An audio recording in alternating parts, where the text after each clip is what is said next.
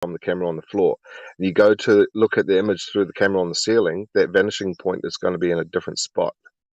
Yeah, because your height or whatever is. Yeah, I get that, but all I'm saying is that, like I said before, yeah, your height determines whatever. So in the image with that Xanax showed with the guy in the water and whatnot, if it's true that that image was taken roughly around like a foot or two above the ground, and if we assume that guy is in the water is roughly like a foot or two above the water, then the horizon should line up with the top of that guy's head. All right, but it's above that. Okay, I know you have your explanations for perspective and whatnot, but that's not My how. God. Yo, here's a picture I took. All right, let's see Yo, it. bud, why are you yelling? Okay, hold on.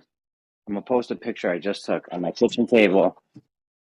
All right, this should end this whole thing about it wouldn't be blocked off. Jeremy, can you stop yelling at the people and abusing your mods? Thank you. No, I'm yelling at the kids. Hold on. Image. I'm gonna show you the image I got right now. Look at this image. This should be a. I mean, my table's flat. I got the cameras higher than the thing in front of it. Okay, so what am I looking at here? All right, I see a little police car, little toy police car. I see what looks to be popcorn in the background. I see a cup. What are we looking at? I don't know. Hold on. My kids think it's having a laughing fit and screaming at the same time. You all right? So the wheels on the car.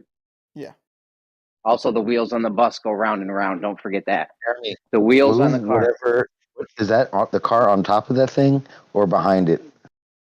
The car is that little silver thing. Those are gum wrappers, right? Now I can assure you. Is that in front of the car or is the car on top of it? Neither. It's behind. The car is behind that. Okay. Here, I'll take a picture. Move the stick to gums and then take the picture. No, I'm showing how the 1-inch wall is going to block something in the distance. Yeah, it'll block something, but I mean, it's not. You just told me it wouldn't. You just told me it wouldn't unless the. No, I said that it wouldn't block the entire thing, though. It's not going to hide it. It's just going to block. Yeah, it blocks something, but it's not going to hide it. It's not going to hide all of it, though. Like I'll show so we you. Have a little. What's up? Like I'll show you real fast. Like I know I do this all the time, but I'll show you in Blender real fast. Like yeah, it will block some of it, but it'll never truly hide it all. It won't hide all of it. Because you were saying, I mean, maybe I misinterpreted what you were saying, but it's never going to hide the entire thing unless you're actually at the level of the 1-inch wall or below it. But it can hide some things depending on how things are situated. But yeah. But by the way, though, I don't think that police car is on the table. I'm pretty sure it's on top of something because. Dude, it's not on top of anything. It's right on the table. Look, I'm gonna do it over on the other side of the table because my kid's food's not in the way, so I could do it farther. I'll be right back. Are you sure about that? That doesn't seem right. Yeah, I'm positive, dude. The cop car is on the table. If I was fucking police, Po9 with the emblem. That doesn't seem right. The police car is almost sitting exactly at the edge of the table. If we were to if you actually look at it, the wheels would just dip just a little bit below the little gum, and if you were to draw that line out, that doesn't seem right. I feel like it's standing on top of something. You real fast draw a picture of this so you guys understand what the fuck I'm talking about.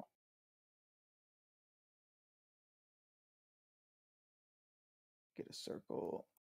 You do red. I don't know. Bacon was trying to say the 1-inch wall wouldn't block the bottom of anything if you were over it, and I felt like you were trying to say the same thing too. Like unless I was under the wall. Underneath the height of the wall, wouldn't block anything out, but we see it does block shit out, bottom up. Well, it depends. It'll block some stuff out, but it won't. It would never block out the entire car unless you're below the gum, whatever. But that's what I thought you were asking me. Unless the thing was so close. Unless the thing was so close to you. Well, it doesn't matter how close. It matters once again. It matters how high or low. Like you have to be either at the height of the gum or below it for it to block it out completely. All right. If you're at the height of the gum, then you know, the object would have to be infinitely far away for it to line up with the horizon, and at that point, I guess the gum has blocked it. But if you want it to truly hide the police car, you know, you would have to bring your camera below that gum, and then you would have to bring obviously the police car far enough to where, yeah, it starts to hide behind the gum. But it's more of a height thing, not a close thing. Like that's not. I mean, I guess it's both, you know, but that's just factually incorrect, though. I mean, what's funny is that you're looking at this, and I give you credit because Globers often won't even admit that the bottom of those tires are missing, right? So I give you credit for being honest. But the problem is that you can do this yourself. You can get a coin, get a nice long table. As the coin moves away from you, the bottom bit disappears. And it blows my mind that Globers don't just get a long table and a coin and do it themselves. Okay, well, another server we've been talking about this. It's like it's an aperture, like what do you call it? And like focusing issue, right? It's how the light gets into the lens. I'm not going to argue this, but it's not this weird perspective shit you guys are talking about. I've argued this already. I don't really feel like going into it again because then I'm going to be repeating myself. Now you're like, you seem to be playing both sides of the same thing. So on the one hand, people will say, oh, well, things can't disappear bottom up on a flat surface. And then when it does happen, you then explain it away with aperture. Well, so does it happen or doesn't it happen? Well, here's the thing. With the aperture and whatnot, you do need the table, right? Like in these coin examples, they do have the camera ever so slightly below, you know, the actual surface of the table. But the thing is, because the lens of the camera is large enough, right? It's taking, it is still receiving some light from above the table and on the side of the table, right? So what ends up happening is if you like focus it or some shit, right? You end up, you know, receiving like the light from above the table. But if you like zoom out, whatever, then you're mostly receiving the light from the edge of the table. All right. So sorry, what you said there is factually untrue again. You said that the lens is below the table. How could the lens be below the table if it's on the table? Well, okay, the eye line, like the what do you call it, the level line, like the eye level? Objectively above the table. It's on the table. How can it be anything other than above? Well, no, it's not on the table. There's in this image that Jeremy sent, it is, but there's a lot of like videos where it's not on the table. They have it supposedly lined up with the table. Those videos aren't what we're discussing. We're discussing the effect of being above a surface, and as something goes away, it disappears bottom up. Show me, okay. Show me those videos. Show me a video where the camera is above the table and then the coin disappears. Because I have never seen one of those. Okay. So if you head over to 24/7, there's like 10 different memes of this. Yeah, I'm not going there. All right. But if you want, you can show me a video though. If you want, you know, where the camera is above the table and the coin disappears. All right. Okay. Well, I'm just telling you that I've seen it. I've done it myself. I mean, you can do it yourself if you have an iPhone table. It's a cool story, and once I see it, I mean.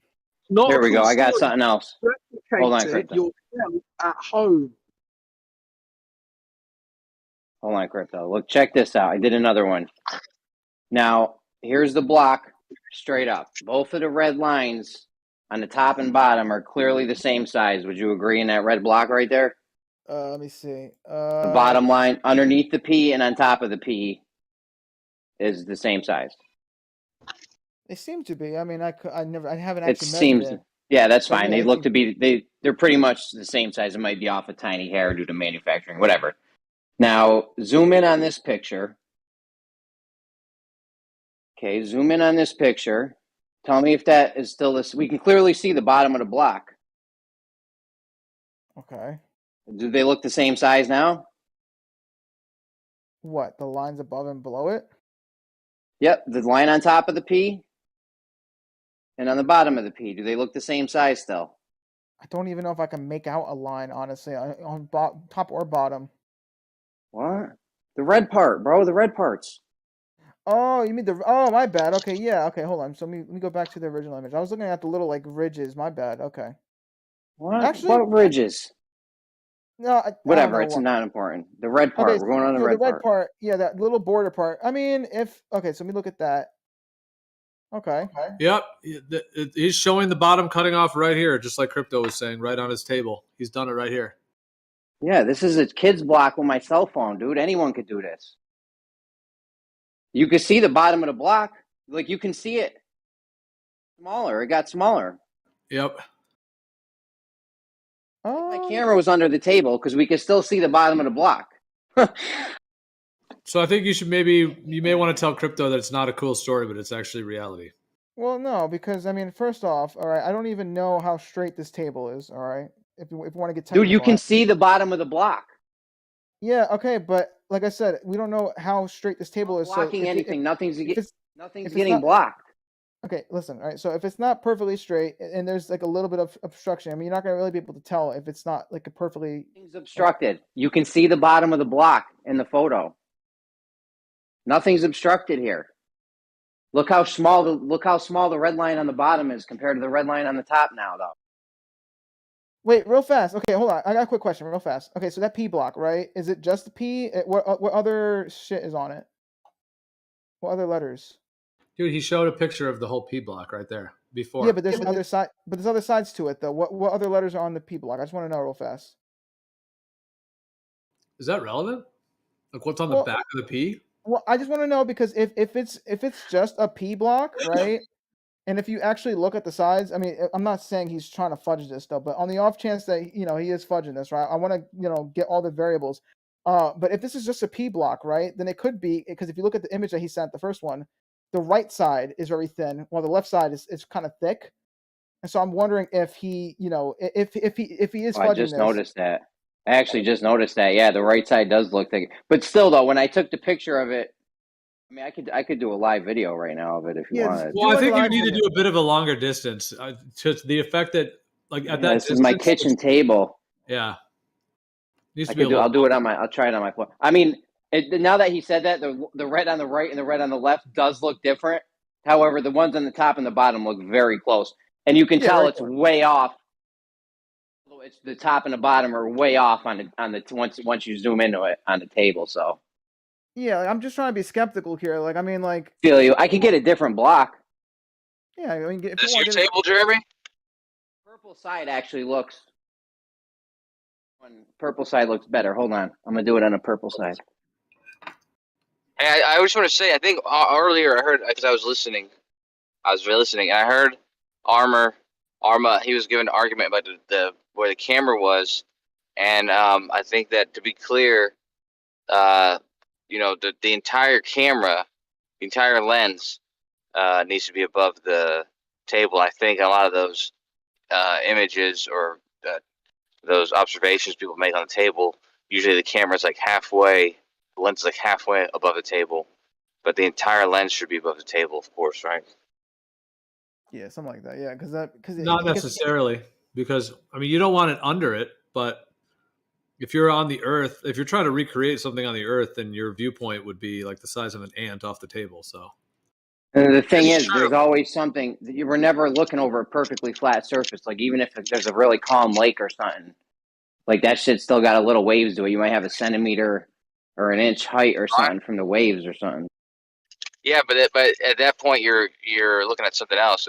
Even if there's waves and stuff, that wouldn't even be my claim, because I would just claim that whatever is obstructing it, any of those waves is still going to be below your eye level. If you're at sea level, if you're a person at the end of the lake, only things above your eye level are going to be able to obstruct it. And if you have a camera lens that's halfway above the table, but also halfway obstructed by the table, then it's not really like a table is below your eye level. It's a difficult observation. So that's why either you have to use like a very small lens, or you just have to make sure the entire lens is above the table. Otherwise, it's obvious that the table can obstruct the image. Why don't you guys just like? It seems like it would make more sense just to be like, yeah, things can cut off over a planar surface, but if you still want to say the Earth's a sphere, I guess that's up to you. But why deny that? Why deny that like easily demonstrable fact? Well, why not? What I just said made perfect sense. Is 100% true. That with perspective, you don't expect things that are always below your eye level to obstruct anything that was ever above your eye level in that same frame.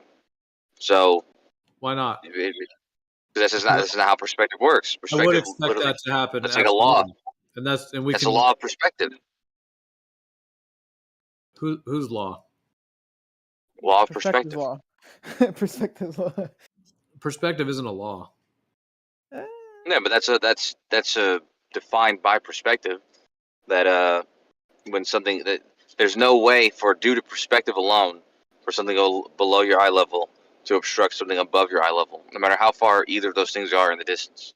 All right. Well, I guess if we're just gonna like make up our own definitions of perspective, like a law of perspective, then I would say absolutely that is what is expected, and also what happens, and what can be demonstrated in terms of over a flat surface, in various different scales. It's not. I think you're looking at it kind of simplistically, like, oh, well, maybe simplistic is not the right word, but that if you're above a surface, I understand the idea that you should be able to see that thing on the surface, but at a particular ratio of distance, it will start to obscure from the bottom up because the visual field is intersecting with the field of the floor. I'm going to tell you that I did not make that rule up. That's strictly that's like the main thing that perspective is describing, other than the fact that things get twice as small or half the size, twice as far away. Like it degrades in that rate. It's also true that if something is below your eye level, it's going to. This is a strict rule of perspective. If it's below your eye level, as it goes in the distance, things in the distance.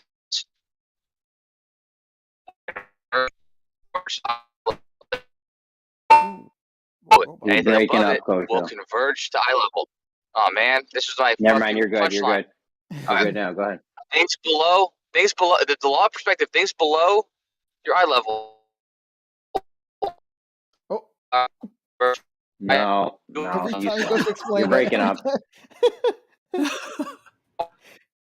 Yeah, hearing Arlo go, oh, that was kind of funny. Yeah. Well, I think what Coach was trying to say is things below your eye level will rise up to eye level, and things above eye level will sink to eye level. I mean, that's just kind of how it is. So, I think. I mean, I could be wrong. He might have been trying to say something else, but no, he was making a slightly different point. He was saying that you can't.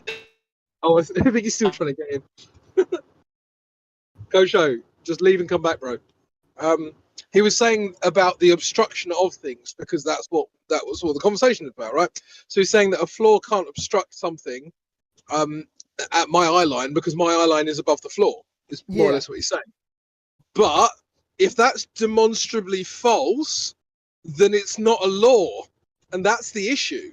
Is that you have to bow to the demonstration, not the law. Because if the law is demonstrably false, guess what? It's not a law. Well, here's the thing. It is a law if we assume straight lines, all right? With that being said, obviously light doesn't want to always travel in straight lines. So, it isn't always the case in certain circumstances, like with the black swan or whatnot and shit like that. But if we are assuming straight lines, that is the law. I mean, there is no other way around it. Straight lines will give you just that, all right? I disagree. Really, you think if things travel in straight lines, that things, above your eye level, goes down, below eye level goes up. If you have an object, like let's say the inch wall, like you have an inch wall and you're above that inch wall, that inch wall is never going to fully like cover something and obstruct it. You know what I'm saying? Like, are you saying like that's not true? Like I mean, that's how straight lines work. I mean, yeah, but you're just imagining straight lines incorrectly. A better way to think about it is that you've got a perspective matrix and there's a certain distance at which all of those lines converge. If it goes further than that, then you're going to have like, I don't know what the technical terminology for this would be, but like you're going to have like a priority where your eye decides, well, I can't resolve all of it. And obviously it's not going to think this through, but it's just not going to be able to resolve everything. It's simply going to resolve whatever's easiest. And that appears to be what's happening. So what happens is as the coin or as the car goes further away from you on a flat surface, it just resolves floor because that makes more sense. Okay, so your first mistake was saying if it goes past that. There is no going past, the okay, that's not a mistake, that's just your opinion. What? You're just giving opinion right now. Well, it's not an opinion. Double the distance, half the size. You could do that infinitely, and that goes infinitely into the center point. Things just keep That's getting irrelevant. smaller and smaller and smaller until they infinitely get small into the horizon line. That's it. All That's a right. There non-sequitur. isn't this thing where it prioritizes. We observe that floor. we've also observed that not happening. And I'll say again, that's a non sequitur.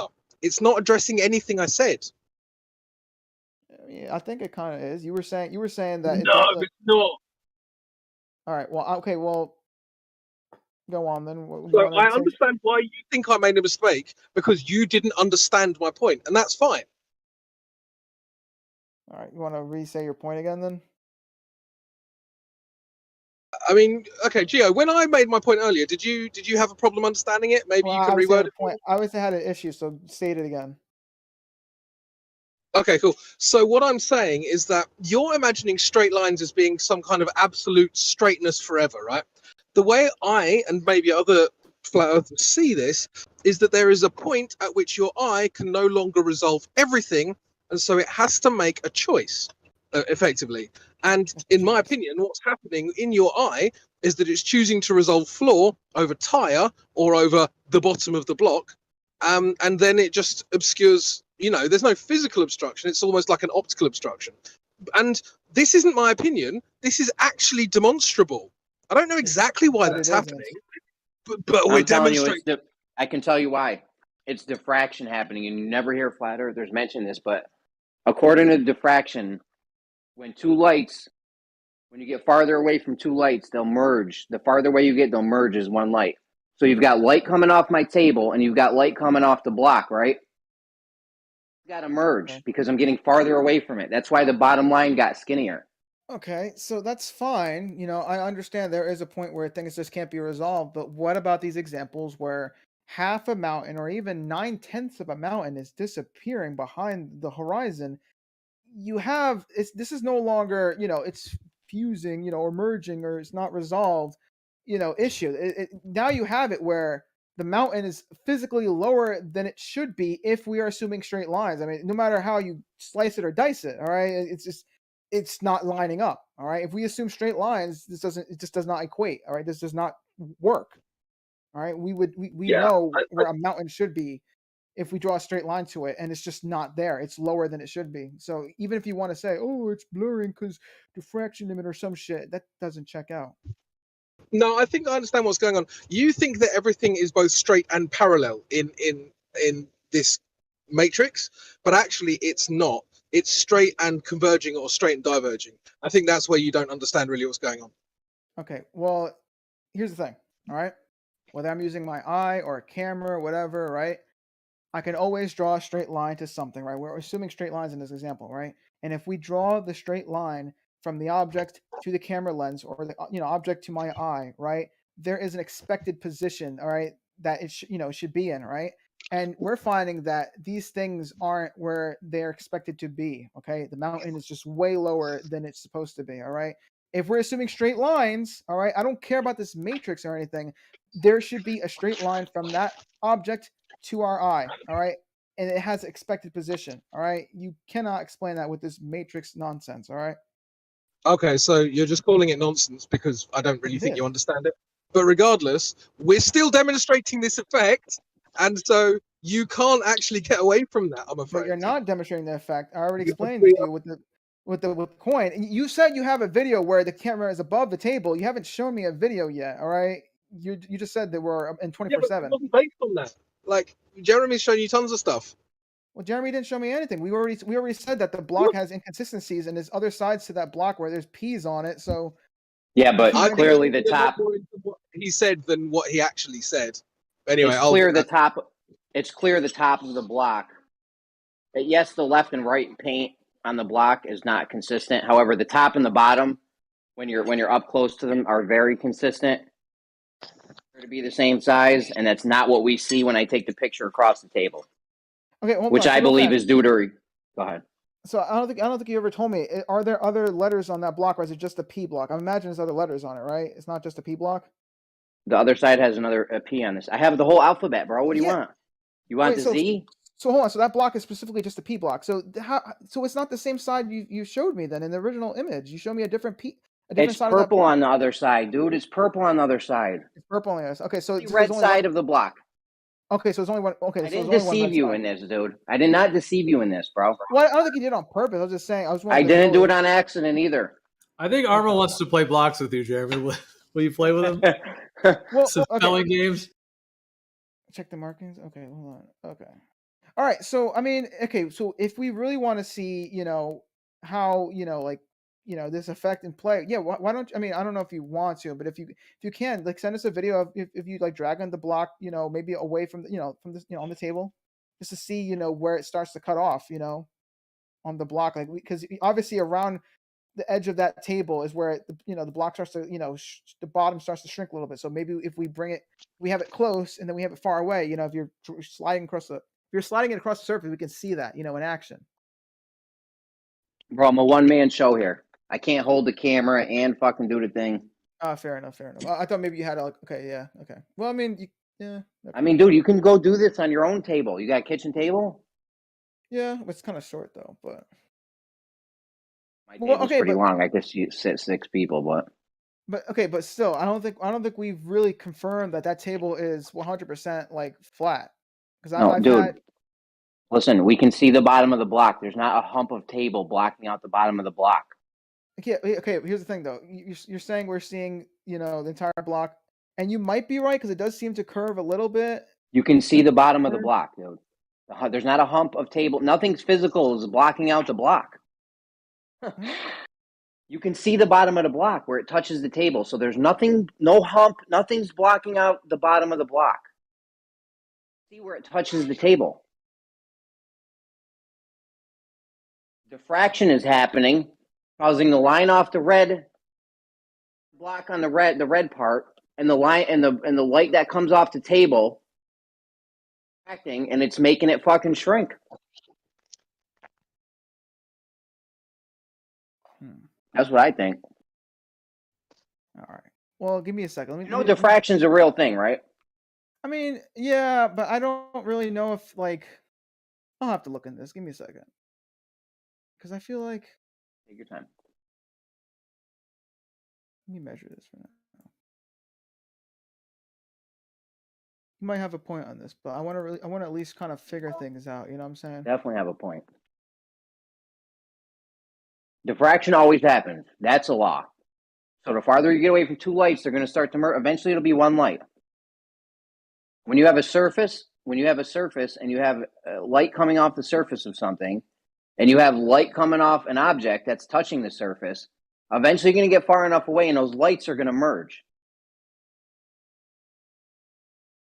Happens or what? I don't know. I'm not an expert in diffraction. It's up in my head fucking last week. For a while, but I've never really gotten too into it because people just always dismiss it or never acknowledge it or something. And I think the diffraction thing kind of works in our favor.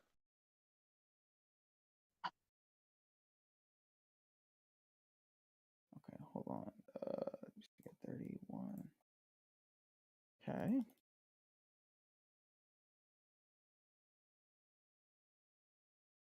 My God, I got to make some steak with my butter next time. I'm eating the rest of my steak from last night. Holy shit! I definitely got a clogged artery or something going here. I feel thick.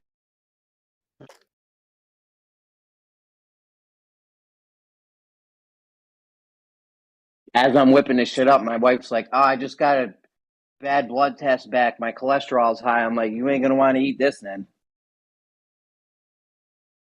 Fucking 2 sticks of butter, 1 in a steak, 1 in a rice. I just fucking around Maine. So listen, diffraction's a real thing. It always happens. If you have a surface, light coming off a surface, and you have light coming off an object, the farther you get away, those lights are going to merge, obviously.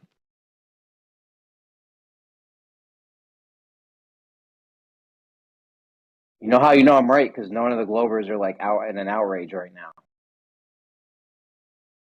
I just want to see I personally want I know unfortunately you can't really do it because you need to hold the camera and slide the the block across the surface, but if I could just get that. Unfortunately, I don't have a long enough table for that shit.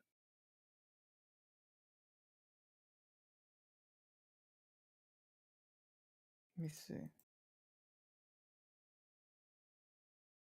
If you had a better camera, like if you, I mean, the camera's pretty good, honestly. I'm not. Yeah, but that's from an iPhone 6 Plus. That's not a good camera. Wait, could you zoom though? You know, if you could like zoom on the block, that'd be kind of neat. I mean, I could do it next time. I guess I don't know. Yeah, next time do that. I don't want to be playing with this block all night. I got phones to tap. Yeah. Okay. Let me see.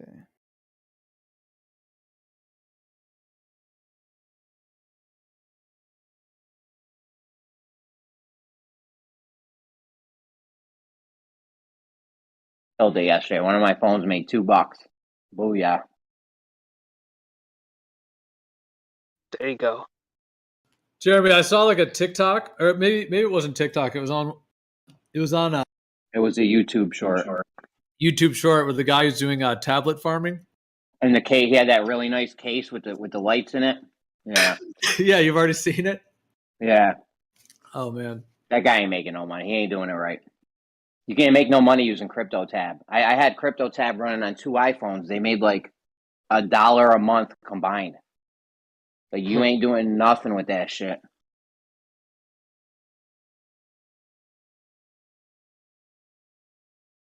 You can't mine on a cell phone. You need a straight up rig to mine with.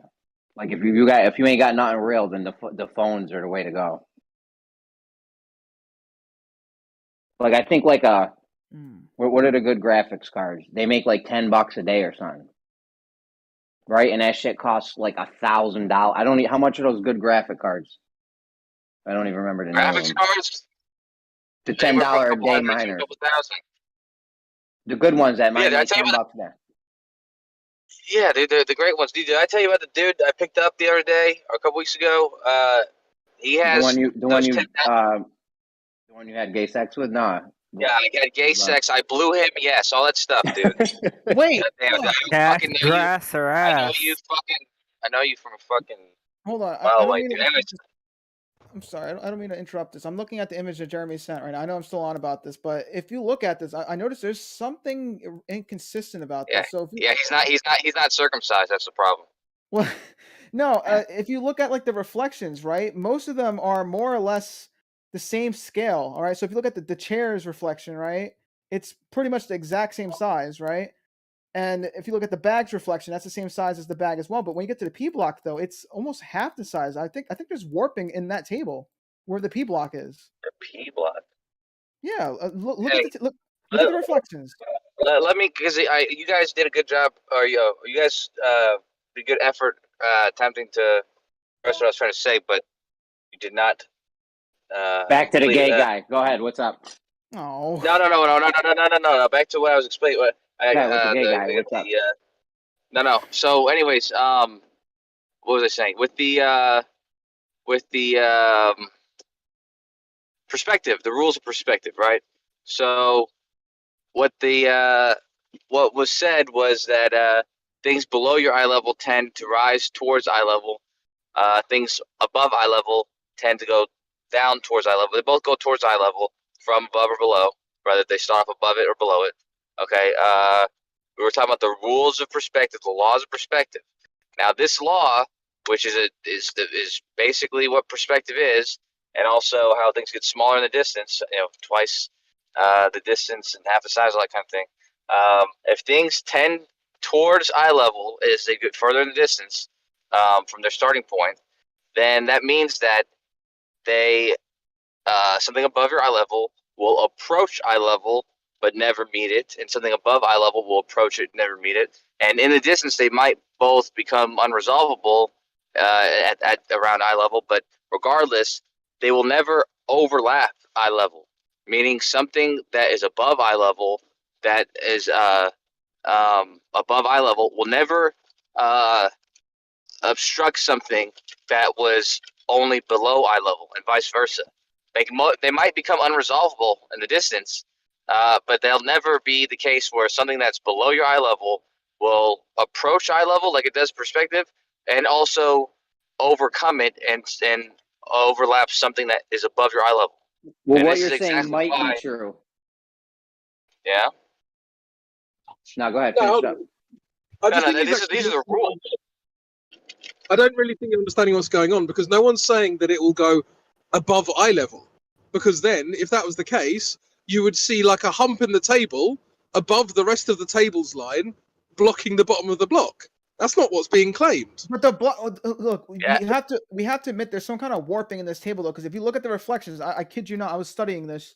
If you look at the reflection, that back chair, right? Its reflection is more or less, it's a little bit smaller, but that reflection of that chair is more or less the same size as the actual, chair, the little height of it. And if you look at the bag's reflection, it's once again more or less the same size. But if you look at the P block's reflection, that's like half like the height. It's like squished. There's an inconsistency in that table. No, that's that squishing, mushing, and compressing Lemon's always talking about. So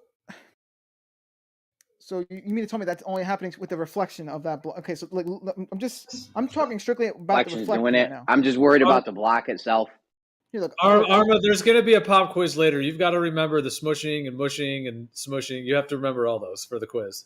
Okay, but no, look, seriously, can someone check my look, I'm gonna screen share right now. I want to show you guys, because I mean, like, even though it's fucking obvious, like if you look at the reflections, all right, but like I could show you a screen share. The reflections are more or less the exact same size, like in height, as the actual objects, above the table, except for the P block. The P block is the only one where its reflection is literally like half the size. Like I don't think you have a perfectly straight table. Like if I'm being completely honest, I don't think so. Where's I probably don't. Oh, sure, you're lagging. The image that okay, let me just relink it. Unless he's gonna relink it. My table is probably not perfectly flat. However, we can see the bottom of the block, so we know it's not the hump that's making the line shorter on the bottom, right? I'm not too sure about that. What's making the line smaller on the bottom of the block? Definitely happening. I'm not forging this or trying to be deceiving or anything. I put a block down. I took a picture of it. I guess you could argue we're seeing the bottom of the block since there is like a darker line at the bottom, so one would imagine that's the contact point. But I still don't like this. Where's your camera, dude? Because the table's warping there. Where's your camera, man? It's at the end of the table. Like where? I know, but is the whole thing above the table? Yeah. Well, I'll do it again in a second. So that means do something weird. If you can, because half the block, the entire line is all the way there, and the other half of the block is like a slanted obstruction.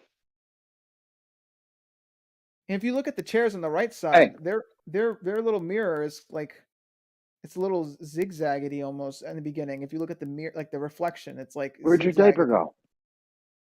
I'm telling you, I'm not a fan of this table. It seems to be warpy towards the end right there. I'm not. It looks like a nice table. It's a nice table, if you're not, it's not a straight table. It was a nice table though. I banged your mom on this table. Pseudo marble. I just showed one here of faux marble. This is one that guy Flat Earth Data said that he made, and he posted it. Now that is using a Fresnel lens, and it's kind of a different thing than what you guys are referring to. But he literally has a book. Ironically, I think it has a little globe on it or some little circle on it, and as he moves it away, it completely merges with the table level and looks like it's setting just like the sun sets. The table's on top. Isn't he using a Fresnel lens? Yeah, I said he's using a Fresnel lens. Yeah, this is. But all that does is that just accelerates the process. Otherwise, you just have to do it a further distance. You have to get the ratios correct, but it's showing the same phenomenon. It's showing the exact same thing. Not really, because perspective. I mean, if we're going to use a lens and then make things happen, we can make lots of crazy stuff happen if we use lenses. But there's no lens in reality to use. Of course there is. Like there's no lens to explain the things in the distance. There's absolutely a lens, but I'm not saying you need a Fresnel lens. You can do it without one. I just posted this one because I was thinking about it. How come when the guy was mimicking what was happening from Chicago to Detroit, or wherever they were, Michigan to Chicago skyline. How come he used a lens to mimic what the atmosphere did? What guy are you talking about? The guy, the scientist. Remember, the guy was like, "What you're seeing is a mirage," and then they were like, "Oh shit, it's not a mirage." And they brought some goofy ass, fake ass pseudoscientist in, and he used a lens to mimic what the atmosphere was doing. You don't remember that? I saw them say that, hey, this is happening on the news. I never saw them try to explain it using a lens. Yeah, like the unnecessary. The next night they brought a guy in so he could explain what was happening because they had to counter this. They're like, holy shit, they're finding out Earth's not a globe. So they brought this guy in to explain how it was happening on a globe, and he used a lens. Well, I mean, I'm going to tell you, I'm not going to use local news as my source or whatever. They can get things wrong. They brought one of your scientists in. It could have been Mick West for all I know. I don't know. It could have been a guy from a college. I don't know who it was. It was some nerd scientist dude that you probably love. Mick West is a video game maker who made Tony Hawk 2 through 4. Wait, really? Okay, he's not a scientist. Yeah. Oh, that's cool. He's not a scientist. Yeah, no, those are good games. But he worked on the games. I wouldn't say he made the entire games. Well, just like your dad worked on you, he also made you. Okay? Same thing. He's part of the process.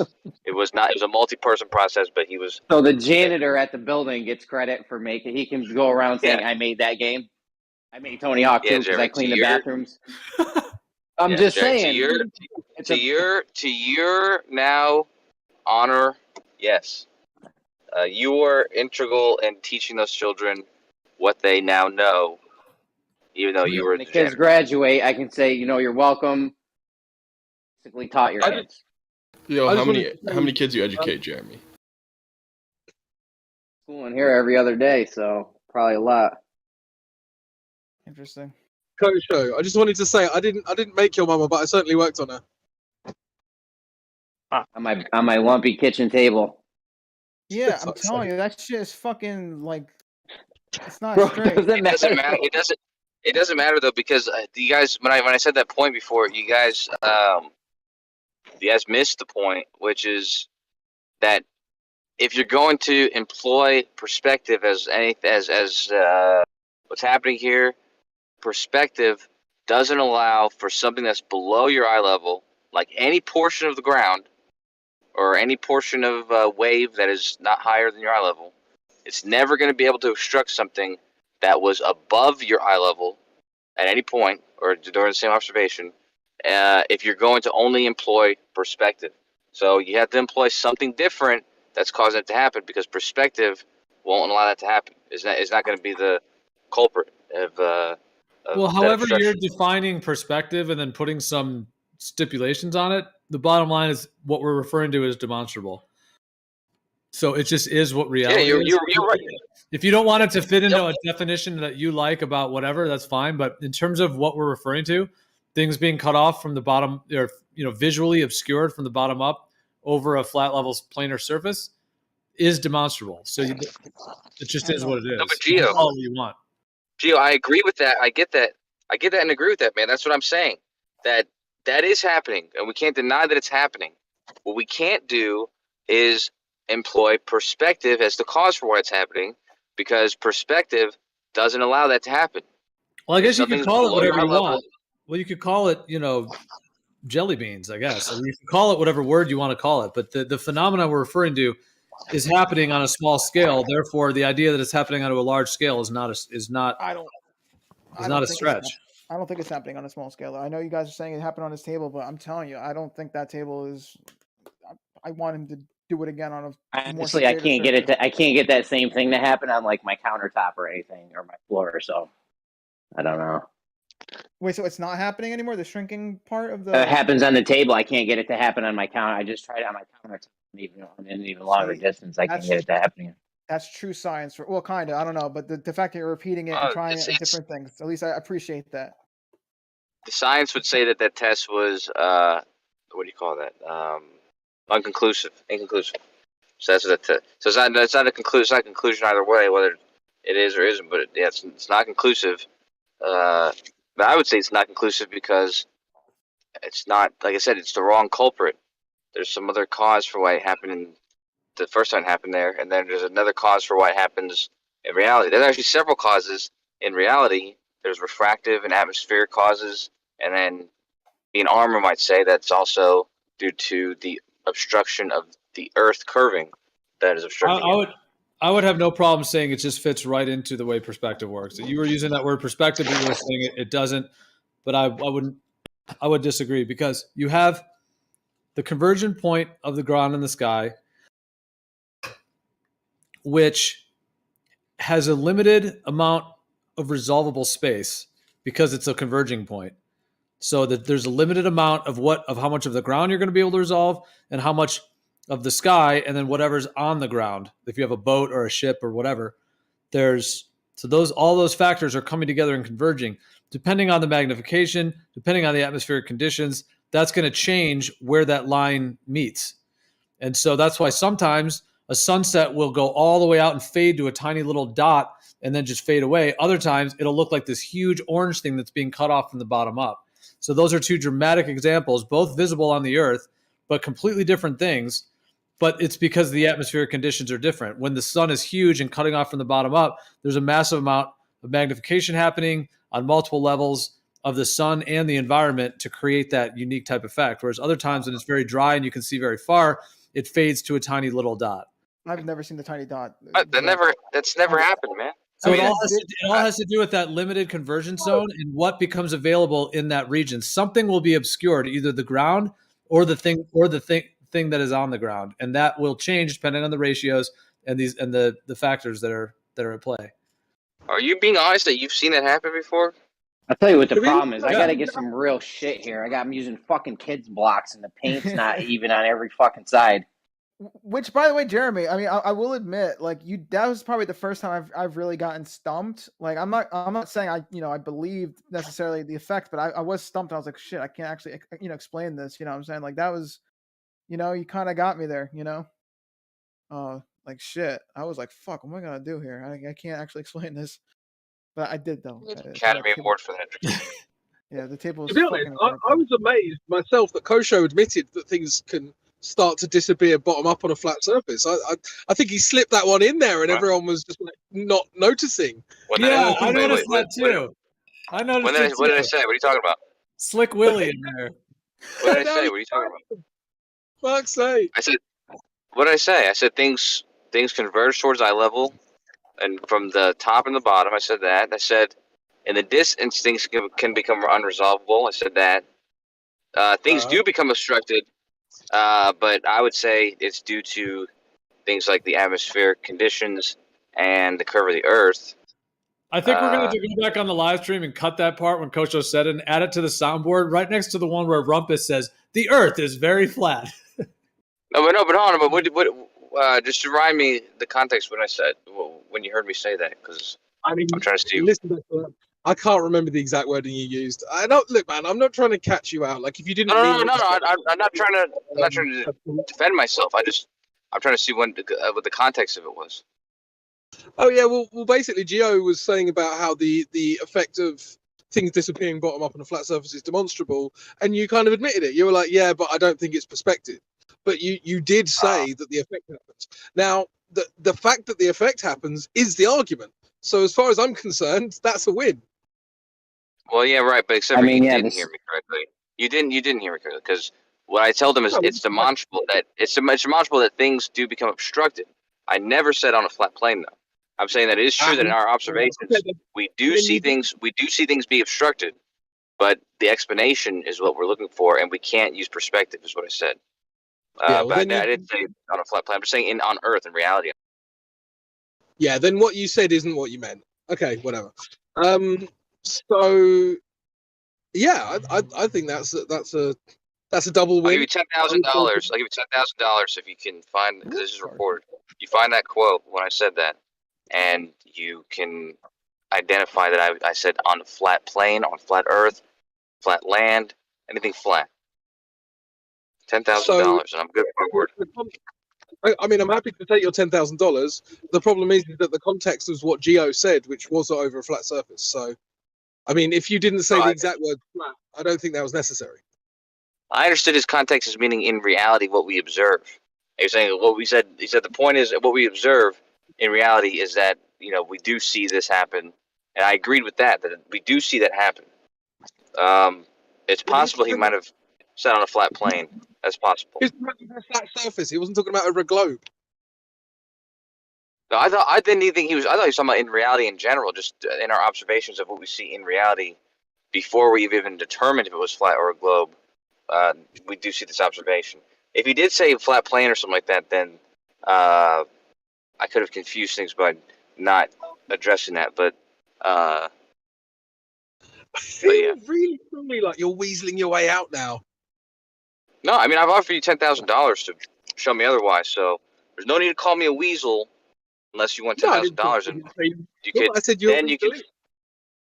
No, well, what I remember, Coach, was that I specifically was talking about. I did a whole rant about the ground and the sky and the convergence point and how there's a limited amount of visual space, and then due to the ratios and magnification, I went on a whole thing. But at one point, I do remember saying like things being obscured from the bottom up, and you did specifically said yes, I agree with that, and I was kind of surprised that you were agreeing with that because obviously we weren't talking about a globe. Well, I thought you were using the context of reality of what we observe, regardless of making a determination of what the Earth was. I thought you were just saying, yeah, we'd observe this happening, so it happens regardless of of this, and that's what I was responding to. Is yeah, it's true that we do see this regardless of any rules or whether it's on a flat or a globe. This is what we see, and so now we have to try to explain it. And yeah, again, my point is that you can't use perspective alone to explain that, because perspective alone doesn't allow that. That's my point. On a flat plane. Help a brother out. I need $10,000. Nice. But Kosho, perspective would be able to be applied to this problem pretty easily. The way that you apply it is looking at, similar objects, like a 6-foot zone of visual space would behave the same way a 6-foot broom would, or a 6-foot object. It would basically approach a vanishing point. By the space, I mean the air, including the objects and all the physical objects that are in that visual space. Lemon, tell them about the smushing. Like the broom. Tell them about the smushing. So, Kosho, the principles are the same. Vanishing points here aren't as relevant as eye level is, which, in any case, things that are above your eye level, due to perspective, will approach your eye level as they go in the distance, and things below your eye level, as it goes further in the distance, will approach your eye level. This is the rule of perspective, and whether you want to call that eye level line your vanishing point is redundant, because it's only it's a vanishing line. It's only a vanishing line if you're looking eye level. But the main question, Kosho, is what happens to your eye level itself? Is it like the coin where a lot of stuff is smashed into that same amount of space? Like the coin can obstruct a car, obstruct a city line, or obstruct a huge object? Can the vanishing point obstruct a whole lot of stuff that is crammed into that area? Or are you treating it like a line that is preserved from observer to endpoint? I think that's where you're making an error. You're preserving the eye level as if it's this perfect line that doesn't smash and smush just like every other object in our vision. I think that's where we're making a big mistake. No, it's not a mistake, because it's not what's happening. Your eye level line approaches your eye level line, being that's already at your eye level. So it can easily obstruct anything that is either above or below your eye level. But we're not talking about things at your eye level line. We're talking about things that start off below your eye level, like the ground, for instance, and things that are above your eye level, like some tall building, a ship, a mountain. And things that are below your eye level will only approach eye level, maybe so close that it's at eye level, but it's never going to become above eye level. And the things above eye level are not going to come below it, such that the ground is never going to be able to, due to perspective alone, be able to overcome eye level and obstruct the thing above it. But yeah, you're right. Things at eye level can obstruct anything. Yeah. But this principle is key. There's so much smashing at the level of the eyes, you can't tell what's actually above or below anything without a laser. Just like the coin in front of the car, your eye level has a bunch of stuff smashing into that general zone, including stuff that appeared to be above it before and appeared to be below it before. So you're going to need to double check your eye level, since it's smashing and disappearing like every other object, with a laser or another straight object to just confirm what your deceptive eyes are trying to show you. This is only true for things that have become smaller than the resolvable or than the resolution of your eye or optical lens.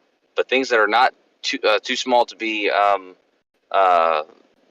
viewed, or that they're still within your resolution limit, are going to be visible, and those things are not going to be confused with what's below the eye level, especially if there's still a portion of it above it that you see clearly, and for some reason the part below it is, now too small. Even though it's the same distance as the thing above it, it's now too small to be resolved, such that it's getting mixed up with the horizon.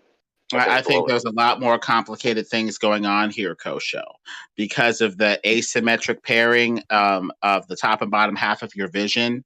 Your bottom part of your vision is bottoming out and making a line because you're too close to the surface, but the top part is expanding. So I think that the eye isn't just representing this stuff as symmetrically as we would like to think, with this perfect eye level that is perfectly divided from the upper, visual scene to the lower visual scene. The conditions just aren't there. Yeah, based on those angles, though, so like a ship, for example, like you've seen the one where the smoke, you see just the smoke shafts, you see just the top windows. This ship, that the angle of your vision that you can see the top part of that ship, and the angle that you cannot see any of the ship, these angles are, right next to each other. So it's like, one angle away, one number away from it.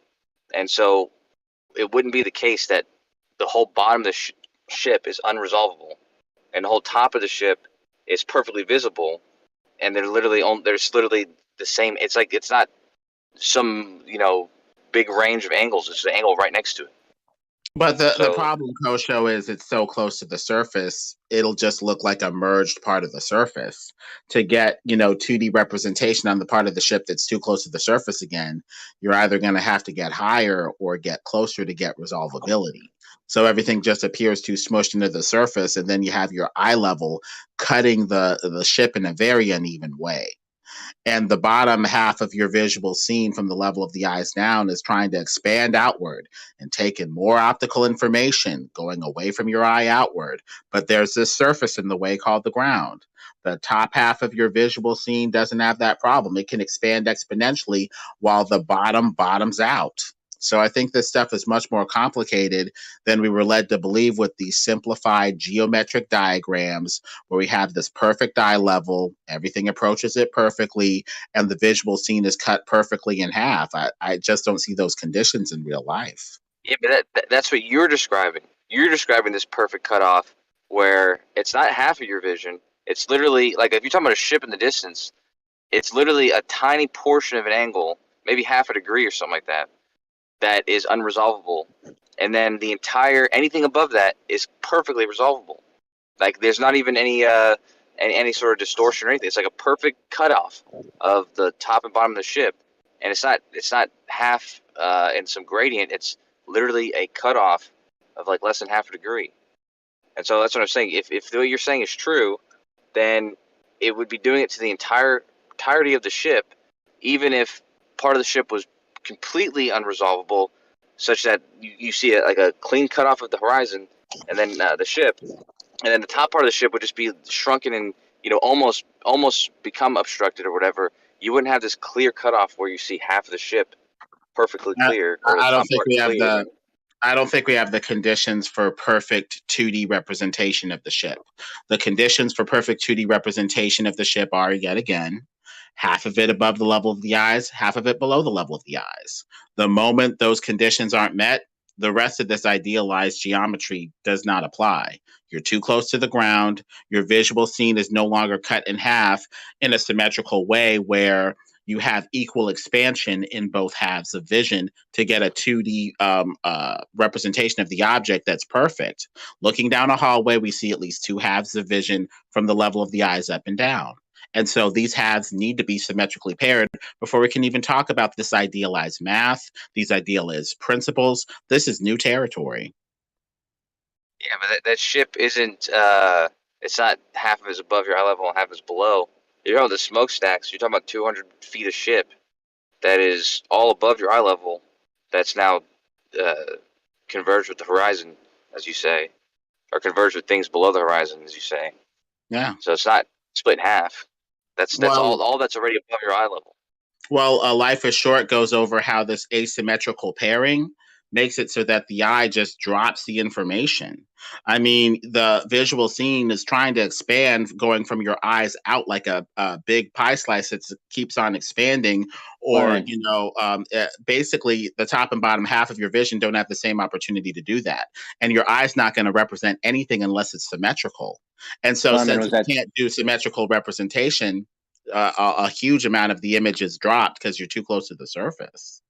Lemon, was that the one that Jaronism went over when he spent like a long time over the hallway and how you get higher to the ceiling and closer to the floor? What happens? Is that what you're referring to? I think so. Jaronism goes over it too. Well, Jaronism is the one who interviewed him in his video. Yeah, he went over it. So short 3-hour. So for symmetrical representation on that ship, Kosho, you need a half of a vision that has enough visual information. By visual information, length of the object represented in this angle of vision to be symmetrical top and bottom. You have a 100-foot ship. You need an angle packet from the level of the eye down that can take half of that, 50 feet, and an angle packet in the top that can accommodate 50 feet. But if you're 6 feet off of the ground, that's impossible. So now the bottom half of vision has dropped out. It's trying desperately to pair evenly with the top based off of the optical information, 50 feet of information. It cannot. So the eye isn't going to represent a funhouse mirror object where it's trying to pair 50 feet top and bottom, but it cannot. That's going to lead to asymmetry. The image is dropped. And the part of the object in that part of the field that can't symmetrically pair is dropped also. So that's why there's so much bottom up. That's just not true. The symmetrically pairing stuff that doesn't have to happen. When you look at anything right in front of you, there's not a symmetrical pair at the top and bottom of your vision. That's what most of the time the entire object. No, like most of the time the entire object is on the top half. There's not a symmetrical bottom half. Well, hold on. Let's try to like take this argument apart. Like let's first find out, are we dealing with straight lines or not for light? Are we dealing with straight lines? For simplification, yes. That's the only way that we can derive any principles worth a darn anyway, unless you want to go into like weird curved geometry or something like that. Lemon's right. You have to identify each cause that we're saying. So if we're saying perspective, we got to deal purely with perspective, and not like refraction and curved lines and stuff. Yeah. The reason why I brought this up to straight lines, clarify though, because I don't think Armour was understanding earlier the difference between straight parallel lines versus straight converging lines. So, like, that's an important distinction, Lemon, for you to understand about Armour during this discussion. Oh yeah, that's another element too. But dude, like, what the fuck, man? But Armour was trying to get in there. Sorry, we don't mean to shit on you, Armour. What were you saying? I'm not shitting on you, dude. I'm just bringing the Lemon in. Well, I'm not. Something Armour doesn't understand. I understand the argument. All right, I don't need you to tell Lemon. Relax. Well, Lemon isn't here. Do you think he's just going to know that? No, I've had this argument with Lemon already 1,000 times. I understand what he's on about. All right, I don't need you. Yeah, but there's no distinction in this argument. Well, Arma, we don't want to speak over you or anything like that. What were you saying, sir? I just wanted to know, what this, are we dealing with straight lines or not? Because if we're dealing with straight lines, I just, then we can kind of narrow things down a bit, all right? Because straight lines do certain things. There's just some things they just don't do. And, me and Kosho, or maybe just Kosho, can, then take apart your argument that way, if we're dealing with straight lines. Because There's let's deal with straight lines and explore it from here. Straight lines. Let's go. But that's why Crypto mentioned. Are you talking about parallel straight or converging straight? They're just straight lines. It doesn't matter. They're straight lines. Parallel lines, straight parallel lines converge due to perspective. So perspective causes straight parallel lines to converge. They appear to converge. It doesn't matter. You're understanding what Armor isn't understanding. I'm not saying that to shit on you. What I'm saying is that it's a very important distinction when talking about this. You can't just say straight lines. It doesn't mean anything. Yeah, it does. I mean, straight line. We expect certain things with straight lines. I mean, it doesn't matter, if you're doing this or that. I mean, straight lines will give you a certain outcome, or whatever. We expect an object to be in a certain place if straight lines are involved. All right. I mean, I don't even get this argument. Yeah, I mean, look, dude, I don't mean to shit on you. I really don't. But also, what's interesting is I think people don't understand the kind of language they use can be kind of seen as winding the opposition up. Like when you said, "Oh, I'll just say it so that me and Kosho can take it apart," right? That's not guaranteed. And yet you're using this kind of language as if it's kind of a foregone conclusion that you're going to take this argument apart. At the same time, as whining that I've said that you don't understand something. Like, come on, man, you've got to be a bit more thick-skinned than this.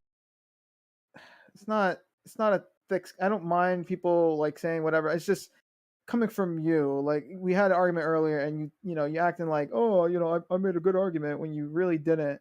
And then here you are saying, oh, no, hold on, just slow down for Arma. Like, yeah, it just whatever. It's not a big deal. Don't worry about it. Well, it's just your opinion. The thing is, man, it's like you are saying as if you have some kind of objective knowledge that my argument was objectively bad, which isn't objective. That's just your opinion. So why are you stating it again? All right, don't worry about it. Let's just continue the argument. All right, it's not a big deal. If we could get back to this straight line thing, we're saying this because we have some sort of thing that we're trying to infer and argue about with the nature of light. Are you saying that if this straight light comes straight to your eye and is automatically interpreted because there's no obstruction over a flat plane? I think that that's fallacious. Well, the argument that I was going to bring forward is that if we assume light travels in straight lines, right, then, with examples like, the mountain, like, because there's plenty of images of this where a mountain is like 9/10 or even halfway, it doesn't matter, like below the horizon. All right. You could argue that the bottom of that mountain is, mixing or, blending or fusing with the horizon and whatnot. But, that doesn't really explain the top part of the mountain. All right. The top part of the mountain has, we expect it to be in a certain position because of straight lines and whatnot, right? And we can kind of do the math for that. And when we do the math for that, we find out that the top of that mountain is just way lower than it should be. Like that's it doesn't check out at all. But the thing is, you're forgetting about how these straight lines are represented to the eye. So that's where straight lines parallel versus straight lines that appear to converge due to perspective comes in. Orthographically, if we're going to represent the shape of the object with or without perspective, we have parallel lines, yes, but how is it represented to the eye?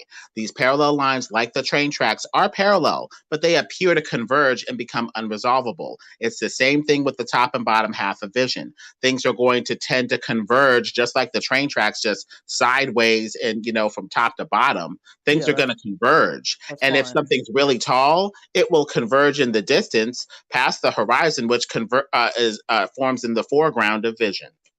That's fine. Well, what I'm arguing is that I think I've argued this before, but if you were to throw like a physical like ball, maybe from like the top of the mountain to your eye, or just, once again, just a photon from the top of the mountain to your eye, or just draw a straight line from the top of the mountain to your eye, there is an expected angle that, we would get. All right. And all I'm saying is that doesn't seem to match up with reality. It's not doing that. So, we would have to assume straight lines aren't involved, at the very least, or we would have to assume that the mountain is physically lower than it is. Well, how can you assume straight lines when straight lines appear to converge and merge due to perspective? How can you tell without a laser? You can't. Visually, it will look like it's converging to a horizon line. And so you need to check that assumption with a laser.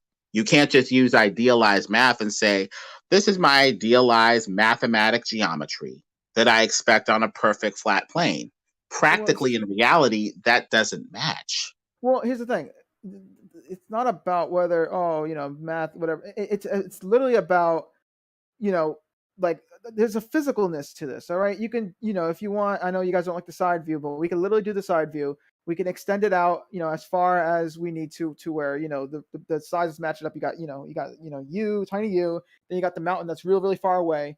And we could physically draw a line from the top of that mountain to the person's eye. All right. And, we will get an angle. All right. And that's a physical thing. It doesn't matter, if you're saying, oh, it's just math. We could in a way, yes, but in a way, no. Like visually, things tend to merge. But when you're counting out, like, say, a dozen eggs that are physical, they don't merge and disappear while you're counting out a dozen eggs. Vision is not like that.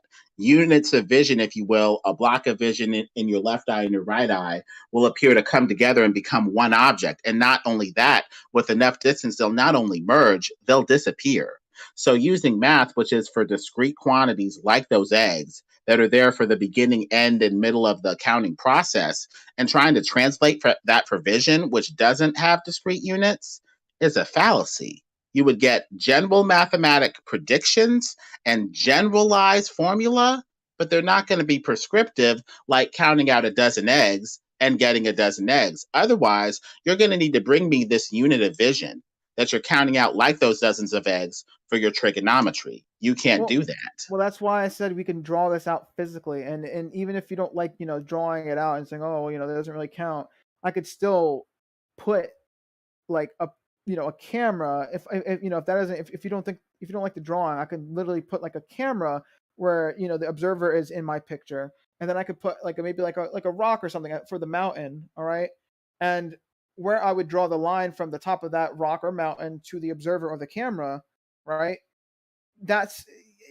Okay, I guess what I'm trying to say is the angles, they matter, okay? If I draw it out, it's a physical thing. That's how much the camera would have to tilt to look to that mountain. That it's not just math. It's not you just still have an angle that's narrower from the level of the eyes down if you draw the angle from the level of the eyes out. The angle for the level of the eyes down would be the point on the object that is in the level of the eye, at the level of the eye, that would be 1 point. The second point for your vertex would be the eyes. And then the third point would be the ground. That's a very narrow angle compared to the point where your eye level intersects the object for 1 point of the angle, the eye, and upward to the top of the object. It still kind of counts. The question is whether your perfect mathematical formula are prescriptive and tell us what we should see based off of a number that's churned out in some sort of trigonometric formula.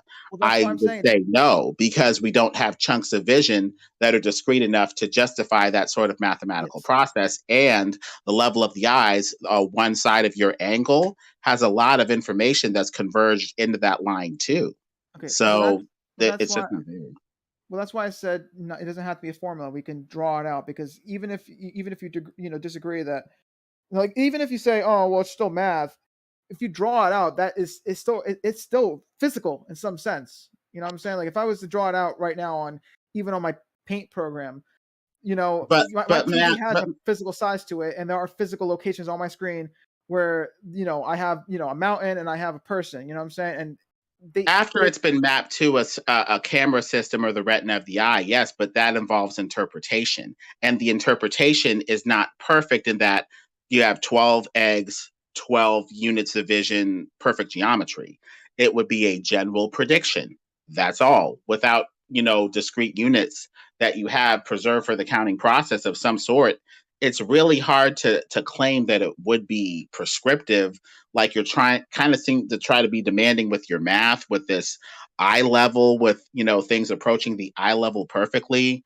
It's like you're ignoring that things tend to merge, converge, and disappear in vision in all areas, including the level of the eyes. Yeah, you're trying to basically make it this perfect line angle where nothing converges, and that's just not correct. Well, you have to understand why the things converge. I mean, I feel like you don't exactly, maybe you do, but you have to, do you understand why things kind of converge? Like, We have the general principle as things, angles of vision expand away from the eye, the objects in those angle packets of vision appear to get smaller in an inverse relationship. So you need to have an angle of vision from the level of the eyes up or down that's wide enough to be able to take in that visual information, the visual information being the size of the objects in that visual scene. If it expands out a huge amount, like in the top, the objects are going to tend to look pretty small in that sphere. And if it's only gone like a foot away from your eye, this triangle of vision, this pie slice of vision going away from your eye, you know, the stuff is going to look pretty big up close. But far away, that angle is going to expand. And 1 foot up close of, you know, visual angle for like 10 degrees will now be able to take up like 1 mile of visual information in the same angle packet of vision.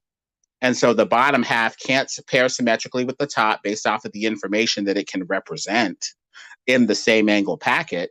And the eye is not going to represent an asymmetrical situation. The information is going to be dropped. Now, if you want symmetrical representation without the object being dropped bottom first, get up higher, half of the object above the level of the eyes, half of it below the level of the eyes, and then maybe you'd have, you know, something to talk about. But if we're too low to the ground, those conditions aren't there rationally, logically, philosophically for what you're talking about.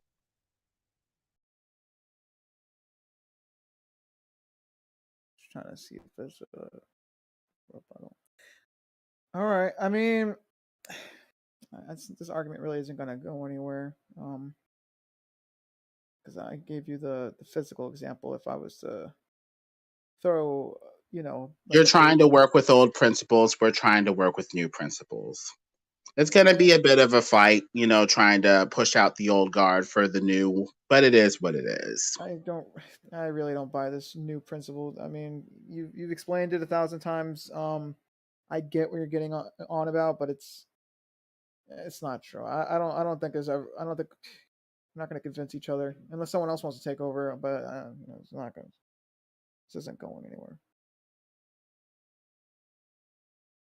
Because I think me, maybe Koshos, a few other of us, you know, our whole argument is that if we deal with straight lines, we expect it to do this, and you guys are just saying, well, you know, it doesn't do that. You know, because your straight lines are not straight lines that are preserved. They're visual areas where a lot of stuff is being packed, including stuff that would have been above or below the line, quote unquote, if it was perfectly drawn. So we need to check these assumptions yet again with a laser because of all of this visual packing, if you will, or compression or whatever into these idealized lines that we would like to draw.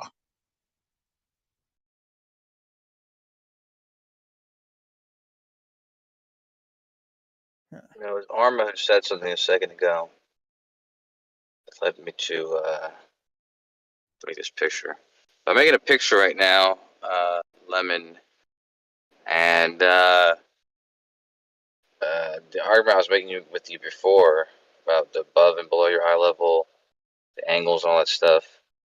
I didn't have a way of proving that, but I do now. So just give me a second, because I'm going to prove to you why what you're saying is true about the angles and how they widen as they move away from your eye level, and the ones that are closer to your eye level, you know, any portion of it. Let's say you're doing 5 degree increments above and below your eye level. The 5 degrees closest to your eye level are going to be expressing the smallest compressed space. You know, as you're looking in the distance. Now, of course, this isn't true if you're talking about equal distances all around you. But of course, that's not what we're talking about. We're not talking about a sphere made around you. We're talking about some distance, like 10 miles in the distance. If 10 miles in your distance is the point, then we're talking about the entire column there at 10 miles. and not some sphere around you that is 10 miles in equal directions. Because if that were the case, the angles would be the same. But go ahead, man. Listen, the thing the guy taught us in the hallway with Jeranism was that if you're closer to the floor, you see more of the ceiling, and if you're closer to the ceiling, you see more of the floor. Right? We all agree on that. I mean, that's objectively what happens, right? That's basically what I just said. Yeah. So when we're close to the ground, we can't see that much of the ground, but when we get up higher, we start to see more of the ground. Is that because Earth's a globe, or is it because perspective's telling us that when we're closer to the floor, we're going to see less of the floor? Well, you're talking about the floor. You're talking about the amount of the ground that you see, the amount of your vision the ground's taking up. So you do see more of the ground that's in front of you, but it doesn't. That for no reason is going to change the distance of the amount of distance you see along the floor. Like, it just changes the amount of the floor. Like I said, the amount of the floor you see in front of you. Like, let's say your horizon is 10 miles away, then that 10 miles is going to be taking up half of your vision at eye level. But if you raise up, then obviously you're going to be able to see a longer, or that's going to take up more of your vision if you're looking down. It's going to be taking up more of your eye level. We have all the principles. But we have all the principles we need now to see why the horizon forms closer in versus further out over a flat plane.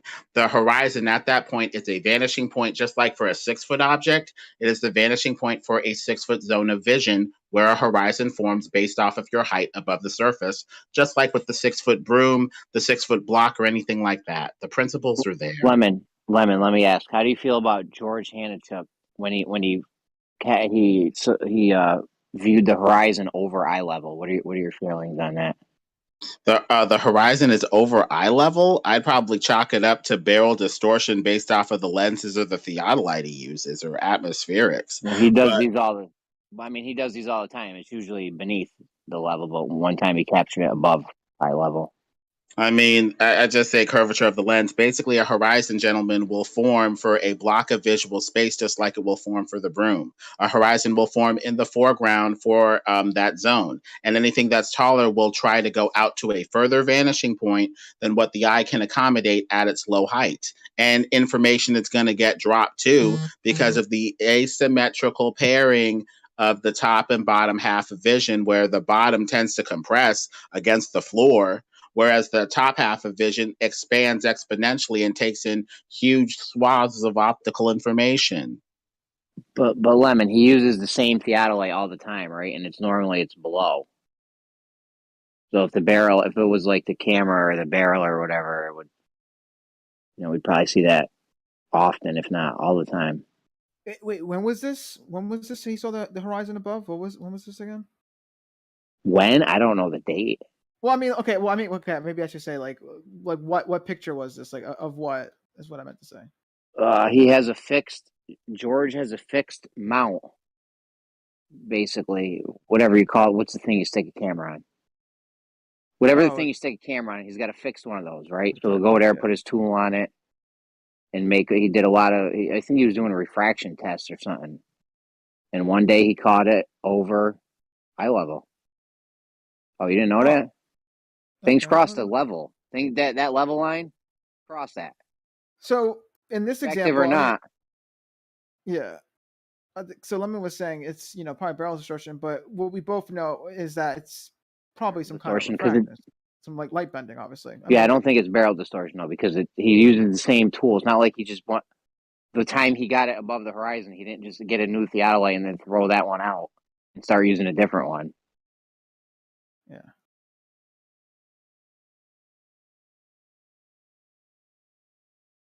So we know things cross the level line. We can just, what the cause of that is it's kind of irrelevant. No, that's not irrelevant. That's the whole point of this conversation, is what is the cause. Some people are claiming that the cause is perspective, and other people are claiming the cause is Earth curvature. And that's the exact relevance of that point, is if it's Earth curvature and refraction also, then that's one thing. And if it's perspective allows that, that's another thing. So it's if perspective does not allow it, then you have to search for something else, and that's why people bring it up. I don't bring it up because it's not. To me, it's just just creates. It's just an argument that confuses people. Well, the good part of this discussion is we have exposed how to think about these lines like the eye level, where we appear to be expecting everything to perfectly converge. A more accurate definition of what, if anything, these visual lines like eye level are zones where things tend to converge, merge, and disappear, even within the eye level. And so we need to check our lines, our idealized lines, against reality, and with a laser to see what exactly is converging into that generalized zone. Indeed. I'm almost done with that picture, Mr. Lemon, and I really hope you appreciate it, because I put a lot of effort for you, as I tend to do. I'll have to check it out. This eye level thing is key, gentlemen, because we need to see where the sun would, set based off of these converging lines.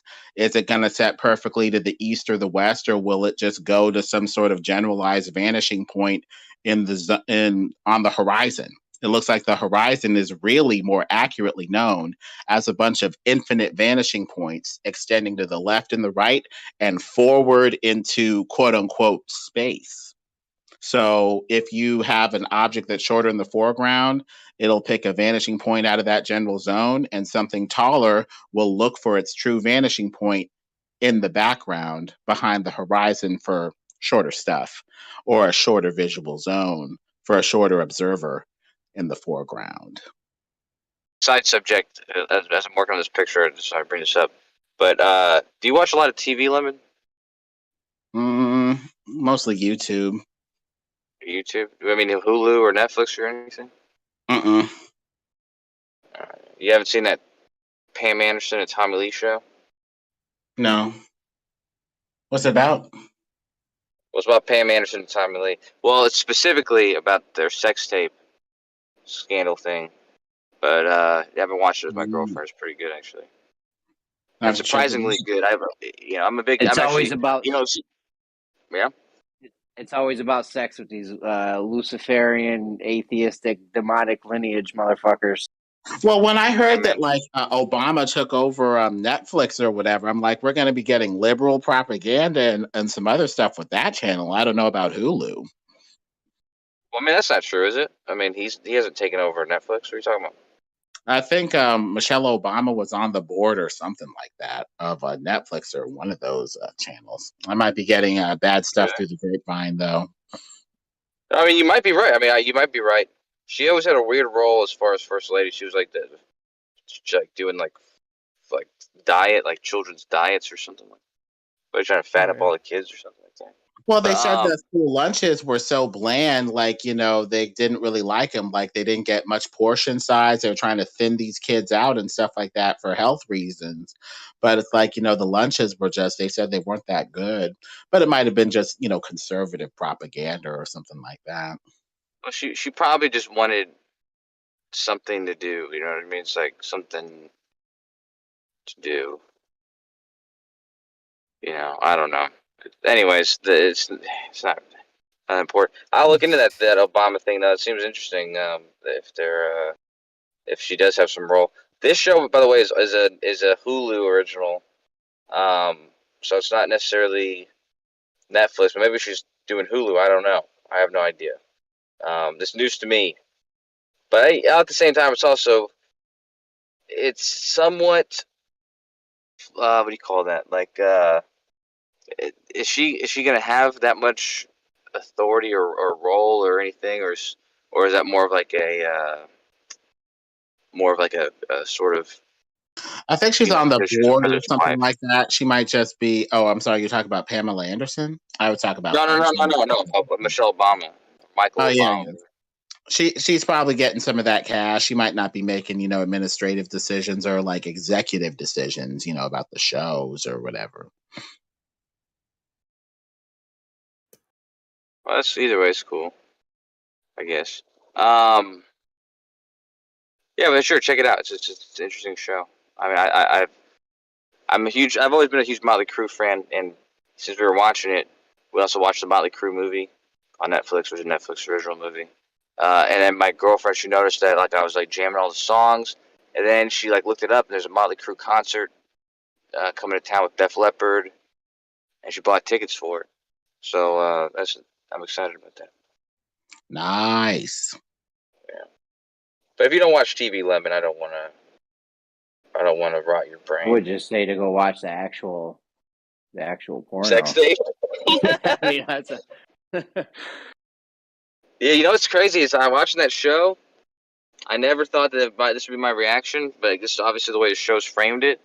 You just have so much sympathy. I mean, because I'm a sympathetic person, empathetic, but I just have so much sympathy for Pam Anderson and the whole thing because it seems like at least the way the show is showing, it's like she was really upset by that happening.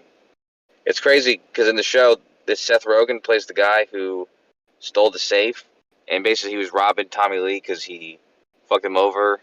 He was like his carpenter, and he wouldn't pay him, and so he went and robbed his house, and just stole his safe. And that's how he got the sex tape. It was in the safe. It's kind of a weird guy, though, the Seth Rogen character. But anyway, I'm still working on that picture, Lemon. I'm just kind of.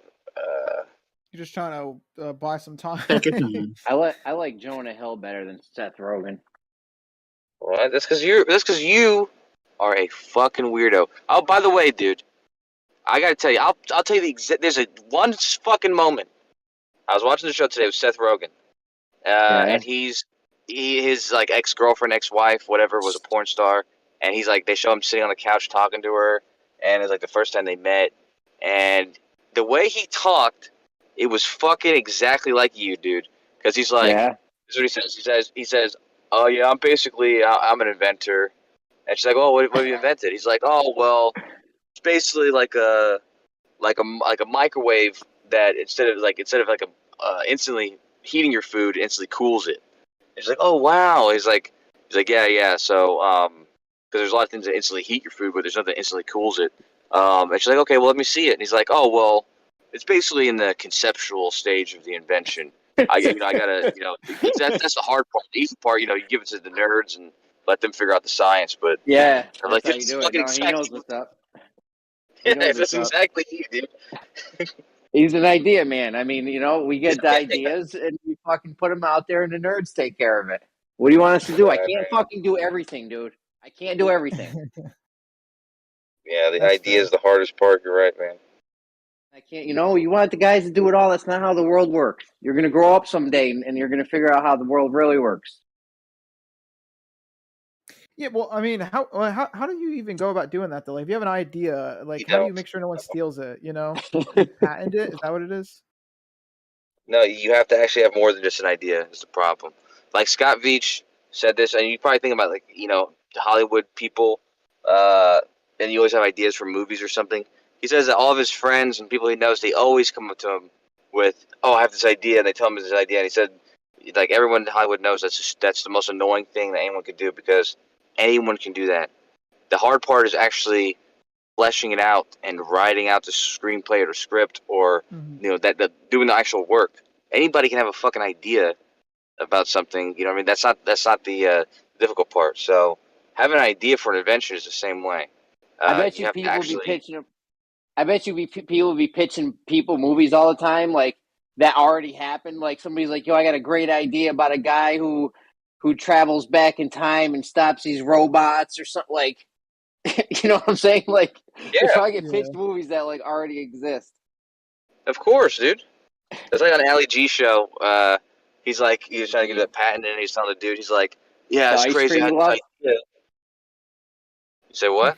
With the patent for what? The ice cream glove? He met with Trump. Yeah. But it's when he was pitching that, but he was saying, "Yeah, I had an idea for fucking. I was playing PlayStation, and I was like, you know what? They should make a better PlayStation, and then make it like better shit. And then the fucking PlayStation 2 comes out, and someone fucking stole my idea." He's dope. That is his best character by far. Like Borat and whatever other characters he does. I'll tell you what, Ali Dean was good. Ali Dean that was like a one-off though, but Ali Ali Dean. G is Ali Dean from what was the movie? No, Wait, who's Aladdin. What was he played Aladdin in the movie when he was the fucking like leader. Oh, you're talking about. Oh, I see. You're talking about in the what do you call that? When I forget the name of it. What's it called when your Cincinnatus was a dictator? The dictator, yeah. Yeah. Yo, if you ever saw the interviews for that movie, like he used to go around to talk shows in different countries and do interviews for that movie. They're hilarious. Like he'd be in character in the interview. Yeah, that's why. Even other actors, like when you actually sit down and think about it, he may not be one of the best actors as far as convincing you on screen, whatever. But to me, he's one of the best actors because he, in real time, not just trying to convince you on screen, he has to convince people in real time that he's whatever he is. You know what I mean? Whatever character he's playing. I used to love some of the interviews he would do. He interviewed Kobe Bryant once and said, "How many springs are in the basketball?" Kobe's like, "None. There's no springs in the basketball. It's air." Ali G like instantly was like, "There's air in this room. How come this room ain't bouncing?" Yeah, I know exactly. Yeah, he's quick, dude. He's quick as fuck. Yeah, he's real quick with it. Hell yeah. Sometimes I think that's what David's doing. Like, there's people who do like a fake flat earther thing just to be like dicks, but I think he's doing it for like comedy. Like he's putting on like this role as just like dumb guy. What is Trudeau? I went in there the other day and I was looking at text chat for some reason. I don't know why, but and it's all Dave posting is Trudeau Castro shit. Because he has to come up with new shit. That's what's so incredible about David is he doesn't. There's people who are faking it for whatever reason, but he has to actually create shit all the time. He's always creating arguments. Did they run the facial recognition on Trudeau and Castro? I mean, you should be able to come up with something with that. That's what I'm saying. He knows if he brings that to people, there's nerds who are going to take him seriously and actually do the work. Yeah, but people did the work, and it came up as like 95% or something match for Trudeau and Castro. He's funny. Well, man. how I do you didn't even see explain anything. 95%? You didn't see that? No. There's a 95% facial recognition match for Trudeau and Castro. And what system? I don't know, dude. That's where the nerds come in. I got to tell you something. You got to go to a website called Doppelganger. And you post a picture of yourself. Have you been there? And then what? You post a picture of yourself or somebody else or whatever, and it literally will find you the people in the world that look almost exactly like you. Have you done it? It's crazy. Yeah, I've done it. It's gotten crazily close. I've done it with other people too, though, and it gets crazily close. Like if there's somebody that we have pictures of. Actually, you know what? I'm gonna try to find Quantum Eraser's picture. No, I got it's somebody you have good pictures of, and you post pictures of them on the. You should get Dallas Dave's picture and do it. You should get Dallas Dave's picture and do it, and be like, "Look at your clone. This is your clone. You're just a clone." That's a good point. Is there a voice one? Because if so, Kosho, Jeremy, and Dyslow would all be like in a similar frame. Dyslow? A little bit of Dyslow. I feel like that's what. A little bit. I think it's a little bit of Dyslow. I was actually listening to Oakley's toe tag list, and of course, Kosho was all over that. But it was in the middle of my sleep, and I thought it was me. Oh my god! I've never been on Oakley's, and I was like, "Oh, that's fucking Kosho." But maybe you guys specifically though, yeah, Kosho and Jeremy, you guys would have the voice one though, the voice similarities, whatever. One day, Kosho came in. I'm like, "Why is he trying to sound like me?" He sounded like extra like me one day. And I was like, is he playing with like a voice modulator trying to trick people? Because he was talking about, I'm going to go to the Flat Earth meeting and say I'm you. That's pretty hilarious. You sound like a Canadian New Yorker. And I'm an actual New Yorker. And my name is Jeremy. And you just put your name in Discord as Jeremy. So it's like... That's my name. And you have sex with your wife. Somebody if they have a cell phone. And she has real orgasms. Cell phone they have. Yeah, they'll know it's you right away when you don't talk about cell phones. Yeah, you gotta ask them how many cell phones they have first.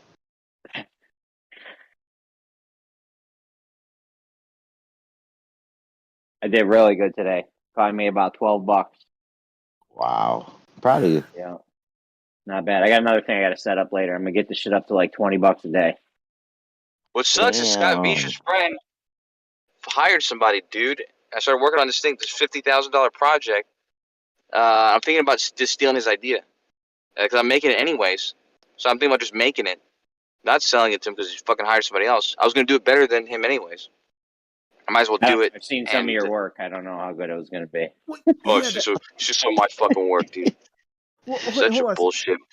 Wait, so what are you talking about, Kosher? Real fast, you said you're gonna do what now? It's a brothel. A what? No, it's a game. It's kind of it's just difficult to explain, but it's sort of a online game show sort of thing. There's not really gambling involved. I don't know what his model was because he was going to be giving away free money, and I guess he was going to make money off of viewers and. Oh yeah, there's a lot of money in giving money away for free. Rockefeller used to walk around and just do that shit all day. So like with ideas like that, right? Dude, Rockefeller used to do that. He used to just give people dimes, and that was a lot of money back then. 10 cents. 10 cents was a lot of money back in the day. You get a whole bunch of shit with that. A lot of money in giving out money. Yeah. So like to prevent people from stealing your ideas, I imagine, yeah, you would probably have to like get like a patent or something, or you know what I'm saying, like because that's when they take you out, bro. As soon as you get a patent and they know about your idea and they're like, oh shit, this could ruin us, they'll take you right out, bro. Let me give you an idea, dude. This guy, there's a game called Crazy Time. It's an online. Yeah, I feel like I'm playing that game with you guys every day. Yeah, it's an online gambling game thing where there's a live person spinning a wheel and you gamble on it, you can make money. He wanted me to make a website that had this exact same game that allowed people to, on Twitch, one at a time, they can submit themselves to become a contestant, and then they would one at a time be randomly chosen to play with for free money to gamble on the same game, same sort of game, at which they would be able to, keep whatever they want in that gamble. I like the Plinko game where they drop the balls in. You see that one? They're gambling on that big time now. The Plinko, whatever that was, where they drop the balls in. Exactly, that's a part of it. That's a part of. Dope. It's probably your favorite game because it got balls in it. But anyways, go ahead. Yeah, you balls back, Jeremy on a roll tonight. You won't even be in the room. Somebody will bring up balls. You'll fucking join just to fucking say some shit. Oh, show. Oh, you're all done now. Balls today or what? Yeah. Say what, Playboy? You're loving the balls today? Every day. That's what I'm saying. Like, what are you talking about? I didn't even bring a ball up. Have you noticed that? I didn't bring one up. What the fuck? We know you. Bring a few up. Why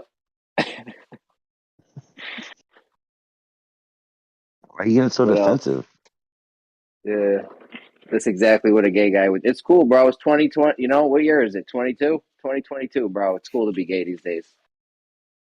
I'll have gay sex all day, dude. If I want to. Got nothing wrong with that.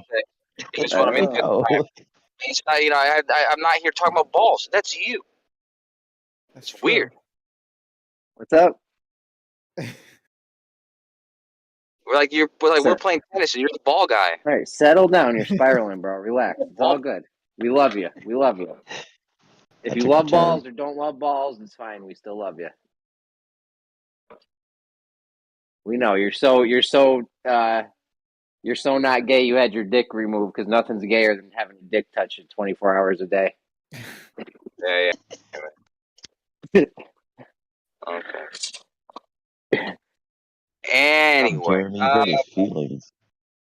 It's not hurting my feelings. It's just ironic.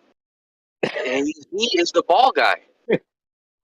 He's the guy who talks about, but he just now even he's the one who brought it up and saying I love balls. Like I never even brought him up. Talking about it a lot right now. I know. I mean, you're good. You're on about the balls. I haven't mentioned it. It's all good. All right. Well, Palinko, the game you brought up, yeah, it is a part of. You Crazy pronounced Time. it real funny. Is it called Plinko I don't or know how to- Palinko? Palenka, I don't know whatever it's called. Dude. Plinko. Plinko? Is it an A or an I? Plinko or That's Plinko? not right. There's a vowel. There's a syllable at the beginning of the word, so it's neither of those that you said. Polenko. You said it begins with a vowel? No. There's a syllable that you're skipping at the beginning of the word. It's not Plinko. Pla. It's Pla. No, it's not. Plinko. No, it's not. That's not it, dude. Well, what is it? You didn't know what it is 5 minutes ago. Now you're telling me that's not it. I'm saying, well, I know it's not that. That's what I know. So what is it? There we go.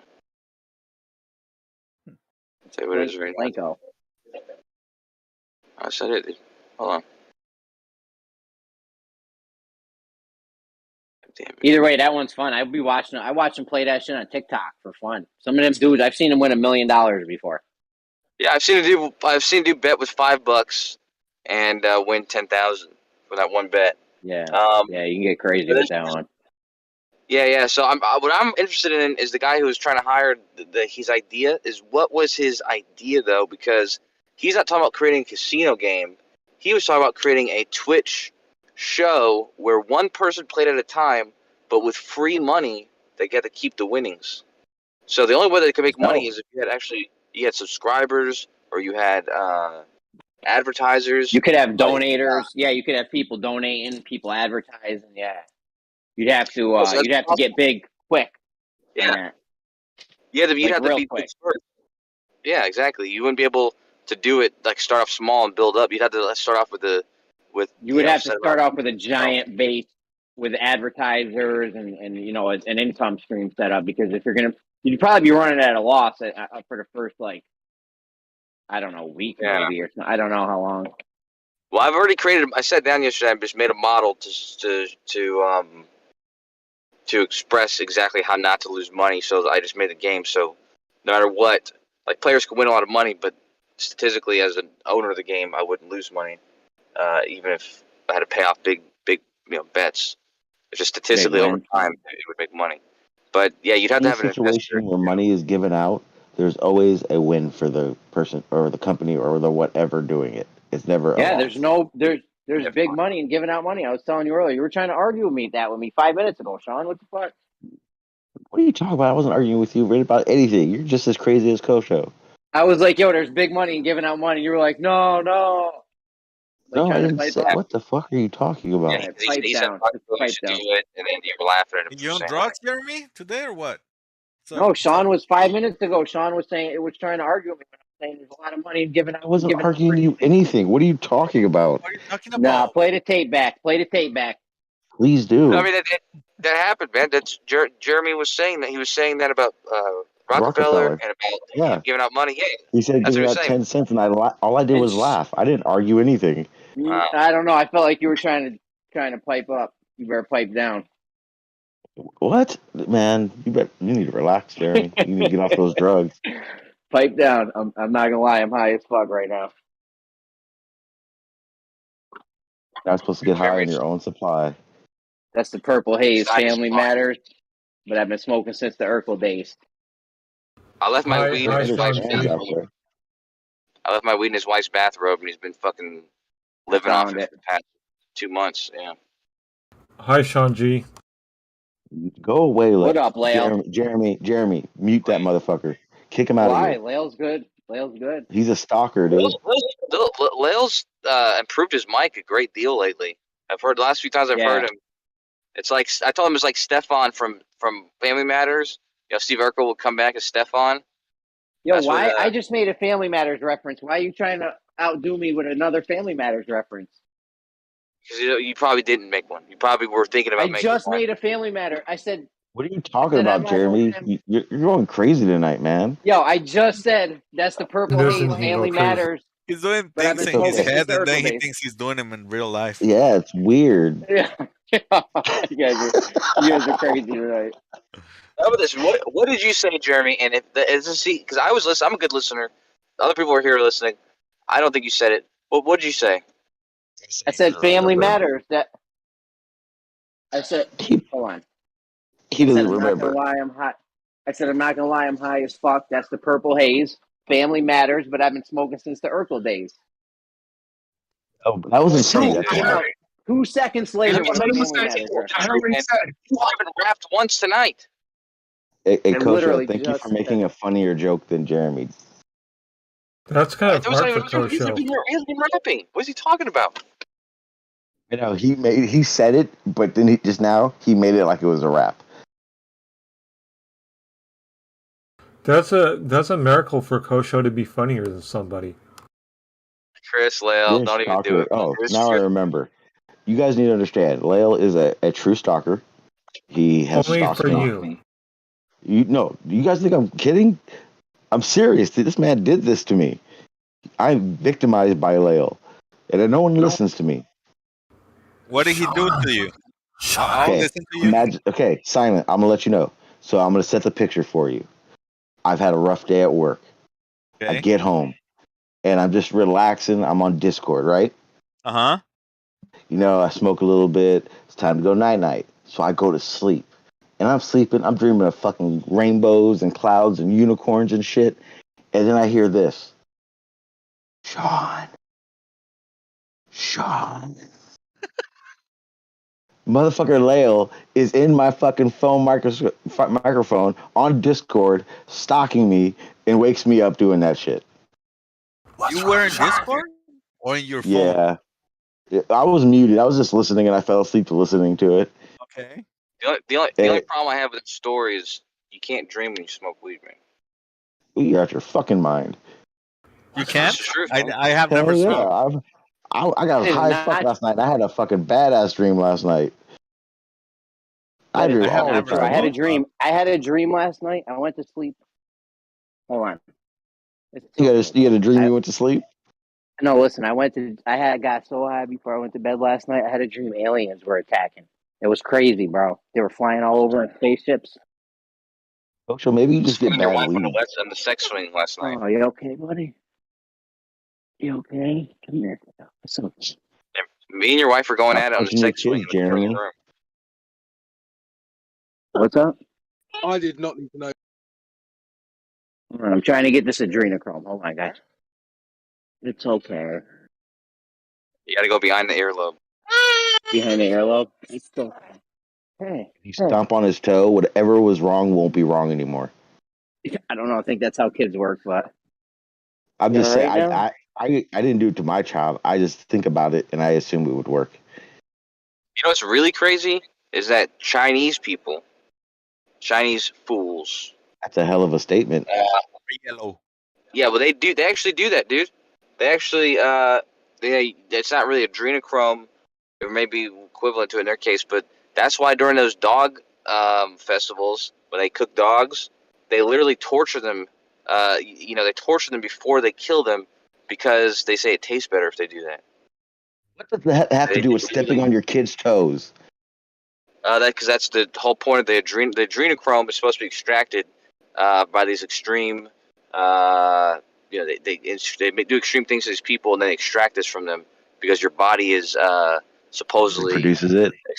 It's producing this chemical, and as I said, the Chinese people they literally do that when they're killing the dogs. They torture them and they do these sick things to them so that they have a high sense of stress and agony right before they die. Yeah, so that, it's for the adrenaline to go to their meat. Yeah, they do that. They should be doing that with cows. Why are we doing that to cows and chickens and because it makes the meat bad. Why would they do that? Yeah, that's the exact opposite of kosher. Kosher food has to be killed to where they slit the throat, whatever. The blood, yeah, but how come we're not doing? If the meat tastes better when you it doesn't. It tastes worse. It tastes worse. Why are they doing it then? Saying it tastes better? Because maybe they think it tastes better. But if you ever went hunting and you ever got meat and game meat, And like if you shot it and it's like you just wound it and you have to like actually kill it, like shoot it a couple of times. The meat, when an animal gets stressed out and all that shit is in the meat, it's tougher. It tastes.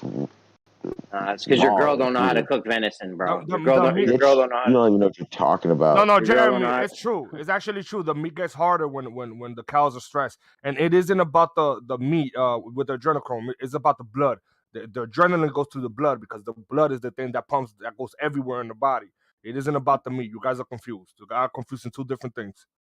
No, I'm just saying. From what I know, that's why you don't want to maim an animal. You want to get it instant because you don't want it to be stressed. It's actually worse if you torture an animal and kill it because it is believed that you actually have like anxiety and shit. Like whatever the animal was going through, you actually feel a sense of that danger. And I even heard of that that people like dream and stuff.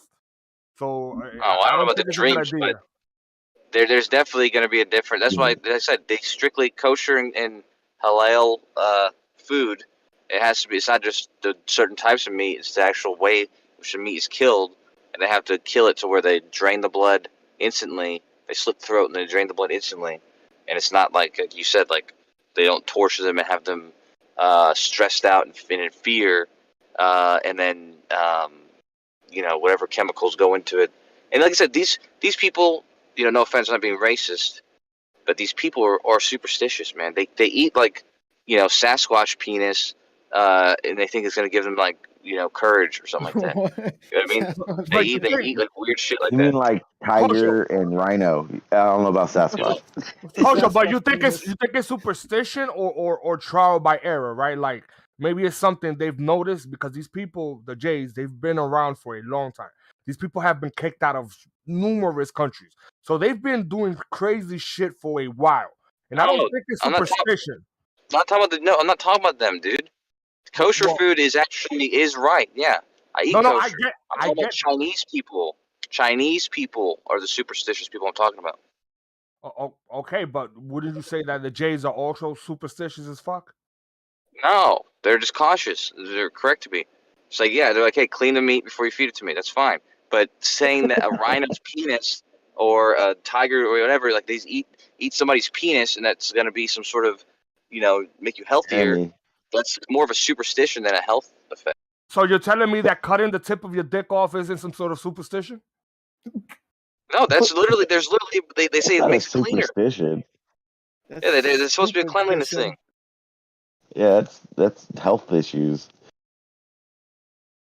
And it's not the tip of your dick. That sounds wrong. Yeah, it's a turtleneck. The excess foreskin. Why are you defining it as excess if the baby comes with it? What? Why are you defining it as excess if the baby comes with it? Because it's excess. You don't need it. All right, so you're just saying that. There's no reason to believe that. Oh, health reasons. Okay, can you name them or maybe demonstrate that? Oh yeah, there's a lot of bacteria and infection that come along with not being circumcised.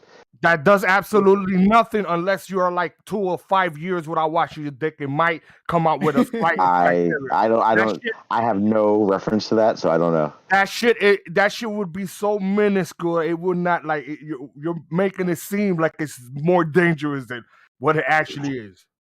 Oh, I'm not. I'm just saying. As far as I'm concerned, I think it's a-okay. I mean, I don't understand why take the tip off. It to me is like taking the pouch out of a kangaroo. You know what I mean. You know what I mean. Yeah, but when you say the tip, it sounds more painful.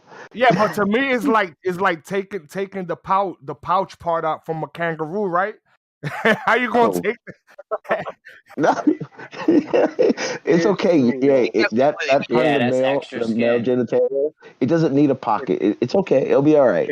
Hey man, I'm good with my pocket, bro. You know that's why somebody's trying to get in. I store my sperm. Yeah, we hear you. More power to you. Hold on, Sean. Sean, hold on. Somebody's trying to get in I here. heard you guys talking about circumcision.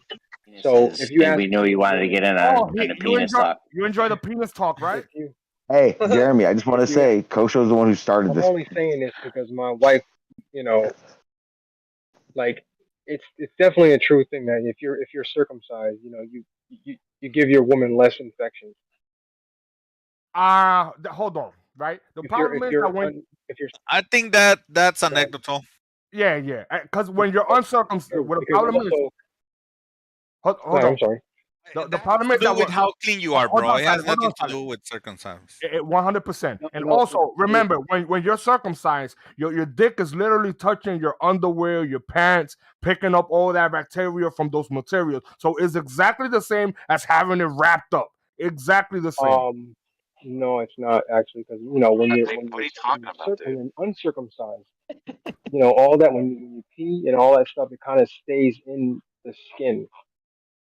You know, it gets. I mean, you might clean it out a little bit, but Nobody with the tip of his dick it actually pees with it rolled up. You have to roll it back. I mean, because this shit tends to go everywhere. It tends to go everywhere if you don't, bro. So it doesn't make any sense. Yeah. Okay. So let me ask you a question. Do you whenever you go, do you wipe it? Of course, bro. I wipe it down. I give it the traditional shake. One, two shakes, and it's all good. Some guys aren't that clean, so that's the point.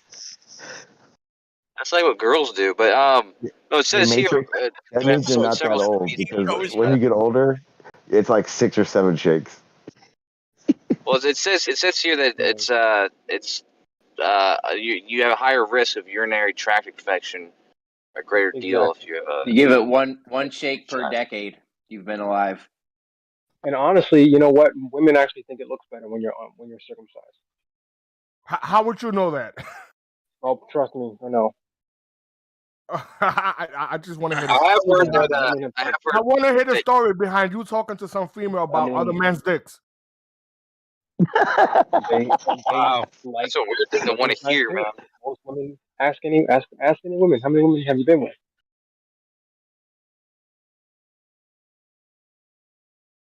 I knew a girl who was afraid to, like, she was fearing sleeping with this dude because he had an uncircumcised, but then after she wasn't really complaining. And then also, I've heard people claim that you have more pleasurable sex as a man with it being uncircumcised. But I don't know how somebody would be able to make that. I heard the same thing. I get it. I know why. Because it desensitizes you, right? If you have the tip of your dick, if you are uncircumcised, and you try to peel it back and try to hang like you're circumcised, the underwear, the material on it will bother the shit out of you. So when you're uncircumcised, it actually desensitizes you, and it supposedly make you last long. That's what I've heard. The way you could tell that, Kosho, is you could have a guy who doesn't get circumcised till he's like 30 or something, right? So he's gonna know how both ways feel. It's extremely dangerous. Not at all. All you have to do, Jeremy, is peel your dick back and leave the shit like if you're uncircumcised, and you will feel. I don't know what it's like though. I'm circumcised, so I don't know. Yo, how about we should probably talk I don't know about how something else. Yeah, for some reason I don't know. It's all Kosho's fault, Sean. Hey, yep. What women say they like versus what they respond to is completely different, and I've learned that the hard way. Kosho learned it the hard way too. I got circumcised when I was 12, so. Oh my god! What the fuck? Why? You know what's funny? I never even my whole life I never even knew what an uncircumcised. Damn, you cut out there, bro, at the end. I said until I was probably 19, 20, I never even knew what an uncircumcised penis looked like. Oh, your mic sucks. Yeah, man, your mic. But it was always weird for me too, because I was growing up, my brother, I saw other people's dicks, my brothers and other kids at school. Of course you did. And, and it's different than theirs. And then also a doctor, and I don't know why in New York. You know this, Jerry, but in New York, when I was in the 2nd grade, a doctor was looking at my dick at school. Don't Did that happen? Did I other guy's dick story? Did you say at the pool? Kosho, did you say at the pool? I was in 2nd grade, and the teacher, the doctor pulled us aside, looking at our dicks, and then he's like, "You got a lawsuit, buddy." He asked me if it transformed. He's like, "Does this transform?" I was like, "Wow." What? You have a lawsuit on your head. You guys telling me you have in dick school. Is that true, Kosho? What you just said, or is this just joke? It's 100% true. Yeah. Dude, I think you were molested by your coach, bro. No, he was saying he was a doctor. It was kind of all the kids went behind this thing. That it was all. I mean, it wasn't just me. It was all the kids at school. They went behind this little curtain. Listen. And there was there. Were your parents Coach aware at of that? Penn State. Were your parents aware that he did that? I honestly at the time I didn't think it was not normal. I told people because I told my sister, my brother. I was like, hey, does this thing transform? Because it was weird that he asked that, but he was asking it because it was uncircumcised. And I don't know why he would expect it to transform. You know, it'd kind of be obvious. That whole situation is very weird and awkward, bro. Like Doctor didn't know. Yeah, that's why I asked Jeremy because Jeremy went to school in New York. Did you ever see a doctor when you were a kid? So did I. I went to school in New York, bro. That shit nobody never play with my dick, bro. No, he didn't touch it. He didn't touch it. He didn't touch it. He made me show it to him. Ooh.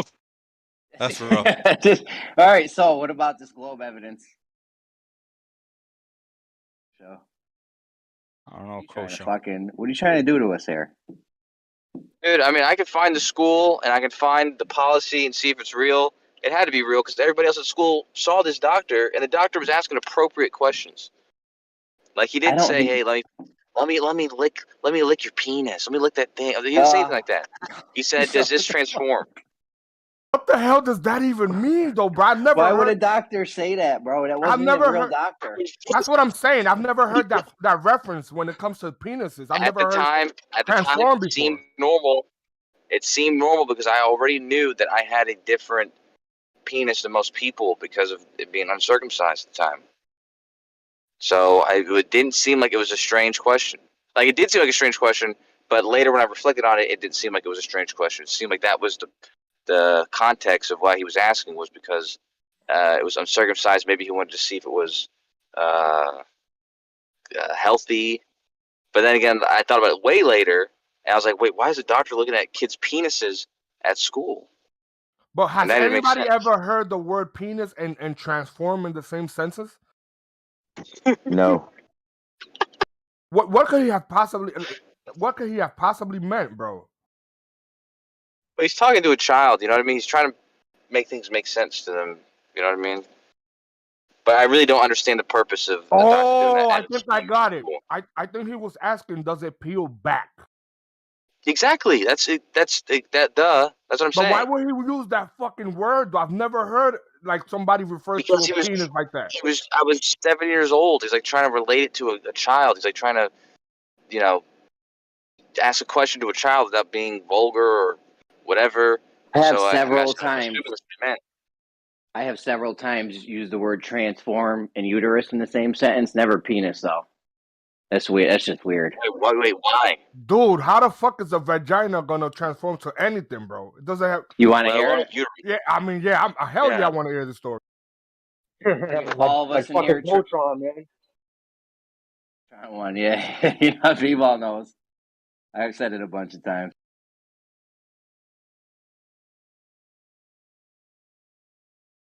Like fucking Optimus Prime. Yeah, if we were to pussies in disguise and shit. If we were to all form like Voltron in here right now, Kosho would be the uterus. But is it the Autobots or the Beast Transformers? Voltron. Well, I mean, the Transformers. I don't know about it though. Yeah, Voltron doesn't transform. No. Yeah, he does. They transform from the little cats into the big giant fucking walking. Oh yeah. You're right. Yep. I'm sorry. My bad. You're right. They all had like one was the leg, one was the arm. What, you talking about Power Rangers? Is it that Megatron or something? No. Rangers. Voltron, man, Voltron. Oh, you're talking about like the older version of the whole Power Rangers assemble fucking robot shit that they do? No. Where somebody's like the arms, somebody's like the chest, somebody's like the leg type shit. That sounds Well, about right, yeah. I guess you could say Voltron is kind of like that, yeah.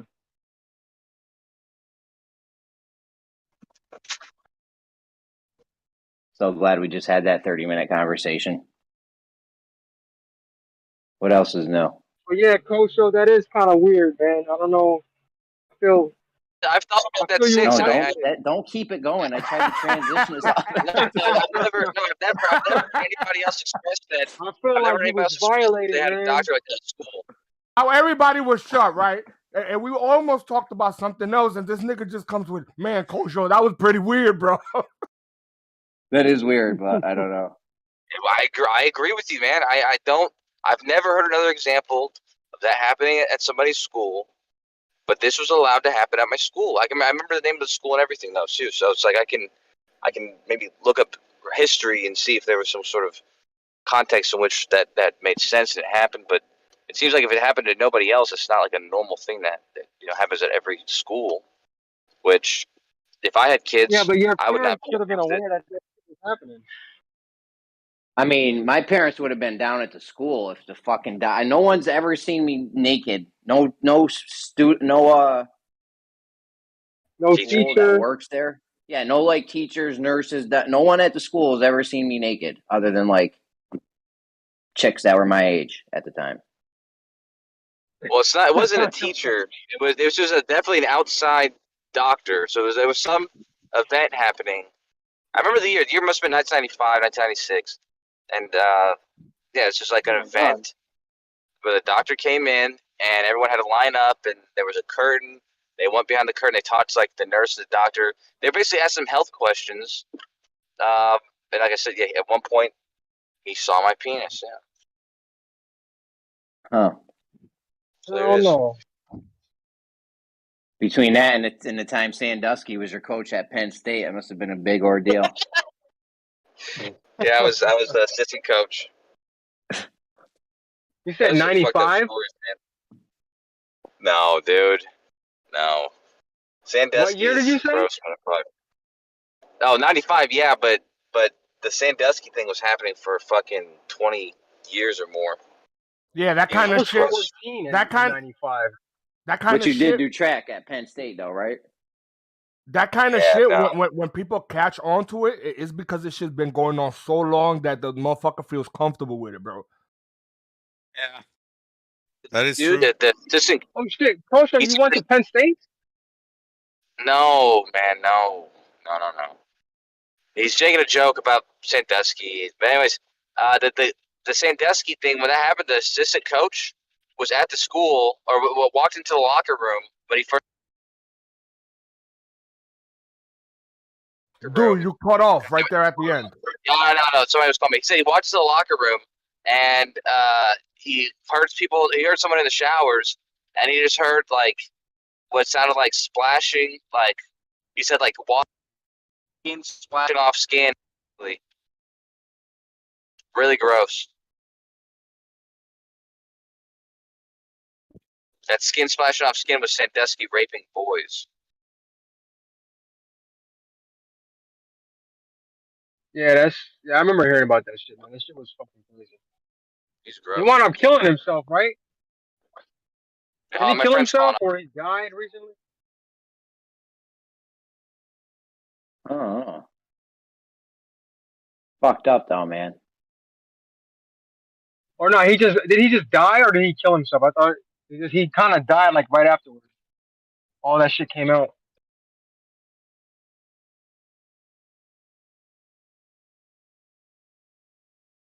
That's the worst when people are in a position like that, and people usually do that. I mean, I don't know. That's why you can't trust nobody with your kids, man. I know. You cannot. I don't even fucking. Go ahead. Over 18. Those kids were over 18, though, right? I'm guessing, yeah. But I mean, I don't even have fucking babysitters for my kids, man. Fuck that. I don't trust anybody. I hear that. You never know.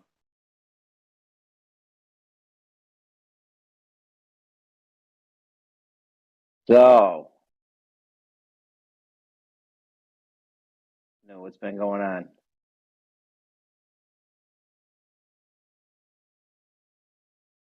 Is Sean Z still here? Did he fall asleep? He's sleeping in a bat cave. Sean. Sean. Sean, where's Layla? Yo, whoever said you can't dream when you're high is that's ridiculous though, because I be having the most vivid ass crazy dreams, and I'm never not high. I had a dreams aliens were invading. I was killing people with sharp sticks last night in my dream. It was nuts. It was like aliens and zombies. It was like aliens and zombies combined. Like the aliens were turning people into zombies. I remember when I was younger, I had this one dream that the fucking something like the Earth was about to explode, and we were trying to get everybody off the Earth back onto the moon. That shit fucking freaked me out. Like I was like so terrified. Like no shit, I had that dream. Like somehow they figured out that the Earth was about to end, and they were trying to get all the kids off the Earth onto the moon. The best thing is a lucid dream. No, I don't know those are very rare for me anyways. I've probably only had 5 or 10 throughout my whole life, but they are fucking just brilliant. This is the best dream you could possibly have. You ever have those dreams where you're trying to fight somebody and you can't punch? Like, oh, that sucks. Yeah, I'm like, oh, how am I not fucking this guy up? Yeah. Right? Yeah. Yeah. Dreams, and you get those dreams where you're trying to run and you can't. Yeah, or you get those dreams where you get really fucked up. Like you should definitely be dead, but you're like still walking around chilling. Yeah. Chest multiple times, stabbed in the neck. Like I'm like, yeah, I should probably go to the hospital soon, but then I don't. I just don't go to the hospital. But nowadays, it's like real rare that I actually remember any of my dreams. I couldn't forget that one last night, bro. That shit was vivid. It was alien zombies.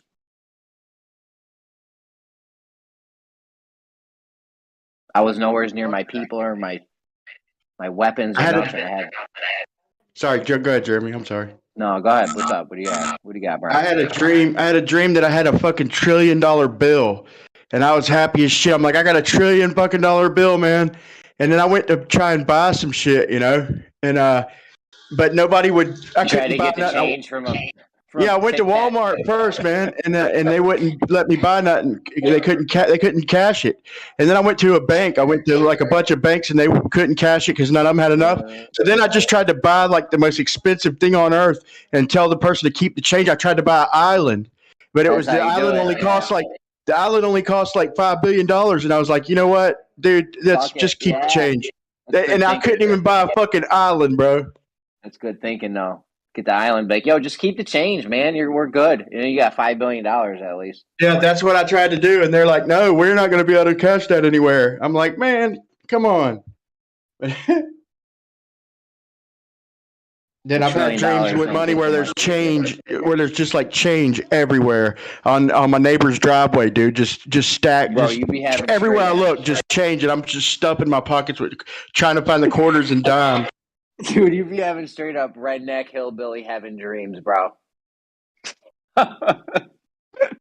Dude, last night I dreamed that I was at my buddy's house and we were inside his house and we seen like some black vans pull up and it was like military and there was planes flying by, dude, real low overhead. And it was real creepy, like world shit. And they pulled up and I seen them coming in. They had a suitcase and so I started to try and take off running, man. And no, they came in first, and it was a lady, and she had a suitcase. She opens it up, and it's a bunch of fucking vials with shots. And I heard her say something like Moderna.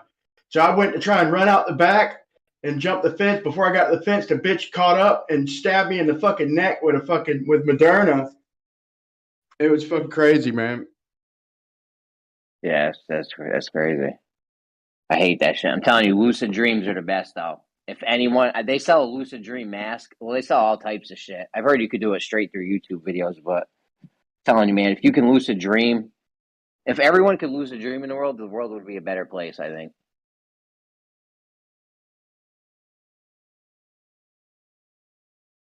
Because you just wake up and you're like, yeah, This shit was awesome.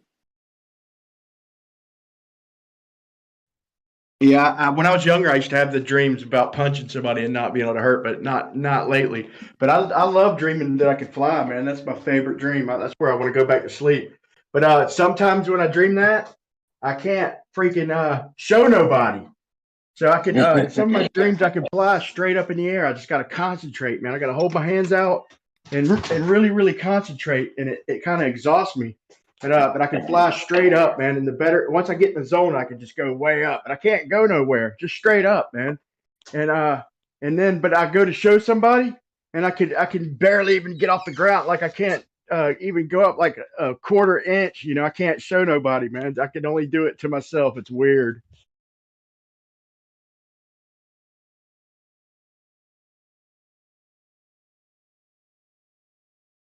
All right, what kind of tests you been doing lately?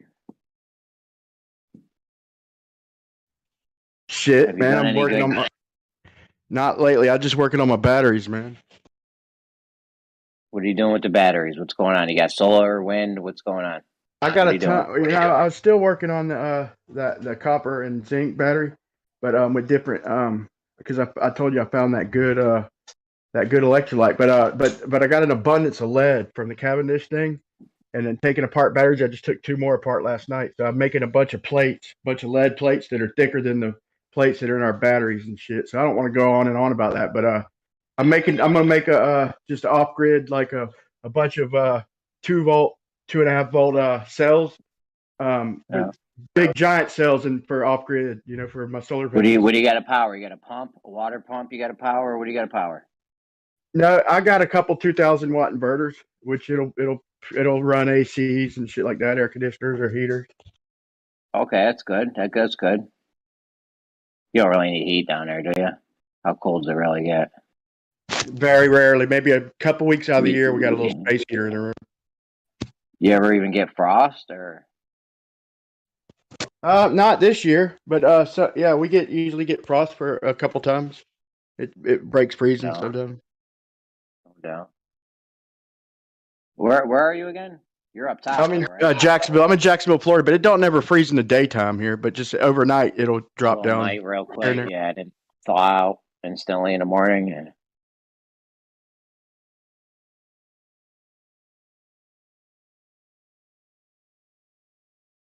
I'm telling everyone right now, that that thing that just happened, where everyone panic bought. Buy an extra bag of rice every week, or an extra can of tomato sauce, or some shit that don't go bad that you normally eat. Don't go buy Spam or MREs, right? Or nothing crazy, or like deviled eggs or pig's feet or something, pickled pig's feet. Just buy some normal shit that you always eat. Like if you eat tuna fish, like say you go eat 1 can of tuna a week, go buy 50 cans of tuna fish. That tuna don't go bad for like 2 years at least. Buy an extra can of tuna fish every week. It's like $1 or something. I don't know how much tuna is, but yeah, dude, I did that. I had a bunch of cans of tuna fish, and I wound up fucking eating them all. Well, I mean, we gotta have a little self-control. This is emergency food. Yeah, I know, man. I know. I bought a bunch of emergency food, and it had my closet. Made it out. I did. Well, it's all going bad. I mean, I rotated and got to most of it, but some of the stuff I didn't check it on time, and it went bad. Even I had some mustard, and it turned like a dark ass nasty yellow. Ketchup turned like brown. So you gotta, if you're gonna do that emergency food thing, for if you don't want to waste good money, I recommend that you check it. You know, check the dates every month or so. Yeah, well, just keep all the tuna in one spot and use the FIFO method. You know. First in, first out. I had that, a bunch of rice, which I don't think the rice goes bad. I haven't even checked that. But and I had a bunch of spaghetti sauces, man. You know, and noodles and shit. It lasts like a shit. year. Okay. 2 years on spaghetti sauce, no? Wait, how long does dry rice last? Forever. I have 40 that's what I pounds thought. of it right now. I got 40 pounds right now, bro. That'll keep your ass alive for a long time. I told my wife put 2 more 5-pound bags on the list because we're getting low on rice, and I just rotate every time we buy. Every time we buy rice, I put it at the bottom of the bin. Yeah, he's got to get dehydrated spaghetti sauce though. If you want to save it, if you want to be able to like save it for 5 years, 6 years. Well, I mean, dude, say you have spaghetti Water, one night a dude, week. Yeah. But say you have spaghetti one night a week, you're good with 50 jars of pasta sauce. That Yes. shit don't go bad for like a year or two. I'm telling you guys, stock up on your laundry detergent. Anything that don't go bad that you normally use anyways. Toilet paper, I mean, come on, that's a no-brainer now. Toilet paper, we should all be fucking swimming in toilet paper. Bullshit, man. I've just, looked around at how do people survive without toilet paper? The little shell and bowl in water thing. There's all kinds of ways to 3 seashells. Yeah, I just use a rag and keep it by the sink, and as soon as I'm done, just let the water run on it and clean it when there wasn't no toilet paper. What do you live in, ancient Rome, bro? Just No, stock up dude, on it's your when there toilet wasn't no toilet paper, man. It's easy to clean, dude. I mean, you think it would be fucking. I mean, if you're the type who taking nasty fucking shit, but just regular shit, dude, where you don't hardly need but one wipe with toilet paper, like that shit varies. doesn't stain like you think, man, like it would, dude. Some of those, some of the shits you do one wipe and there's fucking nothing there. Other ones you're doing like 20 wipes and it's like never ending. But yeah, just stock up on your toilet paper. That's all. Your rice, whatever you eat normally. Like if you eat pasta once a week, go buy 50 jars of pasta and 50 boxes of pasta sauce and pasta. Like right now, I'll just stop everything and go get this shit. You can see it now. 50 boxes of fish sticks, 50 boxes of pasta, 50 boxes of, for the year. For one day. 7 different things for the year. And then we'll have leftovers for those 2 weeks. Frozen items, man. Frozen items. They're, that's probably not gonna cut it.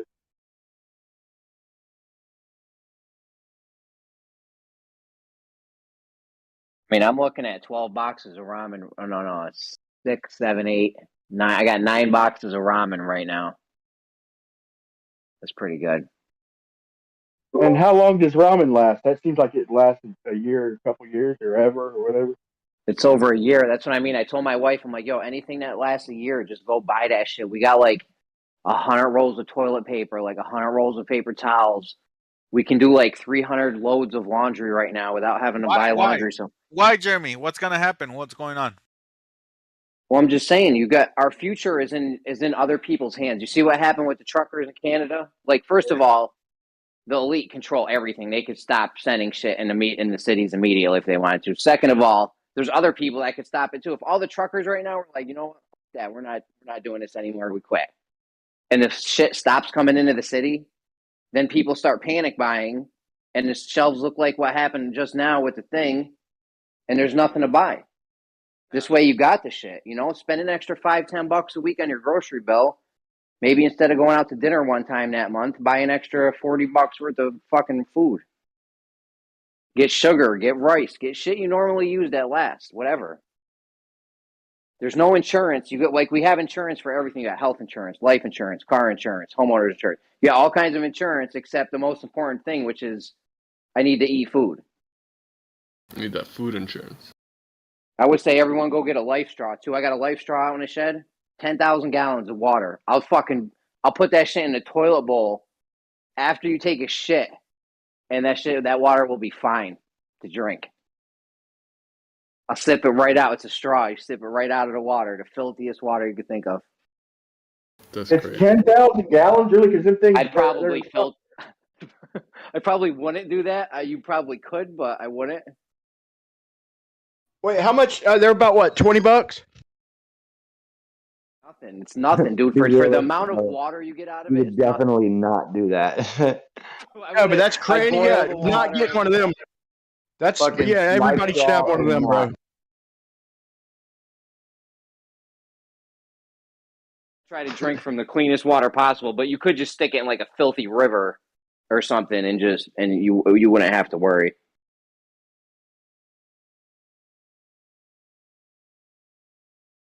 I got one of them in my bug out bag. PJ might do that, right? PJ would be like, I don't even need a life straw. I'll just drink the piss. I just need A regular straw.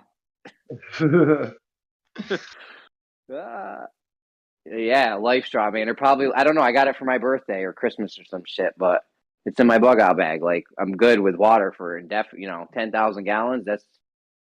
You'd be good for a while on that. Even if I had to share it with my whole family, we all get 2,000 gallons of water. Okay.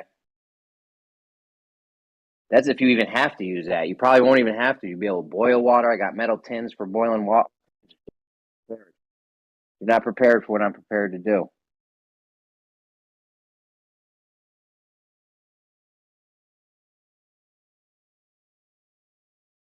Shit got so bad, I talked my wife into let my wife's like she doesn't like guns. And when the thing hit and there was no food on the shelves and shit, I'm like, listen, if we don't have a gun, we might as well just we're dead. I'm like, we're dead if we don't have a gun.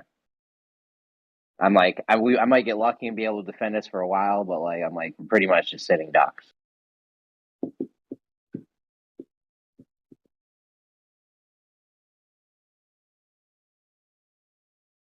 I got BB guns so I could hunt and get squirrels and rabbits and little shit, birds. There's no nutrition in rabbits. You'll die if you. Yeah, you'll die there's if this disease you get from just eating rabbit. But that's if 'Cause you don't eat the bones, though. People don't know that, but you'll be fine if you eat the bone. You have to eat the bones. You will survive if you eat the bones. You got to make bone soup or something. You got to you have to literally eat the bones, like crunch them up. I thought it was something about not enough iron and B12. Yeah, it's called protein poisoning or something. I don't know. They don't have something. There's iron in bone marrow. That's why you got to eat the bones. Yeah. Yeah, I guess that's why you would make bone soup, right? You just kind of stew out the bone marrow into the water. No, I think you need to eat the actual bone. Yeah. Because they're so small and shit, you could like crunch it up as like a crunchy snack or something. Ugh. Good still. It might just be the bone marrow. I don't know. If it's the bone marrow, I'm going a much easier route to get that. I'm not risking it. But it's not just rabbit anyways. There's fucking squirrels, birds, all kinds of shit. You can get with a little BB gun. You can get a fat lady with a BB gun if you're good. So she's slow enough. I wasn't buying CO2 ones because I'm like, well, CO2 will run out. You know what I'm saying? If you buy the ones that just need to pump or whatever, I got a whole bunch that just need to pump. But then I was like, you know what? Let me get a couple with the CO2, and I got a whole bunch of CO2 cartridges just in case, like, they could be used as like a defense weapon. You know what I'm saying? Maybe. Obviously, a terrible one. Well, I got the bow and arrow, but that could be something I could hand to the kid and be like, yo, fucking aim for the face. You know? Yeah. Hit the eyes. Yeah, go for the face. You can start getting pelted in your face with BBs. That's why I got the CO2 ones, because they lick off quick and you could pepper someone with that shit. It's definitely gonna be a major distraction.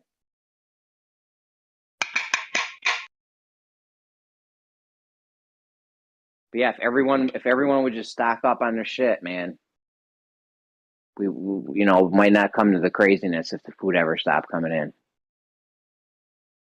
That way we could adjust accordingly. Like right now, people have like 3 days worth of food in their house and they're fucked after that. You might be able to stretch it to 6 if you notice there's no more food, but yeah, and you see what happens when people go in and start panic buying. There's nothing on the shelves to buy.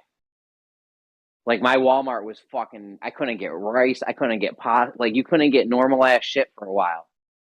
People were tearing apart pallets before they could even put it on the shelves like fucking zombies.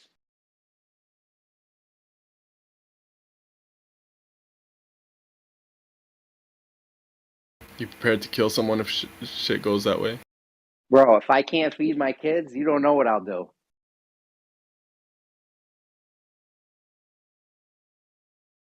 Yes, I do. That's when we separate the wheat from the chaff, man. Yo, there ain't nothing's gonna stop me from feeding my kids.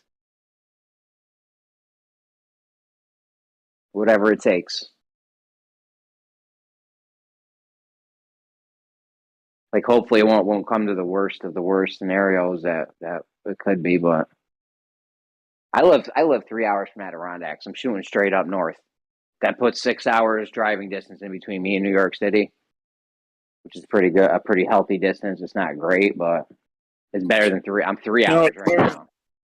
Jeremy, listen, what you do is you be real nice to your neighbors and stuff, everybody around you, okay? Get like really friendly with all of them, but the whole time you just spend years just talking down guns and how terrible they are, so none of them own guns when it happens, and then you got a whole block of houses. You got a fucking armory when it happens. Yeah. I got guns popping out of couch cushions and shit, yeah. Nah, you couldn't even stay where I am because I'm right next to Albany too. So if New York City didn't do it, the people in Albany would. There'd just be a horde of people coming through. Because starving people ain't gonna just sit still. They're gonna move out and start looking for food. So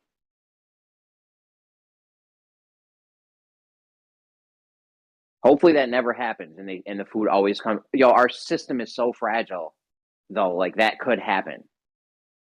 The food could stop coming into the cities one day, and we'd be fucked because of the structure of our that's why it needs to remain decentralized. Yeah, like we grow all our food in Cali, pretty much. Like, what the fuck? Why would you do that? Just grow it where you fucking need it. There's no reason for it to all be grown, in one major area like that. Especially the area where they fucking have no water, and they use the water they do have, the bottled water from Nestle. The state they have water shortages in, where they grow all the food, they're also bottling water in that. Why wouldn't you go to the I feel like there's so many other places you could go where there's just so much water.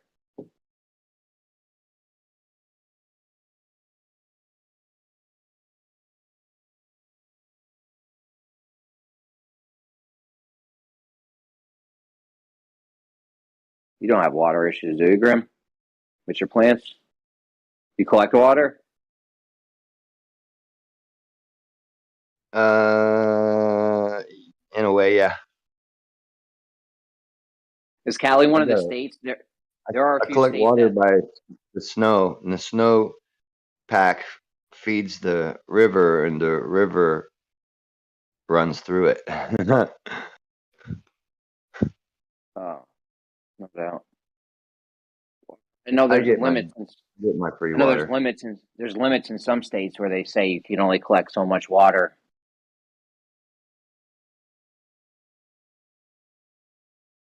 Yeah, that's a lot of states are like that. California. Fucking stupid.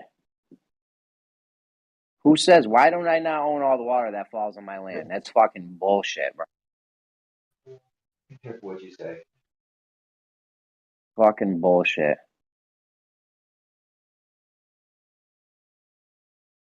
I should own all the way down and all the way up from my property line.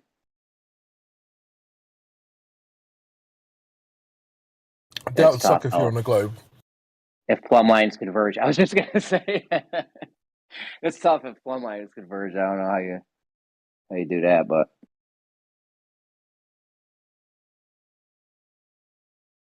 No, what I mean is, like, if you own all the way up and all the way down, there'll be some random piece of Australian land that you own as well. Oh, they only to the core, only to the center. Only the center. You get a little piece of the liquid hot magma, magnetic field bullshit they say is going on. Lucky you.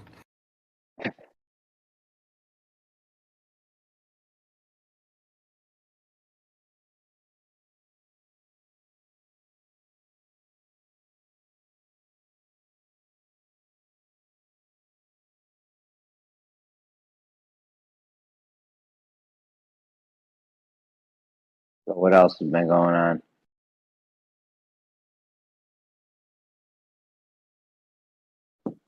Anything good been happening anywhere over at Bev's or Oakley's or anything?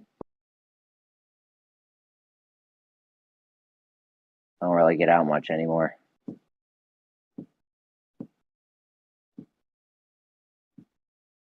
How about Gems?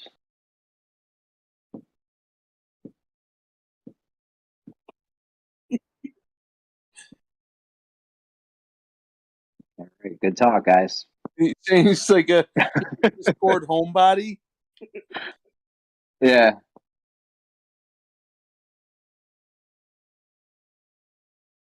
I just sit here all day. Well, I used to go to gyms a lot, but I don't know. I can't. Yo, Johnny Bernard and Pete Shane, Dallas Dave all combined drive me fucking nuts. I can take one of them, and not Johnny B really, but I don't know. They drive me fucking nuts.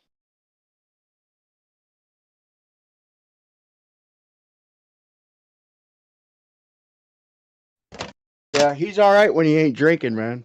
But which I don't know when that is. Yeah, I know. Well, you can tell when he's you can tell when he hits the belligerent stage, dude. When is that? That's maybe not the best general attitude people should have about you. When is that? Yeah, he's cool when he's not drunk. And then if anyone says, when is that? That's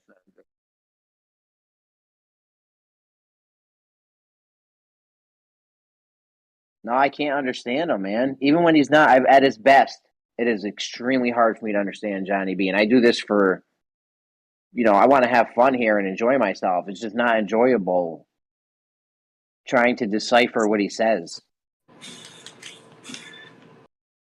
I need like this Dead Sea Scrolls and a fucking Captain America decoder ring from a Captain Crunch box from the 80s to figure out what the fuck this guy's talking about.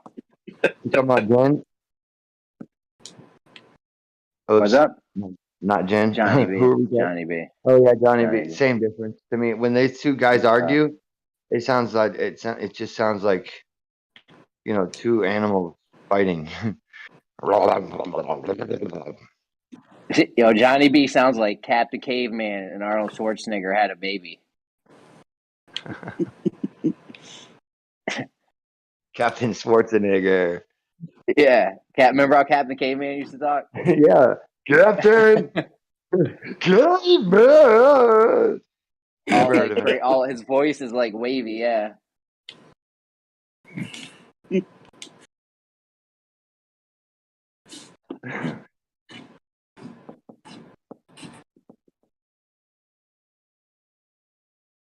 It really feels like you're having an epileptic fit when you're listening to them talk, though, because I don't like to focus that hard on trying to just decipher what the words are, and then have to realize that what he's saying doesn't make any fucking sense either. So it's very trippy uppy to think about what someone like that's saying. Yeah, man, this guy be giving me a fucking headache. I just After start like tuning 20 out. minutes. Especially like when you're having a conversation, you think you might be getting somewhere with somebody else, and then he comes in thinking he's helping you or something, and he's not. And like with friends like that, right? Who needs enemies? No, Pete did that to me the other day. I was in Gems and I was going at him with something. Oh, sound causing light to bend. And Pete fucking I waited for Pete to get done with his shit. I was like, you guys done? All right. I jumped in, started going, and then Pete starts jumping. He's like, I'm trying to help you. I'm like, dude, this is not helping. I know. It's just not.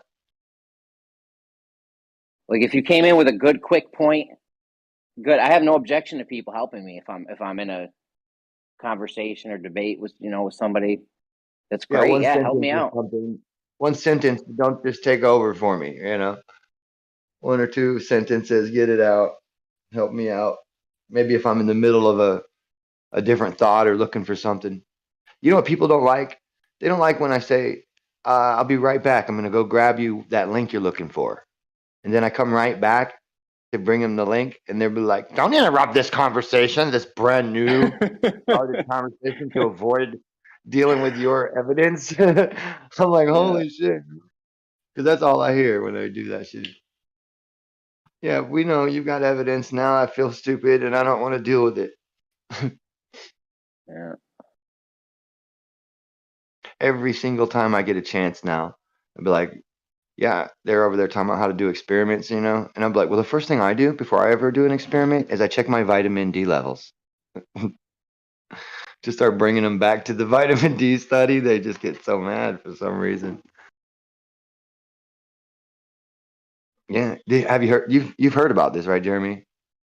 What's the context for that? Sorry. The vitamin D Israel study, the most comprehensive of its kind. Yeah. But what was it like? Could you tell me The what results were? Oh yeah, the results were a direct link to vitamin D deficiency and bad outcomes from COVID. Oh, okay. No matter, and that's without looking at the comorbidities and everything, because even all of the comorbidities, they were bammed with vitamin D deficiencies.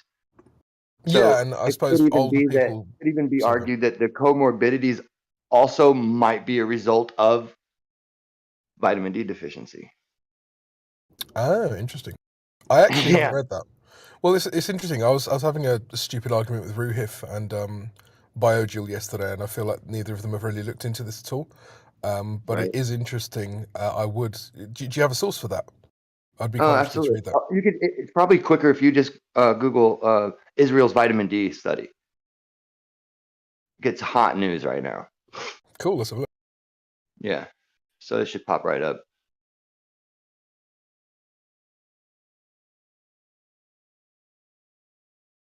It's the longest. It's over. It's the most amount of people who are in direct contact with illness. It's the most comprehensive so far that I've ever even. I think they even touted it in an article about it. So you trying to tell me that I don't need to get 15 vaccines and 12 boosters? That's going to piss a lot of people off when they find out. You mean that you guys? And there's data that supports the idea from decades ago too, that you guys knew that we should have checked our vitamin D levels, and you didn't even think to say that to us first before you introduced and implemented all these wacky laws and drugs and the mistake you're making. The mistake you're making is thinking that all the people are going to find out about this. Can I just ask, Electric University, I just looked at your roles and it says Earth is a globe, Maybe right? not. So you think the Earth's a globe? How dare they put that on my fucking rolls? Well, no, I'm just checking. Is that really on my rolls? Yeah, it is. I'm kidding. I'm joking. So you think the Earth's a globe, right? Yeah. Okay. No, I find it interesting because I think with a lot of globe guys I speak to, they believe all of the mainstream narratives. So it's kind of cool to talk to someone who doesn't.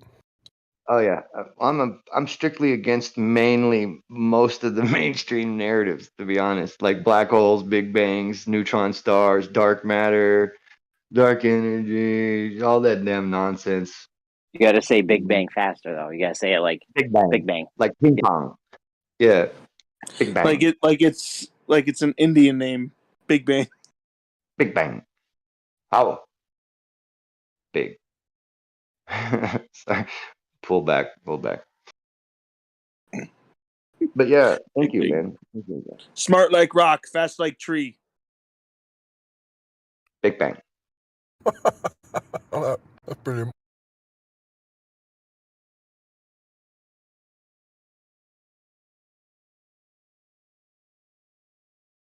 I'm running back. This is my brother, Big Bang. Sorry, I'm taking it too far. We're done. Maybe not.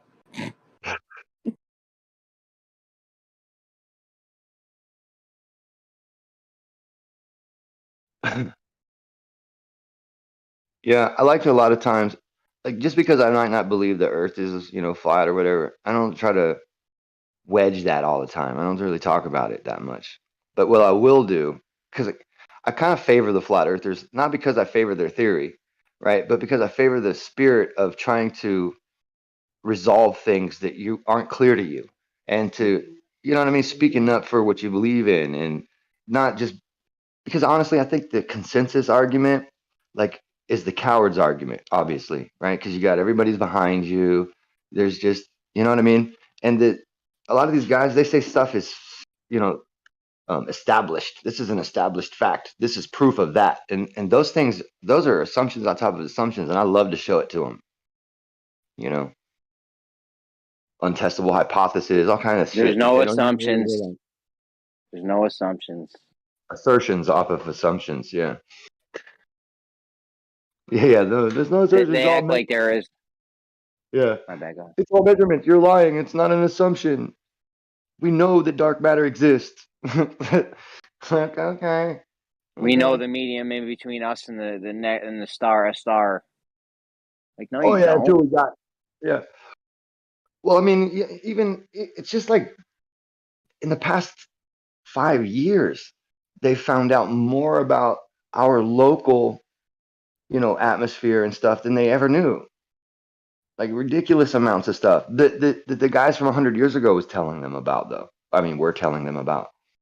Like the Hannes Alpheans and these guys were talking about, oh yeah, there's going to be Alphine waves. These are going to be like a lateral transformation of electrons from this part of the circuit, which will go undetected because they come in these oscillations that are, lateral to the normal energy flow.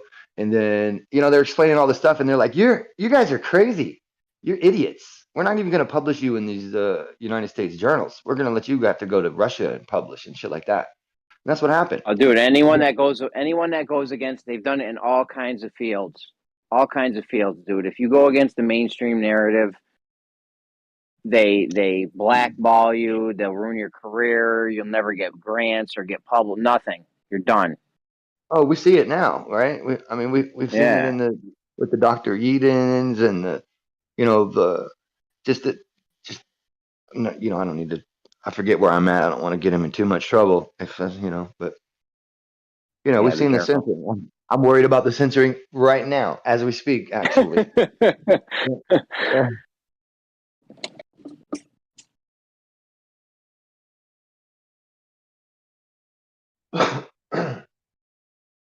Never seen so much of this censoring.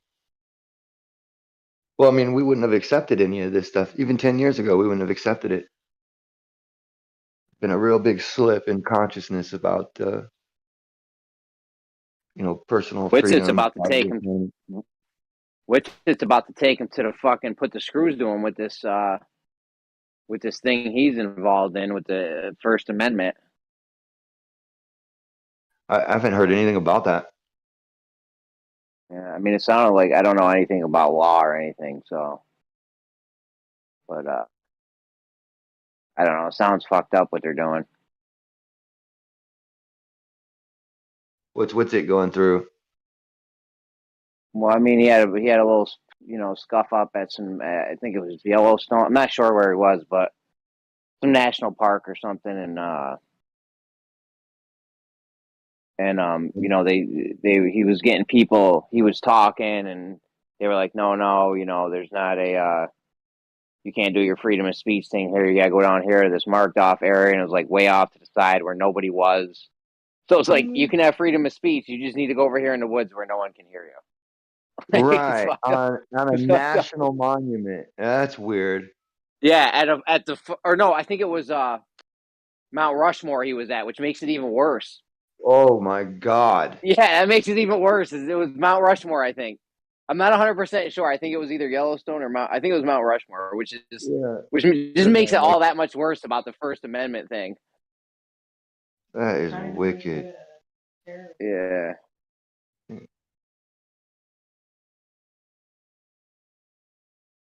Well, that's because we let that conditioning slide in with you can't talk about the Jews.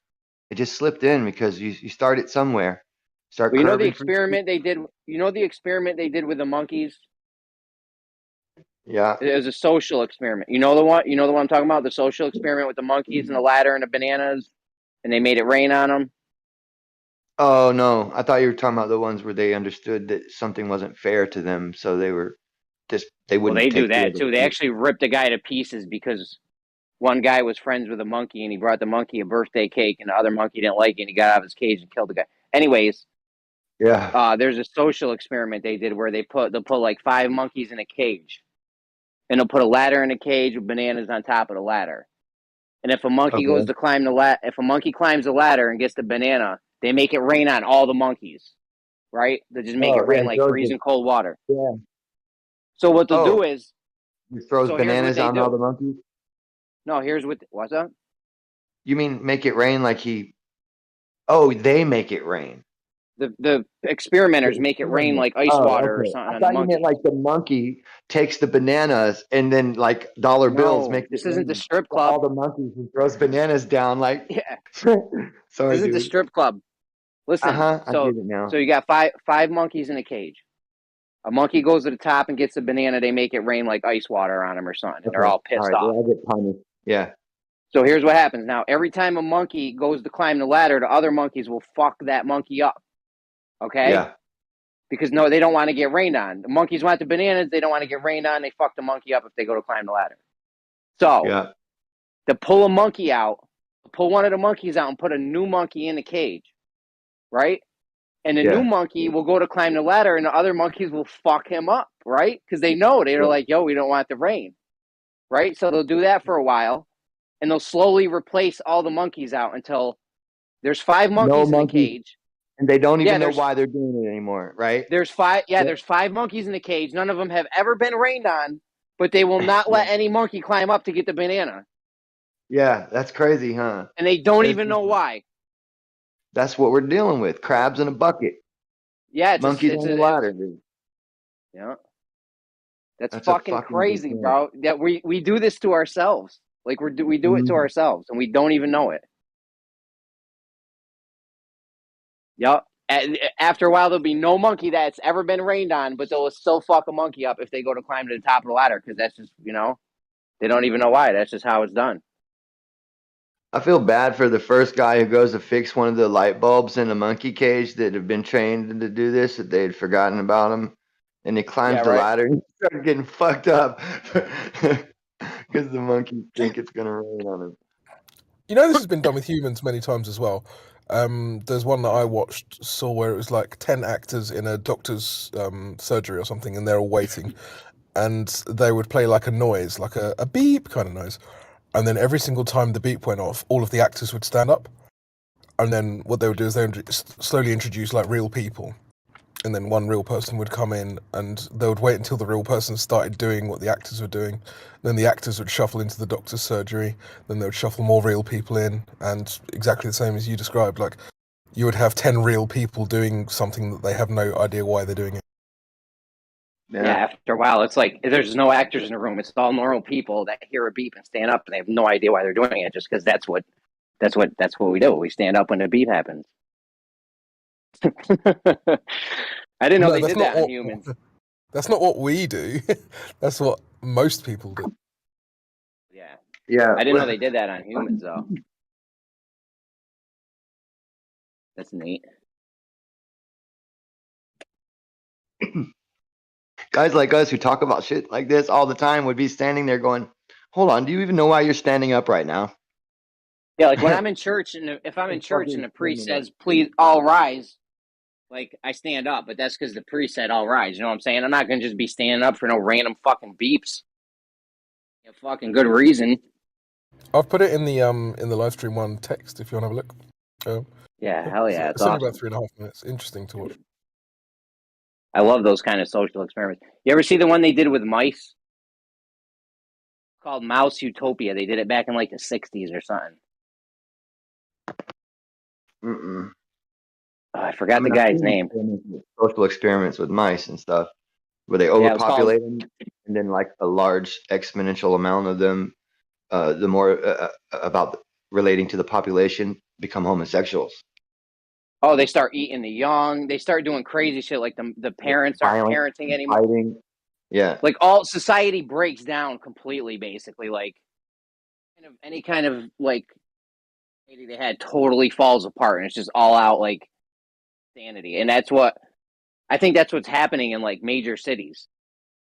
Yeah, man. Like if you look, like it's like the mouse utopia where they were overpopulated and too cramped up, and they started bugging out. Yeah, it's just like too many brainwaves intermingling. It's like we're all transmitters and receivers, but we don't really realize it, and we can only take so much load from other brains, other magnetic field. There might be something about all of that. You're just overrun by, other people's, you don't feel it, but your body senses it and is receiving all the different pheromones and confusion, and there's not a single, there's information overload. Yeah, information overload. You go wacko.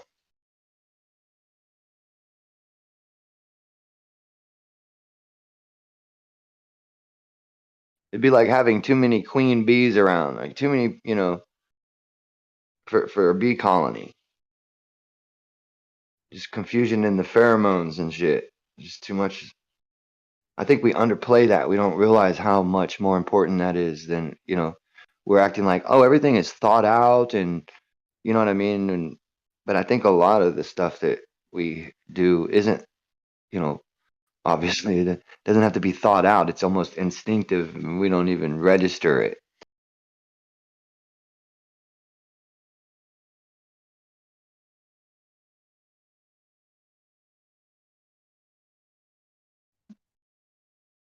That's usually when people agree or it's too crazy to respond to when it gets cry out like that. Well, if nobody jumps down your throat immediately, that it's not a big problem. Yeah, you're probably right. Yeah, there's not a big problem. What you just said. I was letting her know. She's like, "Oh, got quiet." It's probably a good sign. Sometimes.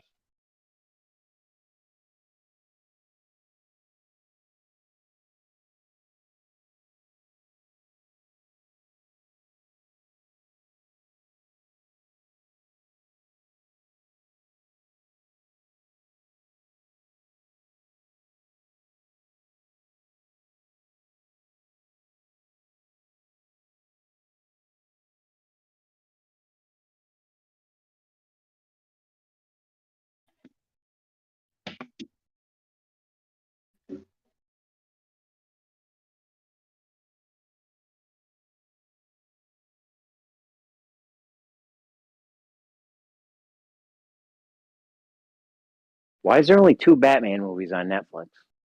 I used to have a vision when I was a child. I had a vision of what television was like. Now I came up in the VHF, UHF days with the remote control that still had a wire to the TV, right? All that. And my vision when I was a little kid, I was like, one day they're gonna have a television station where you could pick anything you want to watch on it, and it's gonna just be one station. But it's gonna be anything you want to watch, right?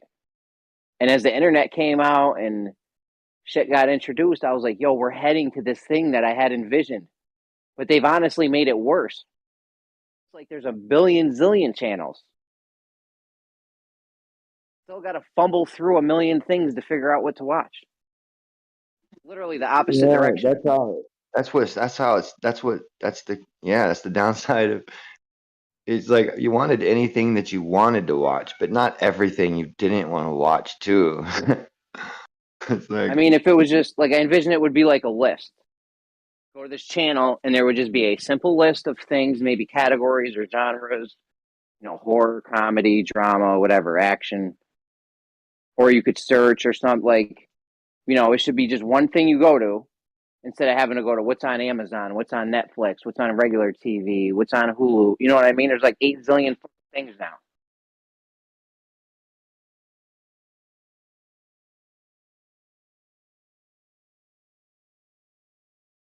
Okay, Jeremy. So here we go. We designed an app that basically scrapes the databases of all the streaming services and presents them to you in a nice fancy way.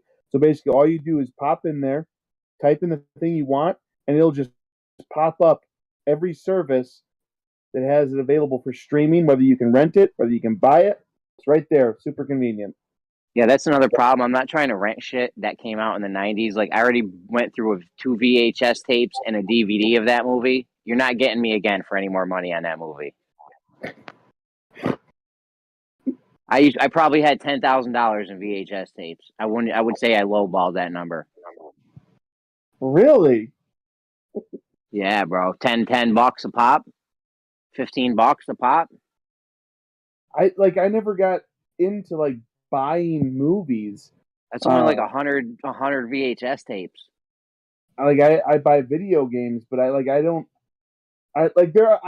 do own some movies, but it's very rare. Like we bought like the Harry Potter series, the Lord of the Rings, We bought Pirates of the Caribbean. Like things. It's like it's 3 or more like big movies that are like a big deal. Like other than that, like I don't really buy a whole lot of movies.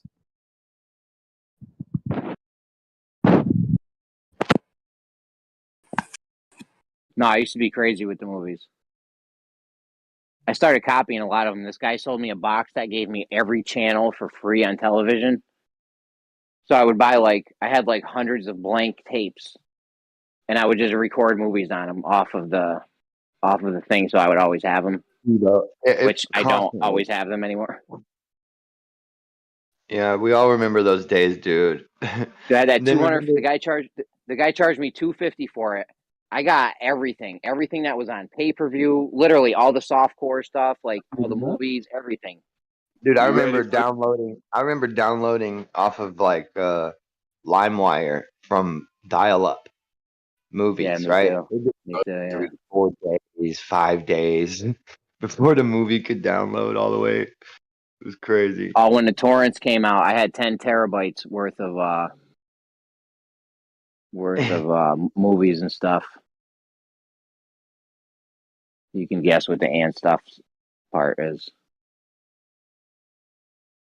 A lot of series, a lot of movies. Programs and video games. I get it. I understand. Yeah, yeah, that's what it was. Yeah. Basic Instinct.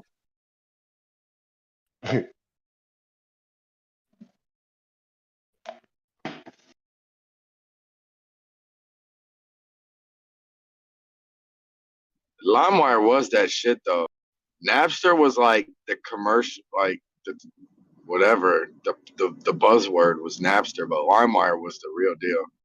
Hey, I'm gonna throw this out there. I've thought about this. Having a copy of a file given to you, or you basically making a copy of a file and keeping one and giving away that's not theft. That's not stealing. Theft. It's you're not. terrible. Oh, It you're literally- the worst. It's not. No. Listen to this. You're ruining society. Listen. If I built a gun that I could point at someone's vehicle and pull the trigger, and another exact copy of that vehicle appeared next to it with no resources used or taken away from anyone else, and I could drive away in that new one that just appeared, I would not be stealing that vehicle. I wouldn't. Treasonous. It's my vehicle. Treasonous execution. It's a bunch of stupid bull. It's like Here's mental my argument retardation. for it. It is not theft to copy data and then take it. That's ridiculous. Agreed. Here's my argument too. It's it's like this. If I'm allowed to go buy the movie and then invite 30 people over to my house to watch the movie, how's that any different than me passing out 30 copies of the movie? Well, you can't profit on said movie. You know what I'm saying? Passing out for free. Yeah, there ain't nothing wrong. I don't think there should be nothing wrong with profiting on shit either. That's what's weird. Like, to me, I get it. I get why. Okay, I get it. I understand. And progress is done because of some protections. But still, like, my man's example with the car and all that, like, bro, like, you can't do that shit. You can't, like, they will bust your ass for copying people's shit, trying to sell it.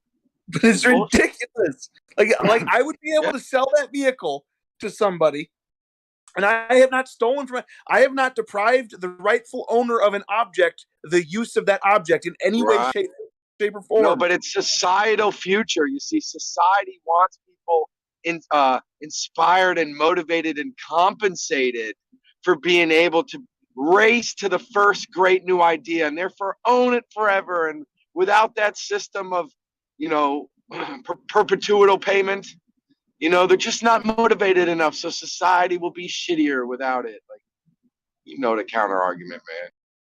You know what I mean? Like, stupid though. I agree with you, bro. If you put in the work, you should reap the rewards, even if you copying some shit.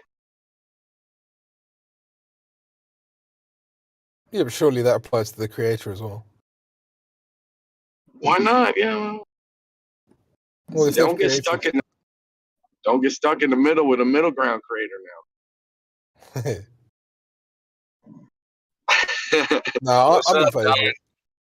I'm in favour of That better. protections. What's up, you guys? What's everybody doing? Just interrupting. Coach, you didn't come. You didn't come help your buddies at war earlier this morning. At war? Was Even another Grim Israeli-Palestine war? We were at war. Okay, these guys are putting Einstein's cake in their face, shoving it down their bellies, and then still wanting to have real pretty sitting on the table, untouched. It's ridiculous. Einstein cake. Einstein, dude. Tell me, So you got tell me about this Einstein cake. You another one of these weirdos that tried to sell me about like a train moving and light bouncing up and down on it, and then from an You know what's outside- crazy? Yeah, you I just try to made sell another, I me just made another animation about that. You do it. You do it. So now what you got to sell me? I made a fantastic. You know what? I made a fantastic animation of that, dude. I don't. Hey. First, we're gonna have to start with agreements of concept number one baseline. You know what I'm saying? Now you're gonna get that. You're gonna get that angle because motherfucker throwing a baseball. That baseball is moving sideways with these motherfuckers. That's fine, dude. That's fine. But just only answer yeses or nos, and I'll sell it to you. In 2 I'll seconds. give you 10 yes or nos if you give me 10 yes or nos back after. Fine. I'm going first though. Do we agree that as per what was found out in the 1800s by Faraday and Maxwell, Maxwell's equations, that light has a constant speed in all frames of reference? No. Okay, well then we can't go anywhere. But this was actually a necessitated by Maxwell's equations. It's in Maxwell's equations, what makes electromagnetism work. Makes sense. So, but okay, fair enough. Well, but the thing is for you to say all frames of reference, you're bringing in extra theories that have other implications, relativistic implications. Well, no, that's what Einstein had derived, from that. That's true, but at first With a lie. that doesn't change. That doesn't change that Maxwell's equations necessitate that. It was the fact that Maxwell's equations necessitated that caused Einstein to consider the consequences. So we have to start there, but we can't start there. Okay, I'll give it to you. But the thing that's weird is this: is like you thinking like because something has in the non-inertial frame, it has what doesn't even matter. You think it because people are going to see something moving away from it that they have to all of a sudden not be able to know the speed anymore. All of a sudden it's going to trick them. Because the thing is the photon sensors. Listen, okay, yeah, you can have photon sensors and like detection equipment and alarms all along the path, and then there's not going to be any confusion. Okay, go ahead. I'm saying, yes or no, dude. You got more? Sure. You got more after I said no? That was only the first one. You said 10. Anyways, let's do a maglev speed train. A maglev speed train.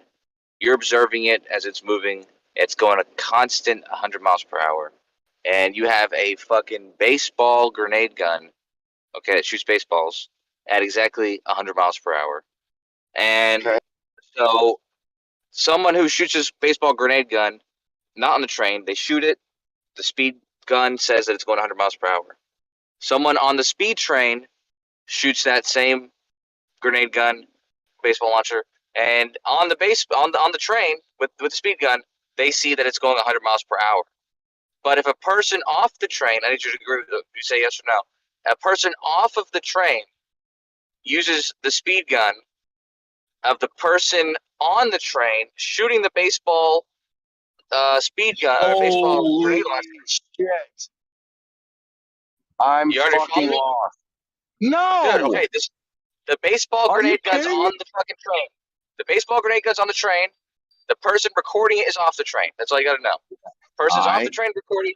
The person on the train shooting the baseball grenade gun. So the baseball leaving. Okay, go ahead. The person leaving, I mean, the person off the train with the speed gun is going to record the baseball going 200 miles per hour, correct? 100 miles per hour of the train, and then also the 100 miles per hour of the ball. This is correct? Sure. I guess, yeah, sure. Okay. If you're talking about shooting the baseball forward, yeah, okay. Yes, exactly. And so it's this principle that that with the constant speed of light violates that principle, because if the speed of light is constant from, and no matter what frame you're viewing it from, that's not a question of yes or no. This is teaching now. Come on now. Well, I'm just I'm setting up my next question. But yeah, so if that's true, then what you said, that's violated by the speed of light being the constant, because the speed of light is going to be viewed as going the speed of light from the person on the train and the person off the train, even though the person on the train has an added 100 miles per hour. So, no, they don't. Would you agree? What? They don't have to add. They don't have to add 100 miles an hour. They would, because of the principle we just discussed with the baseball. No, but photons aren't baseballs. I know, that's my point. That's my point too. That's actually the point. That's the whole point. Is that light? That's my whole point also.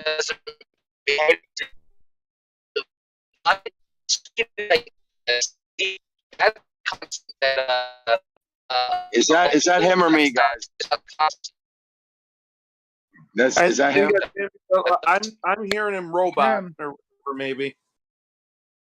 Okay, Kosho, we agree here, but here's the deal. Okay.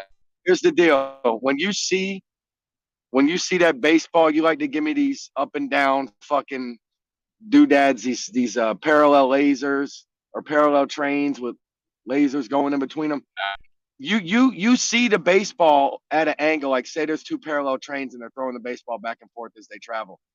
From a on top observer, outside observer, they see that baseball moving at an angle, even though the people on the train see it moving straight. They see it moving at an angle because of that additional push that we said is added. You know what I mean? Like the momentum can serve whatever, like the 200 miles an hour. So the thing is, without being able to do that to the material, you're not going to see a fucking angle. That's the point. The material has to. Yeah, the angle's not necessary though. But you invoke it. You conjure it always. That's a different explanation. That explanation is also valid, but it's a different one. The one I was telling you was a forward trajectory of a baseball gun.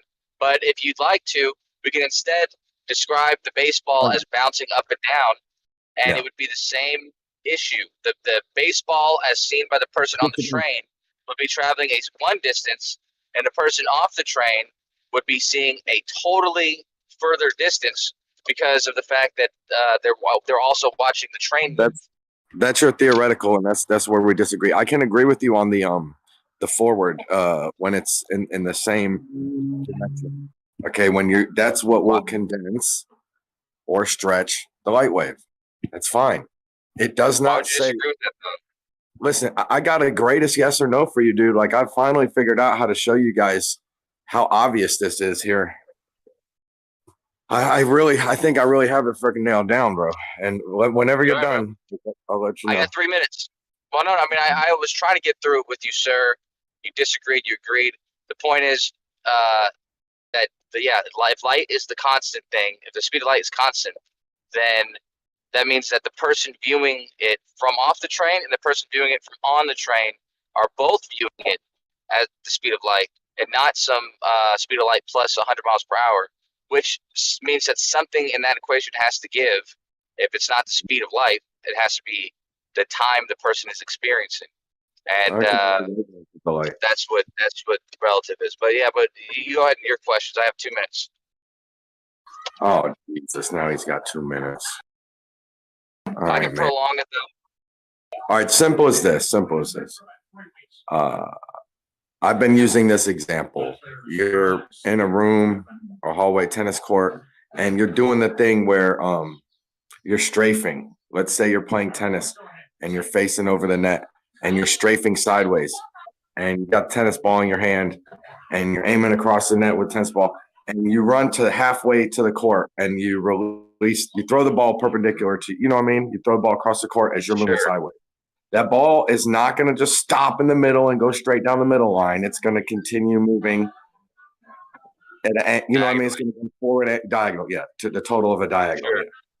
Okay. Now, hypothetically, if light was to behave with those same properties, you would be able to whip a flashlight. You'd be able to be running sideways, turn a flashlight on in the middle, and with a long enough hallway, because light moves really, really fast, if it was a straight laser, you flip that laser on, or you'd just be running with the laser, right? And you could stop in the middle, and that laser should keep on moving, right? It should cross the middle. But that doesn't happen. What are you talking about? You can't throw light sideways like that. You can't put it at an angle? You can tilt the laser, yeah, you can. No, we're not talking about tilting it. I'm talking about it should carry, like how the baseball, you don't have to tilt the baseball. I see what you're saying. You threw the baseball straight forward. You could shine that laser straight forward, and it's going to come out at a fucking angle and ever go. It's going to come straight out from where you are, period. Yeah, you're right. Right. So therefore, on your example of these people, it's going to appear this way and that way to them. It's not, because it's never going to reach them. Because if you shooting something straight out and it doesn't move laterally with you or conserve that lateral velocity, it's not keeping up with the things that it's traveling with. No, it is.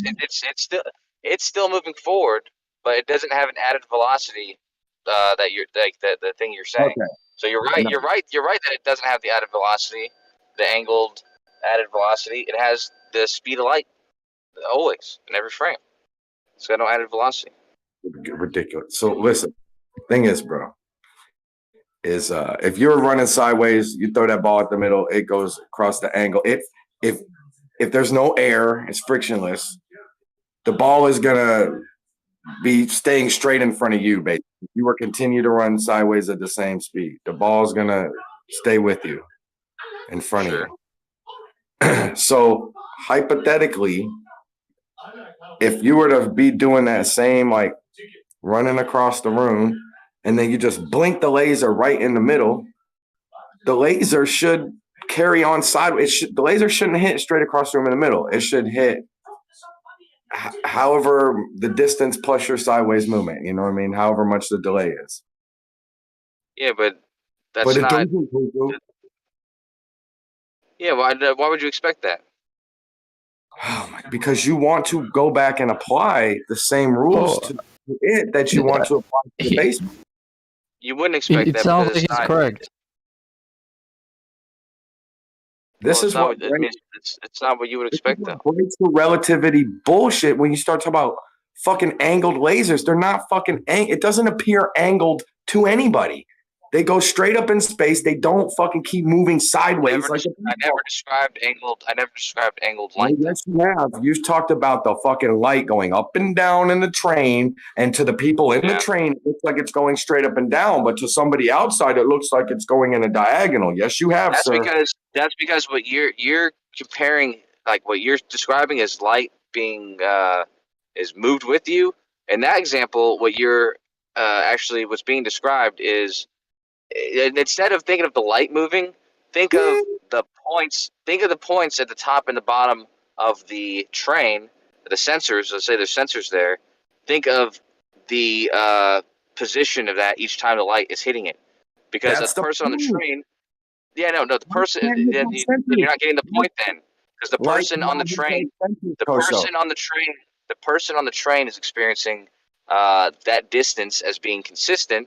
Up and down, whereas a person viewing it is also viewing a consistent distance change, but as the light's hitting each sensor, but that distance is, at one point, and then at another point, and then at another point, and it's that distance that's diagonal. It's not necessarily the light being moved, as you say, like in right, exactly. It's all up inside. That person would know with these type of sensors exactly the positions of this light, which, by the way, wouldn't be hitting the fucking sensors, actually, except for a little bit of fucking delay. If that train was moving faster, it wouldn't, you know, if it was taller, if it was moving faster, that light wouldn't be hitting the sensor. If you shoot something straight up and the sensor's straight up above it, and that shit isn't moving sideways, how is it going to hit that sensor up above it, Coach? You got to think about this. Because that light's not affected by nothing. Actually, is affected by constant motion. So if it's accelerating, you might have an error. But if there's constant motion, which we're describing, no, there's no there's no. Even if it was a ball would still hit both sensors at You're wrong again.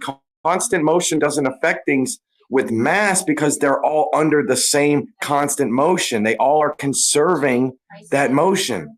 The photon, we agreed, doesn't do that shit sideways like that. So it would not do that. Oh, the photon also has momentum. Yeah. All right, Coach, get excited. You at least we agreed on the yes or no of the time. It's good enough. It's good enough. He said he had a run. But he does it all the time. He tried to shit the boy. He's like, yeah, he's right in his explanation. It's the distance, but it's all a facade. That shit's all a fucking facade, bro. It's a fucking reference frame facade. The shit ain't moving. Light ain't doing what we think it's doing. Wake up, okay? It's electric strings everywhere. I'm gonna go on mute. Chronic, tell us about the filaments that aren't mysterious. Why you going? Dude, why you gotta bring me into it, man? You were on one. Your electric strings and filaments and stuff, man. You get it, Don. Well, you know where they really are. You could tell us more. You get it, Don. Get it, Don. No, you're good. You're good. I'm chilling. It's very difficult to understand. Are you talking about light parallax, or what are you talking about? He doesn't quite know, but he uses the cool I'm trying to understand that, like. Wait, Chronic knows about the filaments. He said they were just some chill shit. They're not even. Well, tell him, Chronic. He won't tell us. No, you're good, Don. You're good. You know the thing. I don't know what it is. You know what I'm talking about, though. Tell us. No, you read more than I do. You know, bro. You came off with, oh, they're no big deal. We know all about them. Mm-hmm. Bro, there's a lot of new stuff. It's every day, bro. It's like astronomers seen this. Oh, they seen that. Oh, they seen this. Mm-hmm. Would you expect otherwise? Yes. Why? Chronic. Come on, man. Why would you? Why would you expect no new discoveries? Well, one, it's like you guys have been looking at everything for so long, okay? It's like then the stuff that they find half the time it's just like a loose maybe and shit. I'd be like, what the Okay, so just one simple point, Don, on what you just said. Extremely simple point. It can get way more sophisticated, but here's just the simplest point. You just said they've been looking at stuff for so damn long. Now think about it. For the instruments and the techniques and the understanding and knowledge that they had, quote, so long ago, however long ago you say that is, exactly the same as what they have in new, current, cutting edge technology? Yes or no? It's an obvious answer. Correct, but that's the deal is how many decades have you had, the current equipment? Like, when is the last time it's changed? It's constantly changing. What do you mean? I'm literally working on like there's upgrades and new instruments, new equipment being used and introduced all the time, constantly. Okay, but when's the last time, because of the instrument, when's the last thing you've, oh, but man, thank God, this new instrument, let us find it. From what I see, a lot of times it's like, there's so much just data out there. Y'all got to just pay attention to little tiny areas for a long enough time, and then maybe you can see some that it's pattern finding and all this is what I generally notice. What, as far as instrumentation, what's been a breakthrough? What's happened this year, past 5 years because of an instrument? I'm not, and I want to learn more than challenge you. I'm sorry. I know you're at Keck, right? Yeah, I can name off the top of my head without even giving much thought. I can name like a half dozen, easy.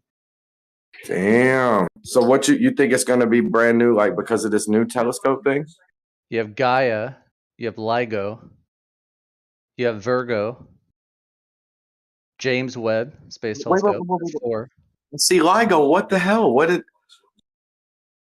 See, that's what was weird, bro. It was like y'all could have seen the thing in the sky. The people saw the LIGO stuff was just with regular telescopes or whatever, wasn't it? No, that's the whole point of what we're talking about right now. LIGO enabled that phenomenon to be detected. It's not that the phenomenon just started happening when LIGO started running. That's the point. So you say Okay. they've been doing this for so long and forever and ever, and how are they still finding new things? I'm directly explaining how they are. I don't even think the. I appreciate it. Sure, but, you can agree. I mean, we'll agree to disagree, obviously, but I mean, I'm giving you the answer. So Look, whether you think it's sufficient or I not. get why The there's nice- an explanation to a thing, but what I'm saying is there was like, okay, LIGO shake. Okay, look up in the sky, see if you see some stuff, and they look up and they're like, oh, we saw some stuff. No, Okay. that's not true, Don. That's only happened once or twice, where there's an EM counterpart to a gravitational wave detection. The vast majority of them have no visible counterpart. It's only GW. It's only gravitational waves.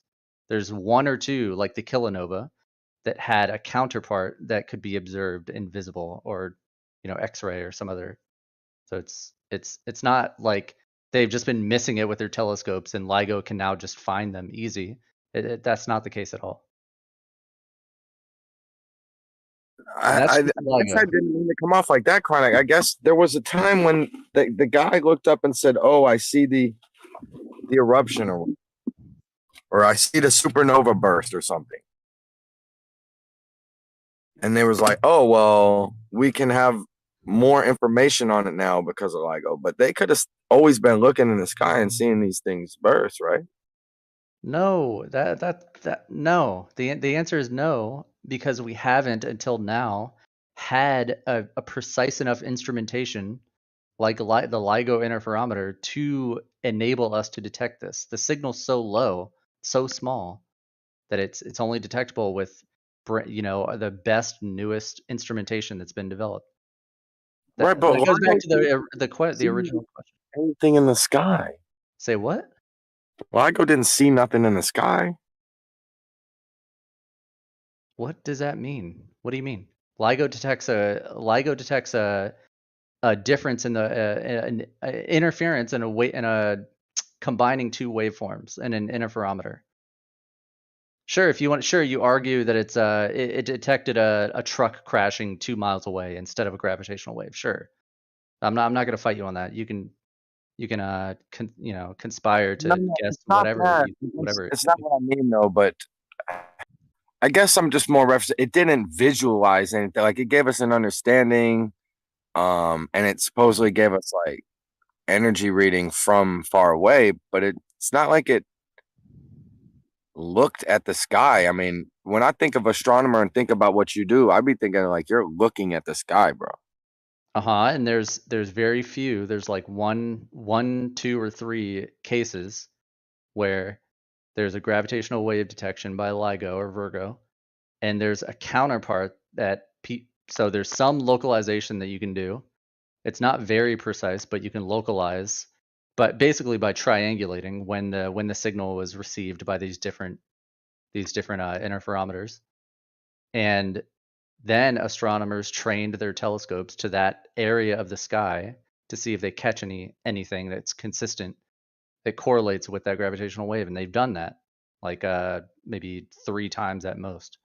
But they can't see it most of the time because it's 2 black holes coalescing, combining. But in some cases, there's a black hole neutron star or neutron star neutron star. So it has a counterpart that emits light in some range that can be observed with telescopes, with traditional telescopes. Anyway, back to the main point. There's that yeah.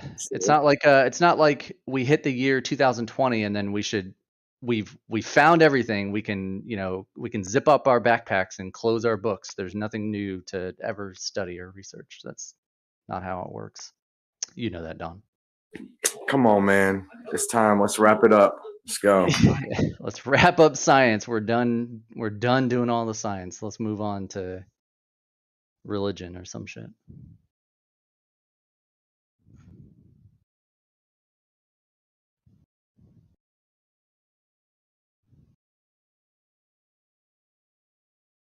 We actually just updated the I think I can put this figure in the chat.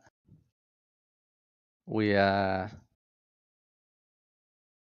of course you're not going to believe any of it, Don, but if you're Tell me about the filaments, man.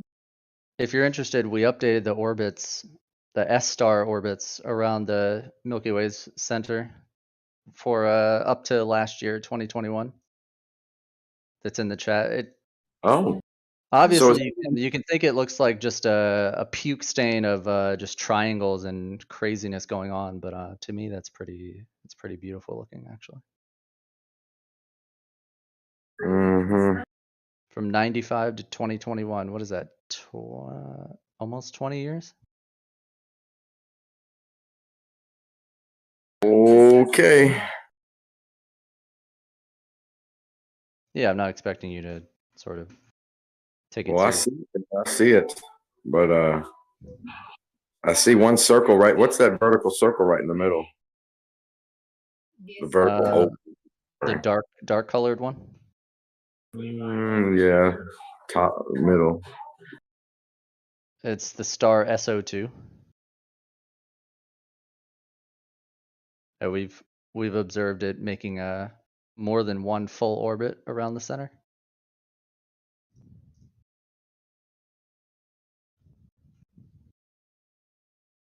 Wow, bro. Mm-mm-mm.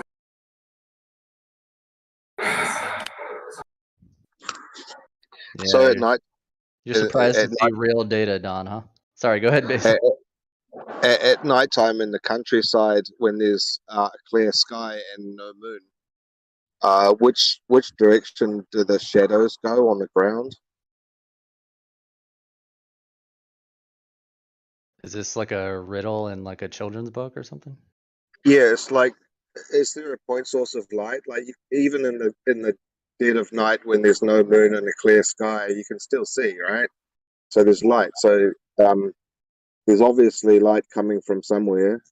The sky is emitting that light. So is that a directional light beam? What type of light would you describe that to be? And if there's shadows on the ground, which way would they be going? And why? I have no idea. All right, Chronic. I don't do no shadows on the ground. Go ahead, Don. Do you see SO49? SO49. I think it's middle. That's the lime green yellow. I think I see it. Yeah. What about it? You see off to the right, it has like a big rainbow of triangles. Swooping around. Yep. So what do y'all attribute all that jaggedy, all that whatever back and forthness? Is that some refraction shit? Like what's up with that? All the back and forthness. So when it starts getting like green to light blue, it's not smooth. Yeah, it doesn't follow the orbit. It doesn't follow the line perfectly. Is that what you're asking? I mean, there's error in the there's systematic errors, there's different sources. That star could actually be an unresolved binary. So not just one star, it could be it could be two stars co-orbiting. Yeah, so it's different sources of sort of uncertainty there. But the overall trend, I mean, sure, it gets a little jaggedy right there, but take a holistic look at it. Like zoom out, look at that overall trend. That's clearly orbiting the central, black hole. Right. And when you have an EKG of a patient in the hospital, I mean, the line clearly starts on one side of the screen and ends on the other. But how many blips in the middle? I mean, it really matters whether the person's alive or dead, right? Sure, sure. Mm-hmm. How many watts does a star produce? Who knows, man? I don't know. It's like measured from Earth. You should be able to measure how many watts it's putting out, right? Like the luminosity, like the lumens. Oh yeah, for sure. Yeah, I don't know that. So let's say it's probably just as bright as a candle, yeah?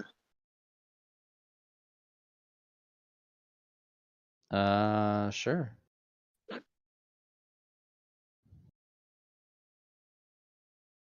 I think SO38 is going through the closest approach this coming year.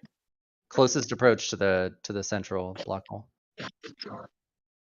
SO38, the dotted black line.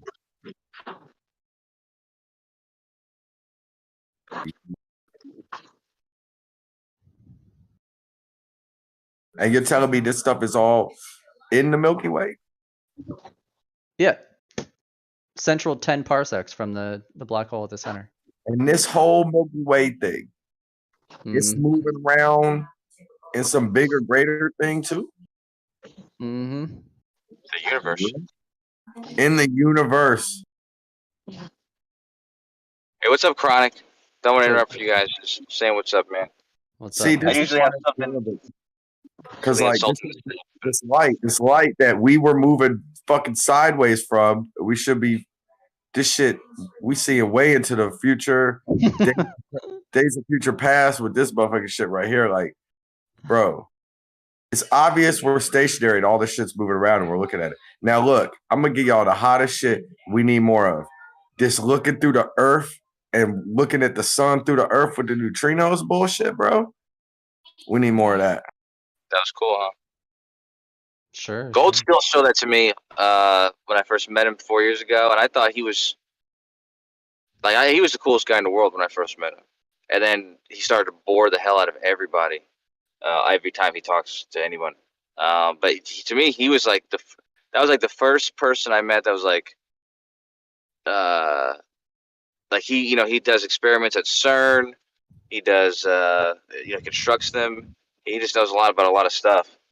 And he showed me that picture, and when he first showed it to me, I thought that he had been a part of obtaining that picture. But that's like a common fucking. That's like a picture anybody can pull up, But that doesn't mean that. I just had a different idea of, that I thought he had himself had gotten it. You gave him a little more freedom then. Did you see the Kosho? You see the N star, the updated orbits in the chat? No, is this your thing? The fucking fake. I'm not gonna mess with you today. Let me check it out. Hold on. I just give you a hard time, Chronic. I was thinking about that the other day. I was like, why do people actually? I'm actually fond of these people. Why do I give them a hard time? Yeah, what is this? What is this? Some of this huff and puff, the Jovian mass near a white dwarf nonsense. What is this? What are you talking about? Don's just Explain yanking yourself. my chain. He's yanking my chain on a recent paper. Well, why don't you real quick, Chronic? Because I only have a minute or two before I gotta come back in a minute or two. What am I looking at? It's just updated orbits, the real data points. I think most people, like the general public, just sees the time lapse, sort of the Of course, like 20 years. Yeah. This is just the more data. This is the raw data point version of that. So. Oh, okay, of the Sagittarius A orbits. Yeah. We updated it. It's updated all the way to 2021, basically. Like as recent as 6 months ago, I think was the last data point. That's what's up, man. Hey, I might ask you to do something at one point because I was thinking about who would be. It's a whole thing. I don't want to get into it too much, but I've always talked about doing this show thing called the Fifth Wheel, where there's a moderator, and then there's two sides of two people on it, and it could be discussion or debate, just whatever happens. And there's one that I want to do for my first one, maybe, because I've never done it. And I want to do the subject, which it keeps coming in here with like the different quotes of people claiming, like scientists claiming that, you know, geocentrism and that kind of stuff. And I have all the quotes because it's from Jeranism. And there's a guy called Gravity Guru, or Paul from the other server. He's real knowledgeable about this stuff. I was going to ask him to be one of the dudes on one side, and then I was looking for another dude, and then Witsit on the other side with another dude. I was going to just get them to discuss, you know, each of these quotes and just kind of put context to them, because I've been through them, and I think weren't you there whenever Witsit was going over these once or twice before, where it's those quotes and, you know, you put context to them and it's not really what they're claiming it is. It's like, Maybe, you know, I don't know. I don't recall. I got to give you a quote. Let me see, like, what's the one? Like when when Hubble says that, like, you know, you can think of it as being the universe as the way we're thinking of it, or you can think of it as close and local, the stars, and, you know, there not being any Doppler shift or anything like that. And he says the only reason we choose the other one is because we fear, like, the having a preferred position in space. Have you heard of those quotes? Maybe vaguely. Yeah. But I'm not too sure. Well, I might ask you or some other guy who's in your So different field. are all of the quotes? So my first question, without even knowing what the quotes are, yeah, are all of them from a postmodern era, or are they literally all of them?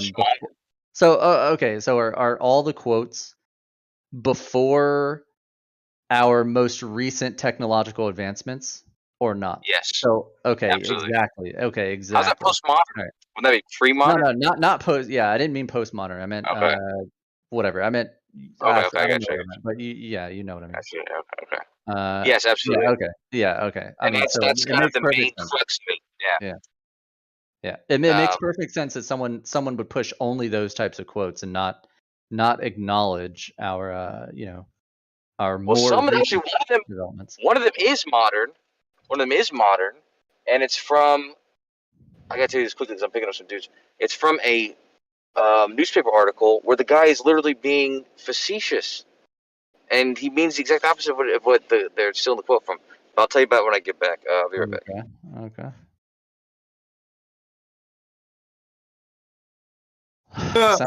Sounds like something Kosho will never end up doing. He has like he says he'll do stuff and doesn't end up doing it, but maybe.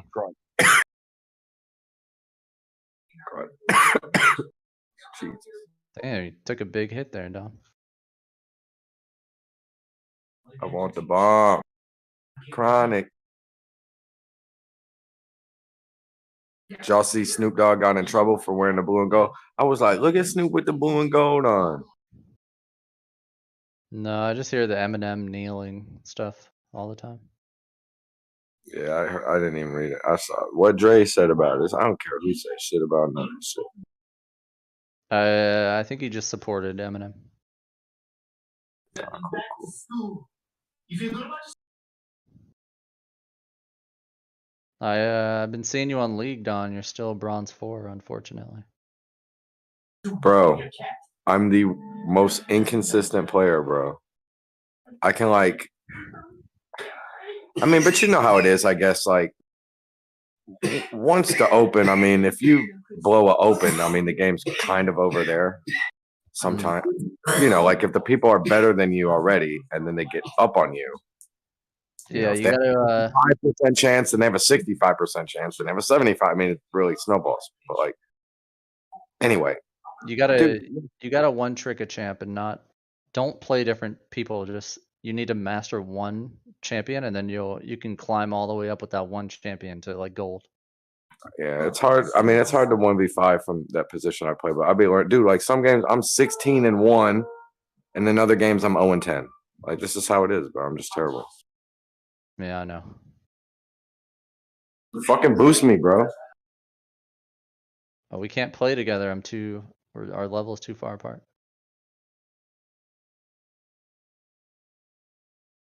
You gotta get at least silver before we can duo.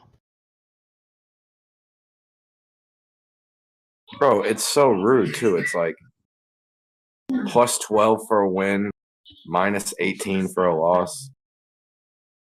It's fucking brutal. Yeah. You're in elo hell. Don't matter. You can't 1v1 me. Doesn't matter. Okay. You're like the only person I'll ever say that to. I think it's so funny when people say that shit.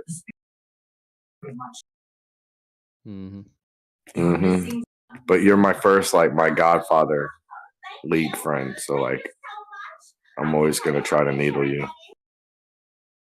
Of course. The student will try to take the rock out of the master's hand.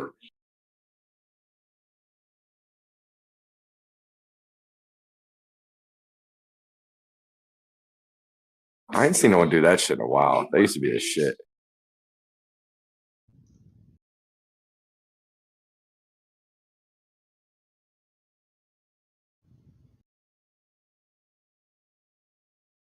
Do you think you like carry as a support ever? Is that like all some the time. percentage? Yeah, like you just like I see it sometimes, dude. Like all of a sudden the Leona is untouchable, or the Morgana, or the Lux, or the Senna. More importantly than just carrying on my own as roaming to the other lanes and helping them get kills. Because it's a team game, you know? Yeah. You playing right now? No, we're just talking about it. We bout to. I gotta eat dinner. Boost. Begging me to boost you, dude. You gotta hit that Renata support. That new thing? Yeah. Yeah, that's not fair. There's already new. There's like new. No, not She fair. can revive her teammates after they die or something? That doesn't make sense to me. No, I think that she does like a scion to them or something. Maybe or something like that. Okay. She can turn into someone that recently died and start using their moves. Like that one guy. All right, yeah, I'm gonna go watch a Nice video and then I'm gonna come and look. Percentage. Don't let Chronic fool. I think he done got 1v1 before. Okay, You're stupid. I think you done got it before, Chronic. Oh, he'd be smashed. I'm almost diamond. You've never gotten silver, Don. Like, chill, man. Chill. I know I'm terrible, but I'm getting to talk the one thing I think I can talk. I think he got it one time before percentage. Okay. From who? Yeah, sure. And I was like, I just need to learn the strategy because I can click around okay. That's why I play this game, because I don't have to you don't have to be hyper sniper precise and shit like that. It's not that type of game. It does help though. Yeah, but compared to like a Call of Duty or something, I don't think it's. Let me just say Don percentage. Don will. So we've duoed together a couple times. He will. Don is still in the stage of healing. He will press heal, the summoner spell, just to gain the HP. No, I think. Oh yeah, you do. You just heal at random times just to get your HP up. Not even you don't hold it for You gotta when it's strategize it, man. Yeah, you gotta fake 'em out. use the heal when like you're about to die or something. You can't just randomly. Just use You gotta use it to bait. You know, they think that they're gonna get you, and then right at the last second you pull out the heal. Exactly. No. He doesn't. You don't understand that we have a free 5 minutes at hand, no risk, and I'm just using up the free fucking. We don't, dude. We don't. See what I mean? Like, he doesn't get it. Don, you're saying I don't get it? We don't have so many variables compounded when I do that shit. If you have a free 5 minutes in the game, then you're not playing right. You don't have a free 5 minutes. Imagine if you're playing against good players and they see you randomly heal at 2 minutes into the game. their jungler will be down there in less than 30 seconds, and then you don't have kill. Like, come on. I mean, maybe against your bronze counterparts that shit works, but Well, exactly. I mean, what the fuck? He's right. you can't Listen, climb he with is that right, strategy. absolutely right. But we are playing. And it's like, come on. I'd be like, yo, instead of you fucking recalling or something on that sliver, come on, let's get it out. You know what I'm saying? I mean, That it's shit's fun. It is fun when I've duoed with you because it's almost like I am playing both of the roles at the same time, just because I'm coaching you so hard during the dual boxing. yeah. That I'm just like, all right, walk up this way, like heal, like back, hide under tower. Like I'm playing both roles. It's pretty fun. Dude, you own that shit, dude. I've never seen nothing like it, dude. Chronic, the waves will just be in middle, and Chronic will just be like, okay, walk forward. And it's just like, it's like the thing where Neil Armstrong is in the moon capsule, halfway to the moon, and then they go talk. It's just like that. Boom. The fucking shit's on, bro.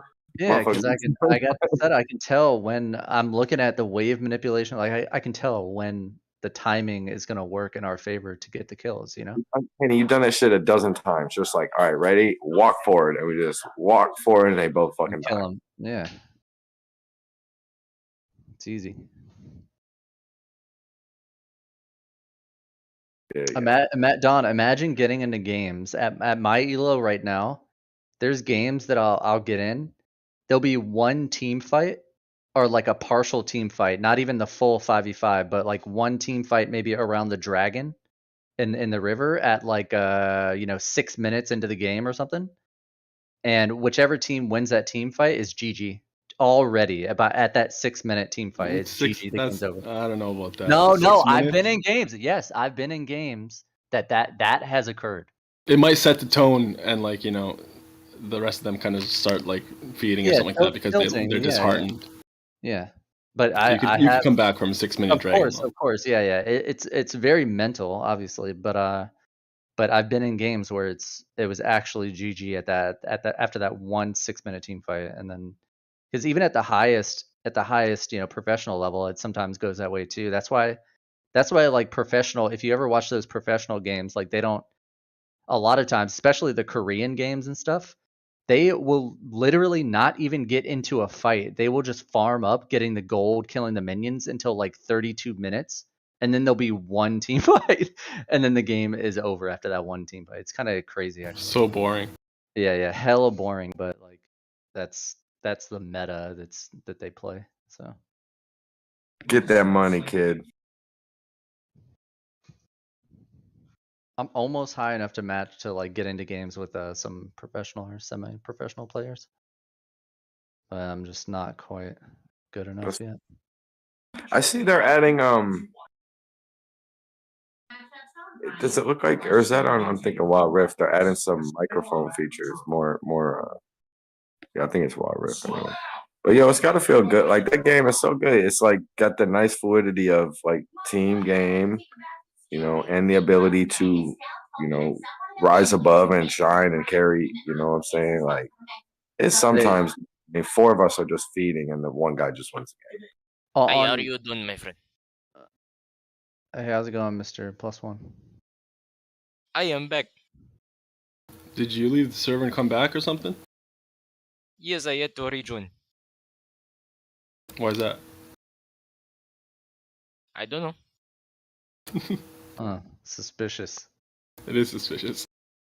I didn't get banned or anything. You can check my thing. My other account is still here. I made a new account because I got banned on another server.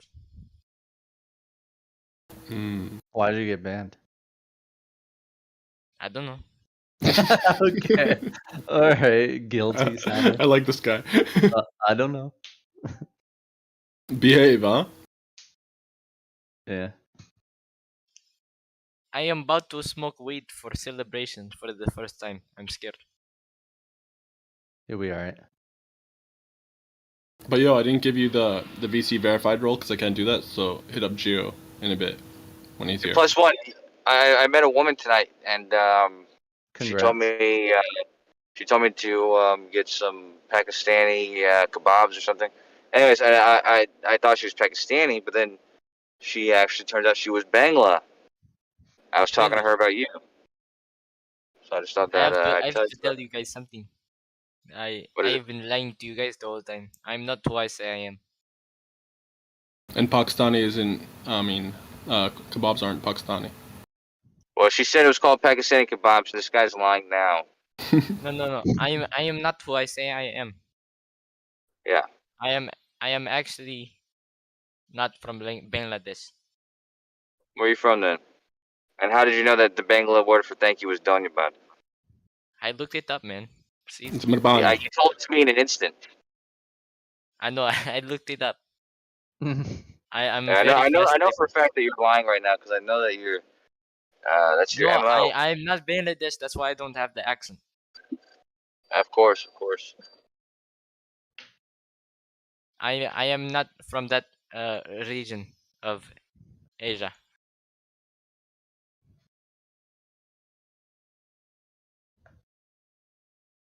Welcome. All right.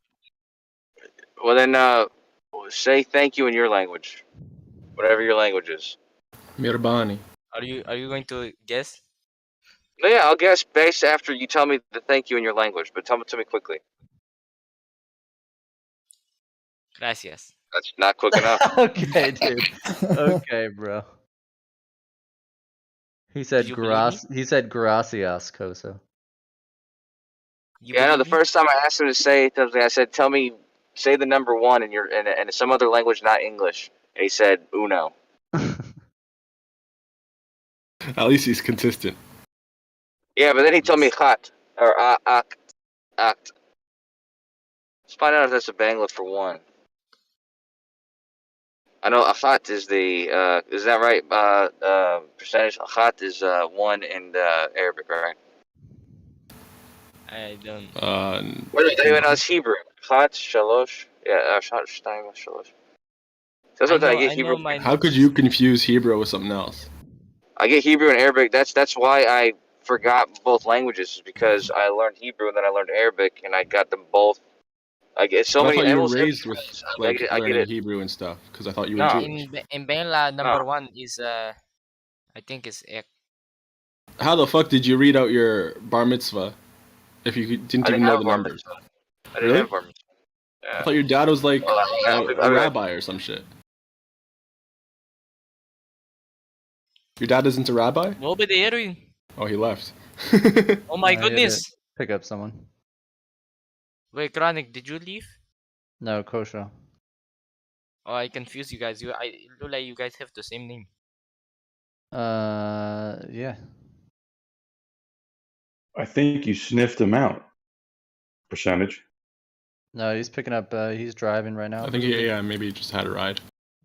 No. That is not what happened. Kosher doesn't scare easily. Kosho is the top man. He's top guy. Yeah, he's top. I wouldn't go that far. That is my man. My boy. He's your +1? He's my 1+1. He is the one in +1. But I do not roll that way. You get what I'm saying? I'm not a faggot. Yeah, I got you. But guess what I am? Oh. A real nigga. Yeah.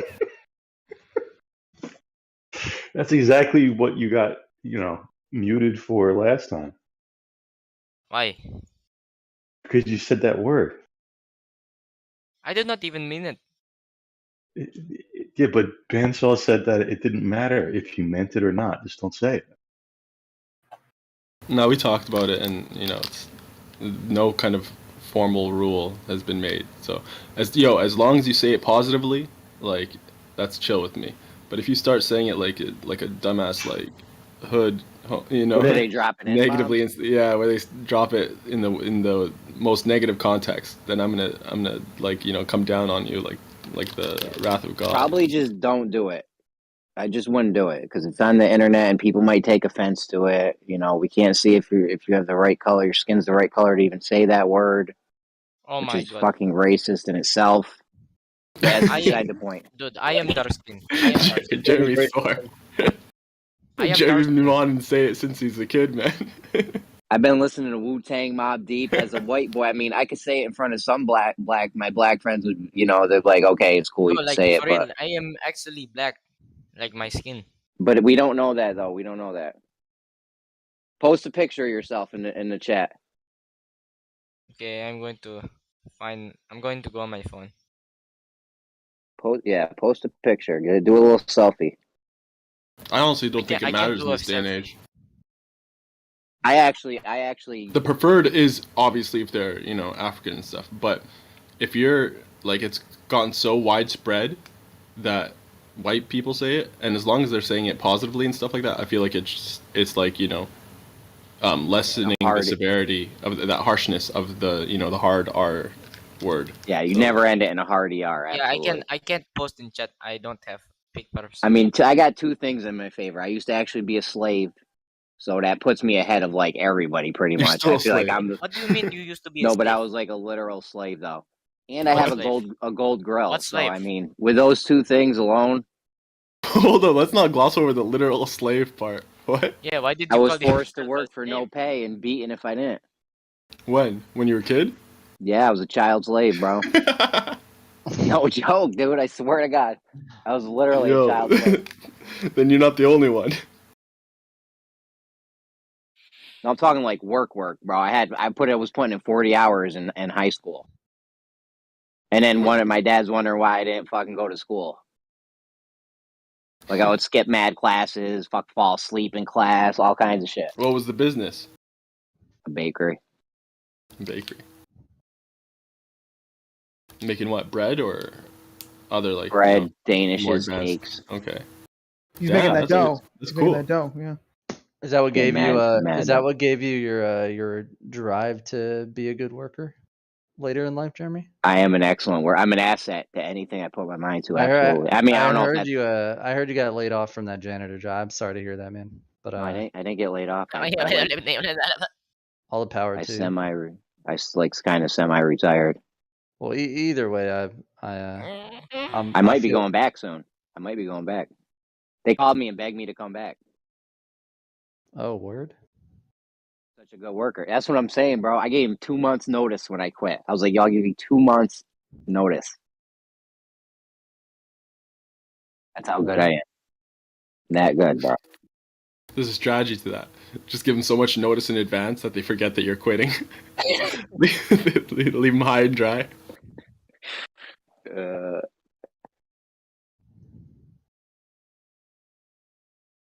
What's up? You all up on that James Webb telescope or what's going on? Of course, man. Of course. Yeah. Did it show that? I saw one article. Oh, those articles are so clickbaity, bro. One of the articles said it was going to show us Big Bang. Well, yeah, you're reading. They're like, we're going to be able to see the Big Bang with mainstream this. pop sci What's up? articles, and you're not actually reading papers, man. We've had this Yeah, conversation. why this? Yeah, no, I know. I'm just saying the clickbait titles are fucking astounding. They said we were going to be able to fucking see the Big Bang, all kinds of crazy claims. Don is the worst with that, man. You should see my DMs and how much Don will send me a screenshot of only a clickbait article title and no other context. I think the last one Don sent me, they said they were going to start slingshotting shit into orbit instead of like doing rocket launches. Yeah. It's real. Okay.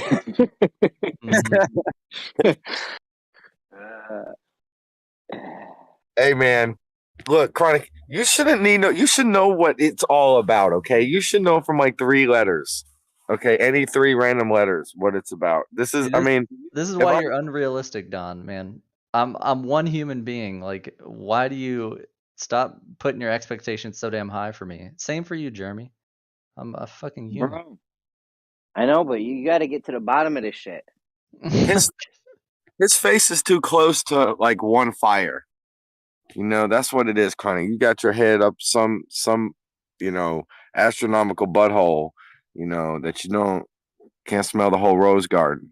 No, these guys live in If you Plato's say so. cave. They're looking at shadows on a wall and making extraordinary claims about them. If you say so. Plato's cave. What was it called? So an Yeah, allegory. that's what it's something? called. Mm-hmm. Yeah. A area of Plato's cave, right? What? It's an allegory. The allegory of Plato's cave. Yeah. I think that's the name. Yeah.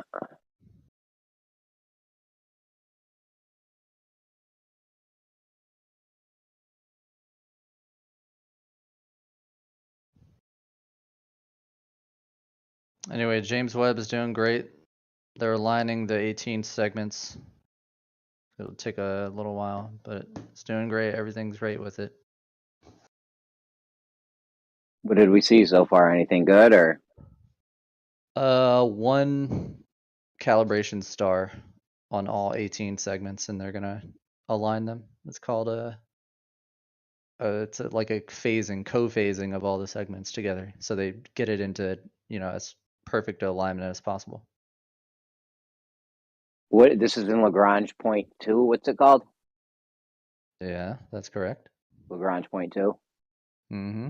Where is that? Any questions about the mirror Yeah, segment phasing? What's up? Yeah. So I brought up phasing of the mirror segments. Any additional? Oh, we're gonna follow-up get on into the phasing of the mirror segments. Don't you worry about that. We're just Oh, trying to get okay. the basics down for now. That was Okay. gonna be my next thing, was the phasing. Gotcha. But where's Lagrange point 2? Yeah, that was phase 2 Just for after the people Lagrange that point might 2. not know. Yeah, Might yeah. not It's know. collinear with the Earth Moon Sun system, so it's like 4 times the distance to the moon, but opposite the sun direction. I gotcha. I mean, you've seen a million diagrams. You understand this. I don't know. Why'd you pivot to that question and not follow up the? I would just so the co-phasing audience mirror knows, segment? because Quit trying to pigeonhole him, Chronic. I'm making sure not everyone knows where Lagrange point 2 is. Okay, yeah. All right. Now they do. So the co-phasing of the mirror segments takes a while. They basically have to move each segment one by one, and there's 18 of them. They do them extremely precisely. So it's going to take a few more. Why do they have to do them one by one? Instead of what, all at the same time? They're doing it remotely, right? Yeah. So why couldn't different teams move them, simultaneously? I mean, I think it's just a protocol to be efficient and monitor each of the movements. It's as So closely you as possible. could delegate different teams and monitor each team, and that would be more efficient. Well, I don't know about that. I mean, that's more money, more salary, more people power, like a bunch of stuff. There's not infinite amount of people that are available to do this stuff. So I'm just saying. Dude, infinite amount. But of you guys people? got teams of monkeys working around the clock on this shit, though, right? That's true. True. Cry, can you update me real quick? I just want to know the context of this task. What are you talking about? We're talking about they're phasing the mirror segments on James Webb right now. The 18 different segments, they're all out of phase right now, and they're going to slowly, meticulously, one at a time, to make sure they don't, make any significant error or mess up anything.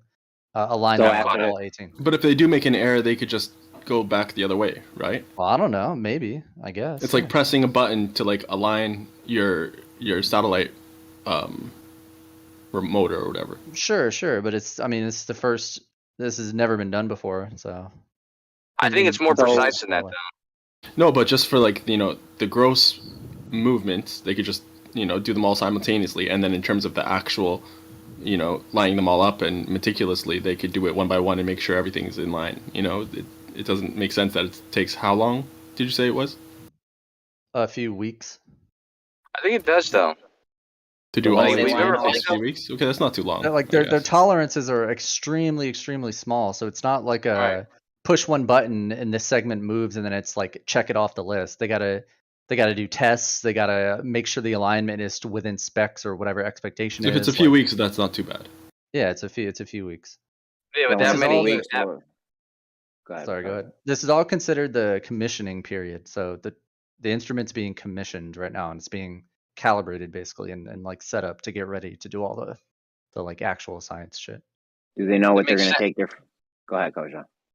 No, the only thing I was going to say is, with LIGO, it took a lot of ingenuity from that one lady, but then to find a technique for them to align just these two mirrors so that they could make them so aligned that the precision, was what they need, because they needed such a small tolerance, like Chronic is saying. And I can imagine with 18 mirrors, it's probably a similar task as far as like the precision of the alignment, but probably a little bit more difficult because there's 18 of them, and it's not shooting them back and forth.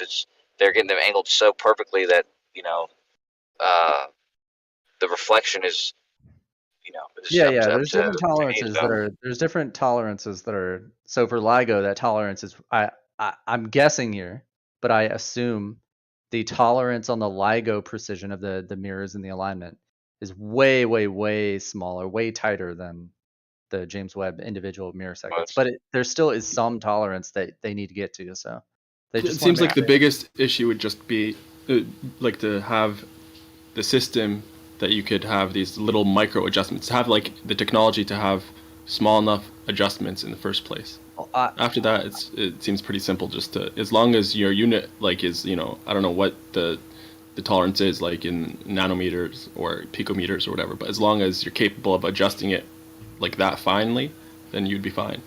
Yeah, I think it's microns, micrometers, but yeah, it's the entire primary is an adaptive primary, so it's each segment is movable on its own, like that's how they're doing the whole phasing. So it's extremely small, micro like adjustments. So throughout the mission, I bet they're going to. I mean, I don't have knowledge on it, but I would assume that from time to time, every now and then, they're going to reserve time to do this calibration check, occasionally to make sure all the segments are still, aligned to whatever the spec is, maybe once a year or something like that. So. But once it's calibrated, it's just a simple. It's a lot easier to make like whatever adjustments they have to do. Not adjustments for calibration, but adjustments for where they want to position it. They can move together, right? Like they can. It's easier to have them move in sync, right? I don't. You mean the individual mirror segments? Yeah, like don't they have to adjust it for different observations? No, you ingest you slew the entire observatory as one body for looking at different targets. That's different than. Well, I don't know, but it's the same thing. I guess they don't have to move each of them individually, but so yeah, same thing. Then like they have to they calibrate it once and then they can move the whole thing. Yeah. Yeah. And there's no reason you would expect the mirror segments to go out of phase or out of alignment in that environment. But I think just as a like precaution, it's scheduled in to do like checks maybe once a year or something. Big stuff, man. Awesome stuff. Can't wait to realize that we're at the center of the universe again. Yeah, absolutely. Mm-hmm. You could be Witt's partner in the 2v2 thing, because I think that the crux of those quotes is like what Chronic said, is like they're outdated. But the other crux of the quotes is most of them are actually talking about kind of a relativistic context of you could it's not wrong to think about it in either frame. Like you could think about the Earth as being stationary and the stars moving in conjunction with the sun around the Earth, or you could think about the sun being stationary in the fixed stars and this Earth moving around it, and both would be valid. And that's not a wrong statement. I mean, you could think of either one of those and come up with the correct conclusion of based on movements. It just depends on if it's relevant or not to think about it that way. Mm-hmm. This is true. When do you plan to do that thing again? Well, I'd have to talk to Witsit, because I think he would be, because he brings it up a lot, and then I'd have to talk to Gravity Guru who lives in Australia, who I did want because he's pretty knowledgeable on that stuff. And then I'd have to. What's the point of it again? Like, what's the overall It's just point of? I was planning to do this different, like a different show where a show every now and then where it was me or some other person being like a moderator, mediator between two groups of people who are on two opposing sides of some subject, and it doesn't have to be a debate or a discussion. It could be whatever naturally occurs as long as they are. I just guided to stay on that subject, and I think for this specific show, it would be about those quotes, and we'd hear like the two arguments or two sides of perspectives on those quotes. Yeah. Which I think is important because I'm not the most knowledgeable person on a lot of stuff like that, and a lot of times I'm tasked with having, because people bring those up like it's like a good argument, and there's people who actually are more knowledgeable on the context of what those people are saying, and so I just think it'd be interesting to hear people who argue it vehemently, and then the people who have a different perspective on it. And 2v2 is good because the problem in a lot of these discussions is there's always interrupters and people saying nonsense. I think 2v2 is like a good number for a decent either conversation or debate to take place. That's all. I'll keep you informed if you're available. Sure, man. Of course. Hey, did you ever hear anything about what Bazaar? Jake had said something about what Bazaar had told us, but I believe Bazaar when he said that there was two actuators on two of the mirrors that were not cooperating. Yeah, I didn't read anything about that. There were two when they were raising all 18 of the pistons, basically turning on the pistons that control each segment. There were two, so 16 of them all moved to the 0.0 millimeters, basically the center, the central point where they're gonna sit. Two of them showed an offset of like minus 16 millimeters.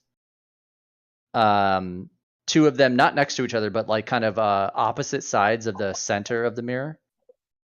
And maybe there was some confusion and people might have thought that those were stuck or not moving, but that was completely planned and on purpose to not adjust those two with the other 16 and wait to move those until the end. But like a day later, a day later, those two were moved to their 0 point position of 0.00 millimeters. So nothing like is wrong with any of It's it. very possible that's what he may have confused. Yeah. So okay, cool. That's cool.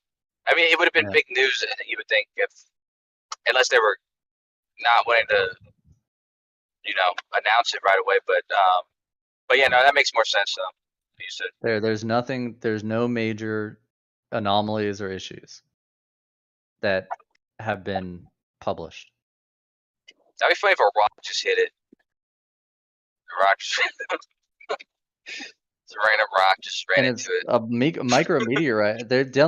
They did a calculation that the probability of a micrometeorite hitting it in its 10-year lifespan is like, I don't know, 1.2% or something. I don't know the number. I just made that up. But they how many? They've done that You know how many? calculation. I know they have.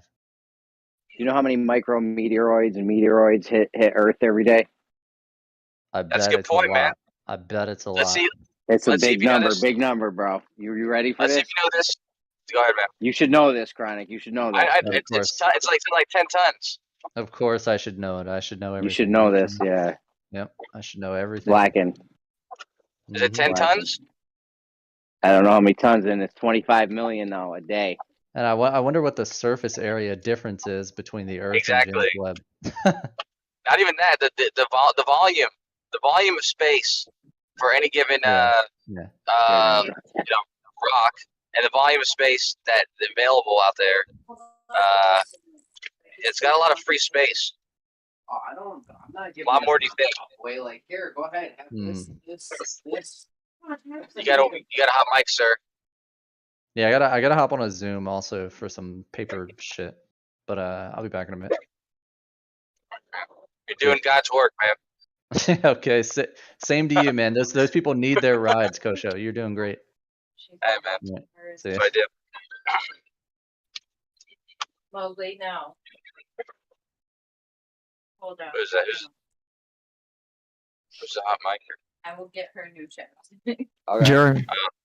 You got a hot mic, sir, Jeremy. No. Probably too late to answer me. Thank you. Hey, Brian, are you here? Is Brian here?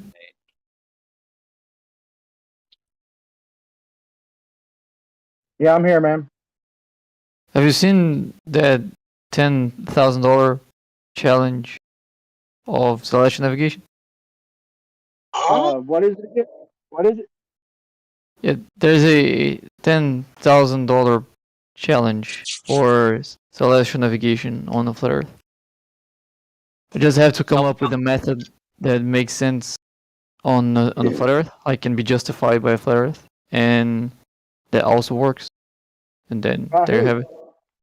MC Tune. Oh yeah, no, yeah, and with the accelerometer and the gravity thing. Or is it No, a different challenge. no, it's Celestial Navigation challenge. Okay.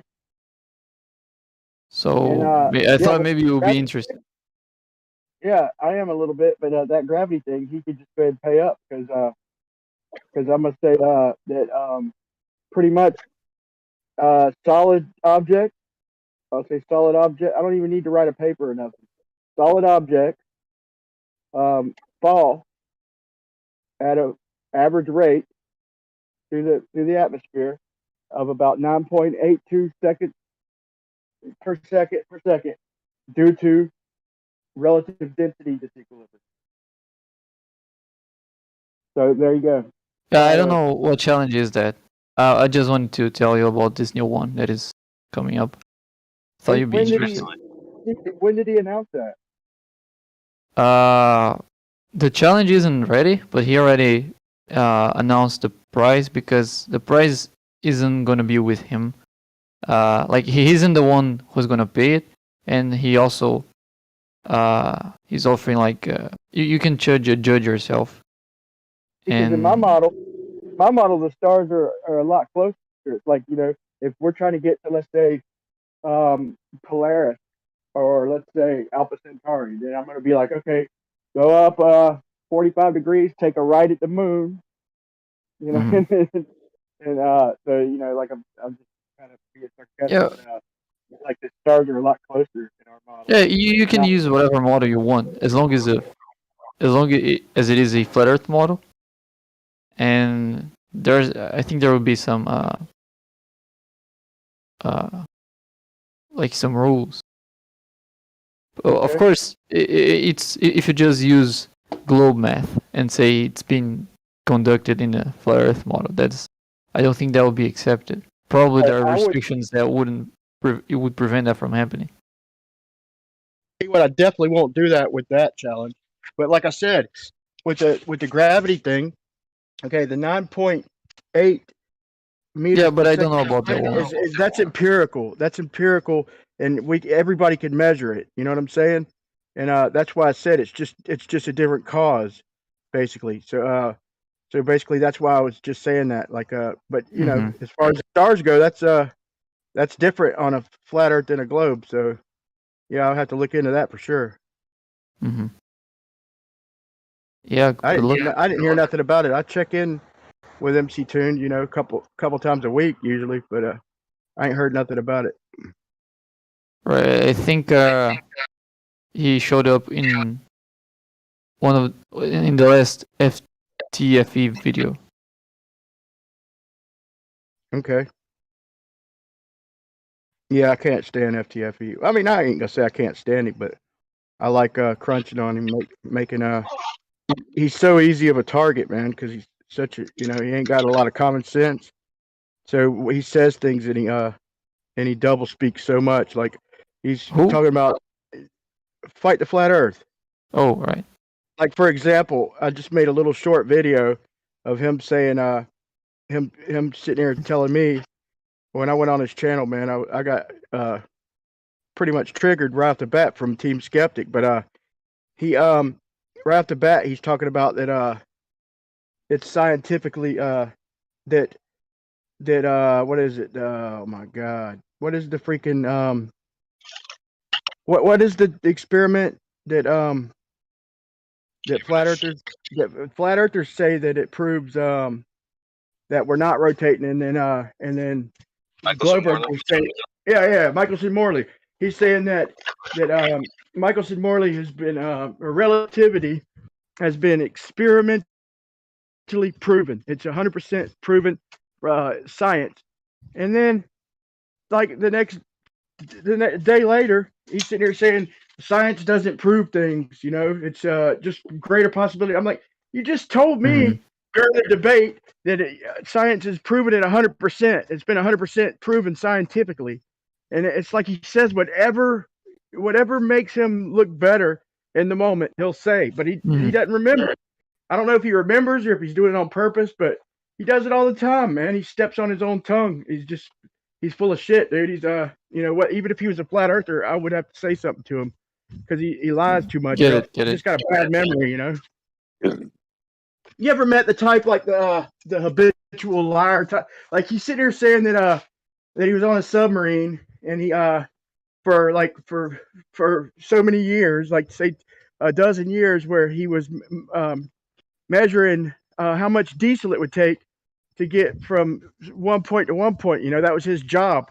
And then the next a week later, he's sitting here saying for the same amount of years or whatever, his whole life or his whole naval career, he was on a nuclear submarine fixing the freaking reactors and shit. It's like, dude, he's just a habitual liar, bro. You know the type. Have you ever met anybody in real life who just lies and they sound, you know, at first, you know, you believe everything they say, but if you're around them enough, you know, you start catching, you know, you start investigating, and you're like, damn, there are some girls are like that, habitual liars. He's one of them types, you know. He's just got a channel. He's a habitual liar, and it's so easy to catch him, dude, because he doesn't take time. I don't think he can remember all of it. He throws out so much bullshit he can't keep up with it. So he's a habitual liar with a bad memory. That's a terrible thing, dude. Get it. Well, but anyway, he's not the one giving the challenge. It's MC Toon.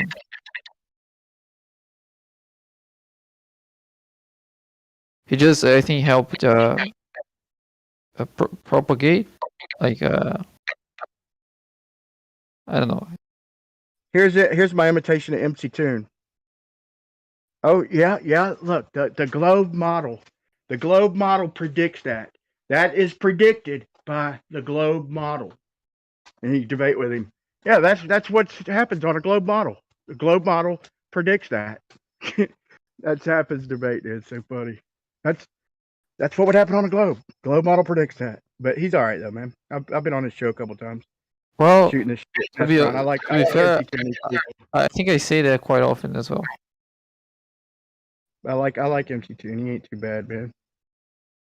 Yeah, I like his style of debate. So mad, during the Wits It Gets It debate with him and Kai, Wits It and Kai against him and some other girl. I never seen him so mad, dude. He was beat face red. He was pissed off, man. That she nailed him with the correlation. She caught him on the spot where he didn't know what a correlation was. I mean, he probably knew, you know, he could have looked into it, but it was on the spot. And he's an intelligent guy, you know, and he don't like to be wrong, you know, ever. He's one of them types, a lot of pride, and he's smart, so he backs it up most of the time. But he got caught on the spot and didn't know really what a correlation was, didn't know how to use it, an example of it. And man, after that, dude, the rest of the debate, he didn't say another word, dude. He was beat face red like a kid. I ain't seen a grown man's face get like that. He got so mad, dude. He stuck it out, but his face turned red like a third shade of red, man. It was crazy. Never seen him that mad. MC What? Toon didn't know what correlation meant. Yeah, he couldn't give an example. You know, he didn't know right off the bat, you know. There's simple words, dude, that people say that you just never have really looked into. Like you've heard it 100 times, but you couldn't really define it on the spot, because you just never really looked into it, And that was one of his words right there. He didn't really know what it was. He didn't really know how to use it in everyday life. Hey, Bacon, I'm gonna ask you a question in a second. I gotta get my computer, but I'm gonna need your help with something, man. Because you speak Portuguese? Yeah, I do. Perfect. Okay, your help with something in a second. I'll spin it in a second. I'm gonna check. Brian, you're hot micing. Thank you. Yeah, I'll be glad to help.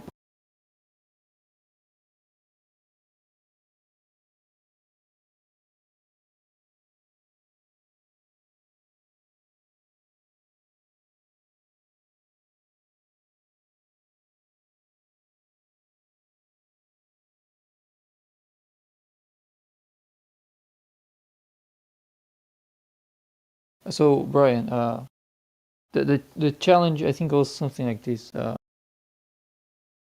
He's going to provide a set of star measurements, like altitude angle measurements of 3 stars, and then you have to present your method on how to get your location based on those measurements, and that has to work.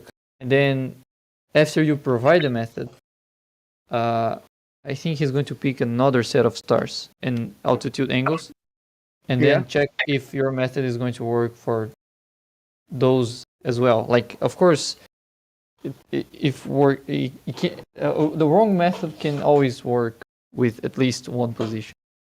So the challenge would be like you have to be a method that works every single time. So he's going to provide a different set of measurements and check that against your method. If that still holds, then I think then you've met the challenge. I'm on it, dude. I'm on it.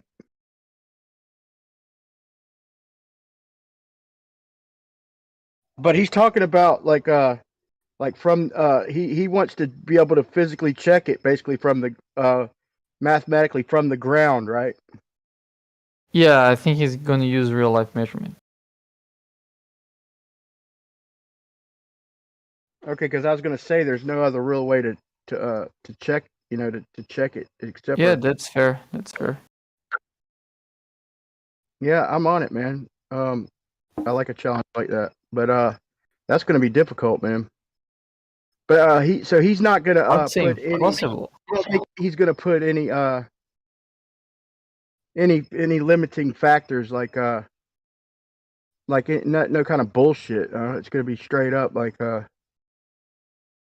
let me think of an example, a way to put this. Like he's pretty fair with his gravity challenge.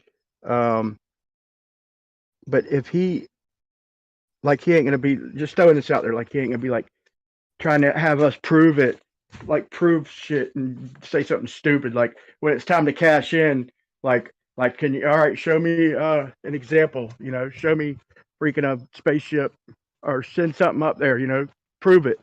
In other words, prove it. Like NASA can't prove, nobody that we debate with can prove where the spaceships are going, where these rockets are going, because they're not on them and they don't work for NASA. They're not part of the freaking telemetry team. He's not going to throw some bullshit like that out. You don't reckon, do you?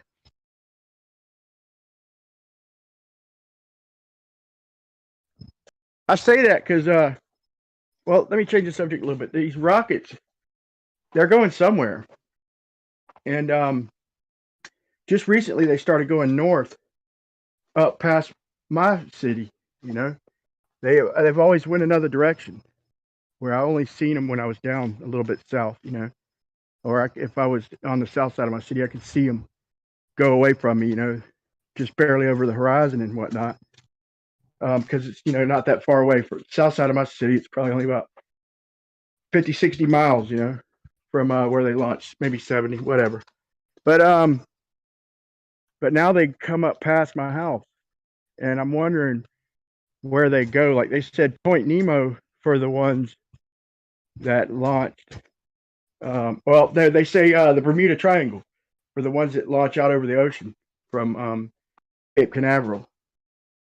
And I've seen some footage, of a bunch of rockets and shit. Like they're pretty precise on where these things go, because there was like a little graveyard, so they were kind of clumped together, not like a pile of them, but there was one rocket, and then about 50 feet over, there was another one. I think it was about 3 or 4 of them in the underwater video. And so I was wondering where they're ditching these ones that are going up north, and I wonder also. I had the idea to time it out to confirm the speed, because I can get an accurate, even if I didn't trust the distance of maps, which I pretty much do. Even if I didn't, there's some straight enough roads between here and there where I could actually get an accurate enough measurement. But so I had it in mind to watch when they're launching, from the countdown.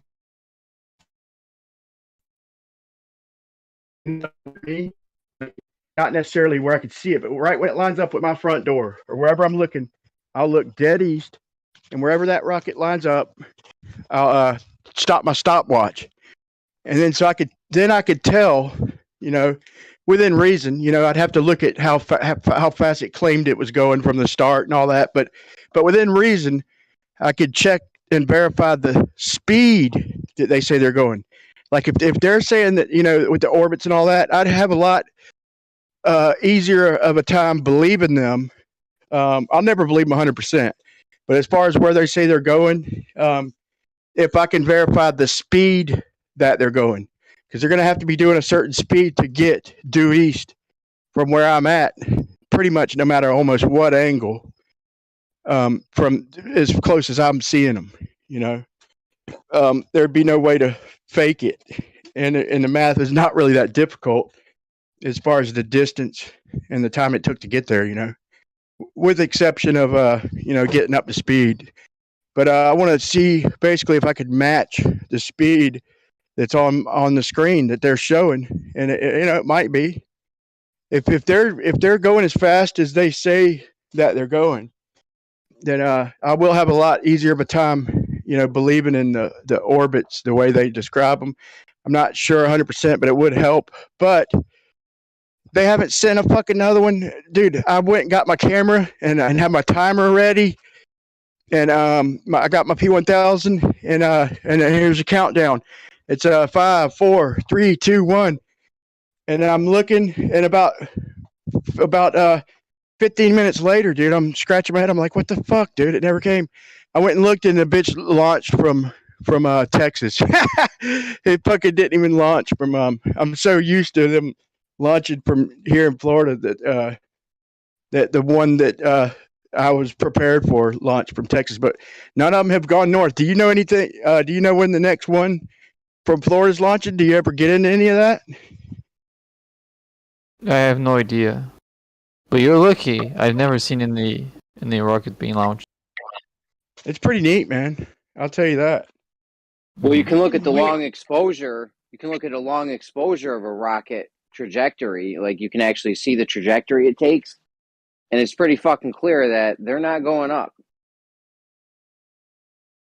Yeah, it doesn't look like to me, that it's definitely does not look. No matter who you are, it does not look like they're going up. To me, it looks like it's going a little bit higher than an airplane. They try to spiral out of the Earth, and they're supposed to go straight up, right? Yeah, no doubt. They It doesn't look like they're going. It looks like they're coming right back down. Have you ever seen? You should probably just go look at one. Sure, yeah, I'm looking for it. Yeah. So Google search rocket. I posted a real good one in here the other night. You know what? I'm gonna find you a good one. Yeah, I'm seeing some. Well. Oh yeah, you see it? Yeah. Don't we like always talk about how things merge into eye level with distance? They're getting pretty far away. Like even look at this even one. if even I'm they're gonna post one in the chat. I'm gonna post one in the chat. Sure. Yeah, actually, Look I at that think one. Mm-hmm.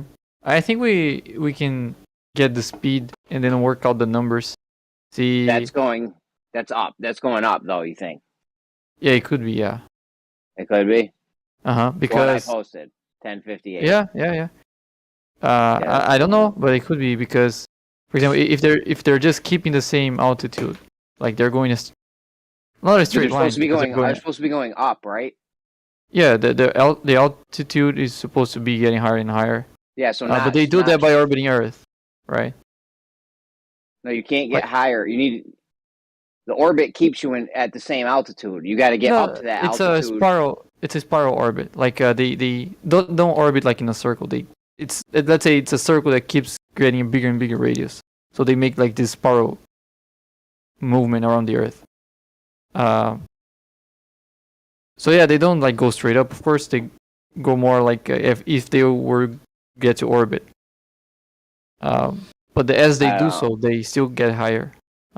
Yeah, I don't know how you can look at that and think they're going to space. It's crazy. We can try to replicate that. Like if you get the speed of the rocket, and I think if you go to YouTube, there are some live streams, right, that shows the height of the rocket and its speed. We can get the data and try to form a path like that and see how that would look like.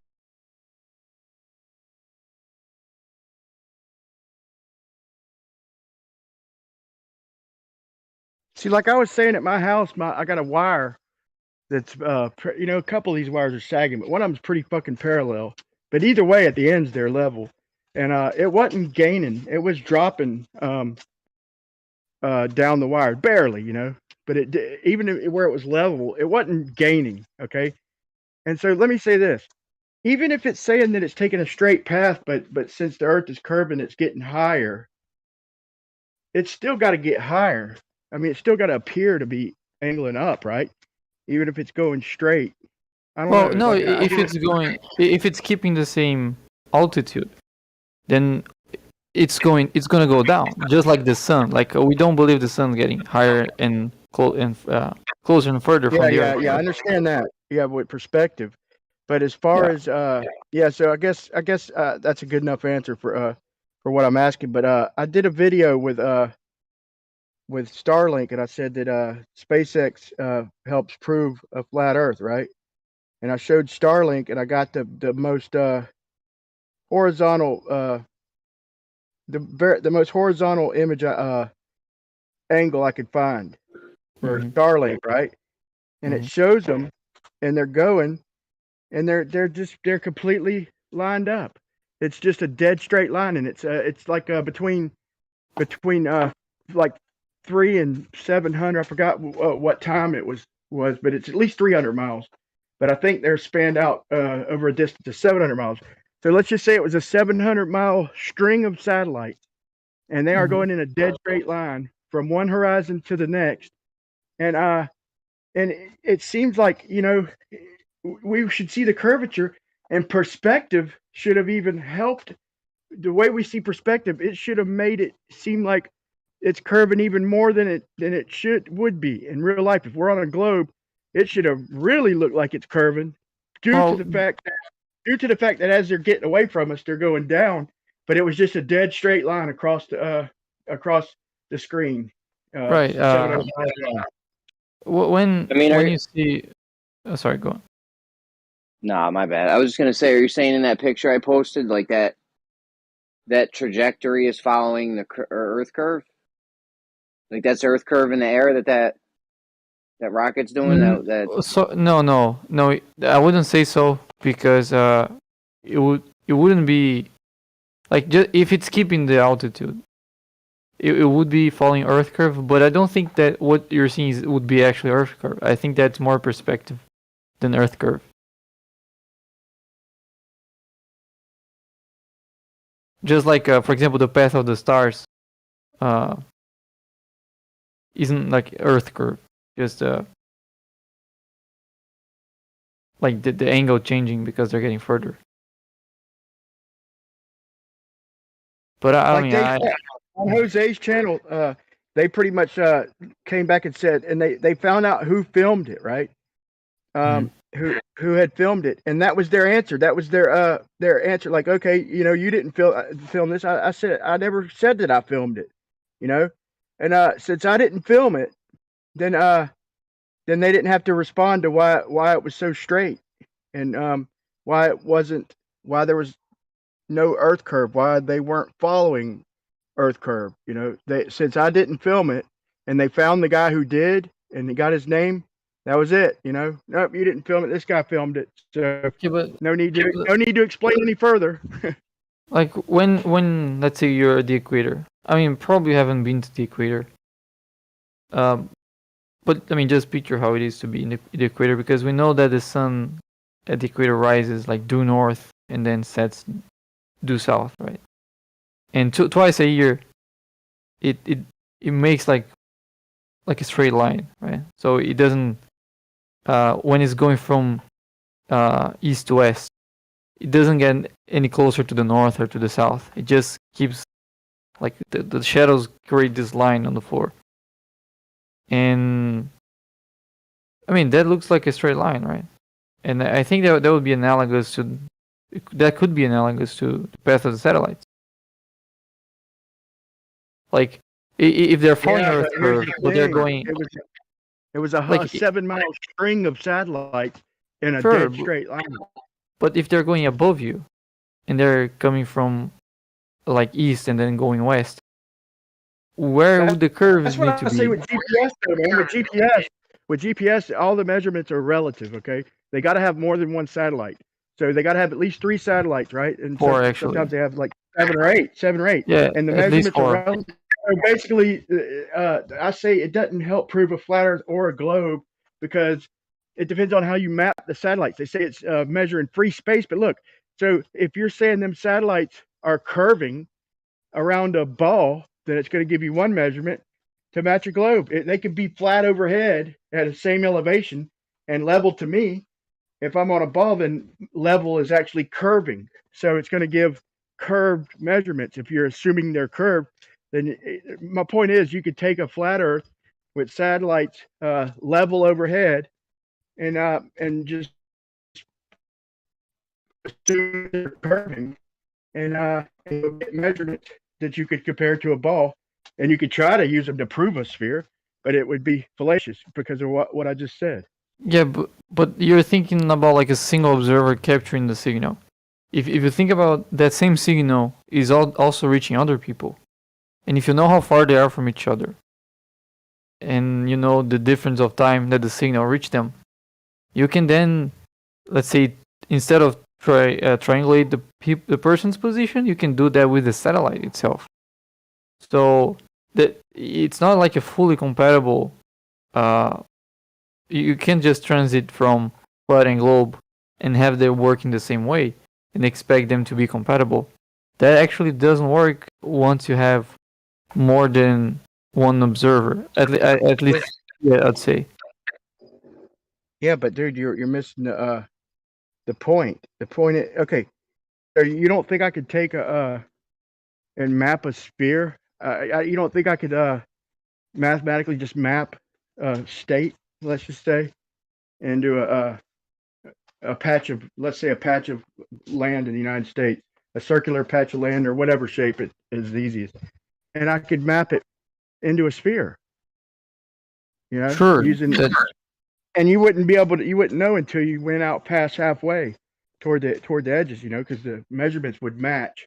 So the bigger area of land, and it's just a couple transforms, is all, basically all it takes to take the X, Y, Cartesian coordinate and map it onto with curvature. Yeah, but I think you're missing the point. Okay, maybe I'm missing your point. I don't know.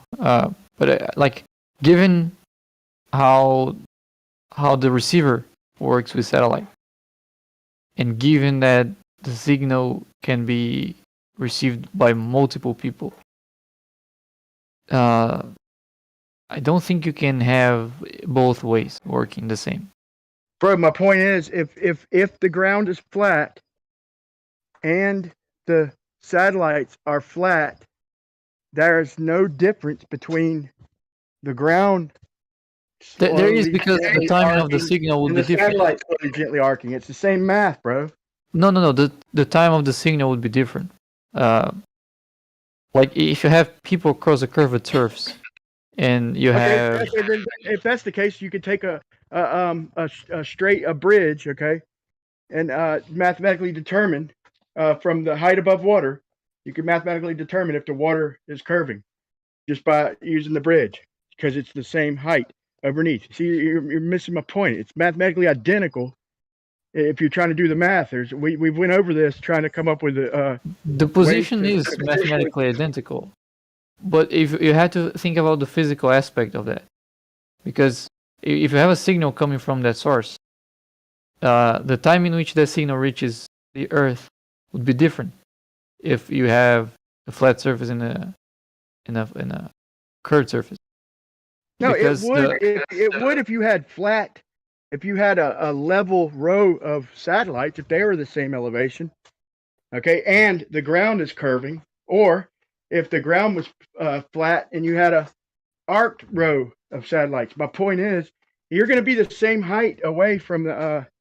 The height, yes, but not the timing of the signal. It ain't like they go out at and use angles like 60 degrees. The satellites that you're pinging off of are right overhead, pretty much relatively within 80 to 90 degrees, man. Or, what I'm saying is the timing of the signal would be different, and the timing is actually very important when you're trying to work out your position. That's no, that would be what do you call it? That would be space time, but that would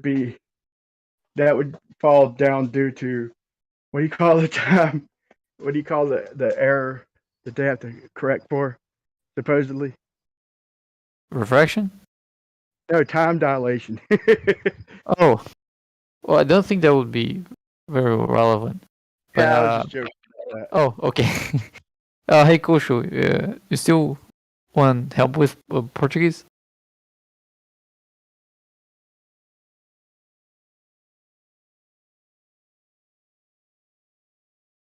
Oh, I think he's AFK.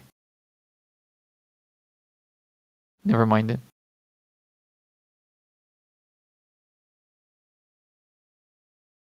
So I think the last or one of the last videos of MC Toon is he announcing that the challenge that is about to come. But he didn't. I think he didn't publish the challenge yet. But he already had made the transfer of the money. So he no longer have the money. It's already with like a third party. So if you meet the challenge, that third party is going to transfer that to you. I think it's 0.4 bitcoins. Really? Yep. You want to help me with it? Oh, sure. All right. Yeah, we can even create like a 3D model if you have a good method. Like I made a 3D model of celestial navigation for the globe, so I don't think that it will be much harder to make one for the flat surface.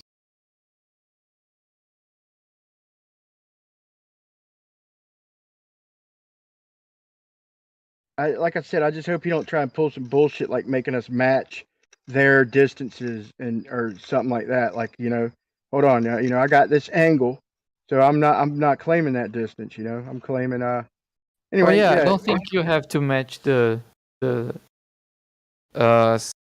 60 nautical miles per degree. I don't think you have to match that. You only have to get the angles and work out your position. Yeah, well, I know it kind of boils down kind of the same, but yeah, I think we'd be able to do it. Personally, I believe we can do it.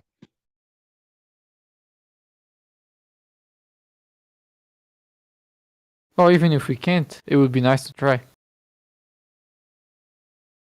Yeah, I agree. Here's how I found out the math was identical, man, with the bridge example.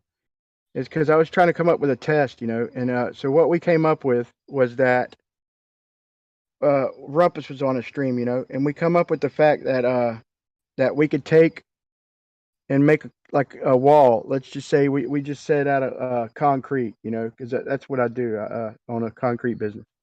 Okay, so we just take and make a wall out of concrete. Let's say 2 miles long, right? And we have it upright, and we have it right next to a puddle of water, which Jeremy recommended that we dug out in just a couple hours, right?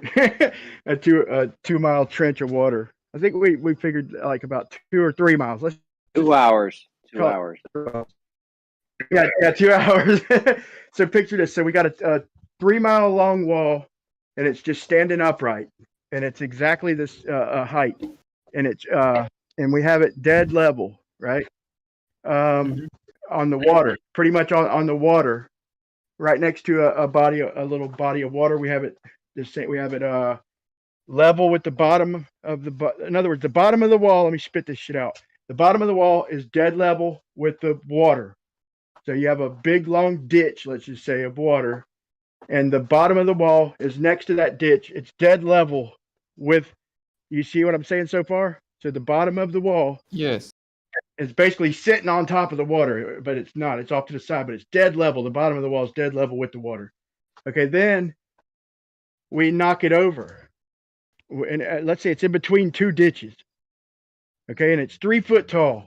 It's 3 foot tall, and the ditch and the other ditch is 3 foot on the other side of it.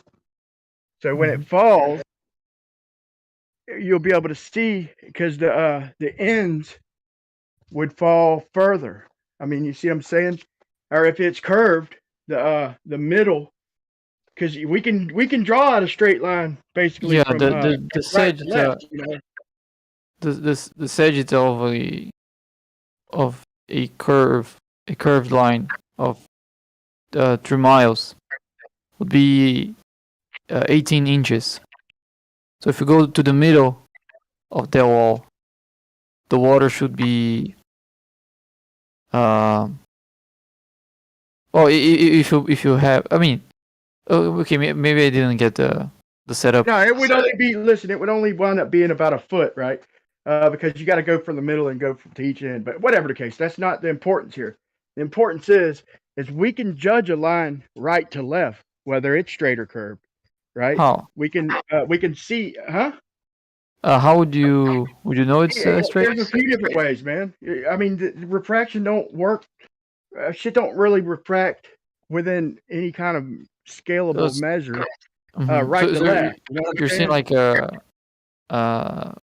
you're going to like use you're going to eyeball or use something like a theodolite? Well, we could pull a string line, and when we do the ditch, you know what I'm saying. But the point is when we knock it. The point is when we knock it over, that the middle is going to wind up being over to the left from the edges.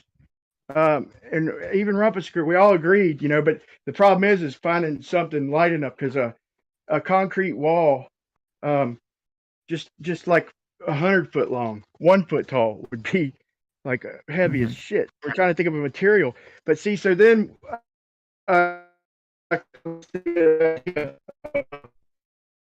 You're breaking up. A wall. You're breaking up. I can't. I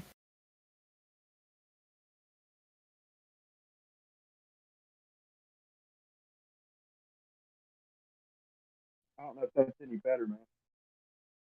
Yeah, you're just very low, but you're no longer breaking up.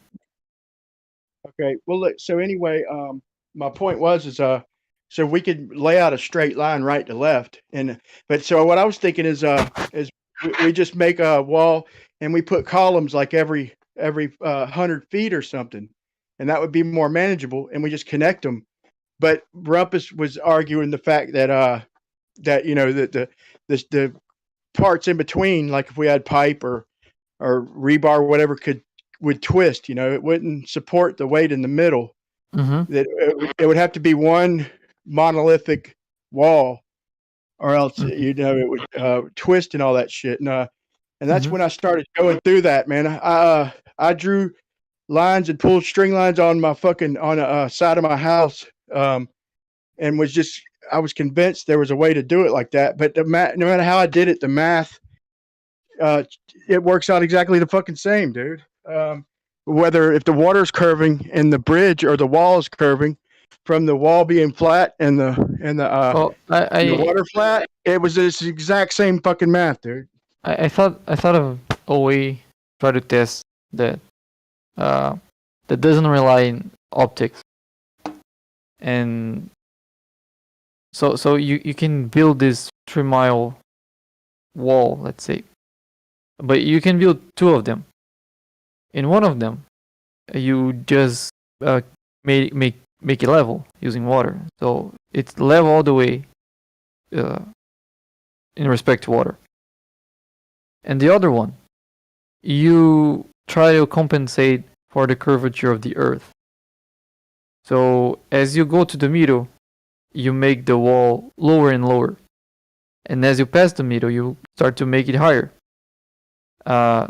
In such a way that if the earth was spherical, that would be an actual straight line. And then it'd basically be a concave. In other words, a straight line would be a bowl. I mean, it'd be a gradual concave. Yeah, but there's a area, way. There's a way I thought that you can differentiate between which of those 2 is the actual straight one. So now we have 2 scenarios. We have the earth being flat and the level being flat. Hey, So go ahead. But that's so funny, bro. I've done the same shit in my head. I've done it. Okay, on wait. paper, what you're Let describing. me. Go ahead and finish, man. 'cause I didn't this give is you the. All right. So one scenario you have the earth being flat, so the level wall is actually straight, and the other one is curving down. Or you have a round earth in which the level water is curved, and the other, I mean, the level wall is curved and the other wall is straight. So in those scenarios, in the earth scenario, the second one is straight. In the globe scenario, the second one is straight. In the flat scenario, the first one is straight. So how do you know exactly which of those is actually straight? Well, one way you can do that is you can pull line angles from one side to the middle, the middle to no, the end and shit. No, I'm not gonna rely on optics. I figured a different way. So you can lay some pipes on top of both walls, and the straight one is going to be shorter, right? Because it's not curving. Yeah, but it's so minimal, bro. It's so minimal. It's insane how. Right. It's very minimal.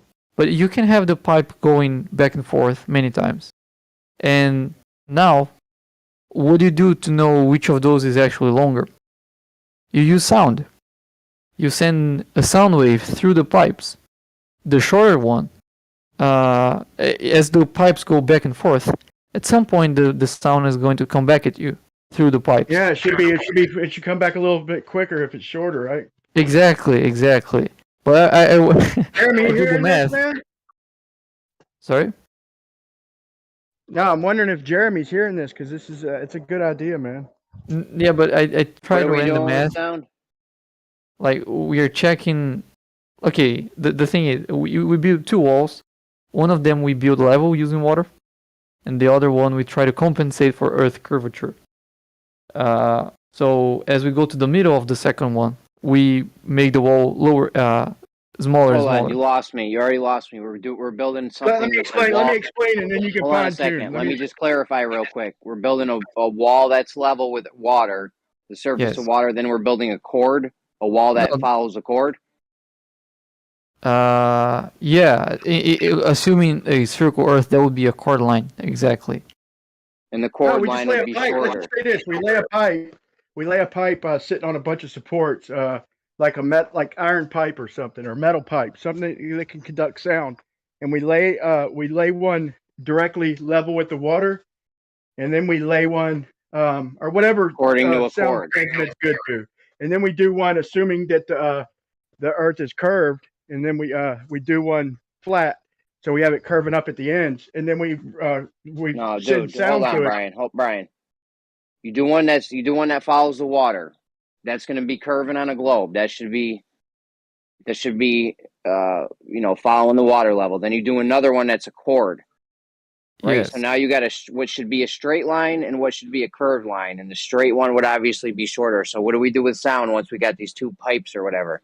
Right. Well, So you sound send a travels sound. through sound. Yeah, go ahead, Yeah. go ahead. Sorry. Okay. So you have the pipes going back and forth to create a very long distance of pipe, and now you send a sound wave inside of the pipe, and when that sound wave get back to you, you will have traveled through the whole pipe. So that way, because one is curved and the other is straight, and they both start and end at the same distance, the straight one must be shorter. So the sound. And how accurate? All right, I got it. How accurate can we measure the speed of the sound through the pipe down to the nanosecond, atomic clock seconds, billions of seconds? So I think I think 8 milliseconds. A cell phone can be used to do that.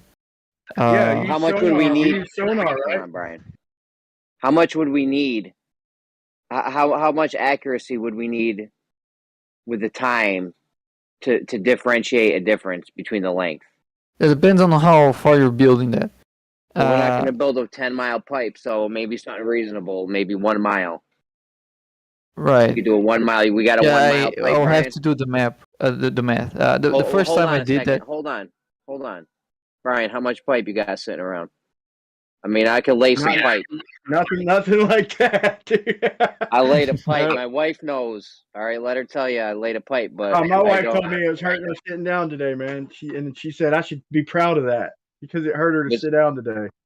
How many miles of pipe can we get to do this with?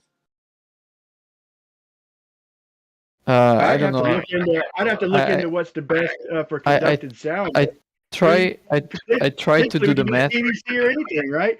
Couldn't we put water in the pipe, like use PVC and fill it with water and use sonar? I tried to do the math, assuming the pipes will go back and forth 8 times each. And listen, wait. Let me finish. Yeah, go ahead. Sorry. All right, and I was trying to get how long that wall should be, for you to get 8 milliseconds of difference in sound. And I think I was getting something close to 50 kilometers. So yeah, but instead of that's bouncing back, bro, listen, man, we could do it a lot shorter. I just thought of something. We bend the wall. Look, the height, the angle doesn't matter as long as we know what it is. So we make basically a U, a small 180 degree turn at the end, and have it come right back where it started.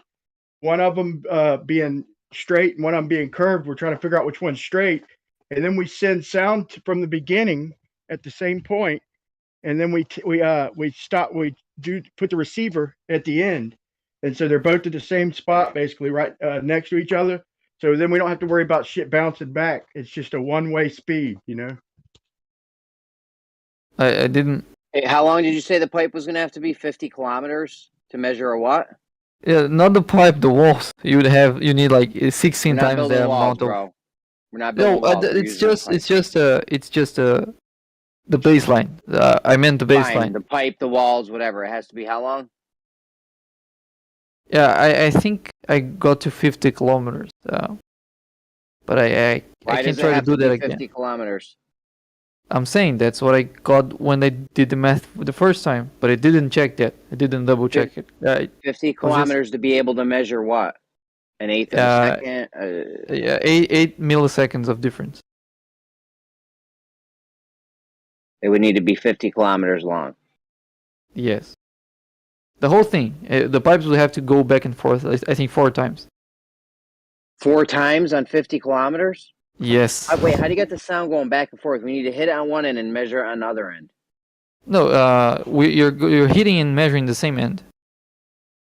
Why? Because otherwise you have. sense. No, it does, because otherwise you need too long of a distance. Having the sound going back and forth. I mean the pipe. So for example, let's say we lay down 4 parallel streams, and at the ends we connect the first to the second, and then third to the fourth. Saying. Okay, all right, I see what you're saying. Okay. Wait, say that one more time. Say that one more time. Right. So you align the pipes over the wall. I mean, it's not a wall, just as the baseline, and you connect at the end the first to the second and the third to the fourth. And in the beginning, in the beginning, you connect the second to the third. So that way you have the sound going back and forth 4 times. So you don't need too much of a long distance because you need water all the way through, right? So I thought of doing back and forth just to minimize the distance or level you need. Does that make sense? Yeah, but then on a curve, when you're doing the curve one, okay. So in other words, the one that's ground level is simulating the curve, and then the other one is simulating would be straight pipe, right? Yes, but if the Earth is spherical, the chord one it would be the fastest. But if it's flat, actually that would be the curved, and the first one would be the fastest. Dude, that's what I have trouble with when I'm sitting here trying to tell people like listen, you believe there's a globe, but when you really stop and think about it, Brian, hold on a second, Brian, hold on. Let's just figure out this. Is this doable? Is this feasible to do? I have to run the math again because the first time I kind of gave up because it got too big of a number. But I can try to do it again. 50 kilometers is crazy. Can we use a metal that? Can we use a metal where the sound goes slow through it, so that? I think it goes faster in metal than in the air. Yeah, we'd have to use a liquid that slows down the sound. But no, we could never build a fucking 50 I think mile liquids anything. do it faster than sound. Doesn't? Don't? You have to build something 2 miles, but you're going to 50. That's crazy, man. And another thing, the one that's supposedly straight, you have it going back and forth. It would have to keep getting higher and higher and higher, right? No, it would just be side by side. He's got them connected. It's not going through the same pipe. It's going side. You go a kilometer. You connect it back with another pipe a kilometer. Then you connect that. You go back with another kilometer. You just keep going back and forth like you're playing Snake. I mean, you gotta try to measure That's a good the analogy. distance. You're using the time that the sound takes to measure a distance. All right, listen, Kosha, listen. We got 2 pipes. One of them is following level, the curve of water, or whatever. If you guys say water's curving, so it should be. We'll have one following the water, right? Then we'll do another one. We'll do another pipe that should be a chord according to the globe, right? So we got what should be a straight line and what should be a curved line on the globe. So we measure the sound of how long it takes sound to travel through both the pipes, and obviously the sound should reach the end of the chord faster if Earth's a globe. Aren't you gonna have some idea of the length of the pipes when you construct this test?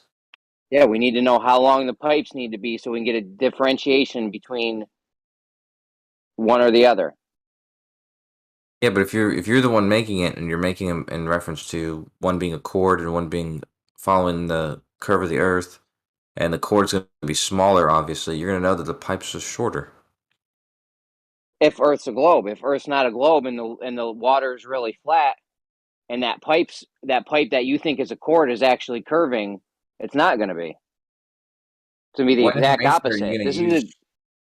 could be a definitive test right here, depending on how long the pipe needs to be. Like, this could be doable. But what information? Well, there's another real reason why it's not doable. But what's the Why is it not doable? Well, It is doable. Coach just said what's that, the hold on, Brian. What's the reference? What's the reference that you're using to make the pipe lengths? Why is it not doable? Hold on, Brian. Why is it not doable? Because you're forgetting about refraction, and that's not important though. But what's the reference that you're using to make the pipe lengths? Dude, we're not doing anything optical. What do you mean? Oh, it's not optical, so there's no refraction. Okay. Good Yeah, to we know. are sending sound through the pipes to measure how long it takes to go back and forth in the pipes. Hold on, one second, Refraction- Brian. We've been at this for years. Refraction is just as relevant with sound as it is with light. What? Yeah, but we're not. Yeah, but I don't think that's relevant because the sound would have to be traveling inside of the pipe. So they're like, even if there's some bending, they still have to follow the pipe. Yeah, but then at that point, why not just measure the length of the pipes? because I think that would be harder to. That's a good point. Wouldn't it Yeah, be easier I to think. just get a tape measures of the pipes? Yeah, because that's my point. That you're constructing the pipes. You're the one who's actually laying each pipe. You could just measure the length of I each feel like pipe that it'd you're be making. easier to just measure the length of the pipe. What's the difference? Yeah, but we did this before. What's the difference between a length, between an arc length, and a cord? Yeah, you have to have a very long distance to make that relevant. It's That's like why I think I over was a getting mile. It's 50 like an inch or kilometers. something. Yeah, it's like an inch over a mile or something, Might not right? even It's be that. not even an inch. So can we do it with It sound? doesn't become pronounced until a very long distance. Okay, so how accurately can we measure the speed of sound through an object? Nanosecond or what? That's what I was saying. If you go back and forth, you can you double that every time you do that. So Yeah, if but you we need double the pipe for that. Yeah, I know. yeah, and so then I think then it becomes easier to measure the sound difference because 10 kilometers of 50 kilometers of pipe.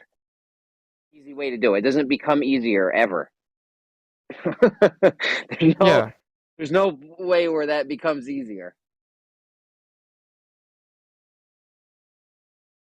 Accurately we can measure the speed of sound. You guys got me all fired up now. I was getting ready for bed here in a minute, and now I'm all fired up. I'm about to spark something up. There's something that. All right, go on. No, go on. I said there's something that already does this test, and it gives you a pretty accurate measurement of the Earth. And it's called seismology, and they have sensors all over the world already. When these eruptions happen, and they measure the time, and they get a good pronounced shape of the Earth. So.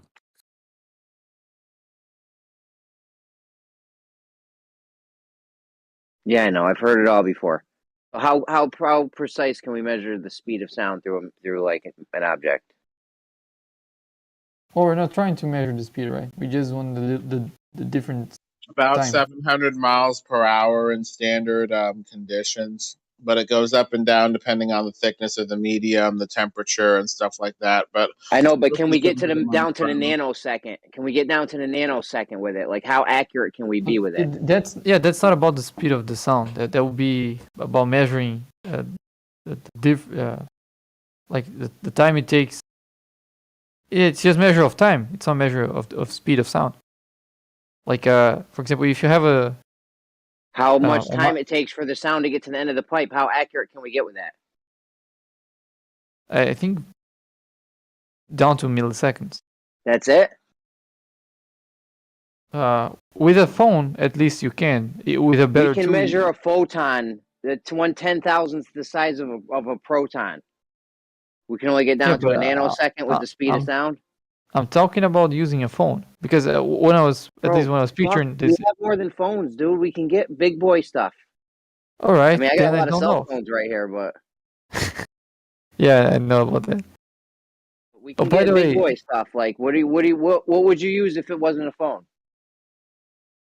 I don't know. I don't know what tools. I don't know you either. We use got to for talk that. to the big boys for this one. We got to get some sound guys. You got sound guys? What you'd want something that was communicating with your sensor. So your sensor communicated with the computer. I've seen actually. There was a dude doing a video. He did something very similar to this. He wanted to test. What was he testing? Oh god damn! He was testing something very similar to this actually. Let me find that video. Anyways, what was he testing? He was vibrating. God damn! Let me just find the video real quick. But yeah, he had the prediction exactly correct. Oh, I remember. He was trying to measure the speed of sound over like a metal bar. Is that what you're saying? Yeah. You've seen that video then, yeah, right? Yeah. What Yeah. what was he predicting?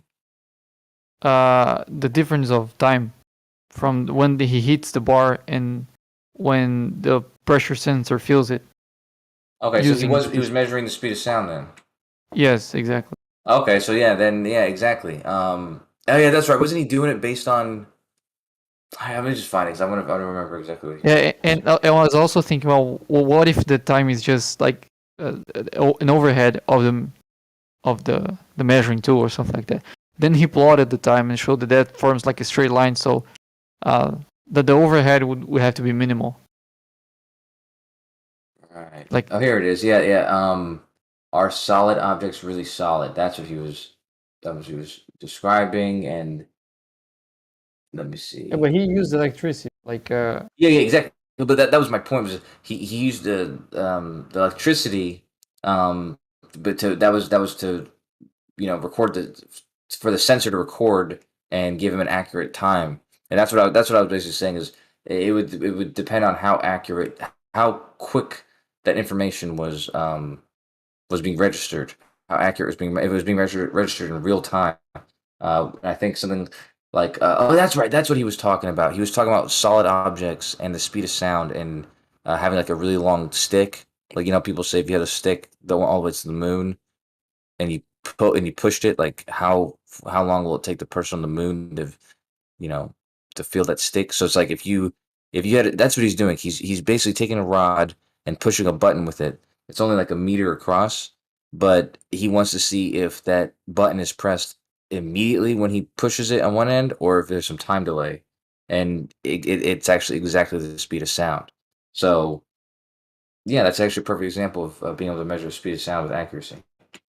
How accurate? How accurate, bro? You got Do we need to go 10 exactly feet or right. 10 miles with this? oh, you can watch the video and see. I'm never going to watch that video, let's be honest. Oh wow, dude. Well, it's a short video, and it's quite an interesting one. It's a really good So, video. Let me see if listen, I can find it. get the nerds on it. Subscribe to that dude's channel after. So. Oh, you're Get the finding it nerds right on away. it. Figure out how far we got to go with the pipe and how accurate we can measure sound. Go. He does it right here with 1 I'm meter, doing and he measures it perfectly.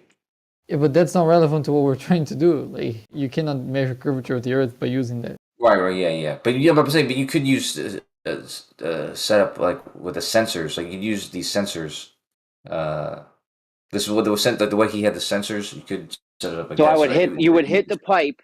You would hit the pipe. Then you would have a sensor like a foot in front of that, and then you would have another sensor all the way at the end of the pipe, and that would those sensors would tell you. Dude, that would create lag if you have like a bunch of different sensors communicating with each other. You'd want You it to need be two one sensors. You continuous. need one for the start and one for the end, right? Yeah, sure. No, do you not use two sensors? I don't know. I've never done this. I thought you were saying like a whole bunch of sensors. No, just two sensors. One for the beginning, one for the end. Boom. You got nowhere to start and when to end. The thing though, that's my whole thing though, is that's what was confusing me is if you're using the speed of sound to measure the distance, why not just you're the one setting up the apparatus with the poles and the tubes or whatever. You're gonna know how long it is. Oh, be right back. What's up? Dude, you can't measure the difference between a chord and an arc length unless you go like 20,000 fucking miles, bro. Dude, but you're the one setting up the test. Okay, bro, we're going to make a chord and we're going to make an arc length and we're going to have them end at the same spot. Side Okay, so by side. I see what you're saying. So you're just gonna have one go through the earth and one go on top of the earth. And they're both going to come out. Going to be level at the same height. Hello? That would actually be interesting if you had something set up like that, where if you had one that was, trying to match the chord and it was actually going through the earth, and one that was always on top of the earth, or always like you checked it periodically and it was always at the same water level like elevation. Yeah, dude, that's what we're doing. What do you think we've been talking about this whole time? Well, the way you're talking about it is still irrelevant because if you're there, why would you need sound to measure that? You would just measure the length of the fucking shits that you're doing. Oh, you can't measure the length of it. It's a fucking 1/10,000th of an inch over a fucking mile. You can measure 1/10,000th of an inch. Well,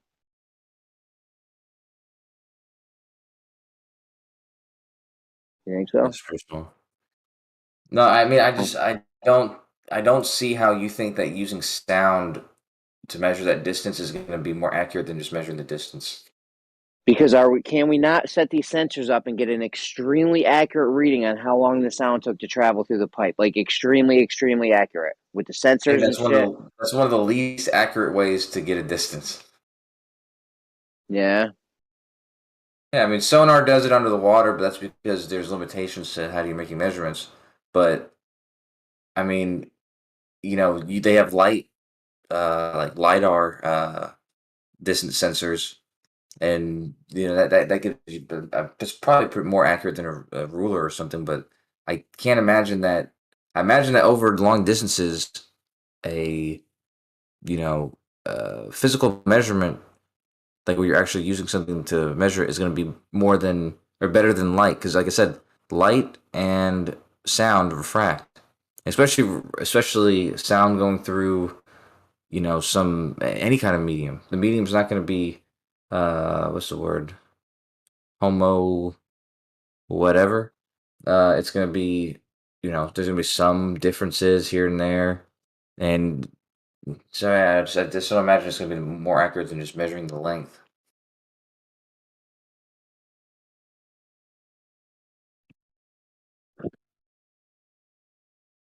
Interesting ideas, man. It's always interesting to hear his ideas. But you know what? You guys ran Bacon off. I needed him, dude, because the test that you wanted to do last year with the He concentric said he'd be circles. right back. He said he'd be right back. Fantastic. Do you know the concentric circles? Yeah. Yeah. Well, I can change my GPS so that my phone thinks I'm somewhere else, and I'm just gonna go on these apps where you can talk to random people wherever you are, and I'm gonna go all over the equator, specific like locations on the equator, and just offer people like $5 to set up that test, like with the cup and the toilet paper roll on top, and just to measure the subsolar point next month and leading up to the equinox or whatever. But yeah, he speaks Portuguese, so he can translate my request for me. That's neat. Yeah, you're talking about doing weird tests that are never going to happen instead of the test that you had last year. I remember everyone was excited about that test because it's a real Yeah, test. my test that test doesn't prove anything, no. Yes, it does, you goon. You have to know the layout of the land. Yeah. Plus, you're doing a curve. It's all fucked up, bro. It's That not one's fucked up. a If you do it nightmare. over short distances, it's not fucked up. No, that one was a logistical nightmare. It's not a It's only okay if you have two places that are thousands of miles apart. That curve is relevant. If you're doing places that are within 100 miles apart, that curve is not any longer relevant. That curve is not like, it's the same thing as the chord and the arc length thing, where those two distances are relatively the same. So you can talk about the the distance from 2 points on the same latitude, 100 miles apart, and measure the time it takes to move from one latitude to the other, and accurately describe a distance.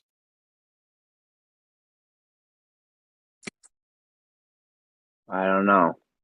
I don't like it. I know you don't like it because you're a goofball, and if it's a real test that actually will show something, you'll run away from it, even though it was your idea. It was listen. I've had some bad ideas. They're not all winners. That's actually the best idea, and it was actually mine. It's actually Kurt's idea. Please don't try to steal Kurt's idea. Oh no! I remember where I was when I brought it up to you, dude. But I know somebody had brought it up to you before that. But I'm yeah, Kurt. Yeah, but it was when I brought it up that you actually were thinking about it. No, I don't know. You're trying to take all Kurt's credit on this one. I gave it to Curved because he's right. He brought it up years ago, but I just brought it up in a different way. Plus, I made the videos and the animations, and so. So the sound thing's out. No good. Hey, wait. It's, what was? It's a big ball of a waste of time, dude. What was Kirk and Kosher's idea?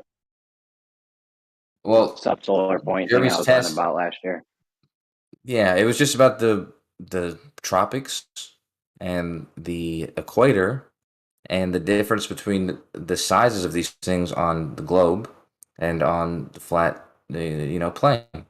A flat plane where there are concentric circles, where there's one circle, then the equator, and then the other tropic, 3 circles within each other.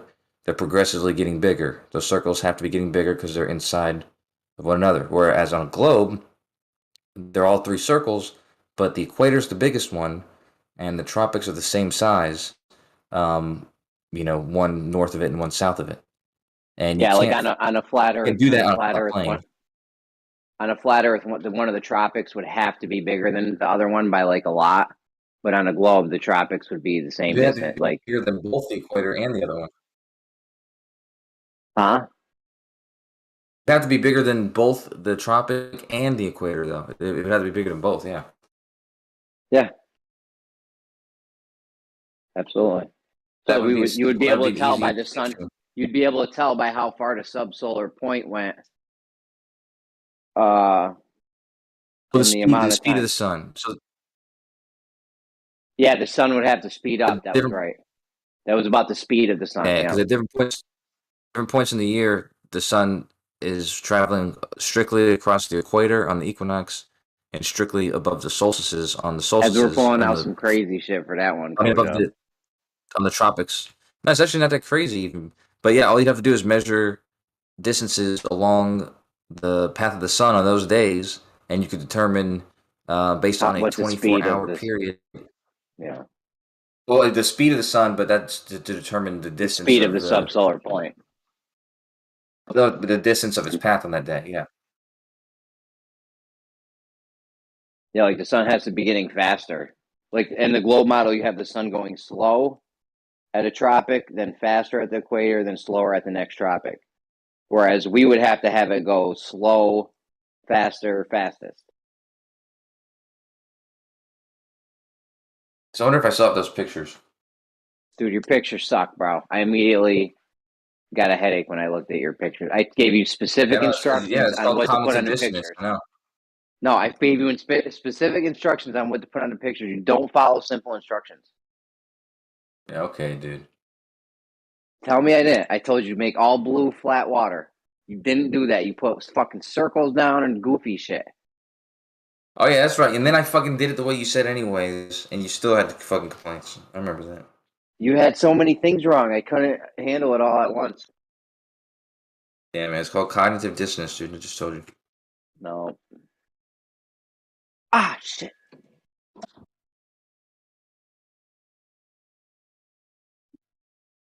He's having it right now too. What's up? Is that you right now? Somebody just said somebody just said ow. I got burnt on a bagel, yeah. I thought that was more cognitive dissonance. No, I'm about to eat this bagel and then go burn something. That was about bagels today, man. That's crazy. You have the locks on it? Locks? Yeah, isn't Oh, that what you Jews? mean like that? Yeah. Isn't that what the Jews eat? Well, I mean, we have all types of bagels, dude. With locks, though, isn't that like one of your things, though, or no? Oh yeah, of course, yeah. And you got the locks, the curly locks on the head. Oh my god. That's Yeah, some that's goofy right, ass man. shit, bro. That's cool, dude. You don't know anything about being cool, so. Well, I beg to differ. I'm telling you, man, if you're gonna champion anything, I think with what's his name, with Funk, and his Portuguese ways, I think that I think there's a way we can actually make this happen. You have because think about it, if the equinox is in 40 days or so, right? That means that there's plenty of time. There's plenty of time to prepare for measurement on that day, but you can also make a measurement before then at some place south of there, and then similarly make a measurement the same time. Like let's say it's 2 weeks before the equinox, take a measurement 2 weeks after the equinox. In some place where the sun's traveling, you can measure all three of those places. You take those three measurements on those 3 days, and they should be getting smaller. The path of the sun on those 3 days should be getting smaller. It shouldn't be getting bigger leading up to the equator, and then smaller again as you after the equinox. Unless Dallas Dave was right, and there is no North Pole in the South is really where it's all at.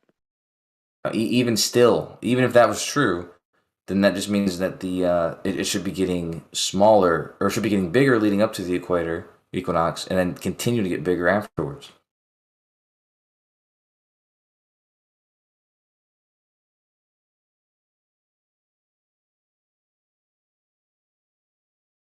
Can't find my fucking. Oh, here it is.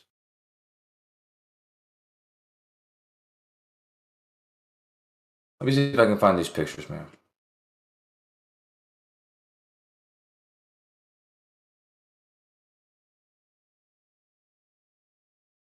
Is Kosho here? Yeah, what's Nah, up, he man? We're left, just bro. talking He about left. you. He said he wanted you to help you with this Portugal thing, and he left. So he left. Oh no. So, yeah, what are you on with Portuguese, man? We're just talking about it, man. So we'll run it by you real quick again. Test that Jeremy had talked about last year that a lot of people were excited about was so there's a distinction on the flat plane and the globe with the tropics and the equator, right? Like there's 3 circles on both models, and on the globe model, the tropics are the same size and they're both smaller than the equator. And on any flat model at all, with 3 circles, Yeah, inside got of it. one another, they're gonna have to get smaller or bigger, right? So yeah, so the test is just I was gonna try to get people who are on the equator or near the equator, depending on the day, when the subsolar point is in the region, to just multiple people to measure, like with this red solo cup, like a red cup, put a toilet paper roll on top of it with a hole so that you can ensure by looking down the tube into the cup, the light should only reach the ground if it was directly above you, if it was 90 degrees. So Right, you He's wanna check. nicknaming it. You He's wanna nicknaming this 2 guys, 1 cup. you wanna you wanna check if the distance of the solar noons match the circles getting bigger or right, or yeah. not, right? Yeah, Yeah. you would just Actually, use the I think fact that it's 24 hours. sorry, go on. Oh, no, go ahead. You get the idea. Yeah, I actually was explaining something similar to Gio, I think last week. But it was the way the problem was like how to get the distance between those points. And I know. Okay, go on. This is the method to do so. Is like I said. You're saying like if those distances are wrong. No, but you would just use like 2 cities or something like that. The cities are 50 miles apart, 100 miles apart. You would just use you'd have to confirm those somehow. But I mean, if that's in question, like if 2 cities are 50 miles apart or not really 50 miles apart, then what's the point arguing with that person? Yeah, well, actually, that boils down to just checking if your longitude matches your solar noon. That's basically what that's about. I told this to Jeremy, and he's not happy with that. So, that's what I said, dude. I said that anybody on Earth, anywhere, we were going to use Australia. You don't have to be at the subsolar point. You could just measure your local solar noon on any given day, and measure it that way. But he doesn't like that, even though it's the exact same thing, but easier, a lot easier. Like you can test if, for example, that I think the subject was GPS, and then I started by saying like you can check at least your longitude based on your solar noon. So if the Earth is something like the AE map, you should work both ways. Like in both models, if GPS is giving you the right latitude and longitude, you could check at least the longitude by checking your solar noon, the time of your solar noon. Terrible idea. Why? We can only be sure if the sun's directly above us. Even then, that's shaky. But Well, it's not, dude. Literally the same confirmation. The confirmation you would do if it's right above you is what I said about the cups. The confirmation you do with the when 2 it's guys, your local solar noon is you just measure. You measure the where the shadow's pointed, and if you're in the north, it should be pointed north. So as long as the shadow, if the shadow is easier pointed than directly that. north, It's easier than that. Just check when the shadow is the smallest. yeah, no, that's true too. Yeah.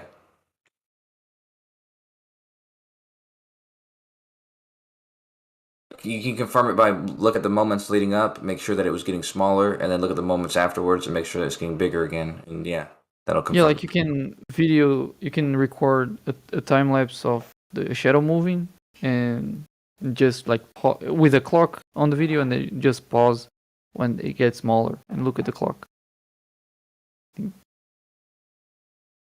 That's it.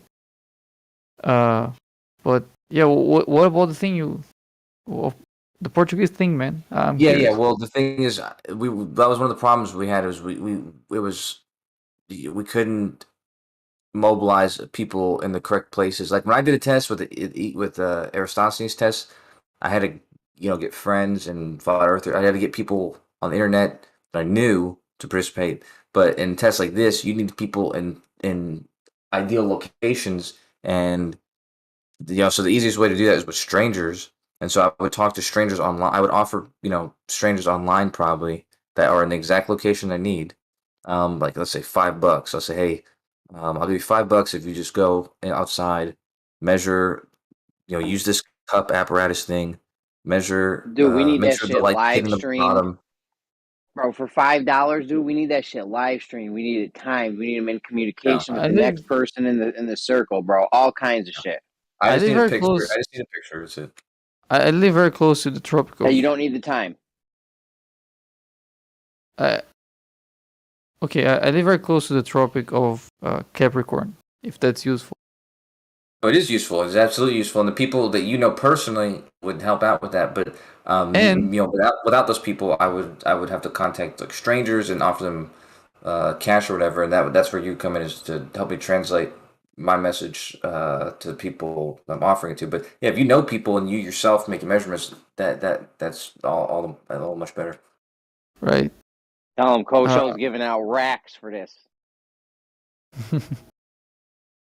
Well, not only I live very close to the Tropic of Capricorn, but my girlfriend lives very close to the equator as well.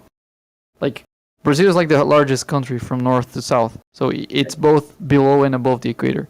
So you can just using Brazilians, you can have people in the Tropic of Capricorn at the equator, and yeah. Yeah, see, that's the We idea. get a That's what I'm Brazilian saying. wax. Absolutely. That's the idea. What's wax? Brazilian wax. Yo, what does that mean? It's when you get your whole shit waxed up.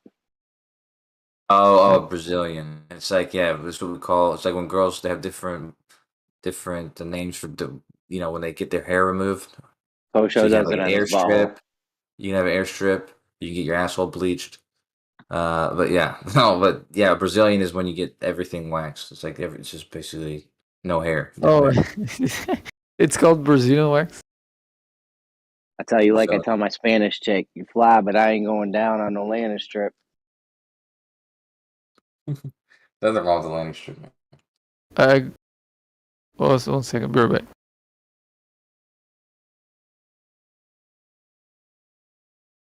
I know why you run from this, dude, Jeremy. It's because you're yellow. Bro, I don't run from You're this. This is a yellow, dude. logistical nightmare. This is a logistical Really? nightmare. Freddy It's- Krueger versus Jason. Right, dude. It's really, we Terrible. have a dude in here who speaks Portuguese, dude, who lives there, dude. There's nothing No help. logistically nightmare. It's literally about very little help. You're yellow, dude. Bro, you have to know the distance in between it. You have to know that. Okay, listen, the guy you get to do this, he needs to do more than show you a picture. You know that, right? Like were you joking with me a minute ago, or? I'll take his distance, and I'll take a picture of the time, the observation, and maybe a coordinate position of where he is, like longitude, latitude, whatever. Yeah, we Listen, can we have gotta both trust- things being live streamed. Then we got to trust longitude. Hold on. Then we got to trust longitude and latitudes, right? But that's just to get his location. Once we have his location, we can say, okay, well, here he's in Palo Alto, whatever it's called, and yeah, I mean, if you don't, Is that supposed to be Brazilian city? Yeah, how do you say it? I don't know which city you're referring to. Oh, Palo São Alto? Paulo. São Paulo. Yeah, maybe, I don't know, but but yeah, if you know whatever that city is, right? And that city and what's the capital again? Rio de Janeiro. That's It's not the like- capital. Oh, it's not. What's the No. capital? Brasilia. Well, either way, Brasilia Enough with your to fucking Rio de geography, Janeiro, man. right? Stop insulting this guy's country. You want him to help you? You don't even know his I mean, fucking I haven't shit. insulted it yet. I was about to say that's a fucking. I could see why people don't say Brasilia because it's like that's really the capital. Yeah, but it's a very big it's the capital because of like political reasons. It's not like a very famous city or something. It's like Albany. It's fucking the most bullshit city in New York, but it's the capital. Nobody even knows that. If you ask people at capital New York, they'd be like New York City. Or Sacramento in California. It really should be New York City. Sure. Yeah. Brazil is like where the president works and where most politicians work.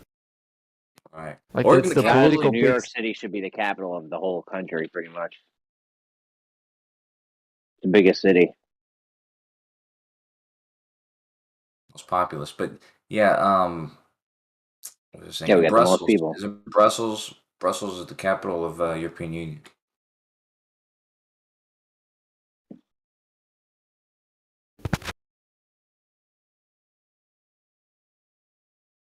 Kind of does have to be bullshit places. But there's probably a reason for that.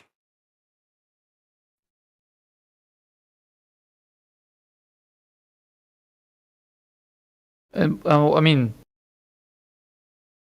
well, never mind. Well, I don't know anything about Brasilia, but yeah, most capital cities, yeah, they usually are. And I used to be such a good at geography, man. What's the capital of Florida?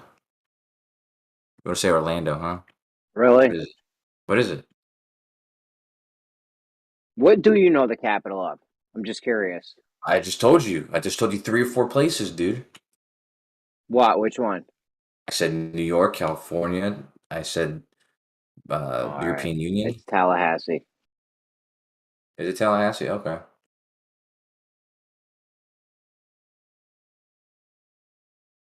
I know a few of them. I think isn't Illinois. You would think it's Chicago, isn't it Springfield? Illinois? Yeah. Damn, I don't even know. That's pretty bad. Yeah, it's Springfield. So What'd you it's say it 4 is? from 5 for 5, dude. Yeah. Springfield? Yeah, that's right. Dude, I used to know all this shit back in 4th grade. I was in a GOB. My teacher used to hit us if we didn't know the answers, and we used to have races up to the map in the front of the class to see who could get it the fastest. Were you going to school in the 1800s? Oh, He was this making- guy was he was making no, fun of this me guy was earlier. awesome. He wouldn't like hit us like it was kind of like a fun hit. He had this fun one hit? machine. Yo, this teacher I just saw him at a funeral last week. This one teacher, this teacher used to have a machine, and we would you could put your fingers on it, and somebody would wind it, and it would like shock you, and we could like all hold hands and make a chain, and whoever let go first, he would like I don't know, hit him with the ruler, or throw a basketball That's at their head or fucking something. torture, Jeremy. That's not. Bro, the 80s fun. was dope, bro. The 80s He was were making dope. he was making fun of me earlier because a doctor looked at my penis when I was a kid. Yeah, I never got molested at school. I mean, I got fucking, we got hit and shit and electrocuted. What is but kosher circumcised? Well, don't go down that wasn't road. We back- talked wasn't about back that then. for about a fucking hour. Yeah. Long story short, I wasn't back then, and a doctor did look at it at school. So how did you know that would be the reason why a doctor looked at it? I assume that would be the only reason the doctor would be looking at your penis. And you're Jewish, I don't know. Yeah, I wasn't back then. I mean, I was back then, but I wasn't circumcised. You weren't Jewish? Oh, I wasn't oh, you weren't circumcised. circumcised. Yeah, I got was- circumcised as a baby. Yeah. Yeah, no, everyone does. It's the normal Everyone people. does. The normal If they people get do it, it, they yeah. get it done. I was getting strangled by the umbilical cord when I was born. Oh my god. No excuses. Play like a champion. Well, that isn't. They're not going to circumcise a dead baby, so. But you didn't die, though, did you? You're a survivor. That's what's up. That's right. Yeah, I have the numbers on my arm to prove it. So why did the doctor look at your penis and if it wasn't about circumcision? That's a don't good know, but question, Nate. He asked me. No, I wasn't back then, no. And he asked me. He said. School in New he said, York, "Does no this doctor mean-" ever looked at my penis. Yeah, same, bro. There's nothing to look at, dude. But yeah, he said. He asked me if it transforms. the transforms, bro. You got molested. Even more weird. He never touched it, Weird man. But that he said that. he never touched it. But I thought it was weird. I thought it was weird when it happened. But then I thought it was like as time goes on, I'm searching for somebody else to make sense of it because it seems like that's not okay to happen at school. Are you okay, bro? You were at tell Nate about when you were at dude. Penn State. Your stand up. No, he didn't. Dude, there was a curtain. It was literally a special day where there was like a doctor that like doctors come that weren't there. It was a day where everyone had to line up in the hallway. There was a curtain and there was a doctor behind it. You talked to the doctor, and it felt like just going to the doctor. I mean, he didn't touch anything. He said you show it to him or What's whatever. the point of just looking at it though? That don't do nothing. I don't know. So, but were you the only kid whose penis you wanted to look at, or you looked at? I have like, no other kids? idea. I was You by check your myself. testicles to see if you had a fucking. I don't know, man. You normally go physical. They like That's fucking had creepy. nuts or something. Like I'm gonna look dude this up, doing. man. I'm on my computer. I'm gonna look it up. Did you tell your parents? Why would about a it? doctor ever just look at a random boy's penis? Yeah. What your Google search is gonna be like because they're gonna have the fucking. You're definitely getting flagged for that one. Yeah, some pedo hotline helpline's gonna come up, yo. I swear to God. You're definitely getting flagged for this. If you've been touched, call this number. Some shit like that will come up. No, I asked. I said, "Is it normal for a doctor to ask to look at your penis at school?" And what does it say? That's good enough.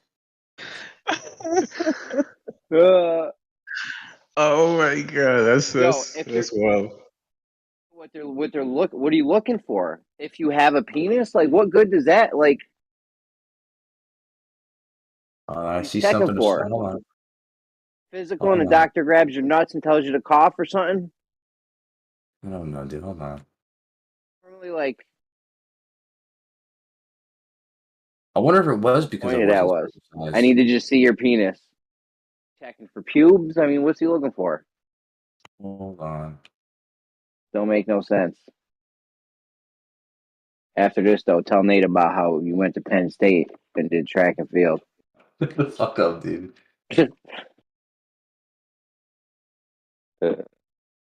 So far, I don't see much about it. Let me see. No shit. That shit is way abnormal. About it. Probably not gonna. Our school nurse is allowed to examine your private parts. Let's see. No one is allowed to examine you if you're under 18. What? Yeah, no shit, dude. The nurse is there for like emergency. Like, shit, I'm bleeding, emergency. Fucking like fix you up and call the hospital or your parents or something. They don't be doing like in-depth shit where they need to be checking penises on everyone or whatever. I don't know. Like that really don't happen at school. Let me see. You said you were in the city? I was in Bedford Hills at the time.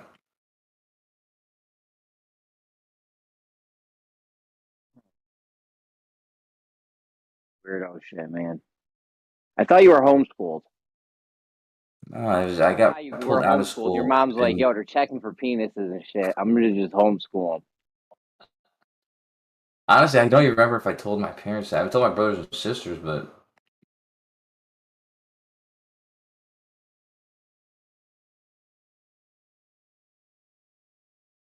hold on, let me see if I can find anything. This is Bro, you ain't gonna find nothing because that shit don't happen. it says Like, unless you're like, ow, I hurt my dick. I'm really gonna look. They ain't supposed to look. Didn't you just read a citation off that said they ain't supposed to look? okay, so let me read you something. It says I was kicked in the balls hard and was sent to the nurse. She just wanted to see what? That's what I'm saying. Now they have a reason to look at your nuts. Yeah, but this is this. It says she did call another teacher in that had medical experience. When I pulled my boxers down, they asked if it hurt, and I showed them both. They both checked my testicles. Also, I did become erect while the first one was checking my testicles, but they didn't seem to care. Dude, what the fuck are you reading us, bro? Is this an article in Playboy or something? What are you doing? Quora. It's on Quora. Listen to me. Doctors, they can't be checking penises unless you get her at school. I'm telling you right now. I don't know. So it's saying in some in some cases, depending on the school, it can. I'd have to look specifically in New York, right? For what? What does a doctor even do if they're just looking? What does that even do? I don't know. What's the purpose of just looking at the the genitalia? I don't know. What does that do for a doctor? Yes, he What? has a penis. Okay. Like, what do you do with that? I don't know, man. I honestly, You're just doing penis I've been trying to checks? make sense of this. I never thought about it too much, man. But I'd like to find out. We need to get to the fucking bottom of this. Is this doctor still going around checking penises? Like, what's going on? It seemed like a normal thing at the time, dude.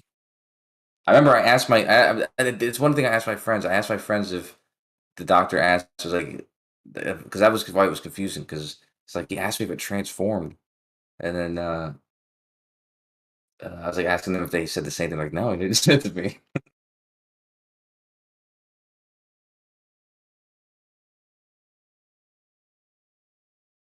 I don't know, man. I'm not gonna think about it too much more, to be honest with you. Man, I'm not worried. I'm not worried. I'm not the one that got molested in school. You know, I would ask. Maybe you might want to talk to your fucking schools, man, and your kids. It's possible they had a similar experience and you don't even know about it. Nope. No. No one's check. I go to the kids go to excellent schools. This was an excellent school. Bro, they don't do penis checks at school, bro. I'm telling you right now. I'm gonna look up the specific school and see if there's anything. Yo, let a kid come home and be like, yo, they looked at my penis in school today. There'll be a fucking riot on the front lawn.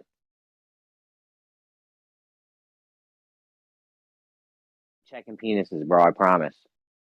It's not even a thing, dude. What purpose? Okay, a doctor looks at your penis. What purpose does that serve? You weren't hurt. He's not checking for an injury. So what purpose does it serve for a doctor to look at your penis? Medically, what's the medical reason for this? I'm looking to see if there's anything I can find about this, dude. Okay, Bro, what you need to go to gyms right now and ask the doctors what is the medical reason why a doctor would just look at your penis if you're not injured.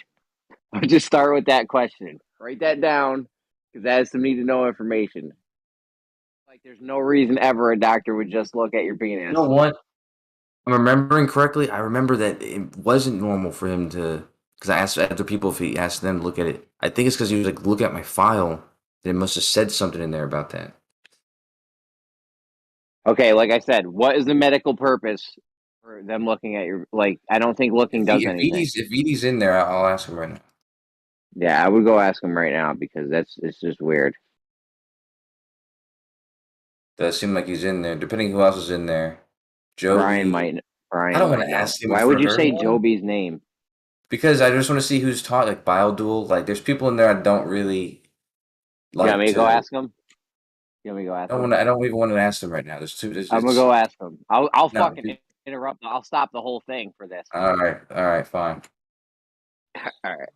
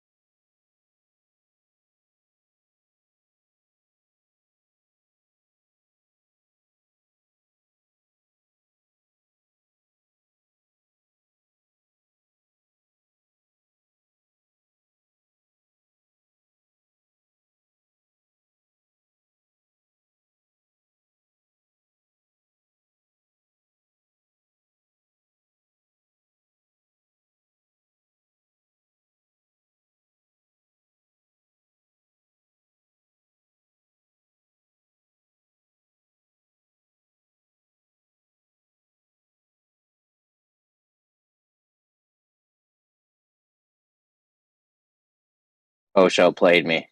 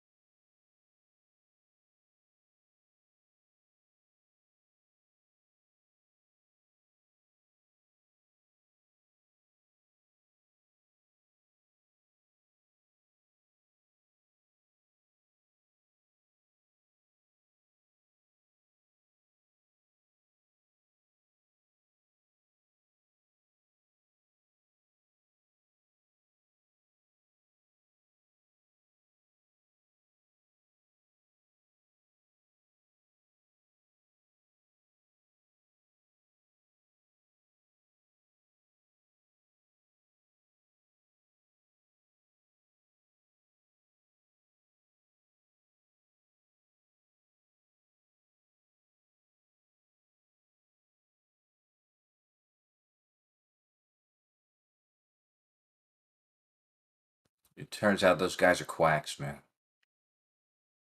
Dude, what the fuck, bro? A 4chan joke? Come on. Dude, it's not a 4chan joke, dude. It's my fucking life. What the fuck, bro? You got me in there looking goofy. Well, you, dude. You fucking look goofy, man. That's not me doing that.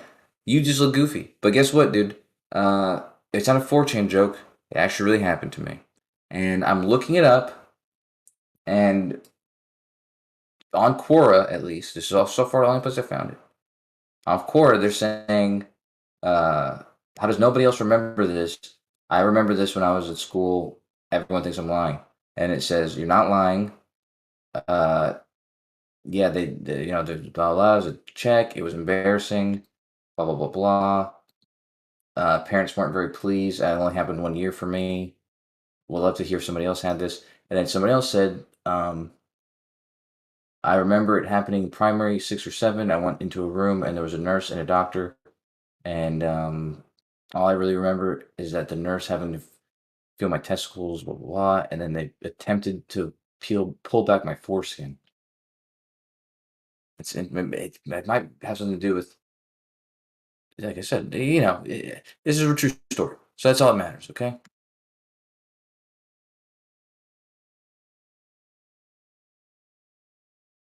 I'm gonna really dig deep on this, man, and prove this to this. Oh no, bro. Fuck, man.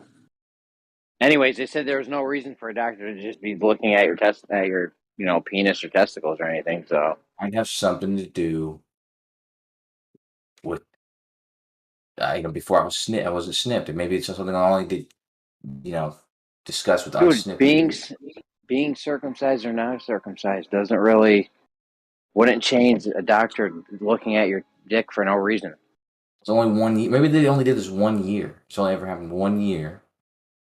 Oh yeah, some genius was like, "Hey, here's an idea. We're gonna have a doctor come in and look at all the kids' fucking private parts." Oh, you listen, think that's I'll gonna tell you fly that over? they make this up, It's gonna okay? fly over well. This up. I'm telling you, bro, they don't do that at the school, bro. That's not a school thing. Unless you're injured, unless you got kicked in the nuts or something crazy happening in the crotchal region, they're not allowed to look at your fucking private parts. I'm looking, dude. Hold on. You got fucking molested. Man, hold on. You did, bro. You got molested. Dude, no one touched me, man. You got visually molested. I don't know the name looking for at this. my dick is not molesting me, man. Yeah, but it's like when a guy, what do they call the guys where they come up and flash to people? This was like a reverse flashing. Oh, God. It's To freaking a doctor. minor. Like doctors can't fucking molest people. Exactly. That's what I'm saying. They're not. He's a doctor. But he didn't even touch you though. That's what I'm saying. But why would he not touch you? Looking does no good. There's no medical reason for just looking at a somebody's private parts. Well, he It does asked nothing. me a question also. He says, "Does it transform?" That is ridiculous.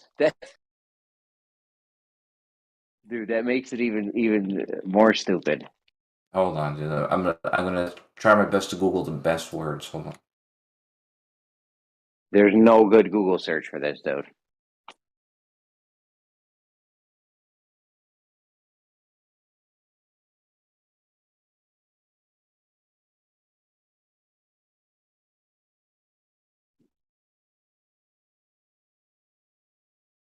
I'm gonna come across this. Give me a second.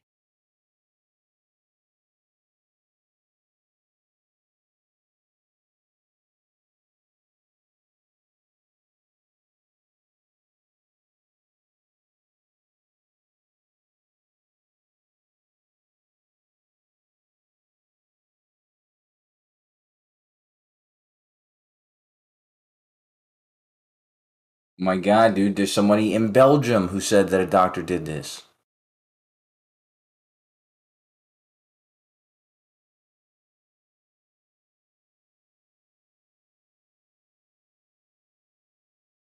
Bro, Belgium doesn't really count now, does it?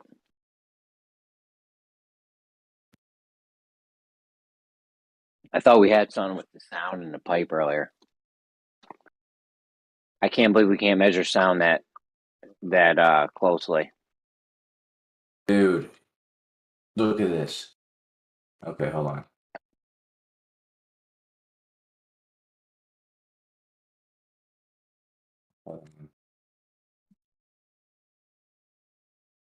I don't know. They made that 4chan joke sound like just like what you described. There is Penis a inspection day. There is a foreskin. I mean, a joke. Maybe the joke's based on a real thing, dude. The foreskin or 4chan? I thought they were saying 4chan. Yeah, the 4chan thing. Hold on, dude. Bro, we got enough trolls to deal with Branch and shit all the time. I mean, come on, bro.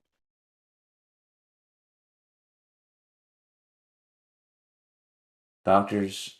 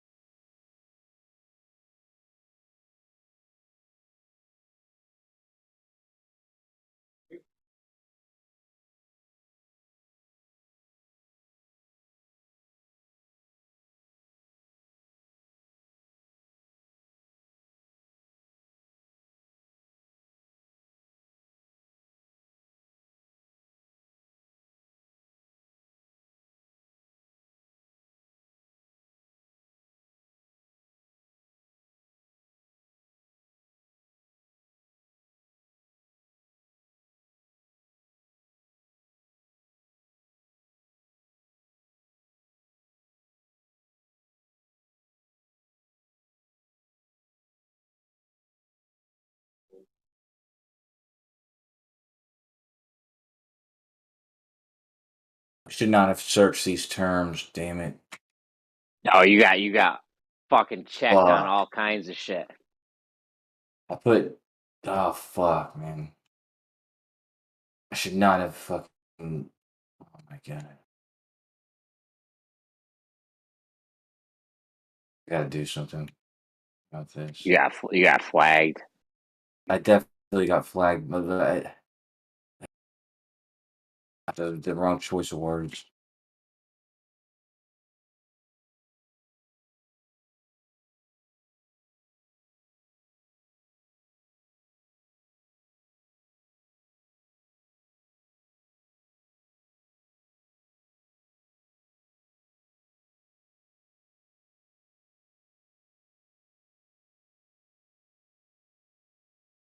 Now everything I'm finding is porn. Like when I search it, it's like only a couple. It's like 4 results, and it's all porn now. This is oh my god. I'm moving. Listen, the point is, it happened to me. It's not weird that it happened. It probably happened to other people. It's not weird. That's it.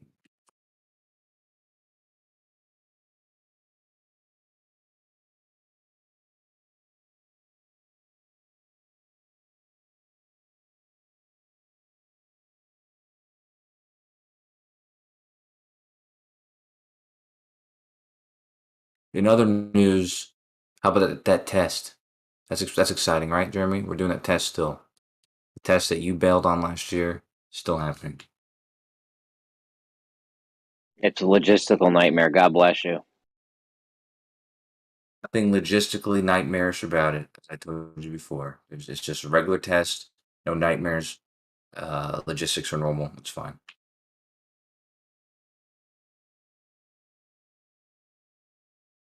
Let me ask you something, dude.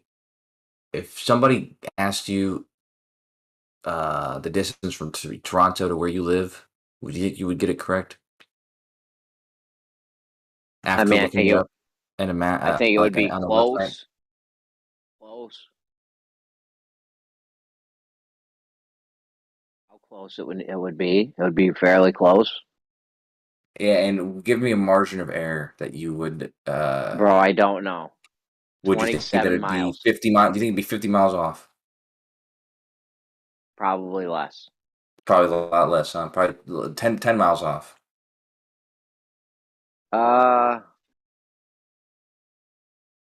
Might could be 10 miles, maybe less. Maybe I 10 don't miles, know, okay. dude. I don't know. No, that's fine. I don't know. It's your claim, though, dude. This is your nightmare. You're having nightmares about Name is this. This is not my nightmare. This is your nightmare because you're claiming that you know the distances. So how did we get them? But it doesn't matter, dude. People live there today and travel between cities. If the map says that it's this distance, we're gonna use that distance, dude. And if you don't want to use that distance, you have to give a reason why. But if just like you would say that Toronto, to where you live, whatever the said distance is, if you think that it's within 10 miles of being correct, that's fine. That we'll do the same thing with these 2 cities in Brazil. It's not like it's gonna be 50 miles, 100 miles, whatever off. I mean, to claim that would be nonsensical unless you have a reason.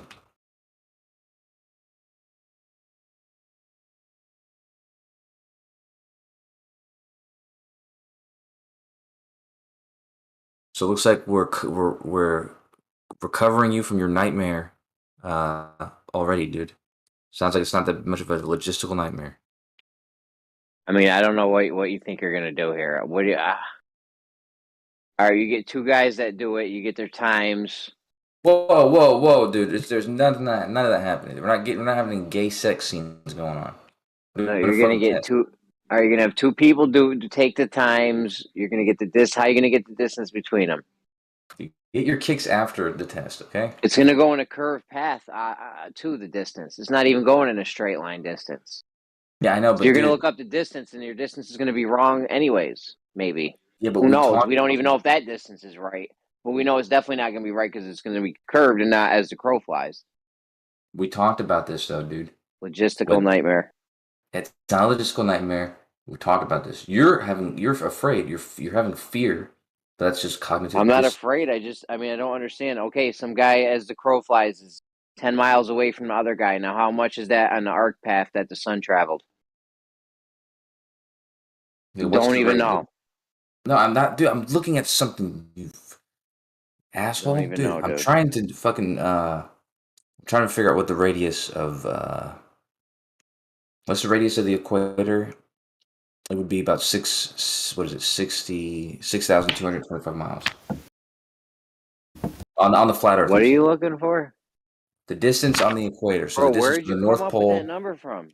What do you The mean North, on the flat Earth? They He don't have doesn't a even know what scale he's for their saying. map. yeah, but the North Pole to the He's equator. been trolling me all night. Dude, the Oh, the North North Pole to Pole the to the equator? equator would be defining the radius of the circle of the equator on the flat Earth. It's just 90 times 60 nautical miles. Well, yeah, that's what it says, 6,225 miles. Doesn't matter. Hold on a second.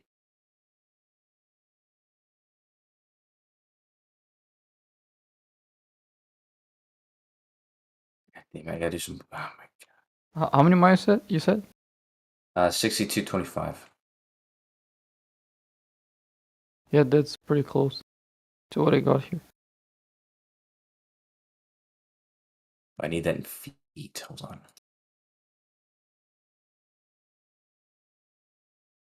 Okay.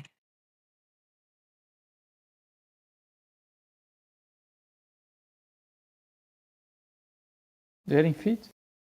I have it now. Okay, so that's in feet, and then I need 100 miles. We'll do 100 miles in feet. That's easy. Yeah, it's 520 weight 28,000. Wait, what? 528,000 feet. That's 100 miles in feet. Like 52,000, right? No, okay, you're right, Yeah, you're right. no. Not, yeah, 528,000, you're right.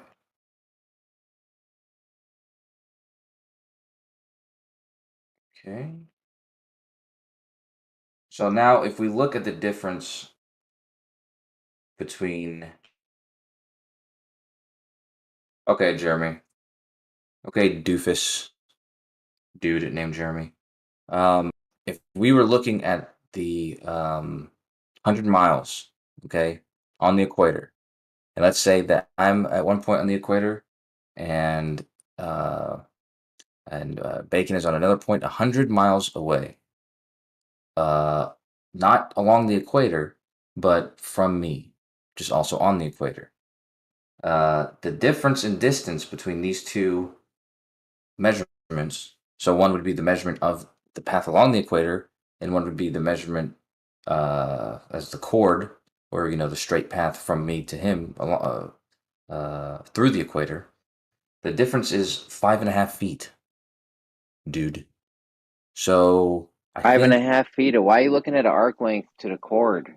Because we're talking about a circle, and we're talking about the distance between us two would be a chord along this flat circle, and the distance that the sun's traveling would be the arc length along the equator. And the difference between these two distances over 100 miles, 5.5 feet. So I think it's fair to say that we can use this fucking distance as if it were exactly correct, because the difference is 5.5 feet.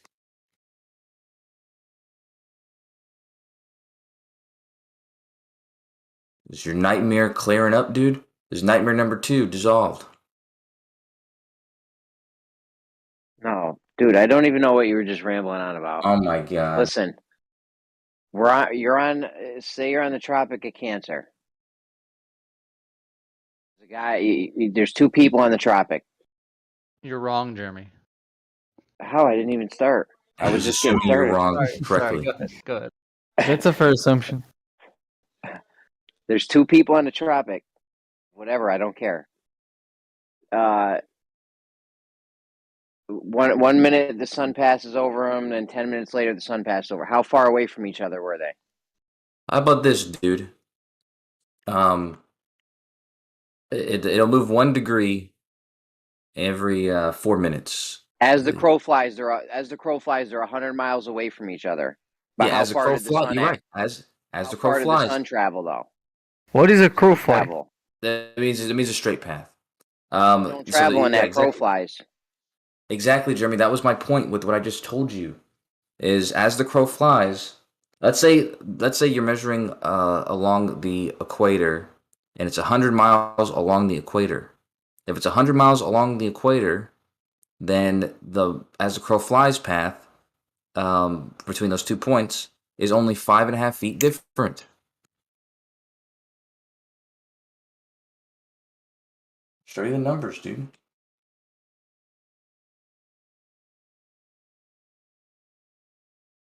It's over, dude.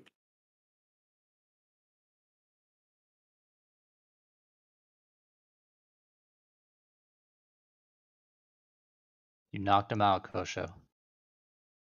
Well, no, dude, we have a great test, a test that he himself was championing last year. But I think once he realized it would be fucking, evidence of whatever the Earth is, he doesn't want to do it anymore. So it's a bad test. Hey, Chronic, what have you studied? I studied a lot of things in my life. Maybe Jeremy DC'd. Maybe what? Looks like Jeremy disconnected. Yeah. My goodness gracious, man. For some reason, I thought you were a physicist or something. I don't know where I study the sky. He's an actor physicist. Actor physicist. Yeah, an actor. Yeah. So, like a show or something? Some people call me that. Oh, he's doing real shit, dude. Exoplanet, you know. He's looking for the X-Men. But we don't know anything about the sky, so everything I'm doing is probably wrong or something. I mean, we don't know what the sky is, right? Yeah. Or what the sky is doing. Yeah, it's like magic or something. So are you and your team scheduled time for the James Webb? Like, I know isn't it backed up right now? Like, it's like a long wait. No, I told you. I feel like I told you. We have time on cycle 1. Wow. Along with like they want to get you out of the way, probably. There's like 100 or so other groups that have projects in cycle So 1. when's that scheduled? Like 10 months from now, it begins. Wow. And it lasts for 1 year. You get to use it for a year? No, the cycle is 1 year long. All 100 of those different projects are allocated time in that 1 year. What are the time chunks? Like a night? It depends on the size of the program, the project. Ours is a mid-sized project, so it's like 8 separate observations with James Webb spread across like 6 months or something. What's your what's with the mission, like the specifics of what you guys are going to be looking for, observing? Measuring the several dozen stars, the closest stars to the Sagittarius A star, the central black hole. Doing spectroscopy and imaging. So you don't primarily? I thought you primarily did exoplanet shit. I did during my PhD, but now I'm like mixed in a bunch of different groups that do that do a lot of different stuff. So like black hole stuff, exoplanet stuff, microlensing. It's all. I wanted to ask you this question, but I don't want you to think I'm being absurd. Go ahead. Serious question. And I guess I can preface it by asking you, what do you think? What do you know of white holes?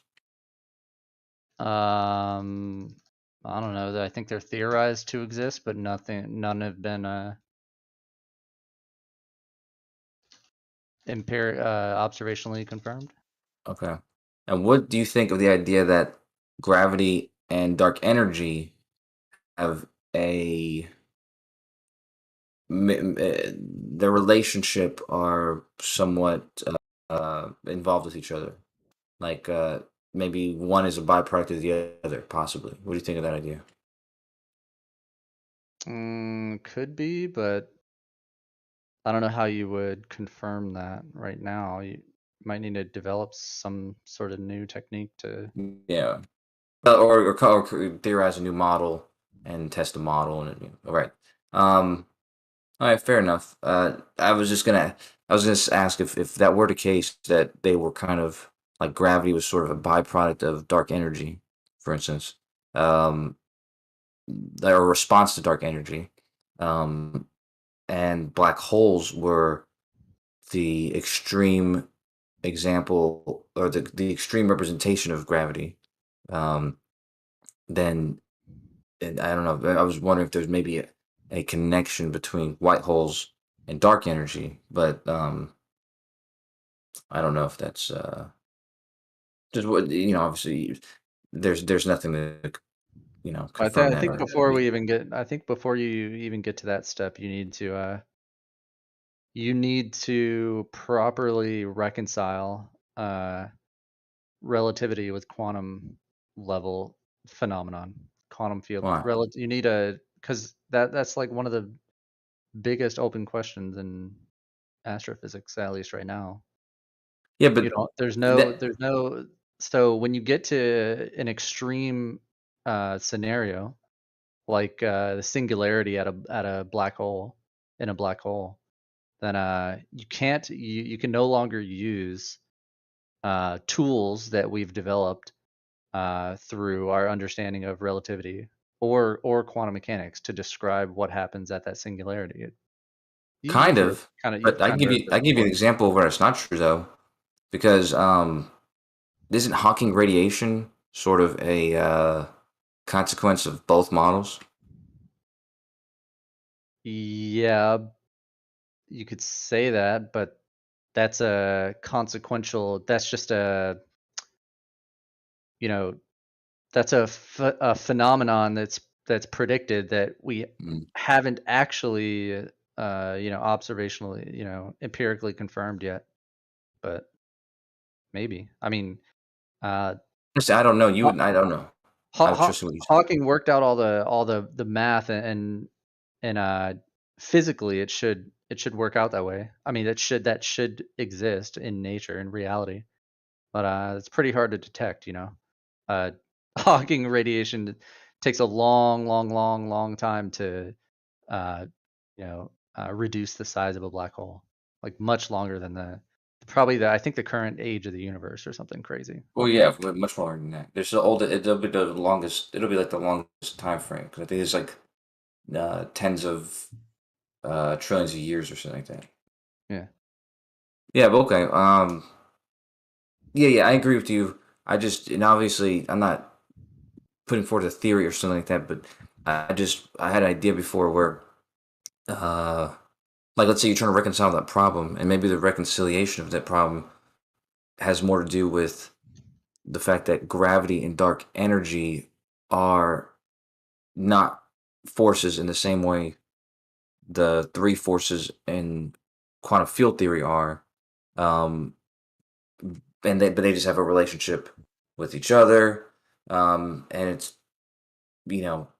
all these forces are relevant on different scales, obviously, and maybe there's no reason to, and there's reasons for them to have relevance with each other, unless when they do, like I said, with Hawking radiation, that's an example where they're both relevant, but really most cases they're talking about two different realms, so maybe they don't even have to be explained in the same theory or model. Sure. But I don't know. And there's like theorized particles, like a graviton or something, that yeah, but is hypothetically it's a particle that governs, like, the nature of gravity and stuff. But again, that's theoretical. Yeah, but shouldn't we have found that already if that was the case? I'm not sure.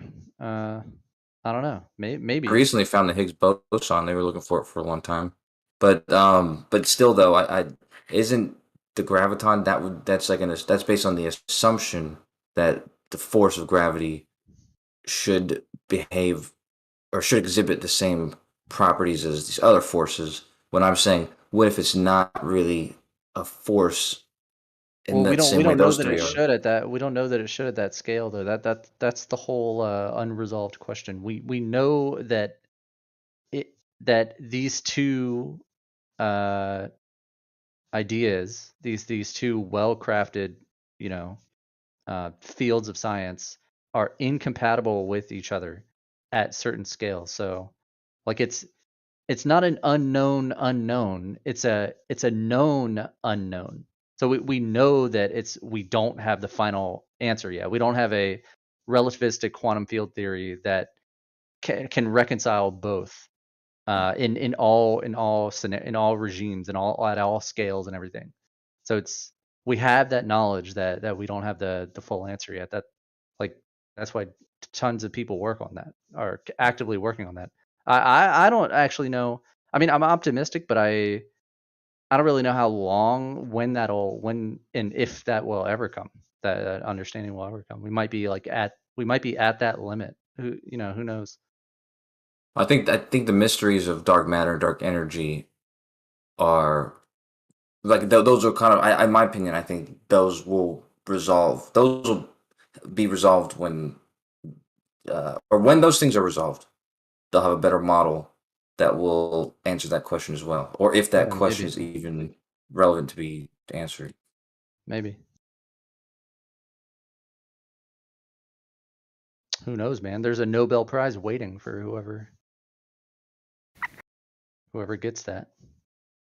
It won't be me. It might be you. Nah, You'll be it won't be bacon. me. No, I don't know anything about this shit. I barely do, and I work in an I barely do, and I work in an adjacent field, so it's complicated shit. A curved adjacent field. Yeah. Rectilinear. Okay, I was going to say something else about something, but I don't know. Well, I can ask something to you guys. I thought I had the answer, then Lace made a very good point, giving a different answer. Now I'm unsure about what the answer would be. So when you go deeper inside of the Earth, well, at some point you have a lot more stuff above you than you have below you. So you should expect your weight to get smaller as you get deeper inside of the Earth, right? Yeah, But that's 100% true. That but you could still argue that in the beginning you actually get heavier. No, but you don't. You always get lighter because when you're measuring when you're measuring your weight, for example, the Earth, the amount of Earth you're going to use is going to be basically the radius up to where you are, even though you're going through the Earth. That's what I've remember learning.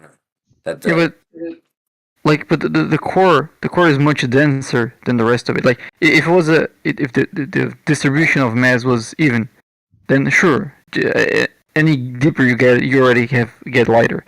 But if you take into account that most of the mass, the mass is much more concentrated in the core than on the surface. Like the surface is much less dense. So maybe by getting deeper, your distance is shrinking, and the amount of matter you're getting above you might not compensate for that. So I got these answered. In the beginning, you would actually get heavier because the mass you're getting above you isn't that relevant. Consider the density of the core of the planet. Then at some point, then you would start to get lighter. Is that correct? I mean, it made sense to me. Yeah, it sounds correct to me. It depends on how steep is the density gradient? I don't even know. Like I think it's the other way around though. Yeah, like how much more dense is the core actually than the mantle or the crust or anything? I don't know these answers off the top of my head. Mm-hmm. There'd have to be some calculus involved in figuring out exactly where, how that would change. But I think at first you would get lighter and and I think there would have to be some turning point where the average density, between you and the core change, is some, there's some threshold where it just becomes you increase for a little bit, but I think you still decrease. I think you'll start decreasing it. So you'll increase only for a brief time, and then it'll start decreasing again. Isn't that what I said? No, I thought you said that. I think you said I thought you said it increases at first, and then it starts decreasing somewhere. Yes. I'm saying I'm saying it decreases at first, and for almost the whole way up until there'll be some point, and you have to mathematically figure out where this point is, where the average density and the relationship between that and the distance changes in such a way that it will increase only briefly, but then it'll decrease again. So mostly it's decreasing, and only for a short window is it increasing barely. That's what I'm thinking, but I didn't get these 2 turning points. Like, I understand 1 turning point, but I don't understand 2 turning points. No. Oh, you mean like 2 turning points? Like it okay. So it's going to be decreasing because that's what normally would be happening. But since the density is going to be changing, the average density, I think there'll be a point where there will be 1 turning point, the one you agree with. But after that happens, then it'll be the same problem as before, where now that you have this weight, this new relationship between you and the weight and the distance, and the density is not going to be, there's not going to be an abrupt, like the gradient's going to be more consistent at that point. If the core is if whatever at whatever threshold you get to, you assume the density is uniform as you continue going closer to r equals 0. Yeah, or it's not exactly uniform, but just there's not like not with a big change. I imagine at some point there's a big enough change. I'm sure there's like a textbook question about this somewhere in some book somewhere, but like that students answer. Okay, now I at least feel like I made a good question then. Is the density gradient through the Earth consistent? I have no idea. That was the first question I asked. I would, before I even need to think about the physics of it, I'd need to know what the density gradient looks like. I think it is now, isn't it? I have no idea. Well, we haven't been there to verify it. Well, no, but they use seismology size. Yeah, I know. It was a joke, Kosha. Oh, I think I remember struggling to explain that to someone, and then I realized there's like a very similar thing we do in real life, which is when a woman is pregnant and then she goes to the doctor to see the baby inside her womb. He used like sound. He sends sound through her. Okay, I'm lacking some vocabulary here, but that's basically the same thing. Like we're getting how the sound wave is reaching different points that you're measuring, and from that you can actually create this 3-dimensional image of the insides of the pregnant woman. So you can do the same thing with Earth, right? During earthquakes and things like this, right? There's even more information though, because specifically about the densities, they use refraction. So they use the sonar that you're describing, but they also they expect there to be delays, or so that the differences in the time in different places, they use that to determine the refraction and use that to determine the densities at different points. Mm-hmm.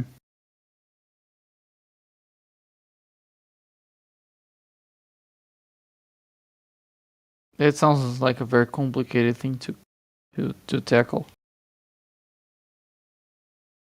Sure.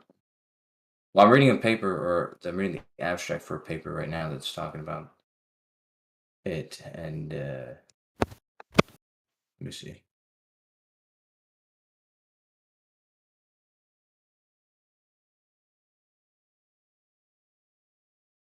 Shit, my girlfriend's been trying to get a hold of me.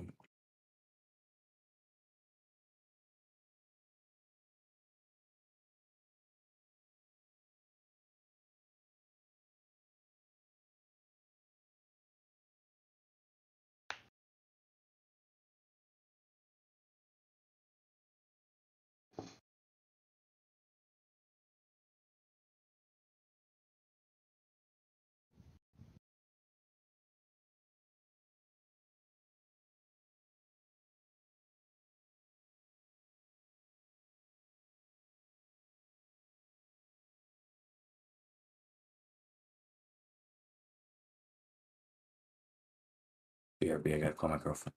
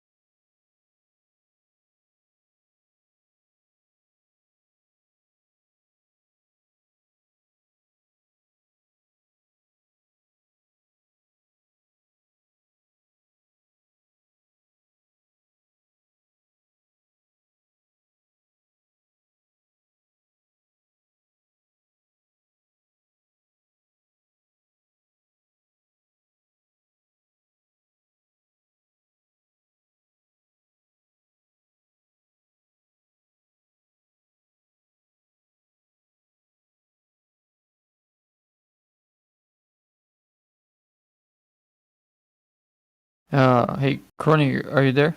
Mm-hmm. Are you familiar with the GWS 84? I'm not sure if I said that correctly. Well, the latitude and longitude system, you know. Only on like a surface level, but yeah. Right. I want to know how do you get the elevation? Like, if you always use the center of the Earth as a vertical to convert like an XYZ into latitude, longitude, and elevation, Mm-hmm. or if you have to use the vertical of the local gravity, because if you take the centrifugal force into account, the vertical won't point to the center of the Earth. It's going to point more towards the equator. Yeah. And that's how we experience up. But if that's not how up is in the WGS 84, then as you go up just using GPS, that would have a mismatch with your gravitational up, right? Yes, but what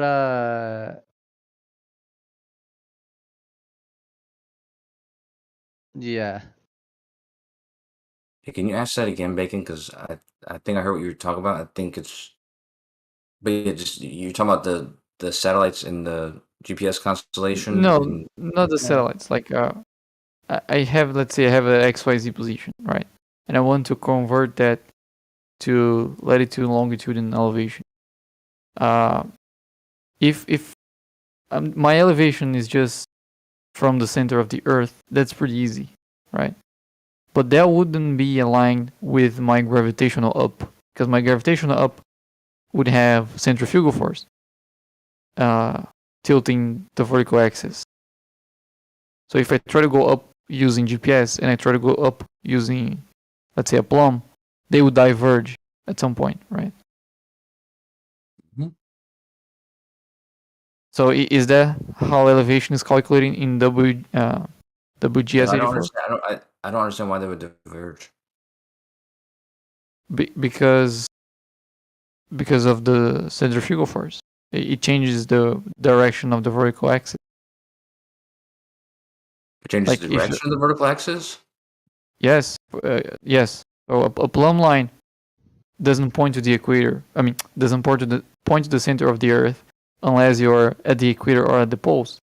It points a little bit more towards the equator because of the centrifugal force. I see what you're saying, right? Okay. So you're saying like a vertical axis normally would be aligned with the center of mass, right?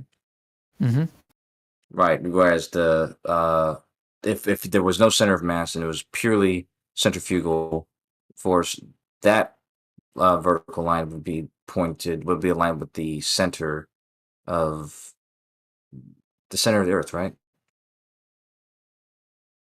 I mean, can't you just take the, say you're at 45° north or whatever. Yeah.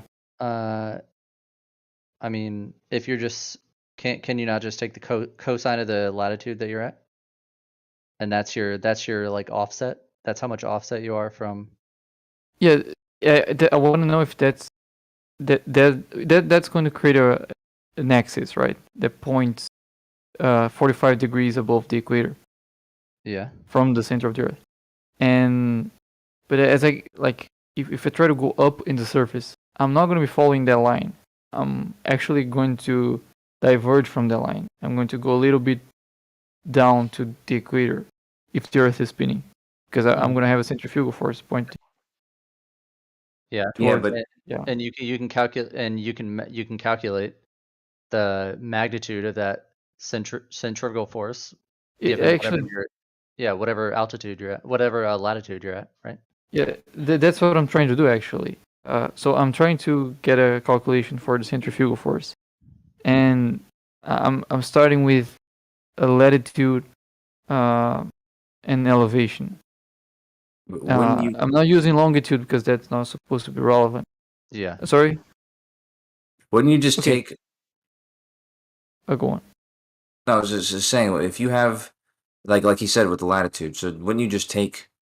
You would take 0.03% as the maximum, and this would be... This maximum would be the deviation from the center of mass aligned to the center of Earth. So it would be... It would add, that deviation would be only a 0.03% deviation maximum would be added, and the amount of deviation would be dependent on the latitude, the cosine of the latitude, times that 0.03%. Right? Wouldn't you just use that? No. That's the magnitude of the force. That's not what we're talking about. Yeah, I know, but that's what I'm saying. But that's the magnitude of that force, and the other force though is the gravitational force, which is what those two together are going to make where the line is. So you'd have to. Those two together is going to create your local gravity, right? Your local vertical. Yeah, which is opposite to your local gravity. Exactly. Yeah, right. Yes, so but what I want to know is that vertical that the WGS 84 uses to establish elevation, or it just uses the geometrical vertical, let's say, like just a line that comes from the center of the Earth. Well, I don't know that answer. You could test it though if you calculate it yourself, maybe. Calculate it yourself with the math. See what result you get for some given position, and compare that to what the model gives. WGS 84, you said, or something. Yeah, I'm trying to create my own local gravity calculator, but I wanted to get at least precise enough to match any of those you can find online. And I started by modeling Earth spherical, then I changed it to the oblate spheroid, and I get closer, but I'm still not that close to the actual value. And that I thought maybe I'm not correcting for elevation the right way. I think the correction is less than you think it would be. That's what I'm saying. I think the maximum. I think you would. The influence would be mostly from the gravitational. The line that would be gravitational, and then the deviation would be maximum of 0.03% into the other direction, which is still a slight difference in direction and a slight influence, and that's the maximum. I think that's how you calculate it, right? You just take the cosine of the latitude, multiply it by that 0.03%. No, it's not exactly like that. Tell you how much influence it's having in the other direction. No, it's not exactly. Like you're trying to project the centrifugal force in the vertical line, right? By taking the cosine, but that actually doesn't give you a very good value. That's how I did in the first place. And then what I did instead of that is, instead of using working with the magnitudes of the vectors. I just worked with the vectors and I summed them up. And when I get like the single net vector, then I got the magnitude of it, and that was much closer than trying to project the centrifugal force in the vertical line, like using the cosine. That's not a very good way to do it. Wait, I don't understand what you mean. I'm just saying that if you're using, so there'd be one direction pointed towards the center of mass and one direction pointing to the center of Earth, right? Those would be the two verticals, correct? Oh no, I actually wouldn't know exactly. No, the center of mass is the center of Earth, right? No, the center of mass would be where you're pulled to gravitationally, and the center of or not the center of Earth. I'm sorry, the axis. So you'd be pulled towards. So the axis would be where the direction the centrifugal forces is pulling you away, right? Why don't you start simple and then you add in the extra stuff? So you have a uniform sphere, you know the center of mass, exactly where G points, all that stuff. Then you go to oblate spheroid. Mhm. And then you go, so when you add oblate spheroid, you of course you're assuming uniform density and all that stuff, right? So you assume Actually, not even that. Like, even if I assume uniform density, and I'm, let's say, 30 degrees of latitude, my downward force wouldn't be to the center of the Earth anymore. But I'm still using the center of the Earth because I don't know how to calculate. So let me think. Wait, so if it's still spherically symmetric, is it not? Even if oblate spheroid, still not the No, center? I think, like, I give, at least I try to give a lot of thought on that and play with the idea in my head, and I figured out it wouldn't be to the center. But I haven't checked it. I can try to explain what my thoughts were. Yeah, Like, tell me why it would not be the center. Okay, let me Ignoring see if I- centrifugal force. So we're still in an ideal scenario of only a spherically symmetric oblate spheroid. Okay, well that's a contradiction actually. Just a uniform density oblate spheroid. Well, I was not using a oblate spheroid. I was just trying to use different shapes that would be symmetrical, though in the same way an oblate spheroid is. So if, for example, instead of thinking of an oblate spheroid, you can think of some points of mass that are symmetrical in the x-axis and the y-axis. Mm-hmm. And then you can try to put like a point of mass diagonally and see if that still points to the center of those masses. Does that make sense? Kind of. I'm still trying to think about the center of mass for the oblate spheroid of uniform density. Just qualitatively thinking about it, I still don't see the issue with. Okay, let's just take to the extreme. Let's think of an oblate sphere that is so eccentric that it looks like a very long line, right? Football. So if you're sitting on top of the line, let's say, you're sitting on top of the line, so the line forms like a floor for you. Yeah. And you can then contrast that to sitting on the tip of the line. In which of those scenarios would you experience a stronger gravitational attraction? Sorry, I was reading something. Sorry. For some reason, it seems like it would be identical. Yeah, I don't think it would. If you think about all the vectors. Okay, but you can try to like put a hole in the middle of that ellipsoid, and that will still be symmetrical. But now, when you're on the tip, you're very close to a very big chunk of mass, and when you're in the middle of it, you basically have no acceleration because you have the masses are to the sides of you and they're very far. Yeah. So most of them just cancel out, and what's left of it is very weak because you're very far from them. But if you're on the tips, you have a very big chunk of mass very close to you. So even though it's symmetrical, it wouldn't give you the same acceleration.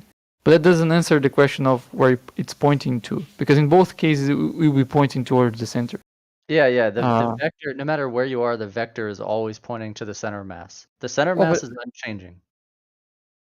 1 second, I'll be right. That's true. The magnitudes would be different, but the position would be the same, right? The vector. The vector, yeah, the direction of the vector, yeah.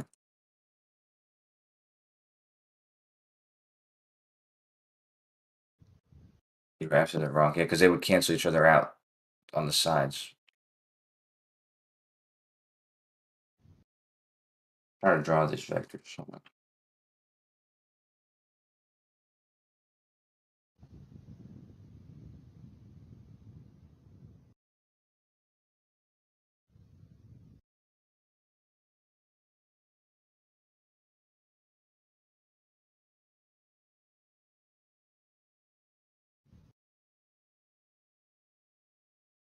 Oh, sorry, I'm back. I wonder how do you think the magnitude would change though? Like because So Bacon, hold on. You agree with us? Me and Kosha, we said even in this extreme case, really stretched out, whatever. No matter where you are, so with the uniform density, no matter where you are on this oblate spheroid, the center of mass is never changing. Your vector's always going to be pointing to the same exact center of mass, no matter where you are on the spheroid. Correct? I don't know. If you use, let's say, the poles and the equator, and you see where they overlap, that will be in the center.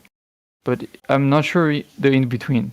I think in between, unless, unless I'm mistaken, even on the in between with a uniform density, the center of mass is unchanging. Nothing's changing about the system. The center of mass is unchanging. Yeah. Sure, but so your vectors, no matter where you are, your vector is always pointing. So you have a normal, normal to your, plumb or vertical, whatever, is pointing straight to the center of mass, no matter what your position on the surface is. You don't agree? It's not that I disagree. The magnitude might be different. I'm not sure about that, but the vector I thought was always going to me. To me, it sounds that could be a non sequitur. Like I agree, the center of mass isn't changing, but you can get that. I remember that from at least from my cousin. He's in graduate, but he's studying astrophysics, and he said me if you have something that is spherical, and has this homogeneous distribution of mass, you can replace that by a point source at the center of mass. But it had to be spherical. So I'm not sure if. But what does that do? Replacing it with a point source at the center. What is that? I mean, yes, this is true. Like the math works the same. If you're outside of that sphere, you can just replace the whole sphere by a point source of the same mass. Yes. Same amount of mass. And even if so, this also holds for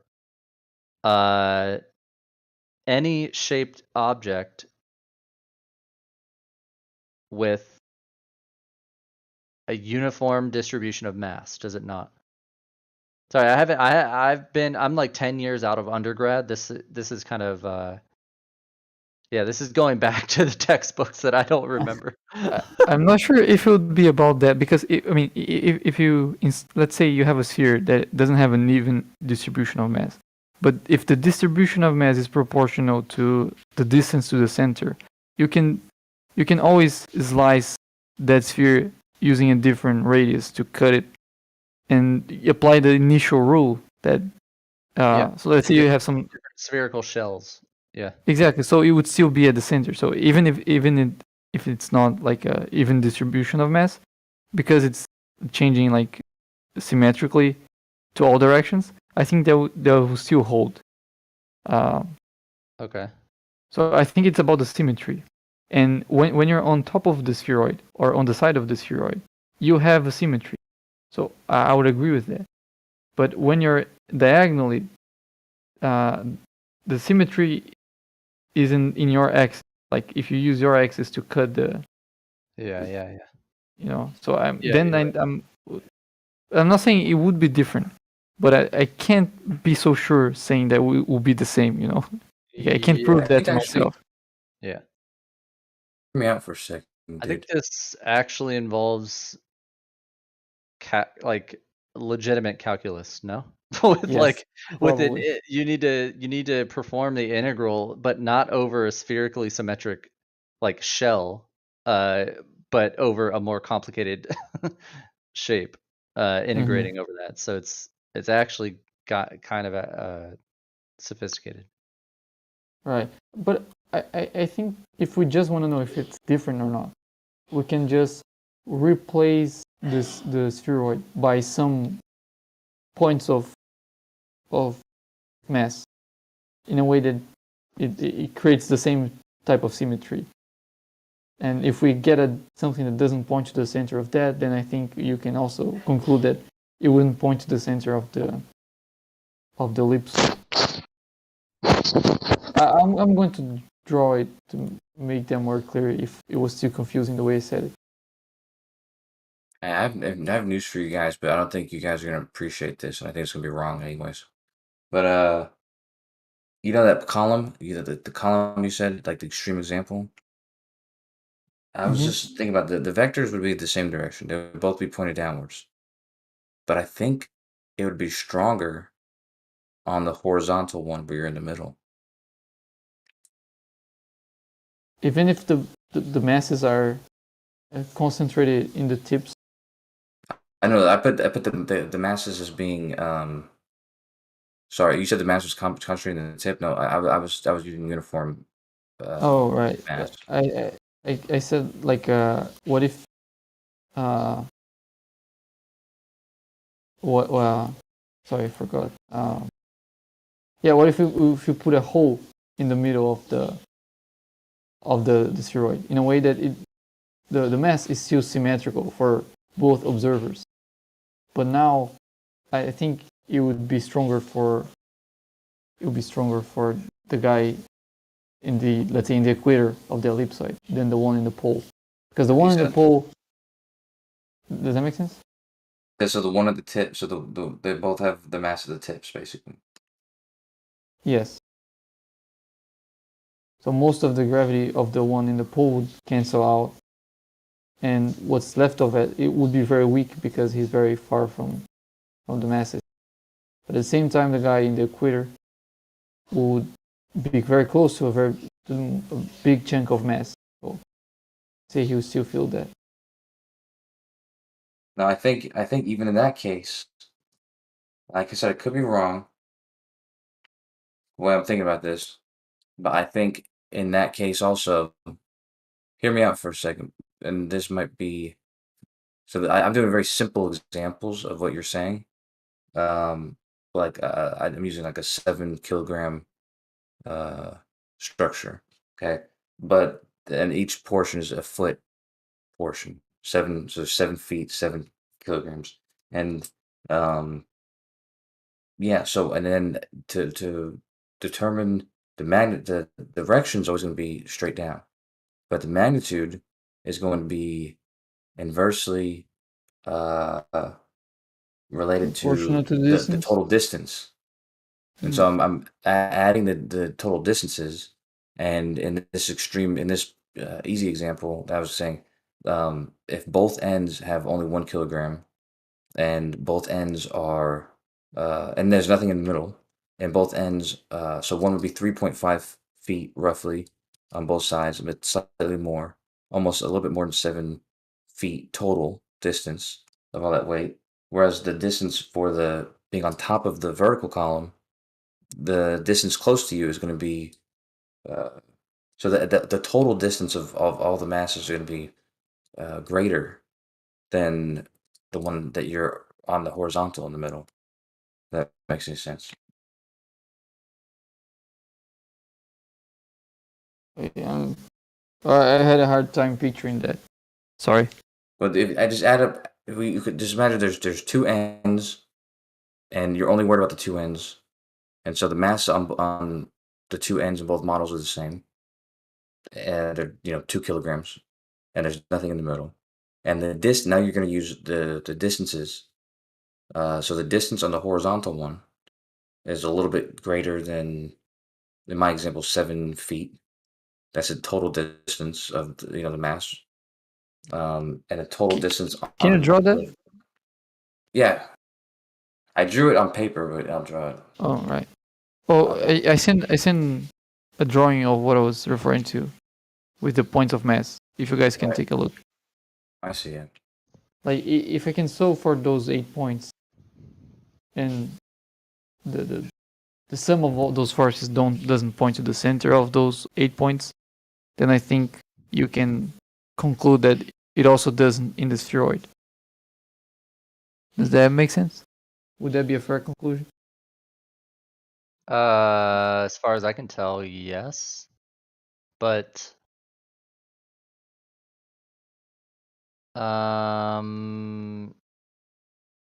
yeah.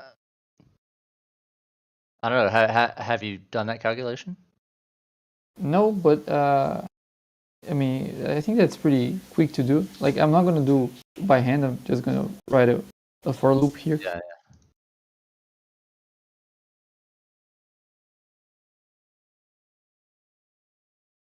Yeah, we've got so far down the rabbit hole, I forget the point of all of this. Yeah, it was. The WGS84 model. How does it report? So it reports your elevation, but how? What does it use to get the elevation? Yeah. Okay. Exactly. I think I should just read the specification of the WGS84. But I'm yeah, I very was lazy gonna say reader. there's documentation you can read on the model itself, I think. Yeah, I'm very lazy. A lazy reader. So you're gonna work it out yourself instead of reading the documents. Gotcha. Well, actually, I think it's easier to learn that way. Yeah. Well, maybe not easier to learn, but when you learn that way, you never forget it. And yeah, you retain the knowledge for much exactly. longer. And it's not like a knowledge that you memorize. It's more like a knowledge that is intuitive for you now, which I think is way more powerful than sort of memorizing. Yeah.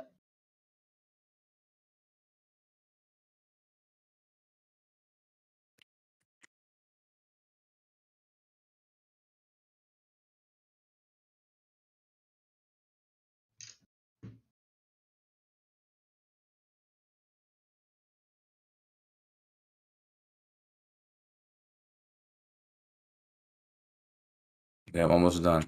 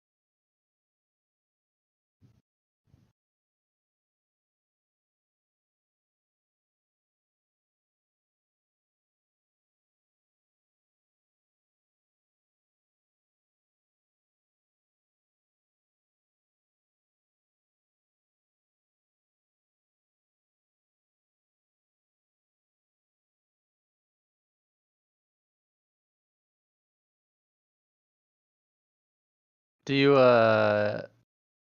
Bacon, are you still here? Mm-hmm. Do you write your codes in Python? No, I'm a JavaScript guy. Okay. Cool. You know JavaScript? Maybe I can do hello world and that's it. Well, if that's considered knowing JavaScript, then I think I would know thousands of languages. Okay, maybe not thousands. I'm not sure if there are thousands of languages, but anyway. Yeah. I use Python and unfortunately Fortran. It's like a very old. Yeah. I helped my cousin that is studying astrophysics with Fortran. Yeah, it's he there's a lot didn't of even know how to compile that. Yeah. There's a lot of old, very old, archaic. I know. Yeah, I studied it. programming Like, I did computer science, and then we studied like the history of the languages and all that. So I studied Fortran because of that. And yeah, there are pretty weird restrictions. Like some depending on the version of the compiler, there's the size of the variable name.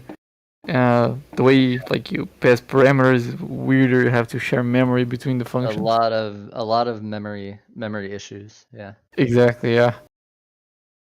Oh, that's nice. Yeah, I used to help a lot of engineers because they usually suck at programming, and they have to do things like usually they have this. They find a program that does exactly what they need, but it's written in Fortran, and they don't know how to work with that, and it's such a pain in the ass. And they say like, well, how much do you want to translate that to C++? And, Yeah. and I would do that a lot. Yeah. Yeah, I'm doing a lot of things related to like the shape of the Earth using JavaScript. I can show you what I have here if you want to take a look. Sure. Okay. Let me go to my little website. Share my screen. Yeah. For now, I have only stuff related to celestial navigation.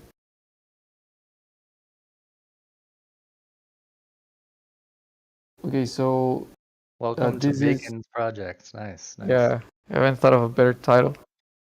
So here's one of the simpler ones. Like you know the relationship between distance to GP and the elevation angle. Not really, but Oh, I you mean, I haven't know been elevation angle, but distance to GP on the right. on the model. Yeah. So the GP would be the GP of a star. What it is? Just the RA and I mean the coordinates of the star. Yeah. On the surface of the Earth, like the position on Earth that if you look up you see the star. Oh yeah. Right. So this would be the line. Even if you look at like zenith, the zenith. at zenith, yeah. Exactly. Okay. So this would be the zenith of the GP of the star, and this is like the observer. So on Earth, on the globe, as you go further from the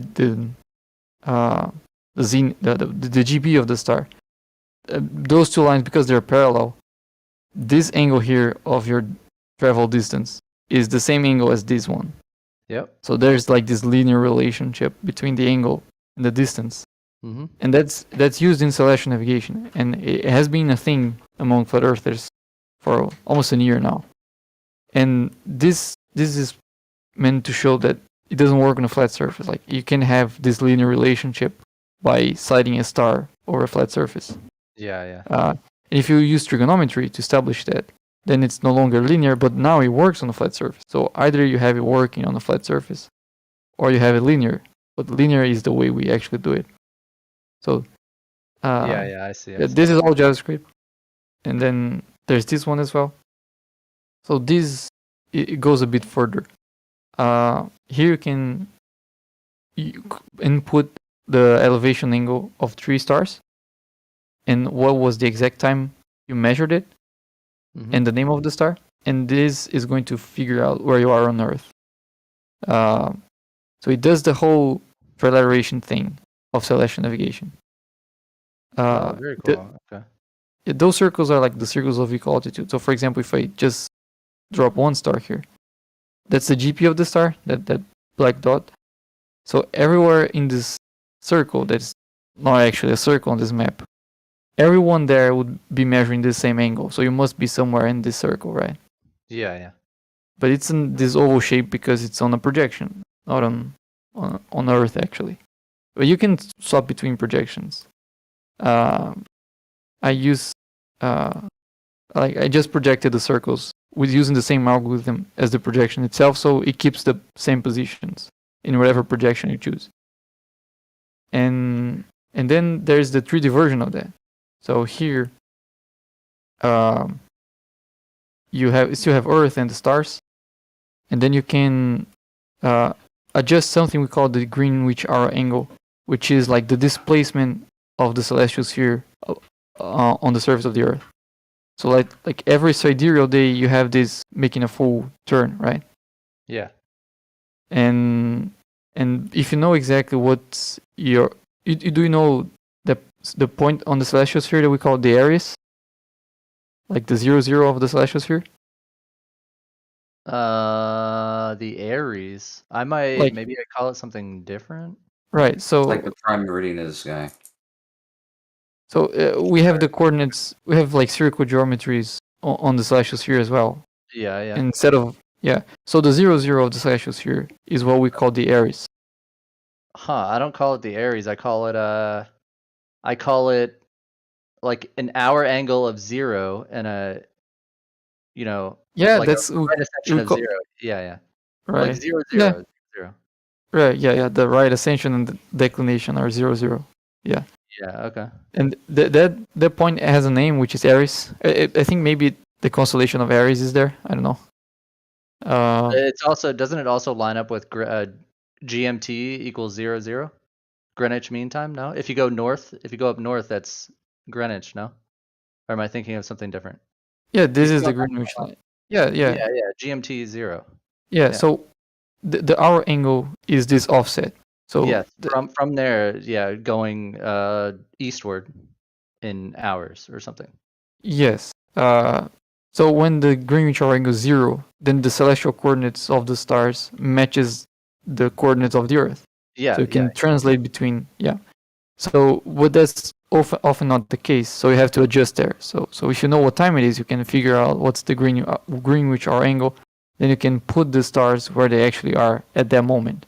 Right. Oh, that's cool. Yeah. Which is what's being done in this calculation. If you see here, there's the Greenwich hour angle of Aries here. Mm-hmm. So you can input this value here to see where the star would be. And then you can drop a circle of equal altitude here. So you can just say, do this. And here is the... Oh, one sec. I have to speak lower. I'm speaking too loud here. One sec, be right back.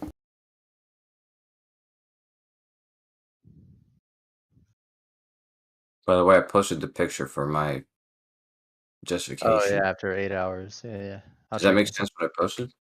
Hold on. Sorry. Oh my god. Still there? Bacon's back. Yeah, go ahead, Bacon. Okay, so and now here the circles are like actually circles because it's just whatever the angle to the GP of that. I mean, not to the GP, but the angle to the elevation angle to that star would be the same. For example, if we have an observer here, say here, so this green line is his vertical, and the yellow line is the direction of the star. So this angle between those two lines is actually the same as this arc here. And you can do that for like multiple stars, and where they overlap, where the circles overlap here, will also like tell you where you are. So you can, for example, use the same data here and transfer to this version, and it would overlap in the exact same spot, which is like here in the bottom of India. There. So yeah. So if I gave you so can I test your work? Absolutely, yeah. So if I gave you so how many stars and positions do I need to 59. give you? No. 3. I mean, you can do 2, but there's like a 50% chance I'm gonna get the wrong spot. Because like if I have 2 circles, they overlap twice. So I'm gonna be okay. at one of those. I'll give you 3. I'll give you 3. Right. Okay. So what do you need again? The name doesn't matter. You just need the coordinates of 3 stars from whatever mystery position, right? Yeah, but if you tell me the name of the star, I already have the position, so you don't have to give me that. But if you give me a star I don't have, Yeah. I don't think you'll have some of these stars that I'm gonna. all right, list. it's fine. I initially created this without having the star, so it's actually possible to add the right ascension declination manually. I gotcha. Okay. Yep. Let me just pull it up.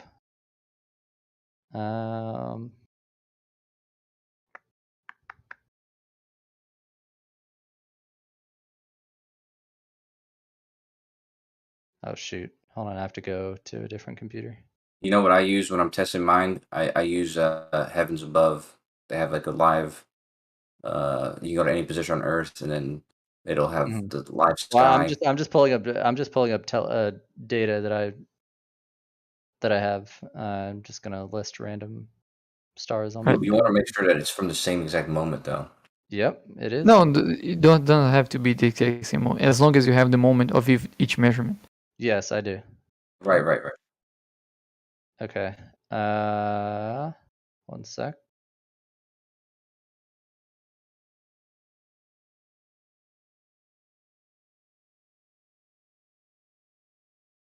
Okay.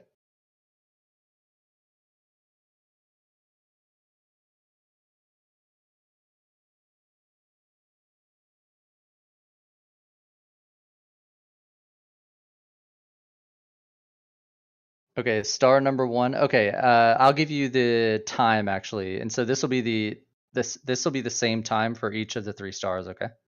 Okay. Yeah, I can just put the time first, and then they'll work for all of them. Yeah. Okay. These will be. Oh, actually, I can give you different times. Yeah. Yeah. Okay. This will be different times then. Okay. Okay. All right. Star number 1 was observed on sorry.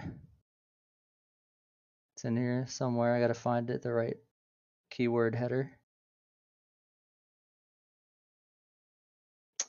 Here we go. Okay, 2020 8/9, so August 9, 2020. And you want UTC time, or does it matter?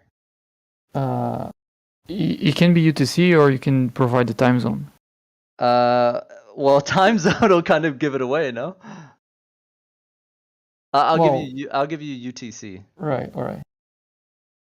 Well, if you think about it, actually, this could give it whatever. Okay. UTC was 06:43. We'll just is that enough precision? 6:43, is that fine? Or you want more? The second would be okay. 2 seconds. Okay, that's star number 1, right? That's is that all you need, or no? You need the RA. Need the elevation angle. Yeah. Okay. Oh, the elevation angle. Okay. It is.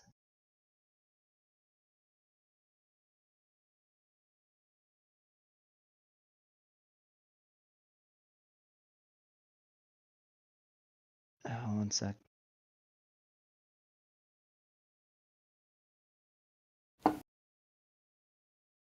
Can I just give you?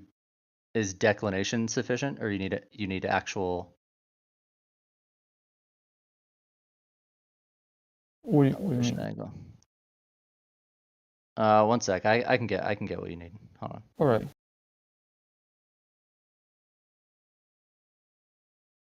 I have 59 stars here. Maybe that's one of them. No, certainly not. If you only have 59. Okay. Is it visible to the human eye? To the human eye? No. But Yeah, I mean, but no, yeah. If your code works, then this, in theory, should work for any star. Yeah. Yeah, sure. How are you doing this without star names or right ascension declination, Bacon? Sorry? Did you say you don't need the name of the star, or it's right ascension and declination? Yeah, either you give the name of one I already have the right ascension and declination, or you I give do, me the okay, right right. ascension declination. Okay, I was But- sitting here wondering how the hell you're going to do it without that. Right. All right. But the problem with my software is that the right ascensions and declinations that I have are not dynamic. They're for the fixed position of 2022. So if you get too long before or after 2022, it starts to get off. You mean like the J2000 kind of concept? Like in Yeah. Stellarium, you've got the J2000 right Exactly, ascension declination, and then the on date. Okay, I got you. Yeah. So I have. Okay. All right. Elevation angle 39.23. Mm-hmm. Okay. So that's enough for star number 1. No, I need the right ascension declination. Oh, okay. You need R. Okay. Right ascension 18 hour 5 minute 54. Is that good? 0.2. I mean, if you need it. Okay. A declination a minus 30 19 58.9. Okay. Star number 1. Okay. Star number 2. Does it look like you're in the circle? Maybe. I'm not gonna give it away yet. This is testing your stuff. Okay. Alright. Star number 2 is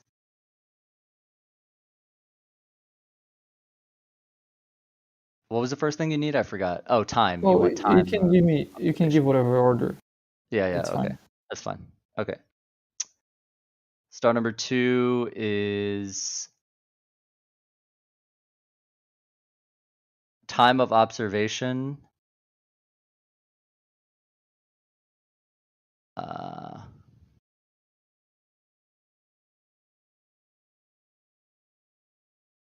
Sorry, I'm pulling up. This is real like telescope data, so I have to go through the header. There's like metadata that saves all the times and stuff.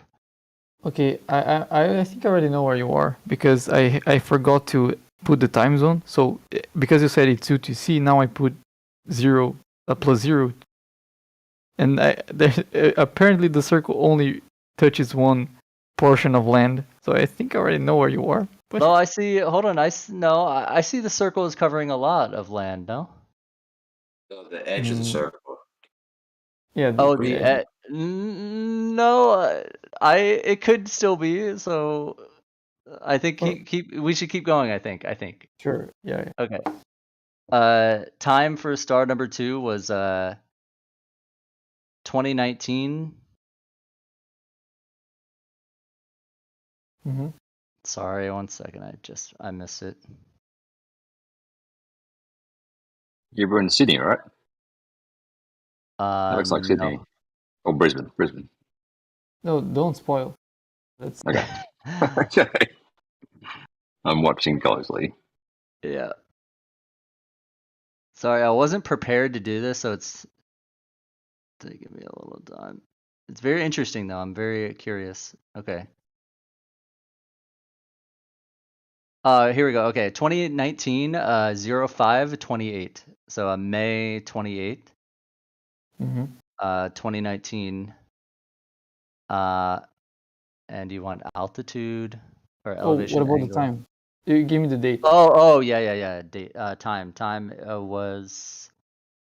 Hold on. I know I can make this way quicker. 1 sec. Okay. Just copy everything. Okay. Time in UTC again is +13. Or wait, do you need the plus? It's just No. 13. Yeah, it's not plus. It's UTC is 1325. Mm-hmm. 02.6. Or just 02. And then now you want elevation 39.72. Mm-hmm. RA is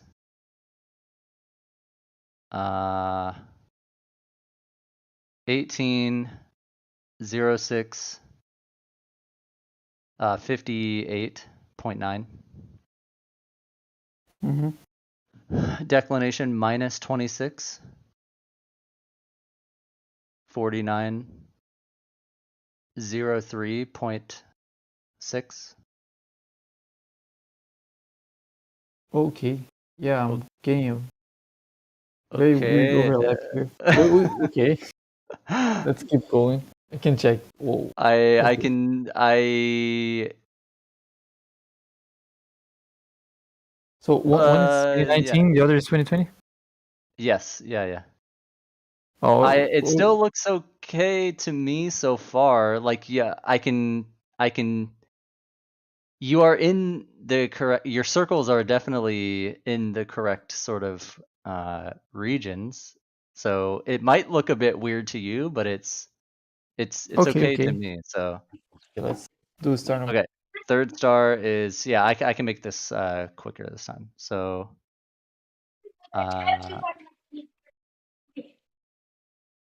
yeah, here we go. Okay.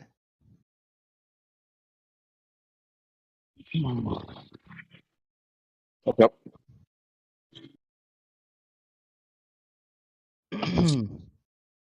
Just gonna copy all of this stuff one time, and then I'll have everything ready. All right. Yeah. Okay. Only a flurf would do this. True. Okay. What's I always forget. Oh, time. You want time, right? Or date? Mhm. Yeah, date and time. 2020 08/10. And August 10th? time, yeah, August 10th, yeah. And time is 06:39 54.5. Or just 54. Yeah. What's the next thing you need? Elevation angle? Yeah. 40.68. And then RA and deck, right? Mm-hmm. Okay. RA 17 58 37.5.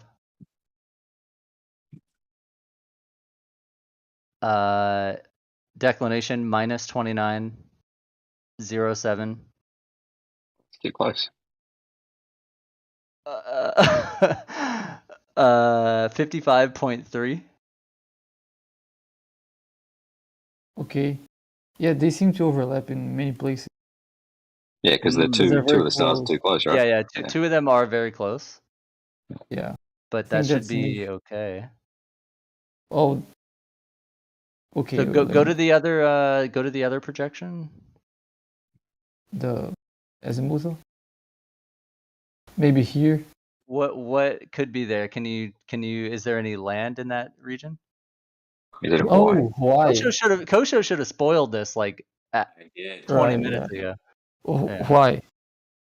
It's Hawaii, yeah, that's correct. All right.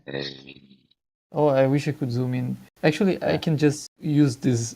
Just Google it. The version. Oh no, that's actually this place here, not this one. Yeah. I'm not sure, yeah, why the crosshair is over on the Antarctica or something, but Because they also overlap there. yeah, because they they're do. too close. Yeah, two of them are very close, yeah. All right, well, yeah. Two places. They're very close to the same like longitude line, Celestial, right? yeah, Latitude line. Yeah. Yep, it is Hawaii though. I think that that other intersection closer to the western US that's where Hawaii is. Remove one of the close. Okay, it's getting the wrong point there, but if you got this one. Yeah, it is that. Yep. All right, so yeah, still working. Very cool. Yeah. Yeah, and it's all globe based. Believe it or not. I believe you. I believe you. Mate. Oh, I can try to put. Actually, I can now do it here on this model. Let me just delete all the circles of equality.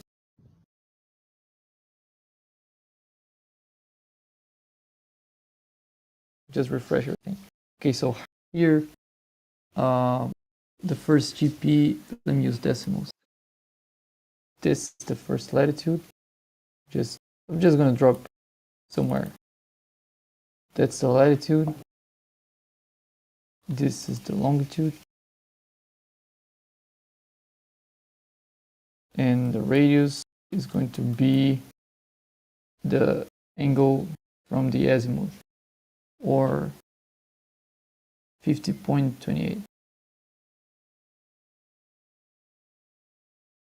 Okay, so here we have our first circle. I don't see why here. It's right there. Me. You did just see it. It was right north a little more. Yep, right there. Right. Yeah. Try the Yep. second one. Yeah. So it's Did you spoil this, Kosho? I didn't even hear you say anything. I wrote it in the chat. Oh, but you I guessed knew the you weren't why. I noticing see. there. Wait, you edited that text though, so maybe you changed your I answer. spelled the Y wrong. Oh. Yeah, I made a version of this, but his is much more graphically pleasing. But I made mine in the bot using some shit Python. And JavaScript's just better. well, and not necessarily. Like if I instead of study JavaScript, I had studied Python, I think I would be able to do something very similar in Python. Yeah. Kosho's just not as good as you though. Yeah. No, I mean I've practicing JavaScript since 2012. So yeah, I have 10 years of playing with JavaScript. Nice. So yeah. Yeah, there's many telescopes right near that where they intersect, or right there. Many. Right there. Yeah, not exactly, but there's a mountain there called Mauna Kea that has quite a lot of very big telescopes on it. Right.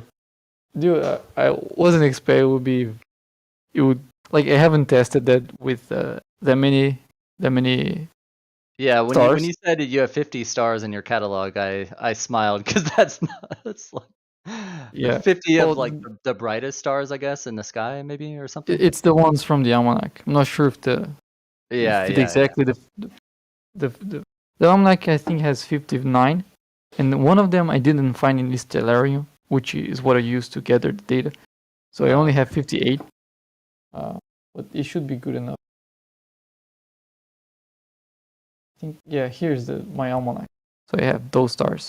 Yeah. Those are and there's some of one. Yeah. Like I think. Let me see.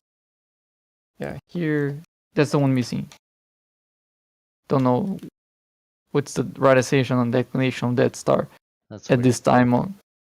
Like I'm using this time as my reference because at this moment in time the Greenwich hour angle is 0, and this is how long a sidereal day is. So that's all I need.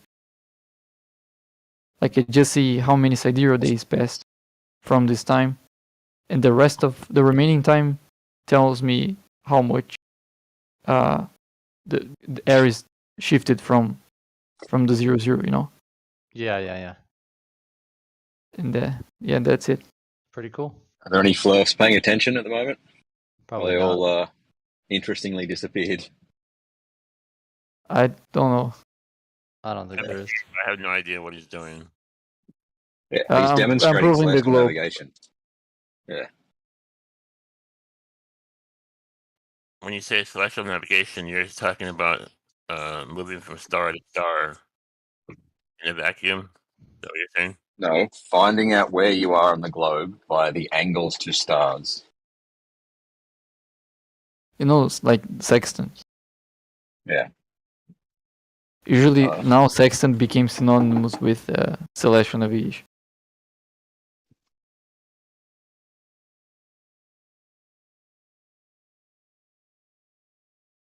So well, thank you guys. I gotta go. Okay. Yeah. See you. See ya.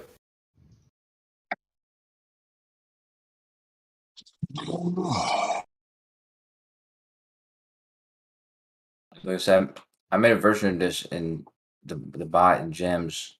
Yeah, I saw that. That's pretty cool. His is, like I said, more aesthetically pleasing. Yeah. There's a place for text-based answers though. Like, I'm a big fan. Like, feed inputs, get a fucking output at the end. Mm-hmm. Well, that's how mine is, yeah. Again? So that's how at least mine is. I just yeah, you just put the stars and the elevation, and then it gives you your position. Yeah. But his you can adjust the time. Like I can make it so we can adjust the time, but he's got it in there already where you can change the time and all that. Like mine are just in real time, like the observation as the stars are right at that moment. Yeah.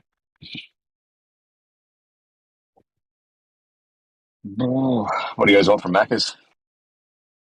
Get a chicken. Get a chicken sandwich. Chicken sandwich. You know what a chicken sandwich is? Sandwich is 2 pieces of square flat bread. What you're talking about is a burger. Okay, well there you go, dude. It's literally called a chicken sandwich here, but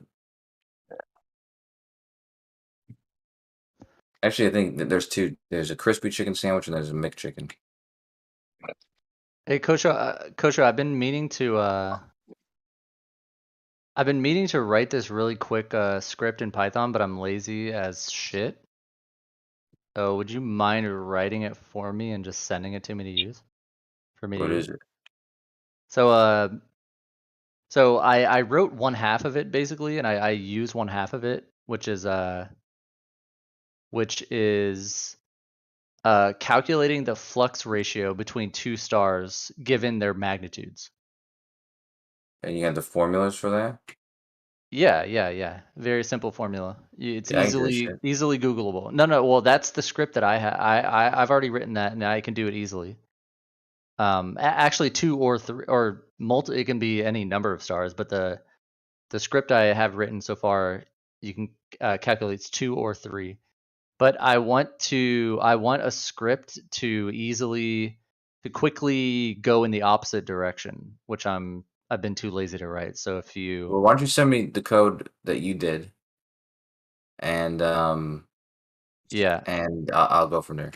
okay. Yeah, so I'll DM you the script, and then I'll tell you I'll describe it in the DM. Basically, I want the user to be able to input a flux ratio, and then the script does its calculation, and it gives you two. See, actually, I don't know if it's actually possible though. I want it to give you 2 different magnitude stars that give Fit a that flux description. ratio, that have that flux ratio. But I don't think that's actually it is possible. And at least a range of there might be a set of pairs, right? That work Yeah, for it. well, isn't it not an infinite set of pairs though? It would Might be, be. wouldn't it? I Like, look at how the formula. you've got to tell it which stars to look at, right? How does it Yeah, work? Is it doing you like a can't just. I think the more important information is the magnitude of the star, or the 2 stars. So I actually don't. I think it's only one way. You can't actually go both ways. So wait, but- what's you said the flux what? Oh, actually, hold on. Let me. So hold on. I'm missing a piece of information. Hold on. So let's say I'm looking at two. I'm measuring 2 stars, right? And I measure their magnitudes separately, like just they're right next to each other or something. Just for example, so I measure a magnitude of one and a magnitude of the other, and there's a very, very simple calculation that's like minus 2.5 times log of the ratio of those magnitudes or whatever, and that calculates really easily the flux ratio between the 2 stars, which is different like a unit, but it's a very simple conversion basically. So but now if I want to go the other way, and I don't know the magnitude of two stars, but I know I know their flux ratio. But what is the flux ratio? Is that just the range, the difference between their magnitudes, or what? No, it's a It does sound irreversible. Yeah, it's a fraction that's embedded inside a log. So it's to calculate the flux ratio, to calculate the flux of a star given its magnitude, you simply use minus 2.5 times log of the magnitude. No, sorry, it's the inverse of that. Sorry.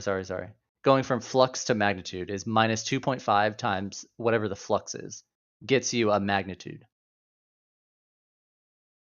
Yeah, but like you said, there might be infinite pairs that satisfy the reverse, right? Yeah. So you need one extra piece of information, which I actually do have. So okay, so here's the real scenario in application, like being applied. So I have a measurement of two stars that are overlapping each other. Let's just say they're right on top of each other in my like image, in my like telescope image. So I measure I measure one magnitude value, but I know it's actually the combination of both of those stars. So I have one value of the magnitude. And do I know their flux ratio? Yeah. I know the flux ratio between the two stars, and I know the combined magnitude of both of them. Then I should be able to calculate each individual's magnitude. Yeah, okay. Yeah, I'm looking at the equations right here. Yeah. So that's that one extra piece. That's that's one extra piece that you need, that's required, is the total magnitude of the two together, which is going to be brighter than either of the two individually, obviously, because of the magnitude's sum. It's actually in like log space, so it's a little more complicated because the magnitude system is logarithmic, and it's like smaller values are brighter. It's stupid, but I think in the equation should pretty much just be straightforward. Yeah. Say magnitude the log scale. Yeah, it's like a difference in magnitude of 1 corresponds to a difference in brightness or flux of 2.5 times. So like, yeah, like an 8th magnitude star is 2.5 times brighter than a 9th magnitude star, for example. Yep. Yeah. No, I gotcha. Yeah, it's definitely, it's doable, Kosho. I've just been too lazy to go the other way because it was the easier script for me to write was the first thing that I said, where you have both magnitudes and you just simply want to get the flux ratio. But and the flux is just magnitude 1 divided by magnitude 2, right? No. Oops. It's not. Just got your the ratio. No, magnitude equals minus 2.5 times the log of the flux. So you see the two variables there to solve for are, on one side of the equal sign is m, or magnitude, lowercase m, equals minus 2.5 times log of f, flux. So if you have m or f, you can solve for the other one. Obviously, very straight algebra, right? It's like elementary algebra. Right, yeah. And then so the flux I've seen is different. It's 100 times the difference between the magnitudes divided by 5. Yeah, it should be 10, not 100. Or is it 100? I'm pretty sure it's 10. It's a log. Are you sure? The base of the log is log base 10 though. So I don't know where you're getting 100 from. Well, the magnitude is 2.5 log 10 times the flux ratio.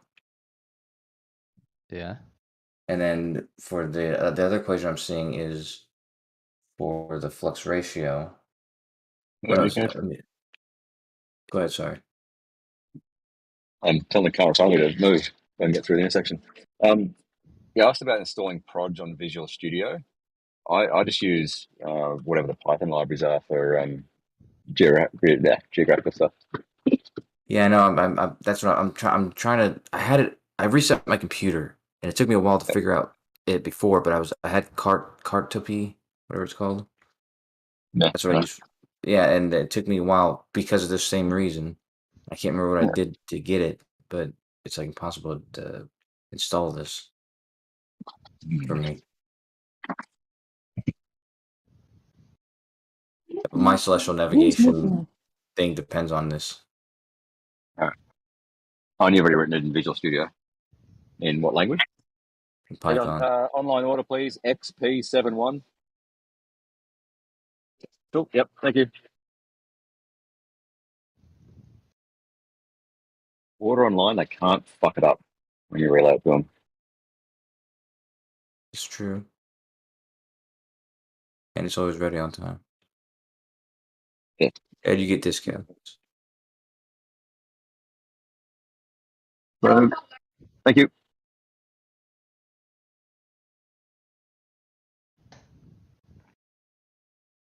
I'm about to send you the script, Kosha. Appreciate it. I'm gonna work on it. I do have to run. I appreciate your help, Ruhith, but I'm gonna have to ask for it at some other time. You try to. When do you need this by? Tomorrow. Okay, I can have it to you tonight. I was actually kidding, but You're kidding? basically just take my script and like reverse engineer it. Yeah, you know? yeah. But again, like we said, it doesn't actually seem reversible, so you have to need think about some that. other info, yeah. Yeah, you have to think I don't about understand. Maybe draw a graph. What's the givens? the Inputs? Yeah, let me just think of an easy way to. Okay, so you were just looking at the equations, right? You saw them. They're I pretty haven't written down straightforward. Yeah, they're pretty straightforward. But so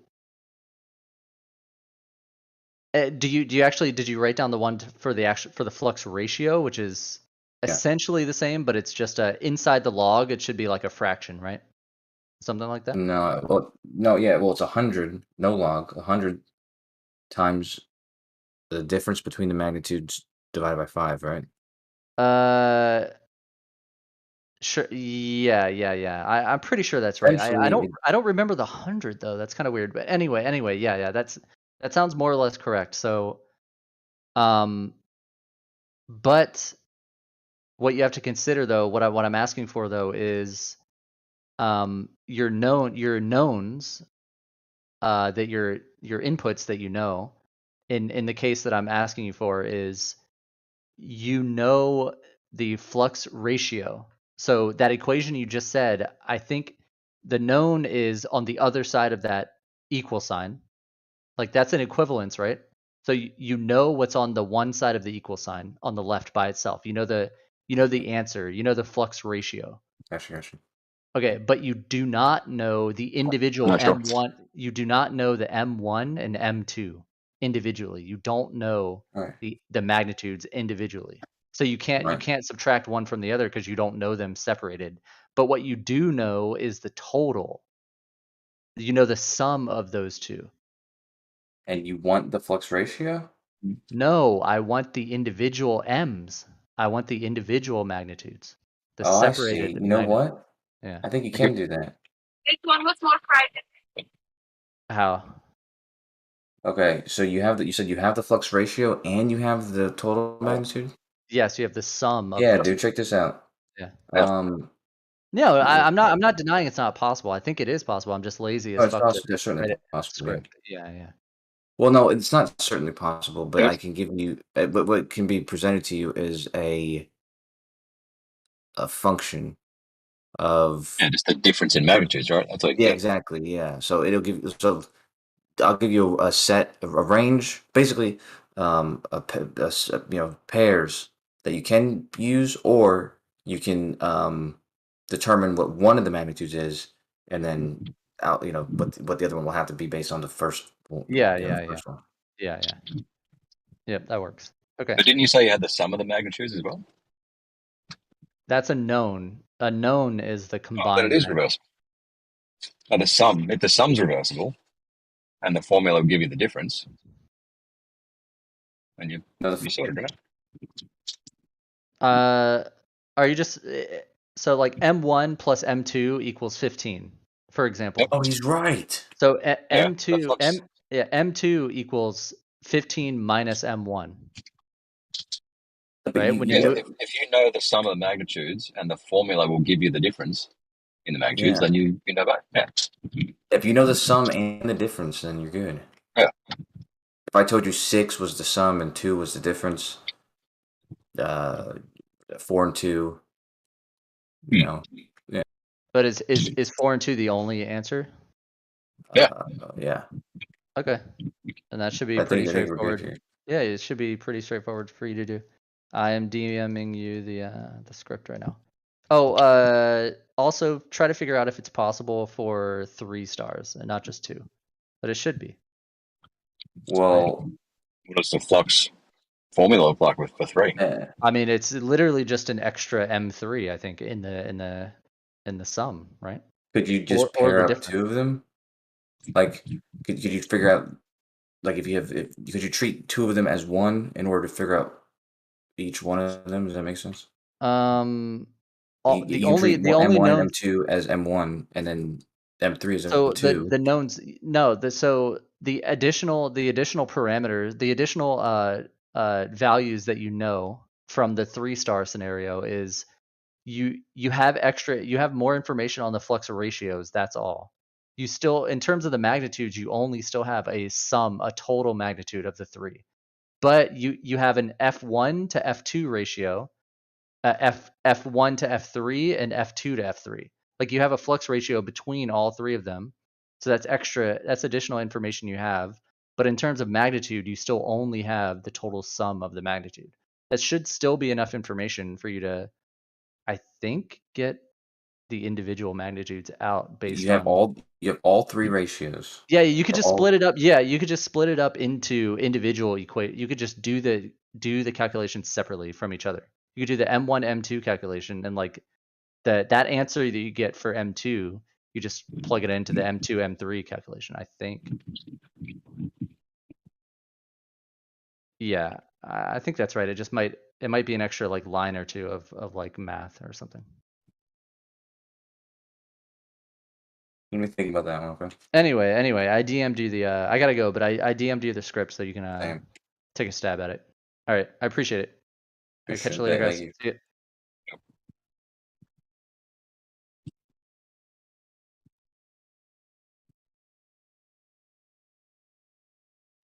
I think you're like me, Ruha, if you like a challenge. I do. There's a lot of coders. It's kind of like while we're coders, right? You like to solve problems. Yeah, exactly. That was my degree, was computing science. Yeah. It wasn't mine at first. I changed it to it, but yeah, definitely it's almost like a godlike ability in the problems that you're solving. The programs, whatever you write, you are God in that program. And you just have to see if you can use the tools you have to solve said problem. Yeah. I remember coming into the company that I first worked for, and they had no idea about programming and that sort of stuff. And we just started trading into Taiwan. And the Taiwanese prime minister or president got shot in the leg or some shit on a Friday afternoon. And the boss said, holy shit, the markets are going to go absolutely fucking nuts on Monday. We don't have automated trading in there. What can you do? And I said, all right, I can write an interface to that over the fucking weekend. And I did. I didn't fucking sleep. And yeah, it was nuts. And everyone thought I was a fucking god. And I was like, I just didn't sleep. Wait, so what were you had to write something that was going to automatically trade a certain way? Well, we What? were trading, so we were trading by literally calling a fucking broker in Taiwan, and not everyone in Taiwan speaks English, right? So we're speaking to someone that has no idea about what we're doing. They're just the person in the office that speaks English, and we're in Australia seeing these prices fly around everywhere in all sorts of options. And you see it pop up, and then you tell this chick, buy this one, and then she's got to relay it to someone at a keyboard, typing in the order, saying, I want to buy 10 of those at that price, whatever. And this can take like 15 seconds to happen, right? And we're just missing fucking trades here and there everywhere, and it was just a fucking shit fight. And then I got my software sorted over the weekend, and we were still trading from Australia into Taiwan, so there's a huge latency there, but we were just picking off, easy fucking money. I think we made 600 and something grand that day, which is pretty nice. It was nuts, but yeah, everyone thought I was just a fucking maniac god what I did on the weekend. Say again? Were you shorting the market because it was coming down? No, we trade options and hedge it, so it's not a directional play at all. It's The real-time trades. That's pretty cool, man. That's all exciting too. A little gambling. What was your position? You said you trade options. What were you trading? Sounds like they were in the Taiwanese market.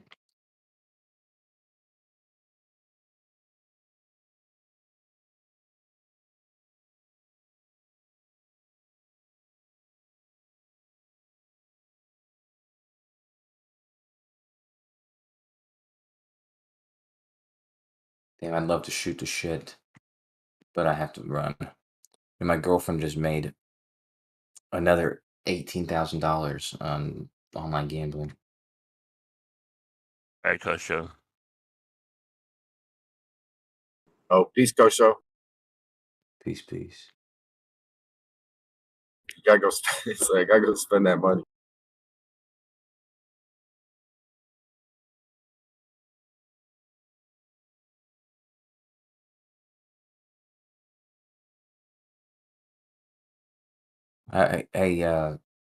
Don, I might ask for your help with something. It's professional. I know it ain't got nothing to do with no photons, so we'll probably be all right. Listen, you're a punk, man. You're a punk that I like.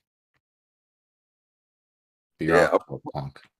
I will punk you when we fucking debunk Einstein together. Yeah, dude. You fucking dude. Anyways, we always talk about doing professional stuff together, but I have something in mind, and I want to toss it at you sometime. See, it's a game. You helped develop games before, right? You told me this, right? Oh yeah. You want to work with me on something? Yeah, man. If I know you just said you're about to run, but No, maybe not. if you got a minute, if you could if you got a second to go to a side, that'd be cool. Yeah, I do. Like, go to where? You Like say a private chat or something.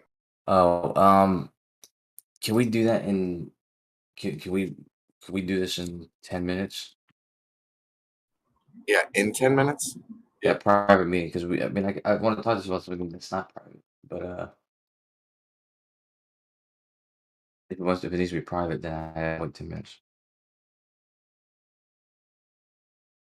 Yeah, man, it's whatever, bro. I'm bullshit. Like I got some time to kill, and talking would be great. Yeah. Well, listen, Scott Veach, he kind of blue-balled me, right? He offered me a tip from his friend. It was something he needed help in coding for a website, for a game that connected with Twitch, all this other stuff. He said, you could probably ask for $30,000. I was playing around with different amounts. based on the actual work involved. And Yeah, I think I remember hearing that a while back. no, it was last week. Okay, then no. But anyways, he gave me the instructions his friend gave him, and I started working on it. But he told me that his friend had hired someone, so it's gone.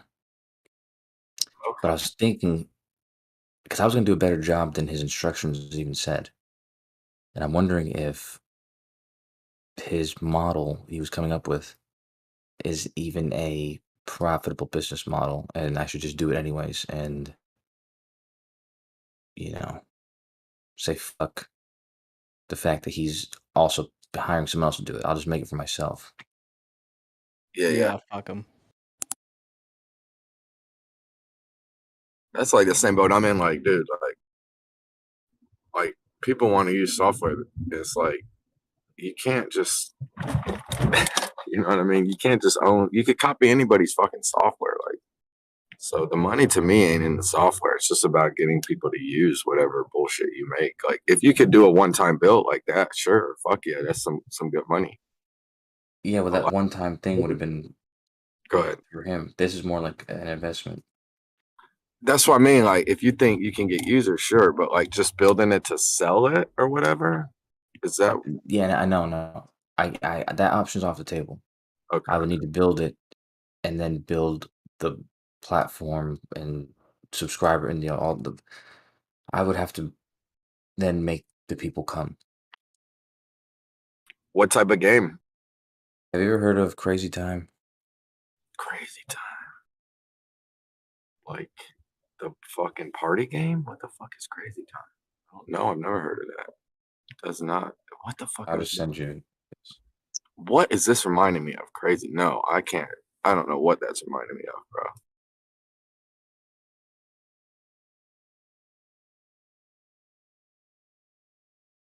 I'll send you this link. Hold on.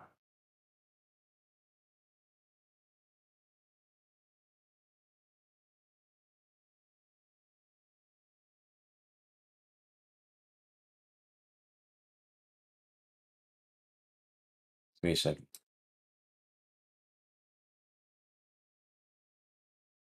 Should I just Google it or you on You DM? can, but I'll post it too. Send it.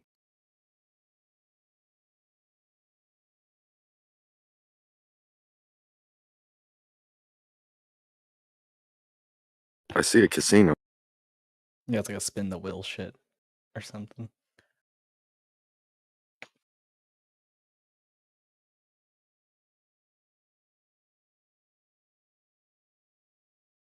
I do remember you recently talking about some China thing that has a skin for making your own casino or something. Yeah, that's something else. Here's this link I sent. Anyways, this is a game called Crazy Time, and you can go and play it. Okay, that's one thing. He wanted to make a computer, so he wanted to make a version, almost basically a copycat of the game. But there was no person spinning it. It was all animated, and he wanted it to communicate with Twitch because he wanted to stream the game that I created. That was basically this game, but animated. It would stream it to Twitch, and people on his Twitch stream would be able to apply for like a raffle. The raffle would pick a random player, and the random player would basically be set up. He'd give them free money, I think, to gamble with, and then they would place their money on a single bet, just like all players do during the Crazy Time thing. Each time they spin the wheel, it's you bet a certain amount on different dollar amounts on there.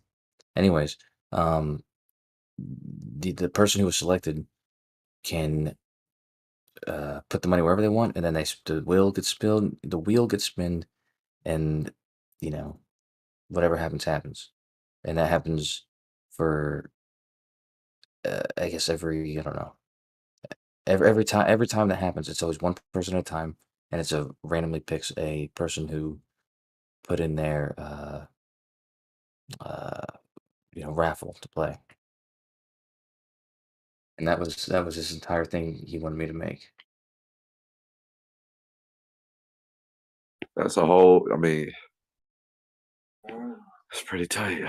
I'm not sure how he expected to get money, but I assume it was from subscription-based viewers, or possibly you have to pay for the raffle. I'm not sure. Yeah, he could like give out less in the raffle than he takes in, or something like that.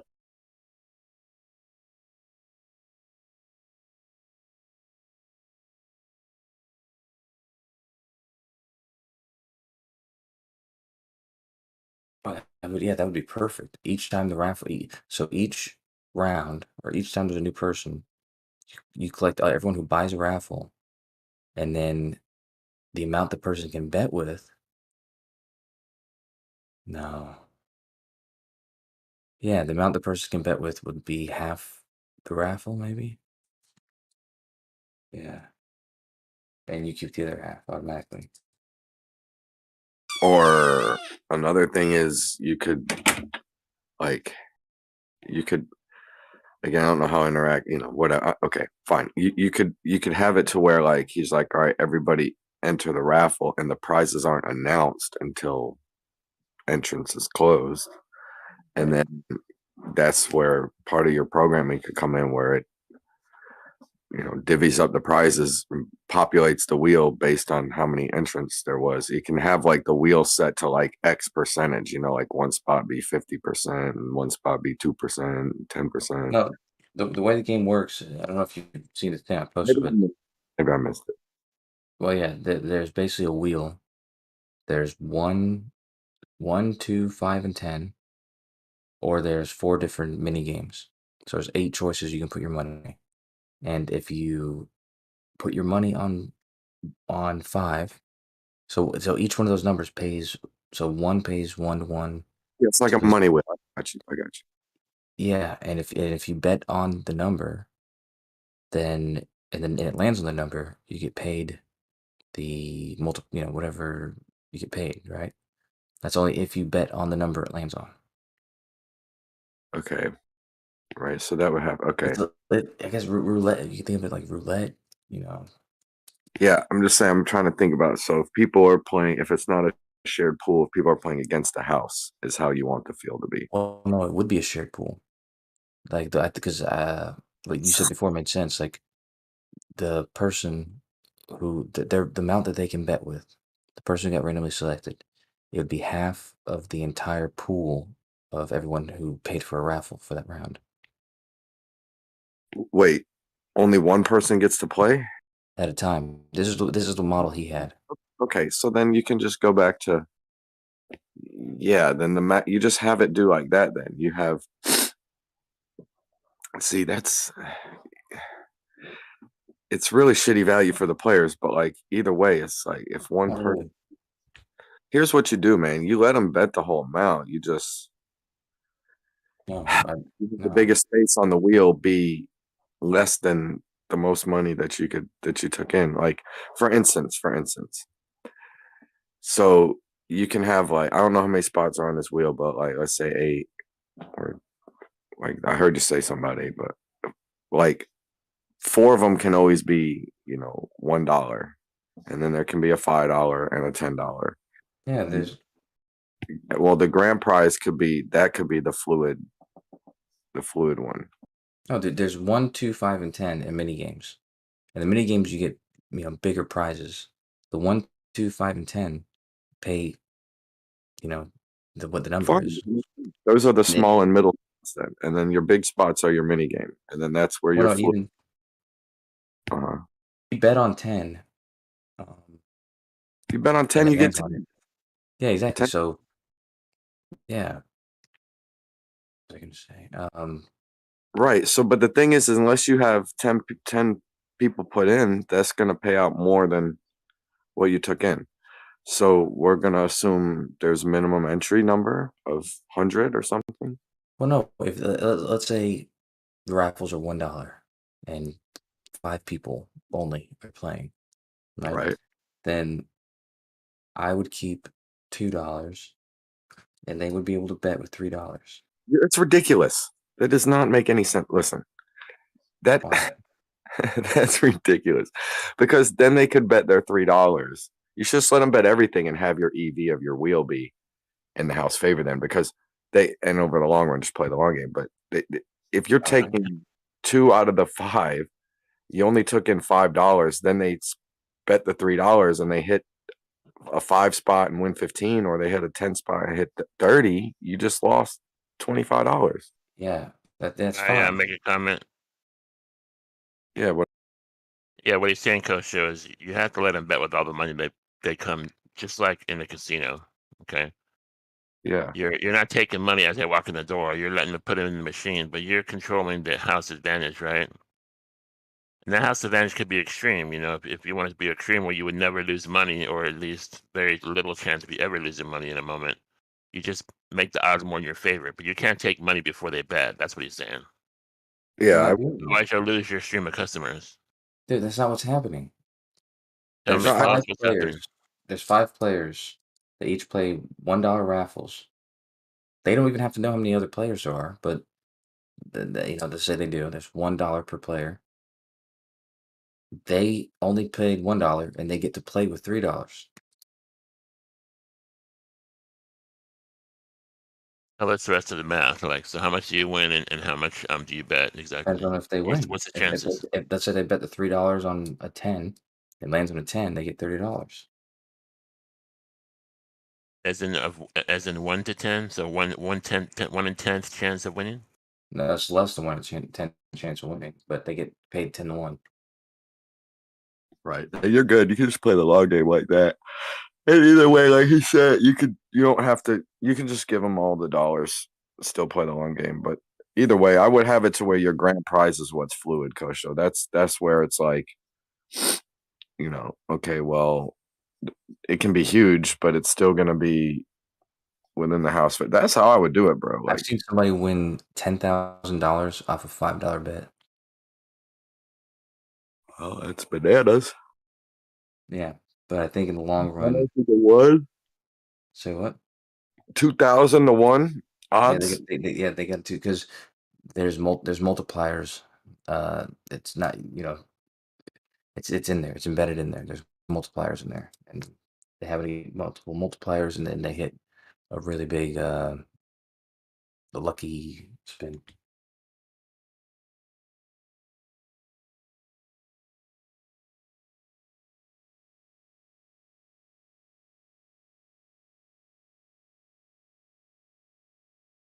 Damn. I gotta take a bong hit, bro. I'm not feeling good.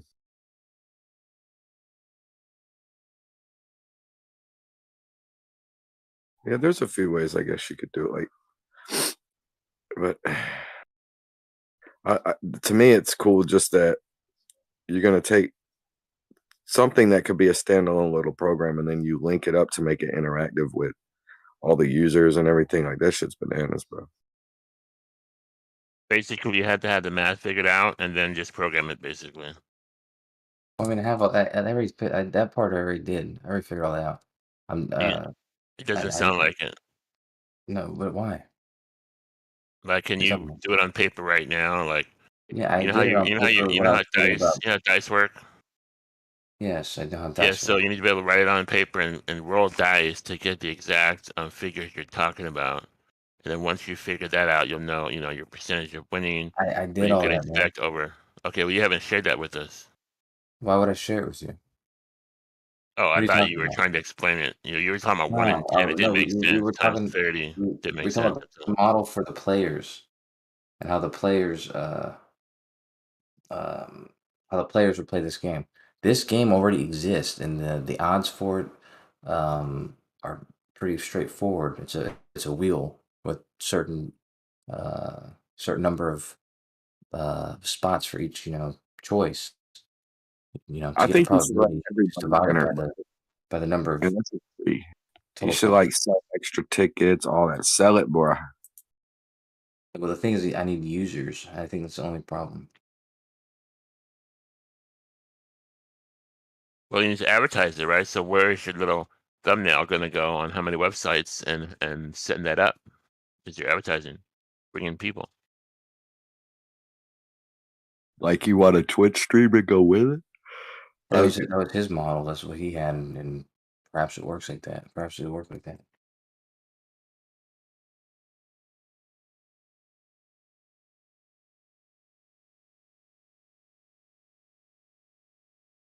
Oh man.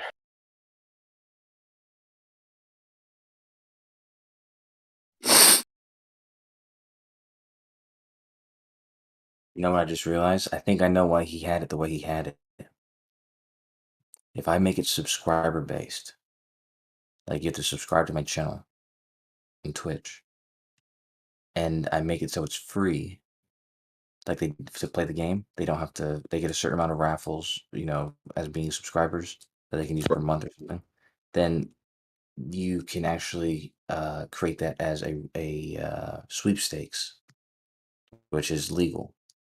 Sweepstakes are legal, whereas you know it wouldn't be considered gambling.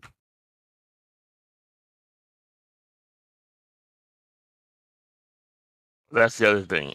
Technically gambling is illegal, so you have to figure that part out too. I'm not sure. I just figured that part Technically, out. it's not gambling. I just You're putting up addressed that. money and you can lose it and get more. That's gambling. Oh, they play with free money. If they win, they get an amount of money that they didn't put in. They don't put their credit card on file. No, they subscribe to my channel. So they're not winning real money. No, they win real money. Kosho.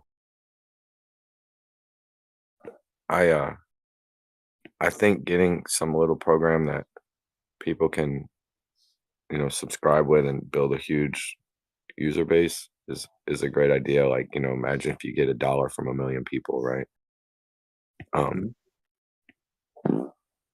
I really think I have something worthwhile that has extremely broad reach, you know, to literally every person. And they could be pretty easy to build, man. You know, it's just one of those things where it's like, just play around and build it, man, and people will probably come, you know. And I don't worry about like my teammate like taking an idea and running with it, you know. But it's like I'd like to get at least somebody I know personally to get on it before, you know, Big Data gets on it or something like Well, that. what's your idea? I'm not gonna screw you.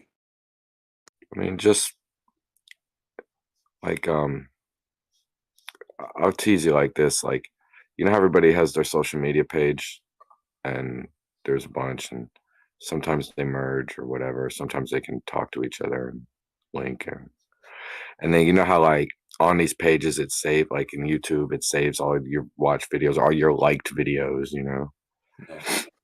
But like once you go to Facebook doesn't have all your liked videos on YouTube. So basically it's like a universal thumbs up, thumbs down button that's like your new, that's going to be the social media. That's the thing. Instead of worried about posting like, you know, your pictures of your food, it's more about like more like a whatever, a thumbs up, thumbs down record profile. My brother was just talking about something like this earlier. More dynamic though, obviously, but yeah, go ahead. You might want to. It'd be interesting that you talk to my brother at some point because he had an idea just like this earlier. Yeah, but like, dude, I don't know how much you're driving. I hear you act like you're. I'm at home. I'm about to leave right now, but I don't mean this in your life, but you need to. You need to talk about driving, like, you know, like just whatever, dude. Like, we need to work on this shit, bro. Oh yeah, I feel you, man. I'd like to. I'd like to. You know, start producing things I used to. You know, and selling them, making money from The them. way you You know? blow shit out, I'm like, Jesus, like, Dude, oh my goodness. There's no way you should be driving for money. There's no way. I don't drive for money. I drive because I rented the car, so it's like a yeah. But still, I'd rather. He drives to get laid. No, I have a girlfriend, but I drive so I could pay for the car because I rent the car through Lyft. But I want to get a car that I don't have to do that and just pay for it, which, like I said, would require the me to sell something. Right? He's trying to get you a raise, Kosho, and you're defending it. These guys, I mean, whatever. Coach, I'm just saying, dude, the way I see you throw up dude, you got too much skills to be worried about some not getting $1 million for this little stuff that, I mean, dude, you could do a niche project and get hella money, dude. Imagine if we could work on something that really could get like a huge user, like literally worldwide potential base. Like, dude, think about it. I agree. You guys I just been in here for I don't know, not even a year. You guys are like way too smart to not be making a lot of money. Very nice of you. But you know what, Don, I'm gonna go ahead and me and my brother started a company, a business, and I'm gonna go ahead and hire you as a consultant right now. Put me a C. Give me a C or something. You're a consultant. Yeah, chief consultant. I'll take it. No, but you are a consultant. Branch is also a consultant.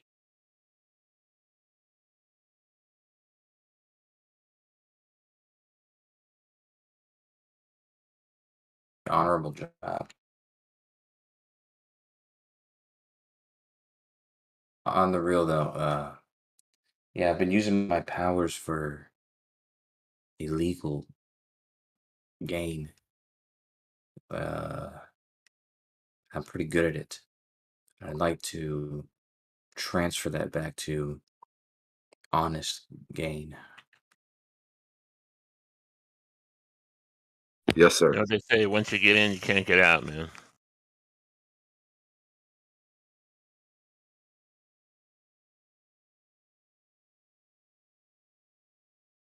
Once you join the mob, you can't leave the mob, man. I haven't joined the mob,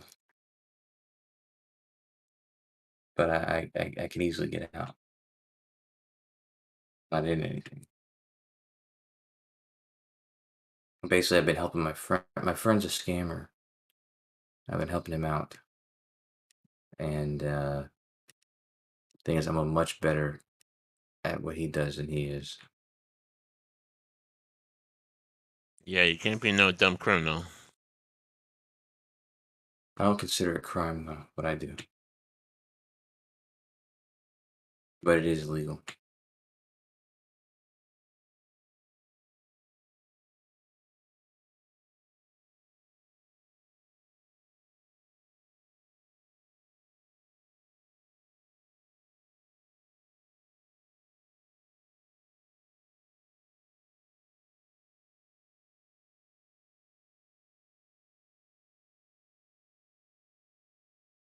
You be a good boy now, Kosho.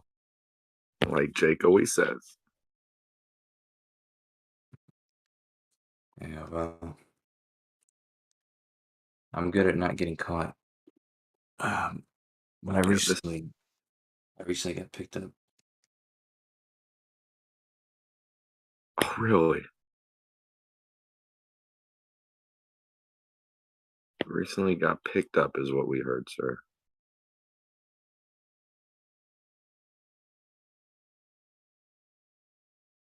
Yeah, Picked up by I'm what? gonna have to fight. Now a he's an few informant. uphill battles.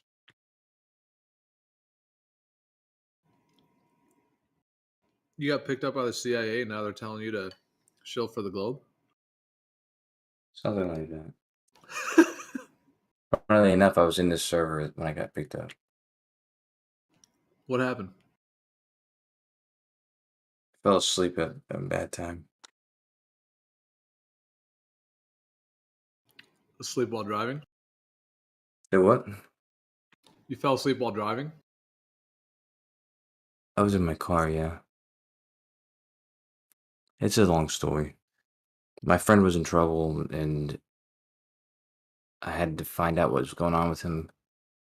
I had some of his whatever. I just still don't even know what. And I woke up to a cop knocking on my window, and in his search, he found this and that and the other.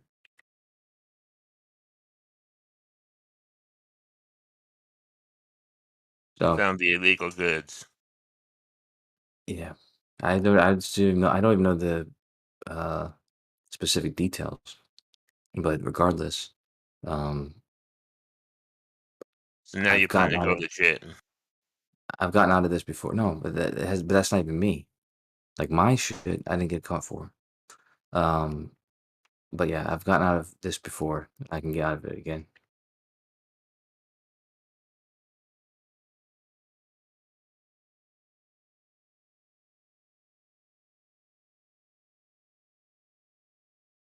You know how you get out of these kind of issues?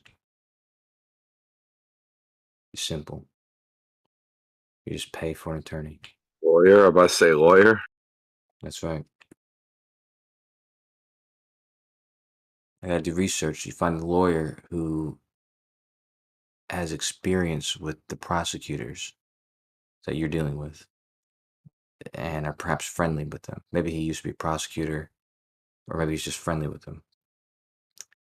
And you pay him, and you'll find that you'll Your problems will probably go your away. charges drop.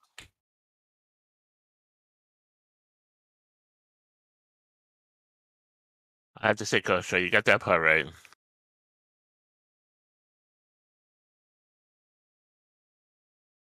That involves money, so I just gotta pay him. That shit about the global earth you don't got right, but you got that part right about the lawyers.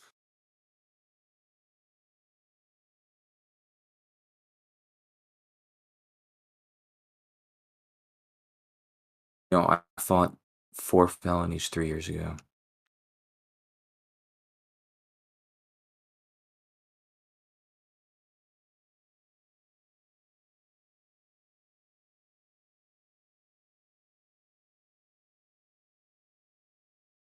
If I get out of this one clean, I would have beat 7 felonies without being convicted of any of them.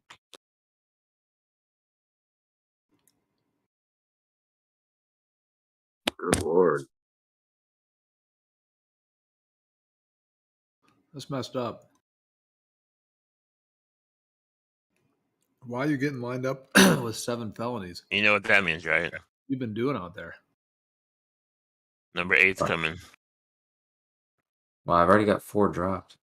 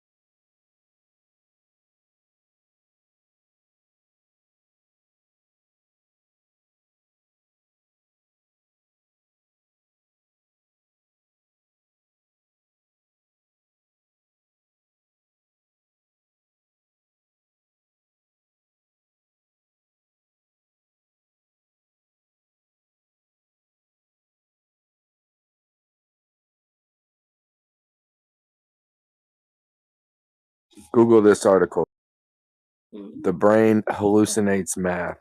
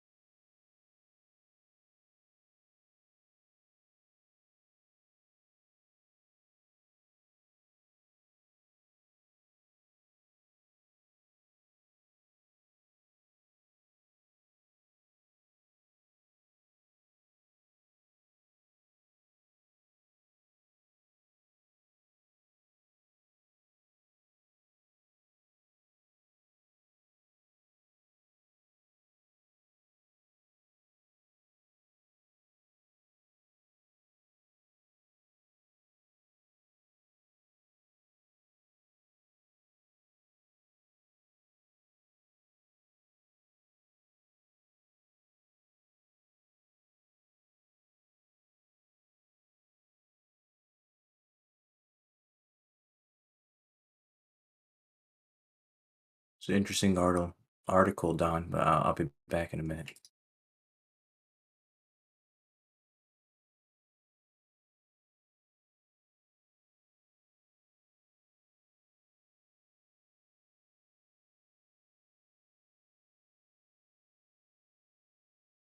He ain't coming back, right?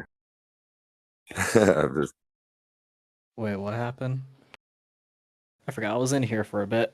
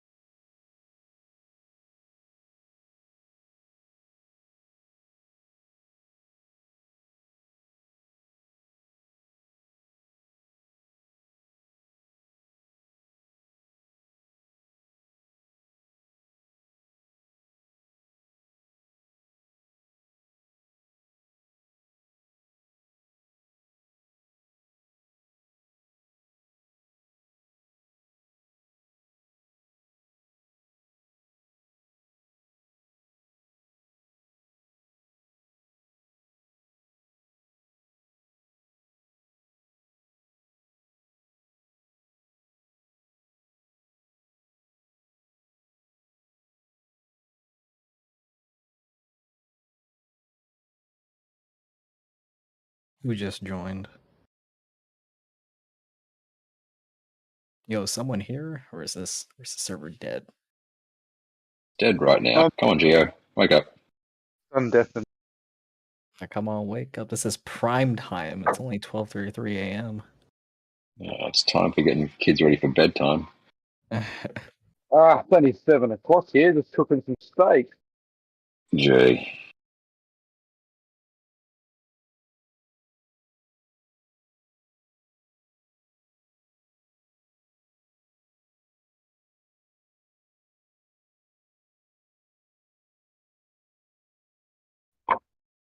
What are you doing up after midnight?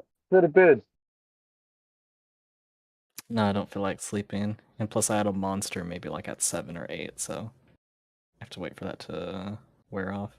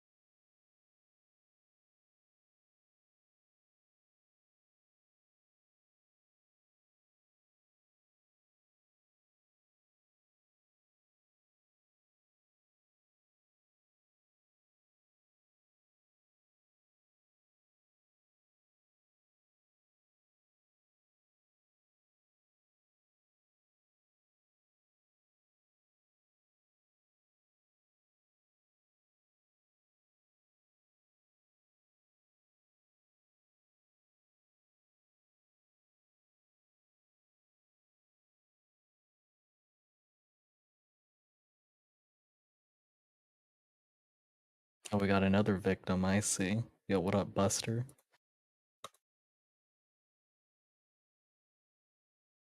Hey, Buster. I spooked him. Oh, no. Yeah. Oh, eat that. He's back. Never mind, I didn't scare him. And I don't think I'm that scary anyways. I got a bad Pretty honest. Oh, okay.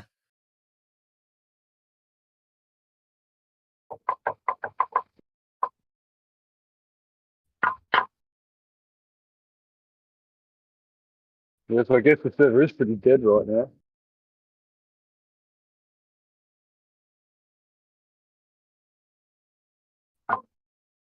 Yeah, it's a little quiet.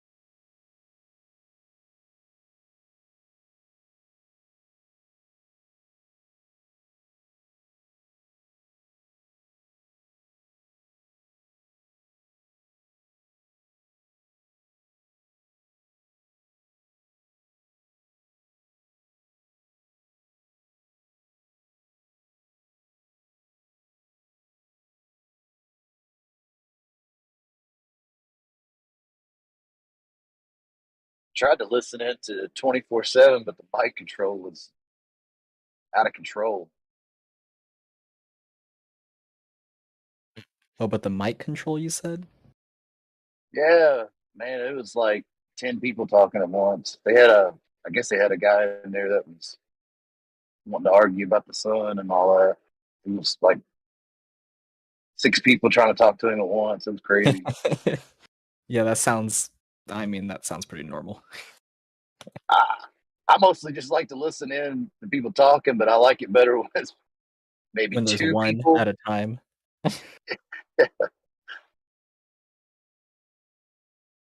A lot of people just want to get their opinion out there, but they all just don't know how to take turns. Well, at 24/7, it seems like everybody's fighting for those roles. Like, I don't know. I guess they just got to get their voice heard.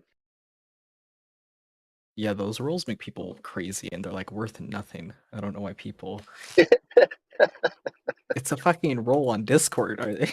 You can't be that attached. It's like a badge. I guess you could put patches on your shirt and wear it around. That's literally what it is, and Discord is really like a lot of like what you do. Then I guess that'd be pretty important. Yeah, maybe.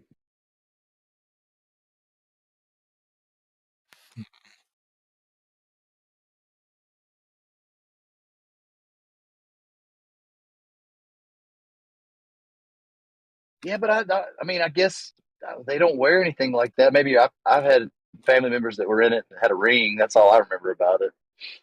Maybe there's like handshakes. I guess I've seen that. I've seen diagrams, but Yeah, the Freemason shit is always weird to me. But hey, I mean, if it makes people happy, go for it. I did work find with it pretty one cringe, guy though. that I did talk to one guy I worked with, and his grandfather was in it heavy, wanted him to get in it, like bugged him forever. Said he went to like the initiation and did the first ritual, and he was like, "Man, it freaked me out." He said, "I haven't went back since." That's funny. Yeah. Yeah, I mean, it is pretty weird. I'll give it that. Said they made him wear pants with one leg. And at the end of it, they put him in front of a blank piece of paper, and they gave him a pencil and said, "Write the first thing that comes to mind." And every time you pick up your pencil, they smack it with a ruler. The whole point of it was that you don't think anything. We tell you, we train you. You just do it. Well, no, the whole point of it was that you're not supposed to write anything. That they're like that initiation, that initial entrance is you don't think. You go through all of the steps, and then after that, it's when you think like they do. Something like That's a that. little That's how freaky. he explained it. Yeah.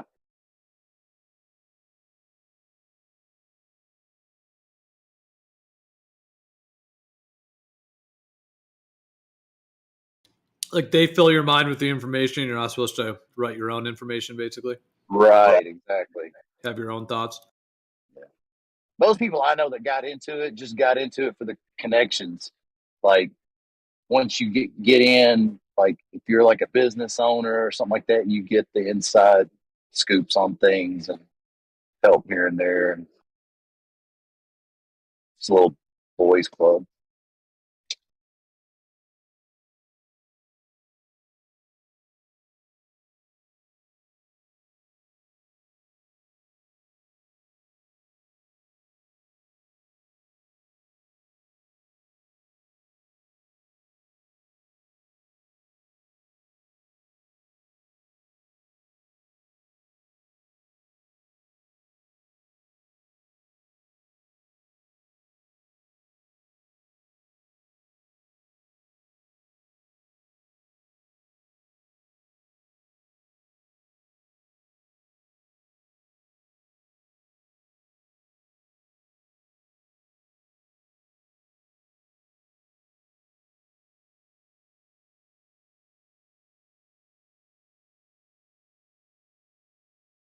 Anything new over at Bev's these days, Buster, or anything happening over there? Well, to be honest with you, I've not been going in there much lately. I moved about 4 months ago.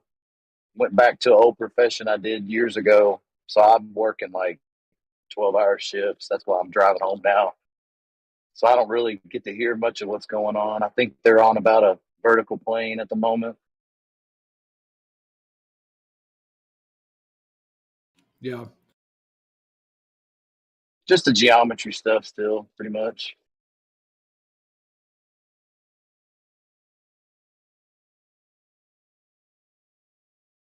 Check this out. Y'all want to see something interesting? Maybe it's not. It is to me. Where I work about 500 foot underground, and that's what's in the roof for like hundreds and hundreds of feet. Wow, those like seashells. Yeah, yeah, in the middle of Kentucky.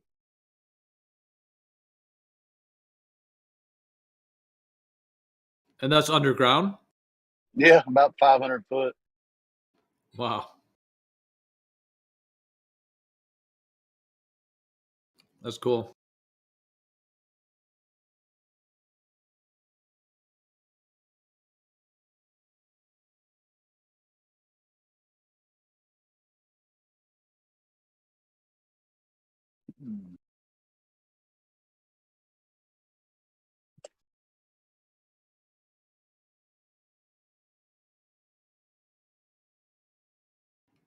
So, Quiet. oh, go ahead. I was just saying it's quiet for a Friday night. Go ahead. Yeah. Saturday morning, I guess, actually. Yeah, no, it's Saturday.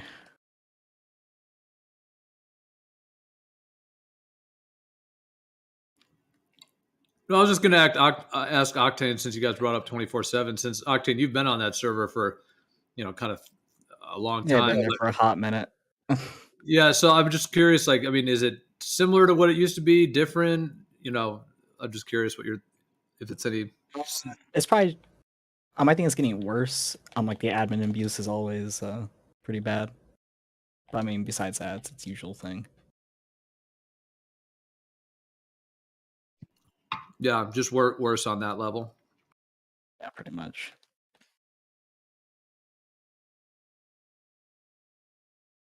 Yeah, it seems like it's on steroids from like the last.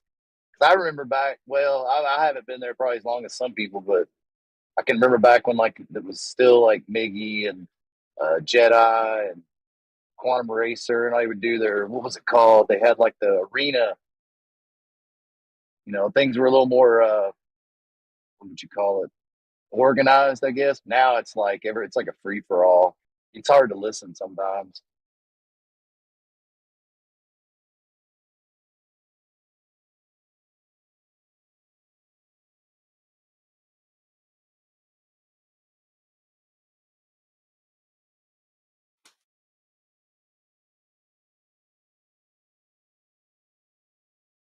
Yeah, there's a lot of people that used to be there that are no longer there. Yeah, it used to be.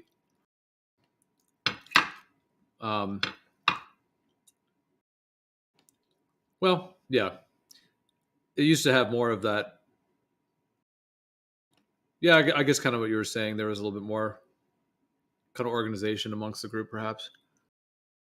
I mean, maybe organization isn't the best word, but at least it was like a little more reserved. Like I don't know. It wasn't anything like it is now. It's like I was in there just a few minutes ago. It was just like literally like free for all. Yeah, like it's just chaos in there now. Yeah. And it's so easy to get banned now. I see people get banned every day for the dumbest shit. It's kind of funny though. Does anyone think that post that I just put in the text chat is real?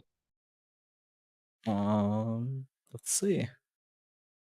About the drone that has no propellers and it just flies by the power of ions in the air.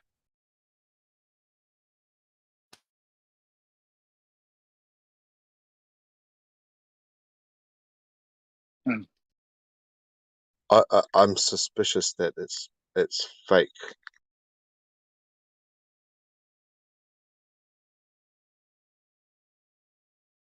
Because they never showed the drone flying outside. They just showed it flying like over a stage floor and then like in a sort of like a warehouse, and who Yeah. knows.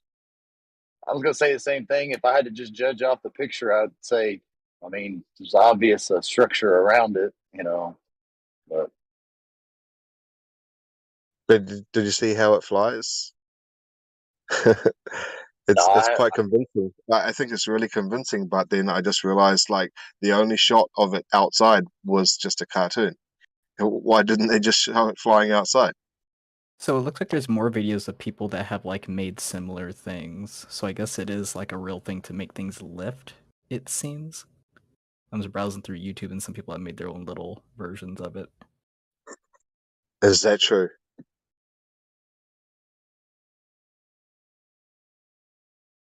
Seems like a real This thing on thing YouTube. supposedly can fly for 15 minutes and can carry like 2-pound payload.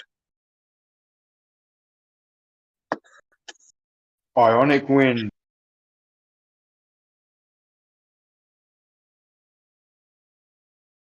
Yeah, so it looks like it's definitely a real thing. It just, I mean, it just can't do much right now because it's still, I guess, new or whatever, or not well understood, or they don't know how to get more power to lift heavier objects. But Yeah, but like, why didn't they fly it outside and show us a video of it outside? They showed us outside with a cartoon.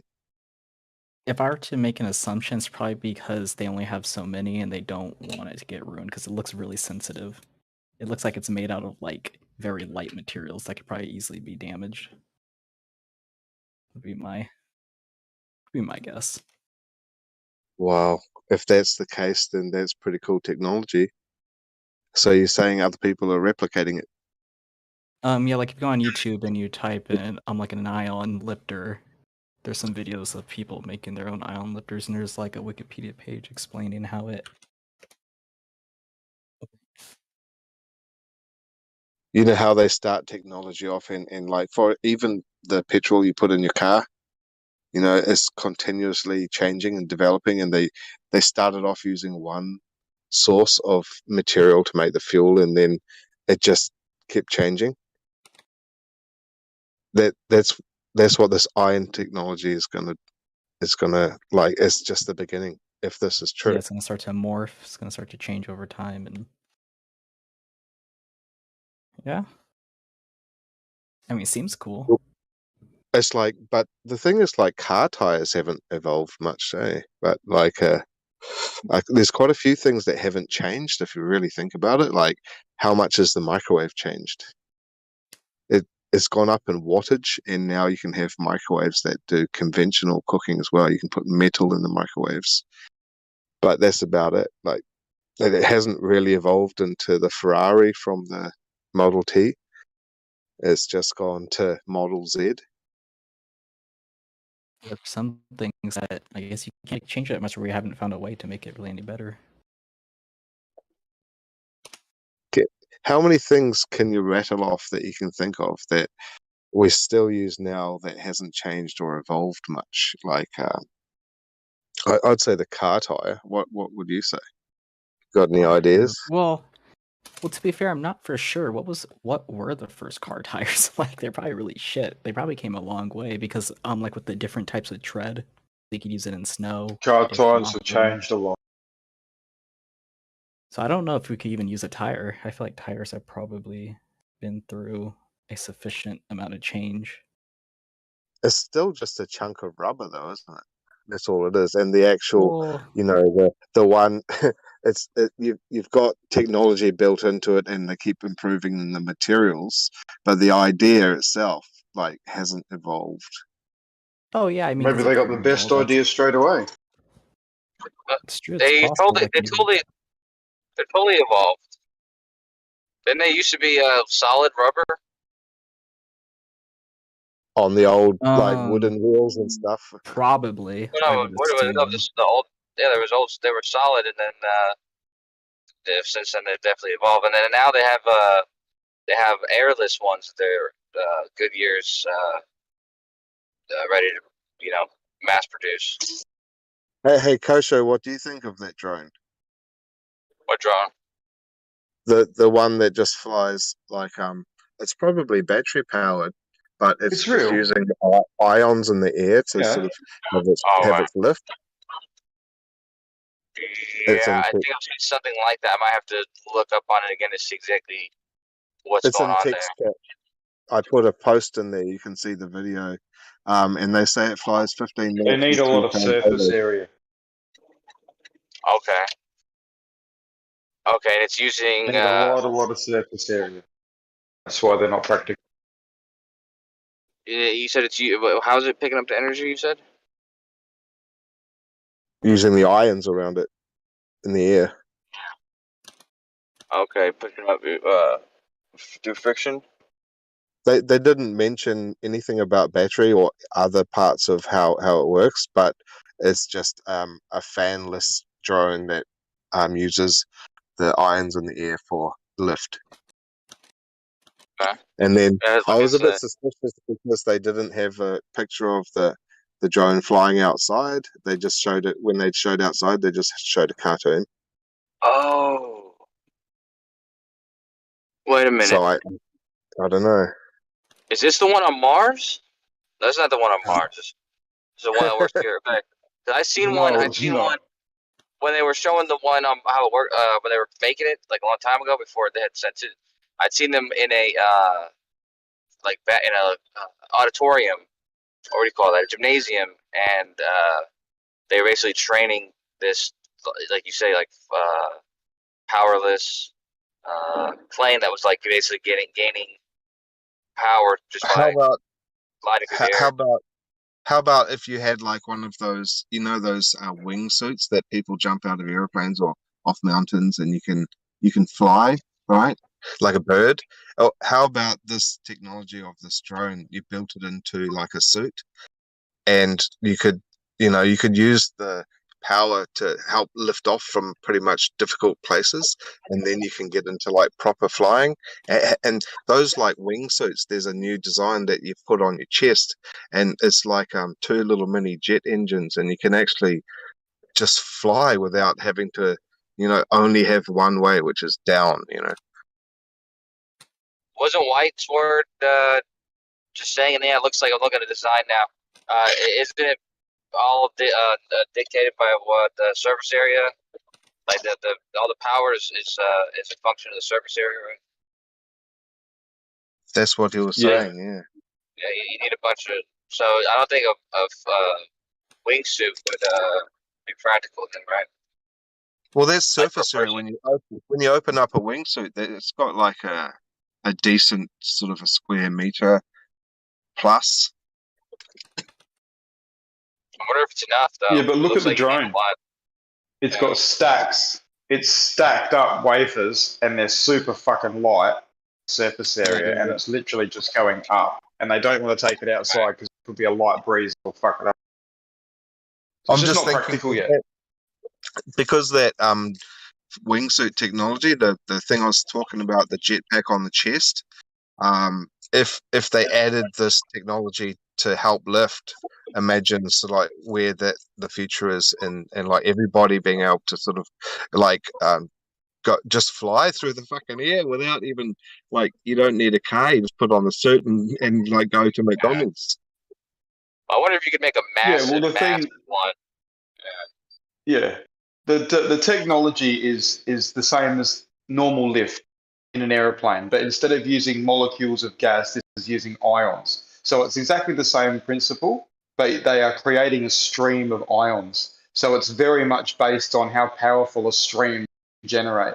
So in the future, I predict that there will be the battery or energy source that you will be able to, like literally from a standing still, generate an ionic stream sufficient enough to create lift, and off you go. That will be something that will be available, but it's all dependent, like a lot of things. Wait, they're creating the ions? I didn't see how it works. Yeah. Okay. Yeah, there's an aeroplane as well. There's an aeroplane they've created that's actually done a flight using the same technology. How much weight has the plane carried? Like the plane version? Oh, fuck all. Stuff all. Had massive wings, like, just ridiculously big for the payload, yeah. Oh, okay.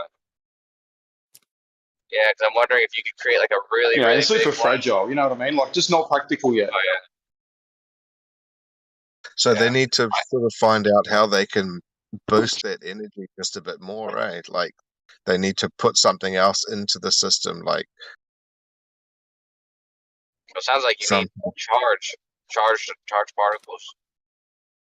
Yeah, well, think about how far like the lithium ions come, and now we can hop on a motorbike that's electric, and go kart that's electric, and you know they can last a long enough time for you to have fun. They quickly recharge. Like, give it another 10 years, and there'll be enough power in just those things to probably power these. Yeah, like I was buying. Have you ever seen the Nissan Leaf? One of those cars? What they look like? They're just tiny and haven't. ugly. But I was driving today because it's an electric car, right? It's like this Leaf, it's called, and I was driving behind it and going about 50k, and this car just took off like a rocket. It was like it was on steroids. Yeah, And dude. they Have you must have seen the Tesla? fucking fast. I think the Tesla's like the fastest sedan right now. Yeah, like I They're know rapid. that and I Rapid. understand that, but like the Leaf, it was like this old. It looks like an old granny car, but it or like kind of like a Nissan March or something like that, and it just really sort of like it had steroids. It's like it looks so out of Power to place. weight would be phenomenal. I said the Tesla, the Model S, Model S is for sure it's the fastest four doors was last year. Still is. Have you ever driven one, Kosho? No, I wish I did. They're insane. It's like the minute you press the acceleration pedal, it's just instant power. It's actually strange. It's not even like a car. It's like it feels more like a go-kart or something. I don't know why, but it's very What's it called? Yeah. The Teslas.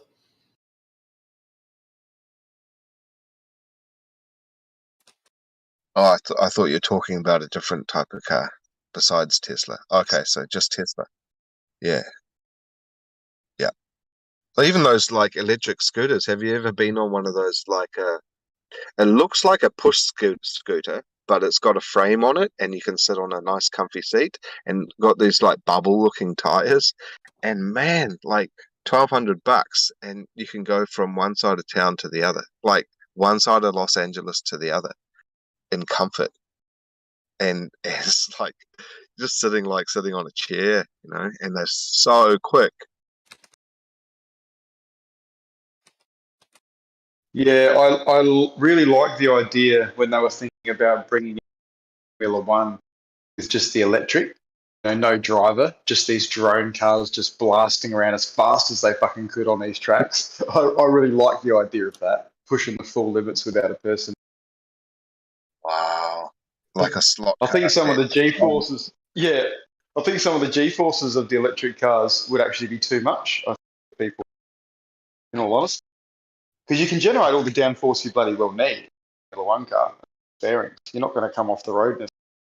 You just got to turn that corner and like have to hold on and withstand the.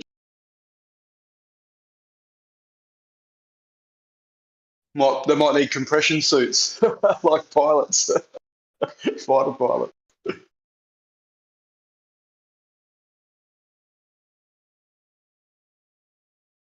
So just before you were talking about surface area, right? So how that drone is stacked? By stacking it, is that the surface area you're talking about, like in between the layers? Yeah, it appears as though that's what they're trying to achieve in that particular design. So imagine you had like you know what a piece of dowel looks like, right? Like if you're holding a piece of dowel in your hand, a really super fat piece of dowel, but one that's made in layers. And imagine one big enough, like 10 foot tall, that you could stand on, and you just get up and stand on it and hold the controls like you're just standing there at a podium, like Trump having a speech, and you sit standing on this like a column of layers, and you could just go fly. That would be enough surface area, you know, 10 foot. Meet George Jetson. Do, do, do. How wide would it have to be? Like 3 meters of diameter? It's all based on the power of your ionic stream. It's all based on the power. It could be really small if you've got lots of power, or it might need fucking 10-meter discs. You've got fuck all. But it's all based on the power. We could be flying How around fat on. is your stream? You need a We could be fat flying stream. around Fucking on these everyone will be getting different designs. I'd have one that looks like an Egyptian column with reliefs on it, you know. Get a totem pole, you know, with all the crazy faces on it and shit. Yeah, and imagine I all like the gang that. members that have like lightning bolts on them and skulls and bones. Yeah, no, it's a good idea, a very good idea, because I mean, with 3D printing, fucking, you could print super fine structures, heaps of surface area. Absolutely. That's not a problem.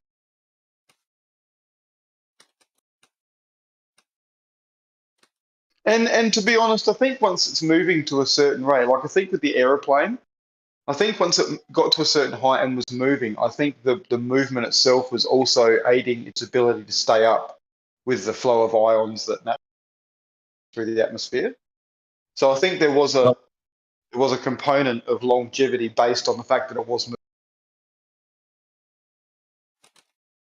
Yeah, well, if the voltage, like they say, increases 100 volts every meter from sea level up to 50 kilometers, then I don't know, are ions like extremely more powerful at high altitudes or not? And are they positive ions? There must be positive ions.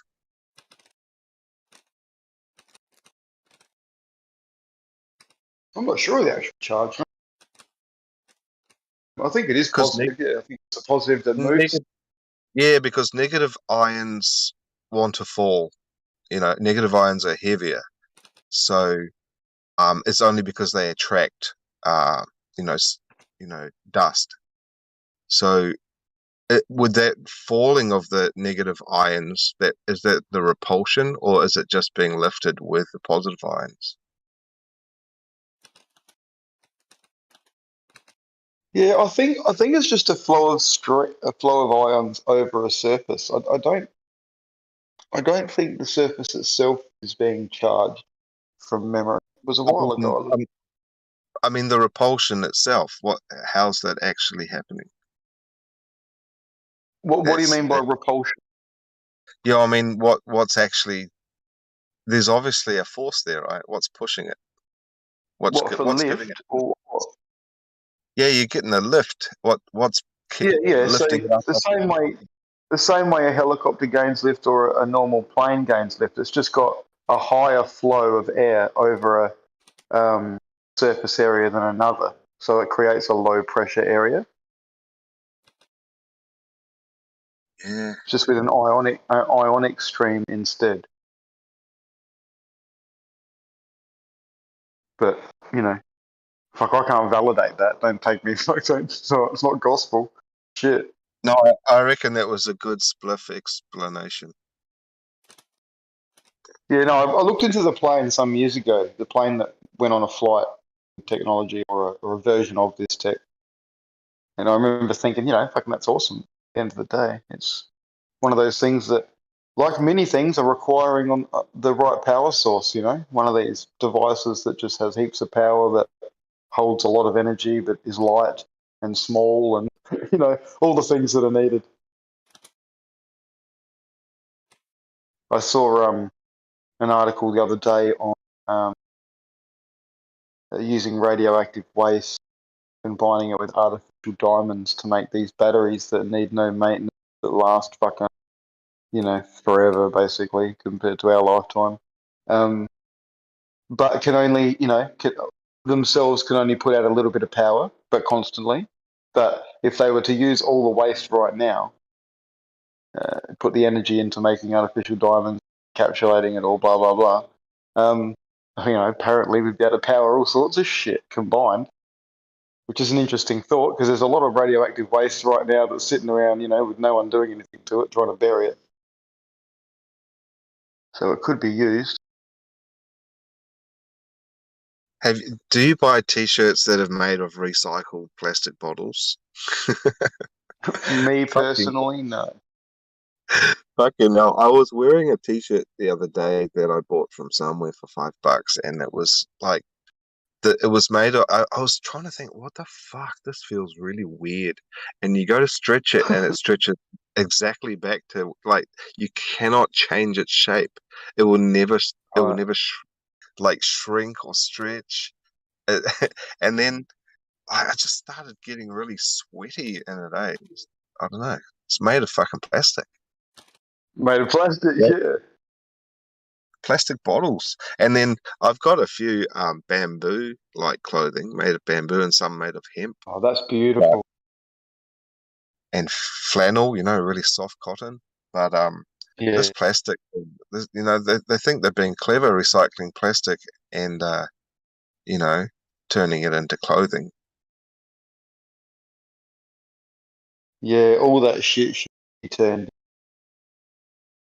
stuff that needs to last a long time, but is not like used in like the roadside reflector posts, or fucking reflector cones on the roads, or just random shit like that. Turn it into fucking curbing. Mix it into the Like in road extremely surface. cold, really cold climates, like up in the Arctic or sort of like North Russia and stuff, your long roads there, you could have insulated roads made with plastic. Recycle all of that plastic, and you first lay that down like an insulation when you're building a house, and then in the foundation, and then you just put the road on top, and then that'll stop the road like maybe icing up. Possibly, yeah. Yeah, it's like I noticed when when I was in Thailand, like there's so many roads just made of concrete, but in New Zealand we make our roads all out of tar and gravel, metal. Yeah, in Australia, it's all concrete up north, pretty much. The heat, all your tar and everything will just sweat and fuck out up there. Whereas down here, it's in South Australia, gravel and Yeah, tar.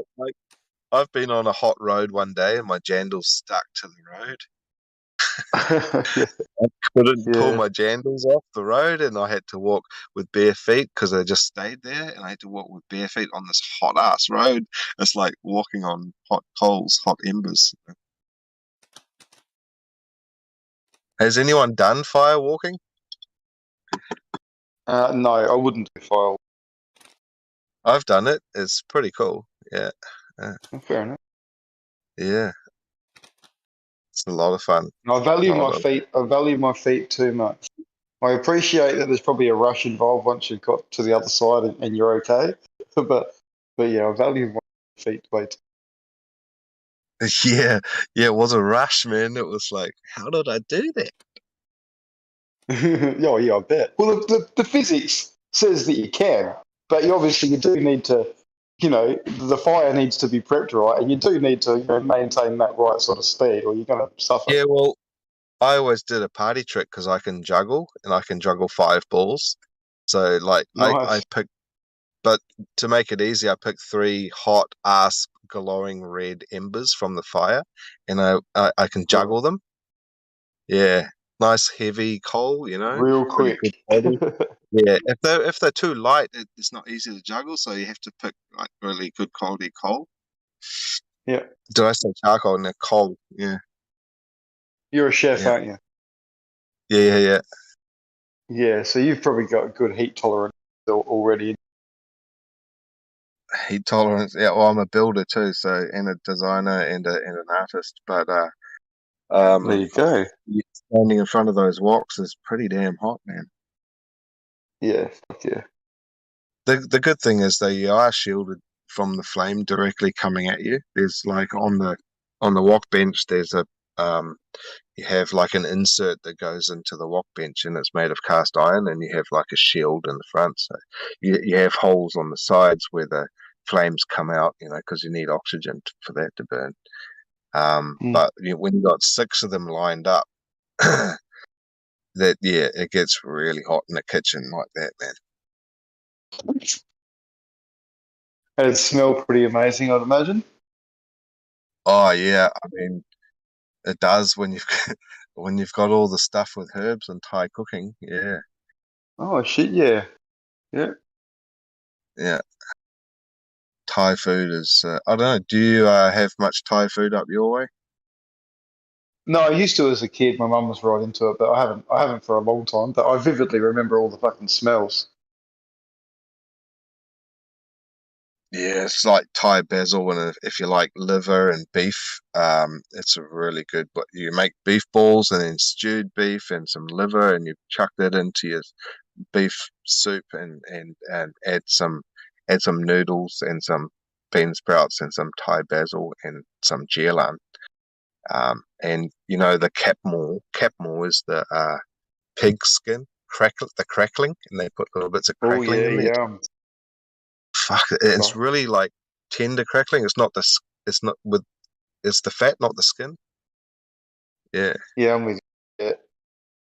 Oh, yeah.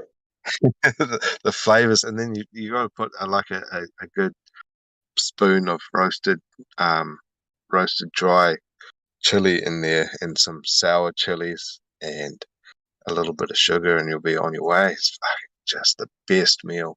Well, it's a good hangover cure. Yeah, man.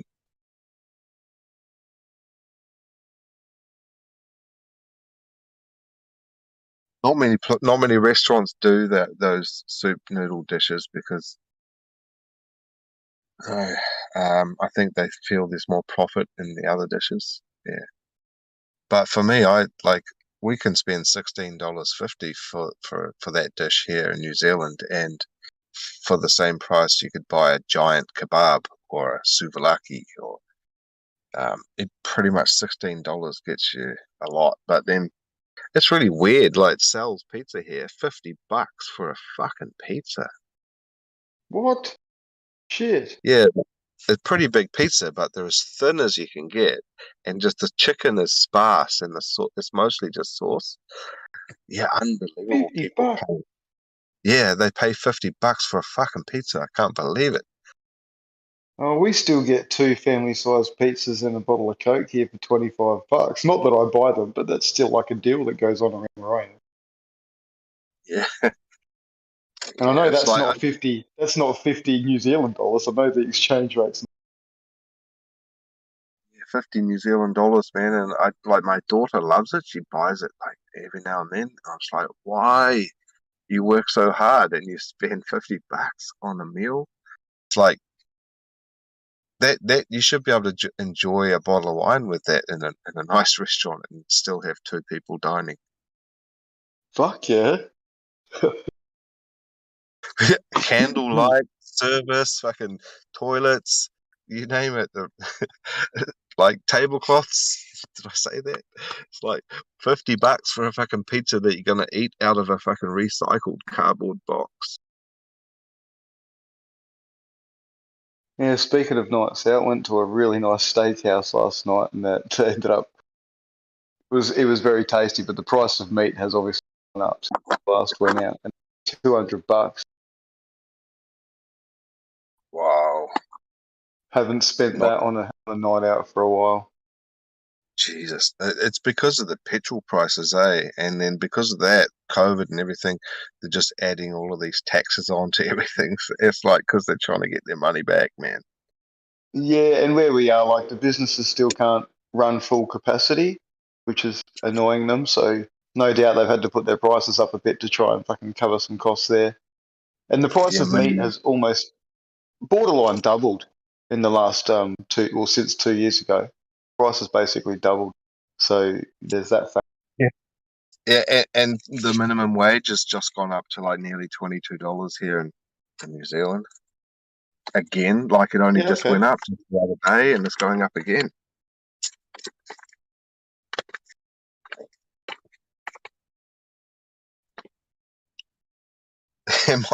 I've got a friend who worked at the airport. He's pissed because he's been working there for 10 years and he's only on $25 an hour, and you get minimum wage now. That's pretty close to what he's been deserving for fucking 10 years. It's pretty bad. Especially when you can compare it to a government job where each year your pay just automatically goes up because fucking just can't. And then it just keeps going up and keeps going up. And then you get some bloody package for, you know, being there for 10 years or retiring or fucking whatever it is. All the fucking And now taxpayers' money. we have the Auckland city is actually called a super city because they joined North Shore City and Manukau City. They joined two adjacent cities together to make a super city. Mm-hmm. So the land size is bigger than LA. Yeah. Where was I getting at with that? Is it full of Americans? They all moved in.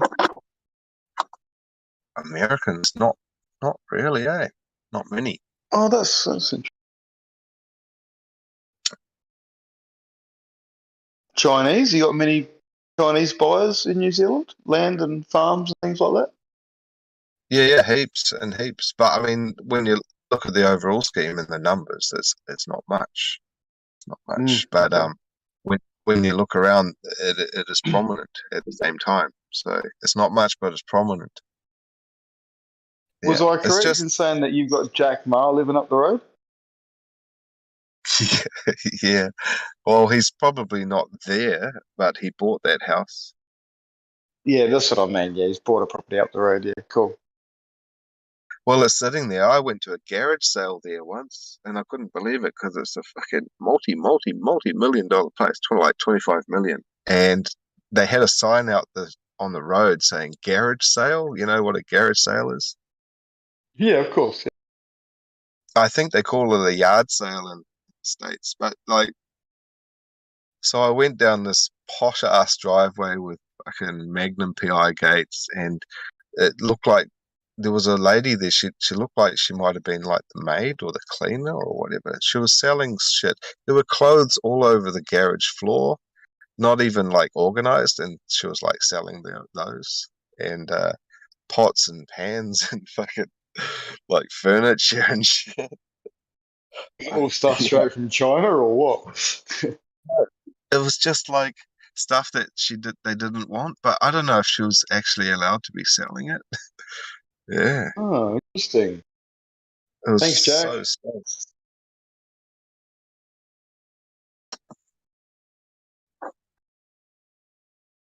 Alibaba's a fucking big. Alibaba. Yeah. Yeah. Bigger than PayPal. Way bigger than all of those.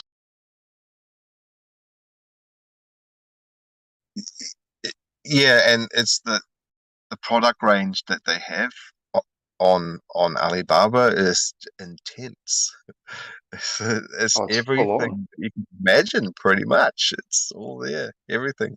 Yeah, and there's things that, like, in all honesty, and I've verified a couple of them, that you can get that you shouldn't be able to get if you're in certain places. You know what I mean? Like, they'll like respond to you and say, "Oh, look, we're terribly sorry, but due to customs, whatever, this product isn't available," etc., etc. And then a bit further down, we do have ways around this. We can package it in such a way, we can rename it, we can do this, we can do that, you know. And it's just like, oh, okay, I'll give that a go. And it rocks up, and it's like, okay, awesome.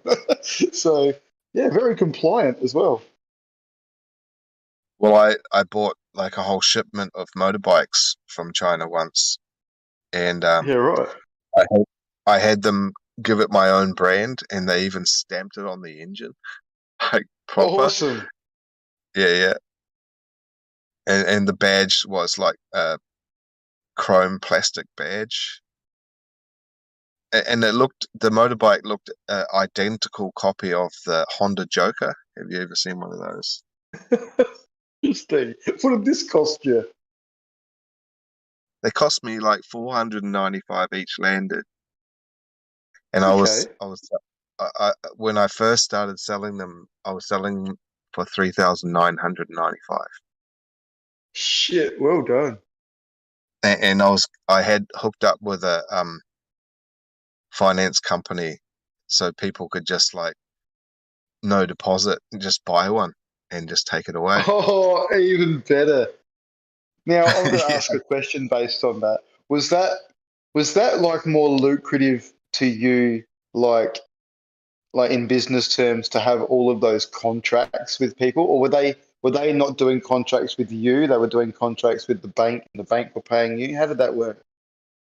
Yeah, I got my money straight away. So all I did was hook up with that company, and I had the forms Yeah. with me that they gave me, and they gave me a little bit of training, like what I should, suggest, and like basically their terms and conditions and stuff for the customer, and then I would just pass that on, and then basically just send the form away by email, and same day they could get finance and just write it away, and then I'd get Awesome. my money.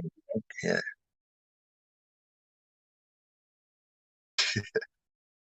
Those were the days. Yeah, like we've got a brand here called Harvey Norman. I don't know, New Zealand, but he's a very, very clever person. A particular franchise, and everything you can get with 60 days interest free. Like on a credit thing, right? So lots of people go down there and buy their fucking whole house full of shit, basically, all on these fucking free deals. But obviously, he ends up with many, many people defaulting, and he ends up charging interest, etc., etc. And but the whole business model that he's got in reality is just signing these people up to these contracts.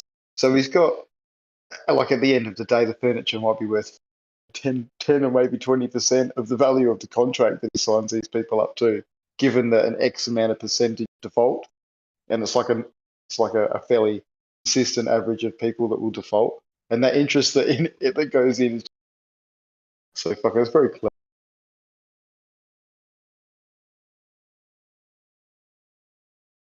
Yeah, if you have the startup to do something like that, yeah, it's a lot of money involved, eh? Yeah, but see, this guy is of such a nature that, you just ring up the companies and say, hey, I'm starting this particular facility or brand name. Here's how I'm going to market it. People won't even pay a cent to get these items, sign contracts. They're obligated to time. And I don't want to have to buy your stock, but I'll give you a section of my store where you can house your stock. And so Harvey Norman, they don't even pay the people necessarily that are in there, like spruiking the particular stock. They've just allowed different brands to fucking house their items in there. It's pretty fucking clever. Yeah, there's a name for that, eh? What's it called when you put your own product? Like I could have a stand, and I could pay for the space in the supermarket, and I could just put it there. Like, yeah, Yeah, I'm that's not sure a what that's clever. called, but yeah, similar. It's a similar thing, man, basically. And he did Paying this for well the and truly, sort of, I won't say before the online boom, but he did it sort of in line with the online boom, and marketed himself, like really pushed himself as like a sort of staying bricks and mortar. You can go online and get stuff, but they were going to make sure they kept these shops that people could still go into. Yeah, that's how they do it, like in the petrol station with the sunglasses that you can spin around and choose. That's just another company Yeah, just yeah. putting their stuff there, and the gas station takes a commission. Yeah, it's brilliant. You don't have to fucking worry even about managing the stock.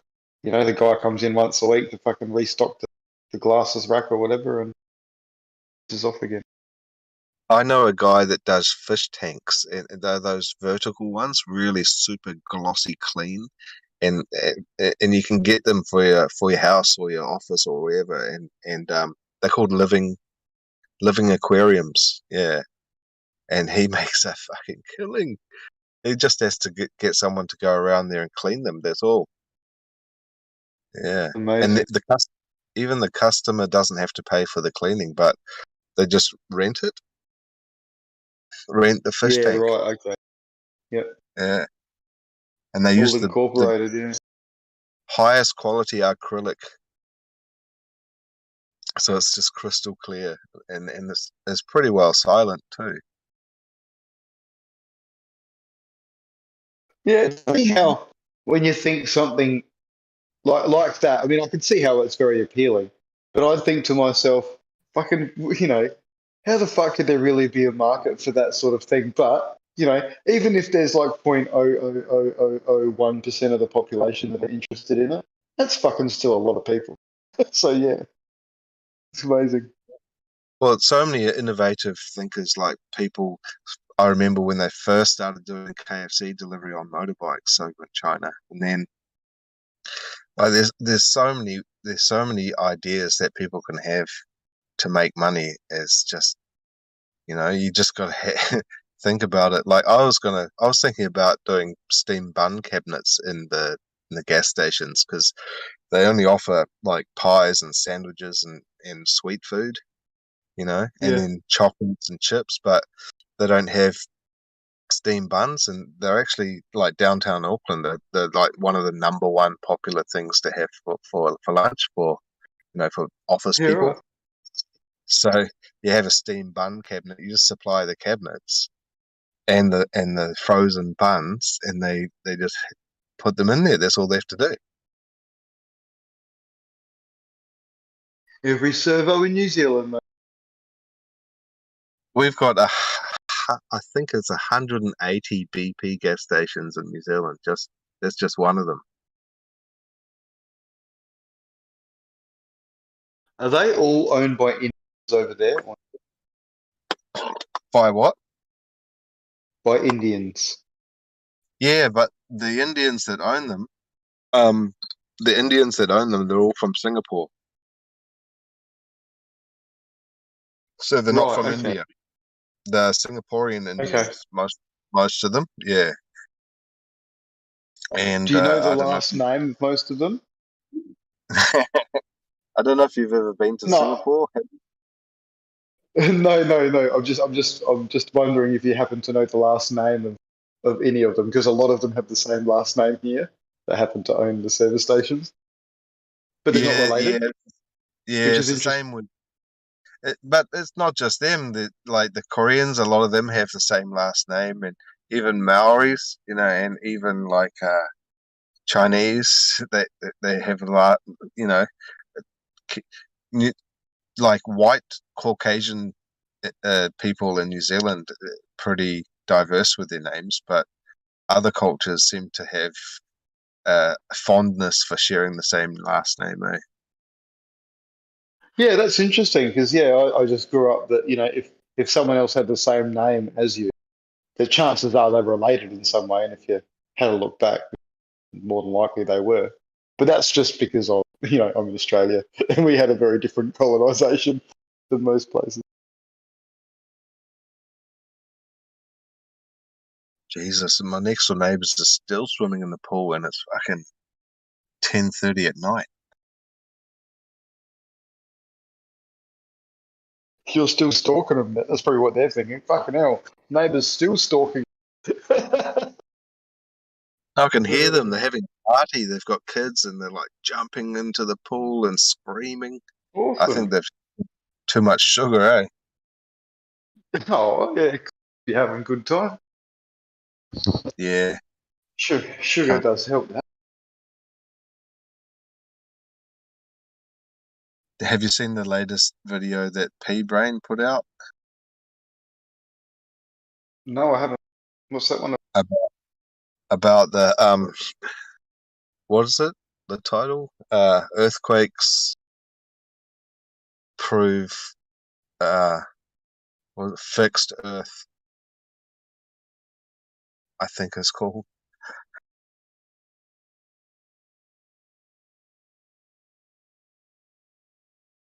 And it's just talking Good about art. how it's impossible for for this place to be Hello? spinning if earthquakes exist.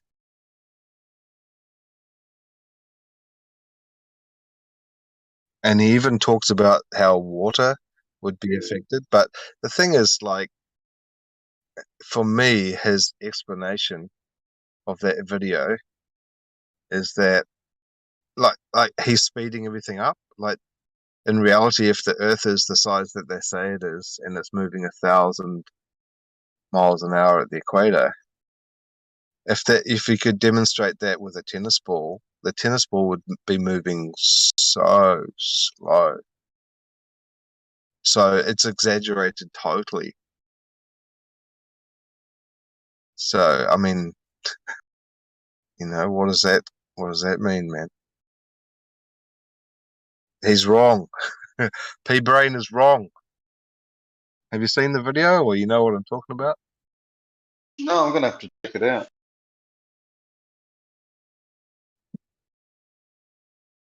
Did I put it into the live chat earlier on? No?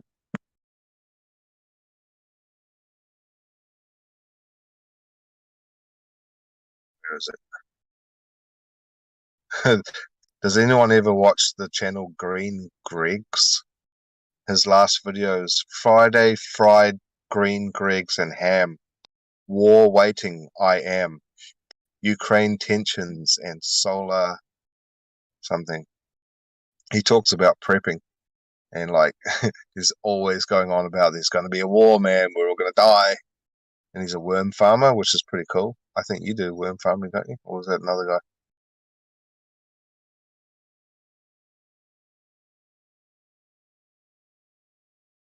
Yeah, I just posted that the video in live text. Earthquakes prove fixed Earth. Yeah, I think he didn't think it through.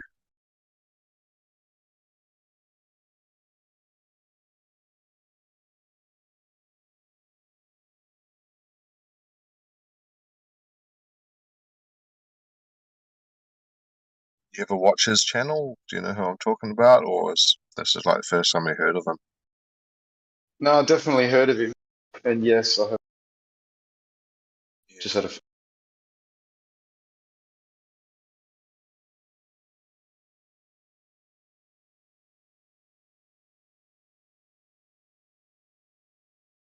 Sure, Kosha would agree with that. It'd be nice if I could say, yeah, that proves the Earth is not spinning. Yeah, but I think he's actually this time he's wrong. Wait, what's the? I just came in. I don't even know what's. What would I agree with you on? Well, I posted a video of P-Brain's latest video talking about earthquakes and water. How just on a spinning Earth, it would all everything would run to the equator, and like it just wouldn't work. To prove, the Earth's not spinning. Say again. So, with earthquakes and the water. Okay. I put it in the text chat, the video link in P-Brain. Yeah. Give me that rundown. Maybe I'll be on board with it. So he's saying that earthquakes would shake all the water on the Earth, and it's not possible that the Earth is spinning. Otherwise, all the water would slosh around and cause havoc. And he's saying that water would always want to go to the equator because of the spin, and then it would just cause sinkholes, and it would just fly off the Earth. But he sped up all of the animations and all of the the video clips and stuff that he was showing and photos. It's all trying to show that it's moving really fast and spinning like really quick. But so it's a shame I can't say, yeah, there's another proof, because this time he's definitely wrong. Like spinning fish tanks, and he's showing the water going up the side. You said he's wrong this time. Yeah, he's wrong, because like he's showing a fish tank spinning on an office chair or whatever, and all the water sloshing up the sides of the fish tank, and he's saying that's Right. what would happen if the Earth was spinning, but he doesn't realize the scale of the Earth and how slow it's actually moving. Speed. Right.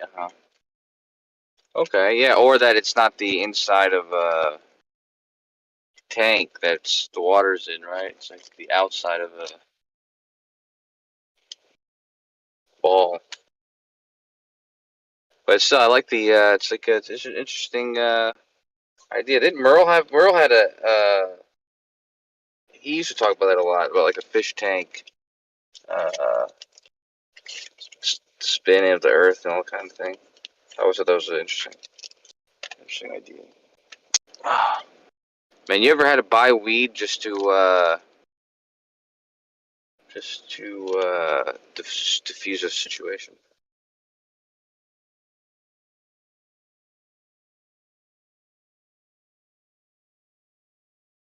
Oh, I have. Okay.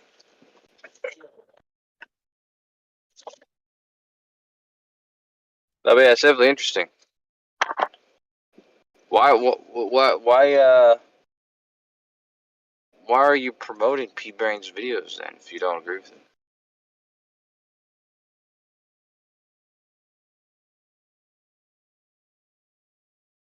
What does it all mean, Basil? Yeah, I've just watched a bit of it, and I can't agree with that either. It's only because the flat surfaces of all pools and that, but it shows that dramatic effect. And obviously, there would be a ripple in the ocean if you saw it happen to be above the ocean where there was an earthquake. You'd literally see them. Obviously, tsunamis, which are a direct effect. So, yeah, no, I don't think he's right with that one. You don't think he's right, you said?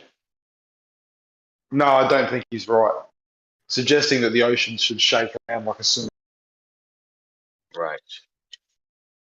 Like a big jacuzzi or something. Oh, shit. Yeah, it's sad. It's interesting because a name like P-Brain, you would think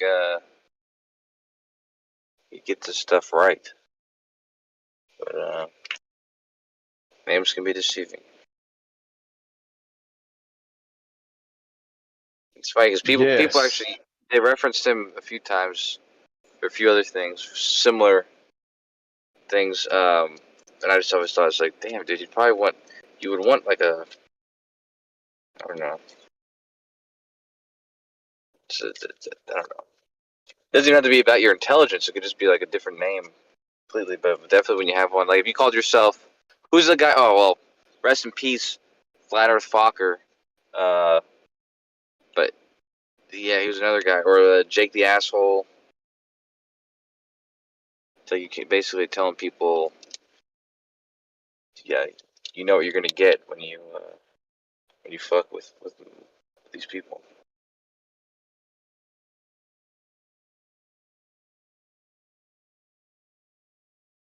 Geo Love's another guy. Geo Love. You know what you're gonna get when you mess with Geo Love.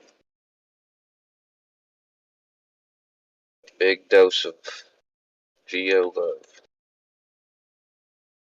What are you, Kosho Cock? Kosher chocolate. I was the original chocolate. You got the bloody cock symbol after your fucking name? Geo's got a love heart, and you've got that fucking cock symbol. Kosho Cock. Kosho cock. That's right. Oh, Did is you it forget cock you or have is that it? little symbol? It's what? Well, did you forget that symbol there? Oh, it's like the male symbol. Well, we've got the same name then, Kosho, because Carlos means manly man. I thought it was Spanish for Charles. Yeah, and Charles means manly man too. No, it just means dick. Okay. And Carl means manly man as well. Alright, well. That's what's up. Manly man. What does manly mean? What does that mean? It means you're compensating for something. It's mean you can't get any sort of like manly than that. It's like calling yourself smart genius. No, but if Carlos means manly man, what does manly man mean? Surely there's another thing that means. You mean if you reverse translate it? Well, no, because that wasn't that kind of language. Where'd it come from? Or you have like Thatcher and Smith and all of these names that represent whatever trade they did in the past. So manly man. British names. It's not a trade. It could have Manly been. man. Oh, so you're like a male prostitute. Only The first gigolo. Yeah, like Caesar's gigolos. All named Carlos. Jeez. They were manly men. Maybe they're all like Zorro. Carrying around their own swords. And riding a white horse. Well, Carlos is an interesting name for Kiwi. I think the opium would. Carlos. Was that heroin? Se l'incinciato bello una madre. La fasca tac, the betterness. Choto choto.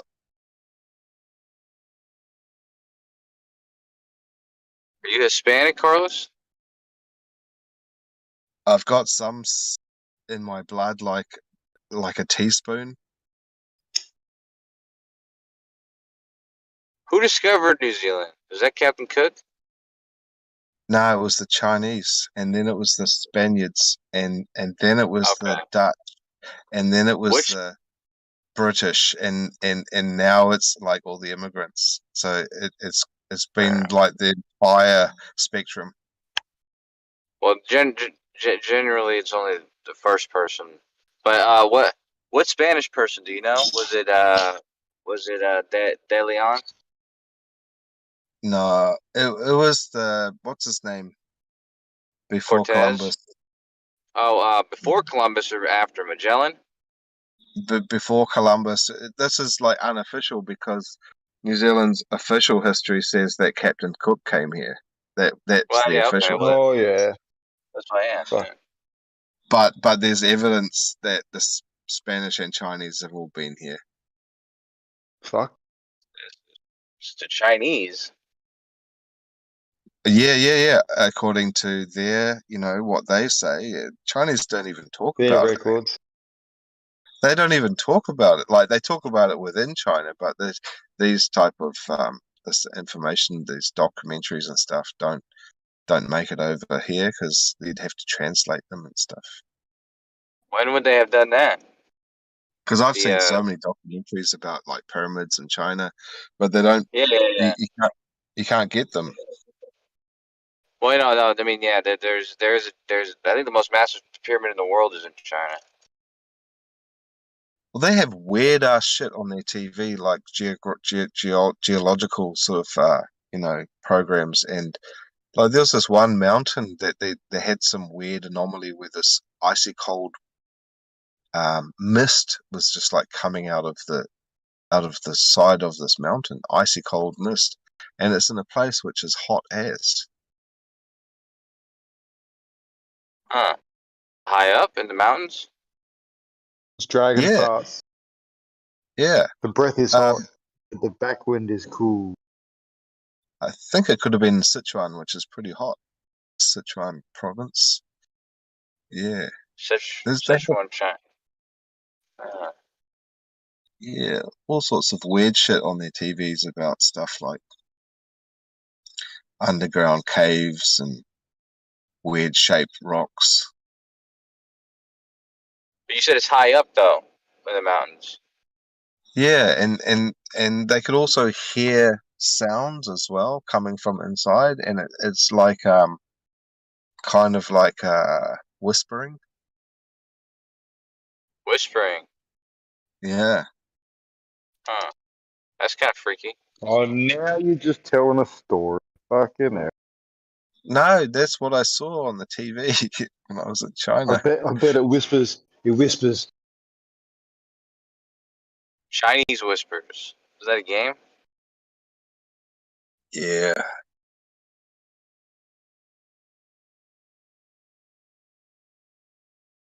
Hey, what's Twitch. I got a chance to.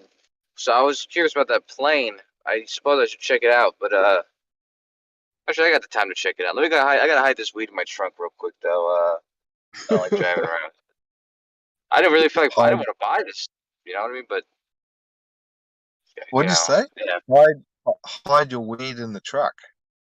I just bought this weed for this girl's boyfriend.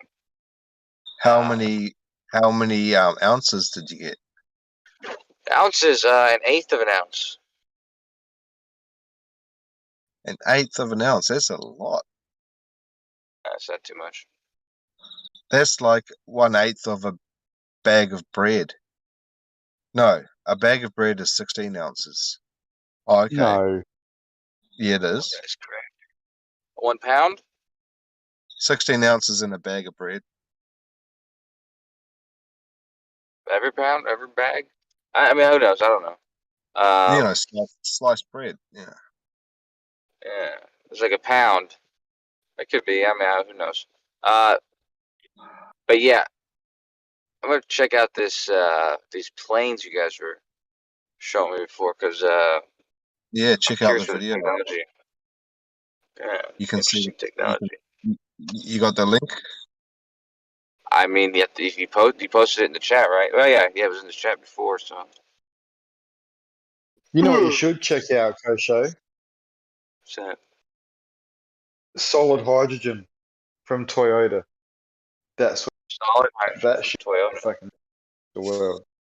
I think I seen that. That was the power. Yeah, solid energy. hydrogen.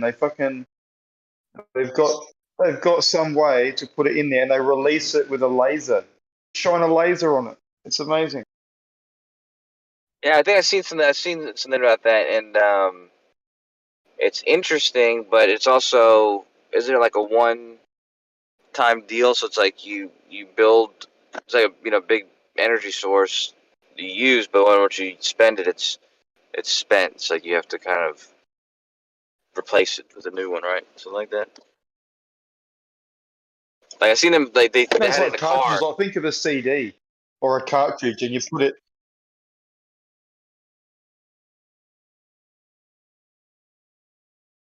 Or like a disposable battery or something.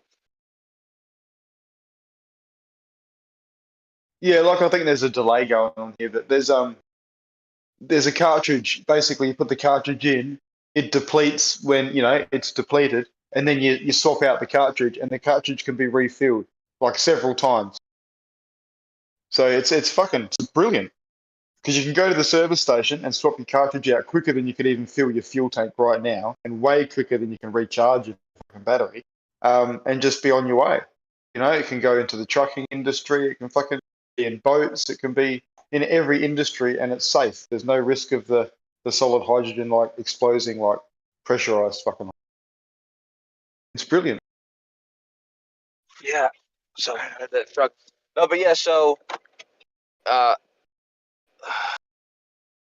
Yeah, but they're if I remember correctly, they're fairly big, but I'm wondering like so is this difficult to produce? Like, is it because hydrogen is pretty abundant, but metallic form, is it difficult to produce it? No, it's not. Toyota fucking bought there was a company that had developed it, and the technology was like literally held back for 10 years by the US government because it was considered industry disruptive. So they said, no, they're not ready for this. Toyota ended up fucking buying the tech and the business out. And now it's something that they're moving towards using. So Yeah. it's encouraging. Somebody showed this to me recently, or maybe a month ago or so, and I remember I can't remember really anything about it. Let me see. Solid hydrogen fuel, something like that. Toyota, because there's a few different versions of the tech, but Toyota have got the one that seems to be the one that is more than likely going to rolled out with. All right, here we go. Feist. Fuel cell drivetrains, Kentucky. Yeah, and then I saw yesterday there's I don't remember what it was called. It was it? It was Diamond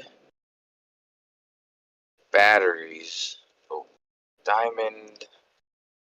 Hold on. Is that with the radioactive waste? Yeah, that's right. Yeah, they use I was radioactive talking about that waste. earlier. Yeah, they look pretty cool. Although they're not very powerful, they can last a long time. Yeah, but hey, lots of little things add up, don't they? And there's lots of radioactive waste, and there's no limit to the amount of fake diamonds you can make. So, shit, start putting these things everywhere. Well, the one that I saw was interesting because it was the diamond was actually made by. So they made carbon 14. There's a reaction where they make the carbon 14, and the carbon 14 is used to form the diamond structure, so the crystal structure lattice. But then that also the carbon 14 is also the fuel because it's unstable. So that's pretty interesting. Oh, okay. So the one you looked at wasn't recycling. You know, like depleted uranium, creating another isotope. No, there was different models. I forget what this one was called. I forgot how they made, but yeah, it was recycled. That's how they got the carbon 14, but I forget where they got it, where they recycled it from. I can't remember, but but then the carbon 14 is then also used not only for the crystal structure, but also for the fuel, the decay process. Let me see. Diamond. I've often wondered why they can't do that with just the waste dumps. They dig a big hole out of the granite and they dump shit in it. But why don't they line the fucking hole with like copper or graphene, powder or something conductive, and so they can actually somehow fucking, out of all that decay that's going on down there, just have it plugged in at the top and harness that power. Yeah, just put the trash, put the trash in there and get the energy from. Yeah, because there's solar panels effectively that convert ionizing radiation into electricity, like the solar panels we have on the roof, but obviously slightly different design. And you could literally line the walls or something. These storage harnessing the surely. Yeah, there's like a lot of hippies, living in the middle of nowhere, and they have methane gas, like a contraption, which is basically just their waste, and they just you can get free gas, man, from just your waste in a bucket outside. I've seen that. Same with Worm Farm. I've seen that. So everyone has the ability to turn their trash into gas. It's so definitely. easy. I've got I found a video the other day of me several years ago. I built a gasifier. I don't know if you know what they are, but I put a gasifier together where you put wood under just a pyrolysis, you end up with a flammable gas from it. You can run an engine. So I had this video. I've got a lawnmower running off red gum, through my gasifier, and I was stoked that I found the video because I thought I had no record of that. So that sounds. But yeah, so very... we could be gasifying everything. It could be gasifying any biomass out there and running turbines and creating, but they don't use that tech.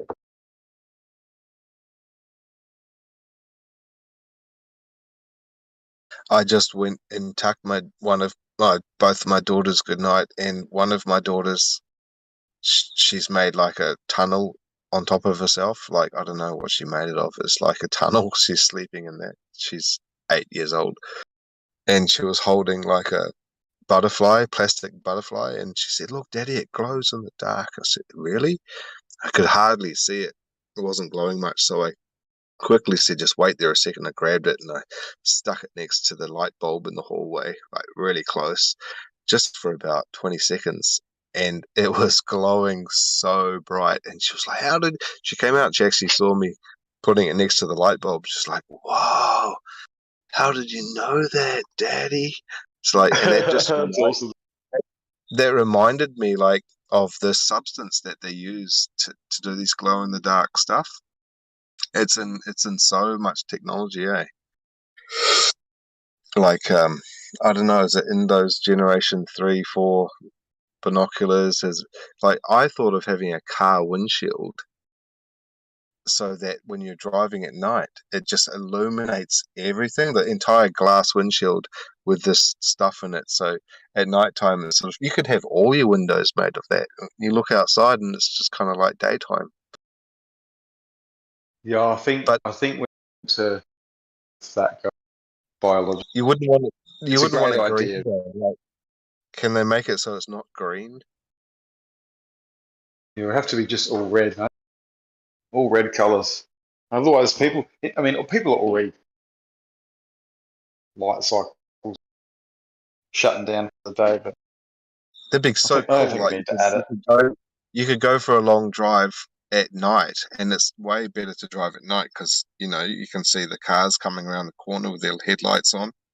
It's way safer and easier to drive, less traffic. But if you had this technology in the windows of the entire car, you could still do sightseeing at night. You wouldn't need headlights, no? Wow. Well, only if the other people have got the same technology, yeah. Well, I 'Cause it suppose, wouldn't yeah, be- for safety. Yeah, but It other wouldn't than be that, illuminating the car. It wouldn't be illuminating the car, would it? It's just from the inside you can see out. The car would still be yeah. dark See, I've inside. got I feel as though the Tesla and electric cars, because I feel as though that's a safety. It's too quiet, you know. Have you ever had a car with a like a baseball cap? It's got that part that sticks out the front to shield you from the sun. Well, you remember the old Holdens, like the Holden Special and stuff? They had like a cap on the Good. Yeah, it's like I haven't seen anyone with one of those on their car, and I mean, if you get rich by doing this, like just remember me, right? But like, I thought about making these things, and I've actually found a company that can do it and retrofit so you can retrofit them to any car, and you know how your dashboard just gets so fucking hot in the sun. If you had one of those, you wouldn't even need your sun. Loud. Yeah, it's in Australia. I know they wouldn't go. They were removed for safety. Like if you hit someone in a car and they roll up the window and they hit those fucking visors, that used to do major damage to people. So they removed that for like a safety thing. I'm sure there are some. Are you talking about on the side of the car? No, the front. I'm talking about the one over the front window, like the little cat bit you were talking about. How are they obstructing anything? No, you imagine getting hit by a Kingswood where you roll over the bonnet and up the window and then you hit the thing. Because they weren't made of some shitty material, man. They were solid. They did damage to people. Oh, well, the ones that I want to make are made of graphite. Just like the boy racers, they stick the tail on their car made of graphite. Slice right through you. And the wind just goes straight through it, so there's not much resistance. It doesn't really affect anything. All it does is stop the fucking sun getting in your eyeballs. Yeah, it's similar to the ones at the back. How the VC Oh, the condors and that. Yeah, the louver. louvers. Yeah, they're not popular anymore either. They used to be so cool. Like if you're into AC/DC and like tattoos and like black t-shirts, yeah.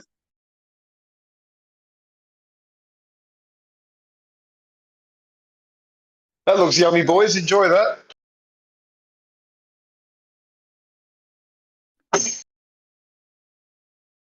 What happened?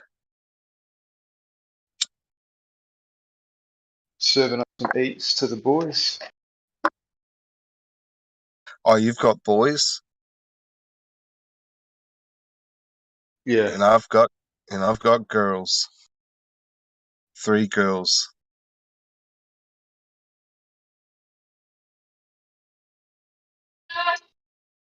All right, mate. Enjoy. We'll be back later.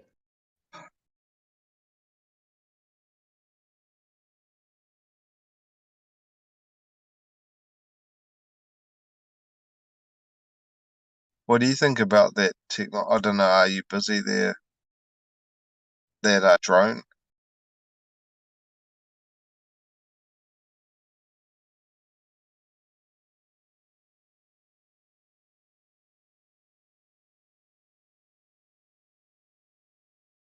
I think that drone technology is very interesting if it's true. But it's coming from NASA, and when they showed a picture of the drone outside, they showed a cartoon. It's like, what's the name of the company? Jet Propulsion Laboratory, NASA? It's like, since when have NASA come out and shown anything that is going to be useful to people? Like technology that can create lift like it does.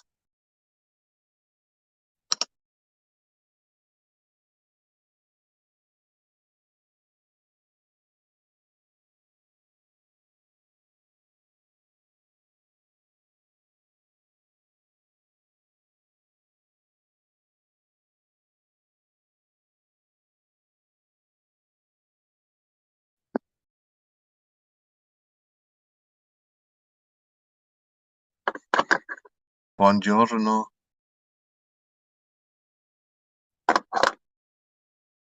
Fermez la bouche.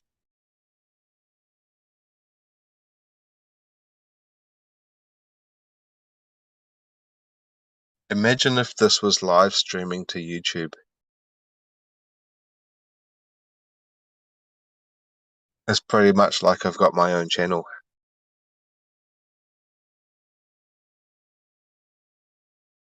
I could say anything like supercalifragilisticexpialidocious.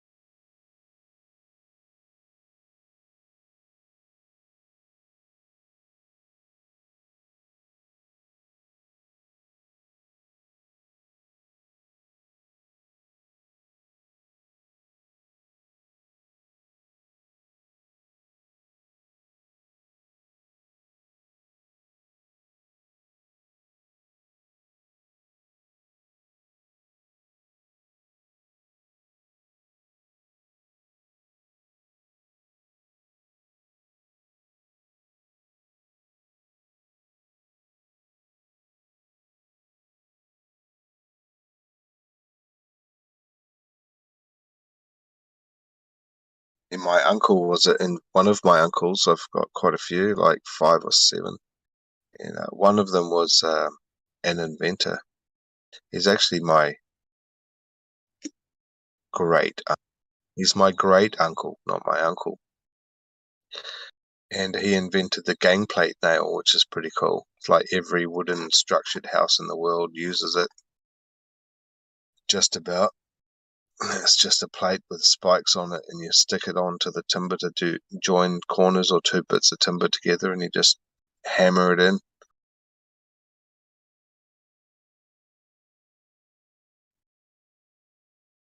So are you like a millionaire now yourself? Fuck no, I used to be. oh, you spend it all, yeah? No, I kind of shit hit the fan, and it's just gone. But yeah, I'll get it back again. Yeah. Oh, cool, man. Cool. Happy days. Sorry, I just joined the call, so I rudely interrupted. No, well, there's no one here. Everybody Oh, just left to watch my video that I posted. oh, okay. Yeah. Should I look in the text for that video then? Probably quite a way back, but it was about these drones that the Jet Propulsion Laboratory are putting out, and you know, the NASA. It's a drone that doesn't have any fans, so it runs on ions in the air. It just flies Yeah, around with yeah. no moving That's parts. Yeah.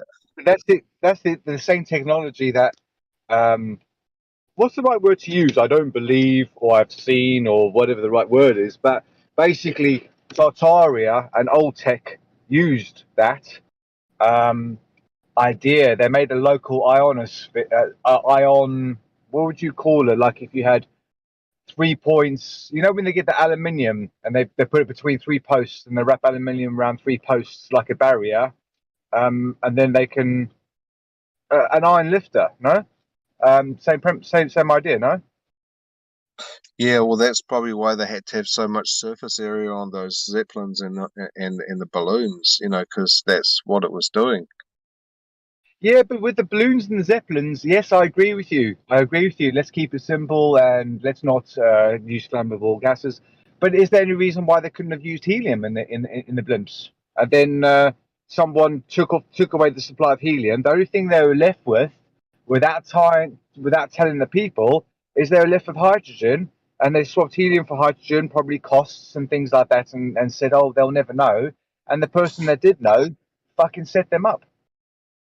I don't think it was helium because I've seen photographic evidence of these Zeppelins getting charged, and that's kind of what the old steeples and stuff on some of these buildings were doing. You know, they were recharging these Zeppelins so that they could fly in the ionist using ions. But you charge the gas, don't you? If you isolate the gas from the outside, then the gas will have a separate charge to its environment, wouldn't it? Because you've isolated it using the actual blimp material itself, wouldn't you? You'd think that, but you'd also think, well, you'd have to make your structure really leak proof, and like to mass produce all of these balloons and all of these Zeppelins back in the day, it would have been easier to like not have to deal with like leaking gas and shit. So I reckon all it was a structure that was just using like the technology of the video I just posted. I'll go look through it now. Sorry, fucking hell. There was a satellite they sent up called Echo in the 1960s, and that there was an aluminium balloon. So it was aluminium, you know, like it's a balloon, but it's got an aluminium shell, so it's not as porous. And they were able to use that to do their first satellite, Satelloon, whatever you want to call it. But that idea there kind of sounds similar to blimps. But yeah, I agree with that. I mean, the Belfry Towers, I've seen that. John Levi, I'm into all of that. Even Blackpool Tower. I can't visually think of Blackpool. I think the in Blackpool UK. Tower maybe is even like it's a second build. I don't think it's the original tower. Oh yeah, you know, nothing. If a person doesn't maintain the property because the taxes are higher or lower on listed buildings, they just knock them down. And it's cheaper in England. If you were talking about England, Blackpool, it's cheaper in England to knock down a listed building than it is to maintain it. Do you know that? Sorry, knock down and rebuild is cheaper than maintaining the house as a listed building. I know it's such a shame, right? But like in New Zealand, we have a society or an organization that protects them. Yeah, does it start with an H possibly? It's the thing that Yeah, everyone's. Heritage Trust. Yeah, it's like heritage, that sort of thing there. Yeah. And there's a trust. Yeah. But really interesting. My mum went to Christchurch, New Zealand, about 3 years ago, and she said, because I grew up in South Africa, and she said, you know what? It reminded her so much of South Africa, Australia in many ways, but New Zealand a lot more. So I thought that maybe we might have a connection there with regards to how life is lived and nice and chilled out, and no, we don't argue with each other, not like the Americans against the fucking and the English. Fucking hell, mate. Can't get away. Yeah, well, all you need to do is go to Bangkok in the pre-COVID era and experience a road called Khao San Road, and you have people from all nations there just partying it up. There's absolutely racism is a thing of the past. Like prejudices are a thing of the past. When you get to Bangkok and you go there, like you just forget all of your inhibitions. You forget your ego. It's just natural. It's not something that you're trying to do. It just happens for everybody, and it's magical. Yeah, I definitely feel that the British Empire had basically carried that racism thing and helped. I mean, the Portuguese started off. The idea was the Portuguese were doing it a lot, and the English British Empire that it carried through the British ways. And even in Britain today, you get just as many people that don't like other colours because you've come to my country, fucking this and that. And you get just as many people, or ratio-wise, percentage-wise, in South Africa that are like that old school. And you talk to someone nowadays, and you go, "Oh, I'm from South Africa," and they go, "You fucking racist." And I'm like, mate, it's like you wouldn't say that to an English person, would you? But there's just as many old school English people that are like, "Hang on a minute, this is our country," blah blah blah blah. You know what I mean? yeah. It's just times are changing, eh?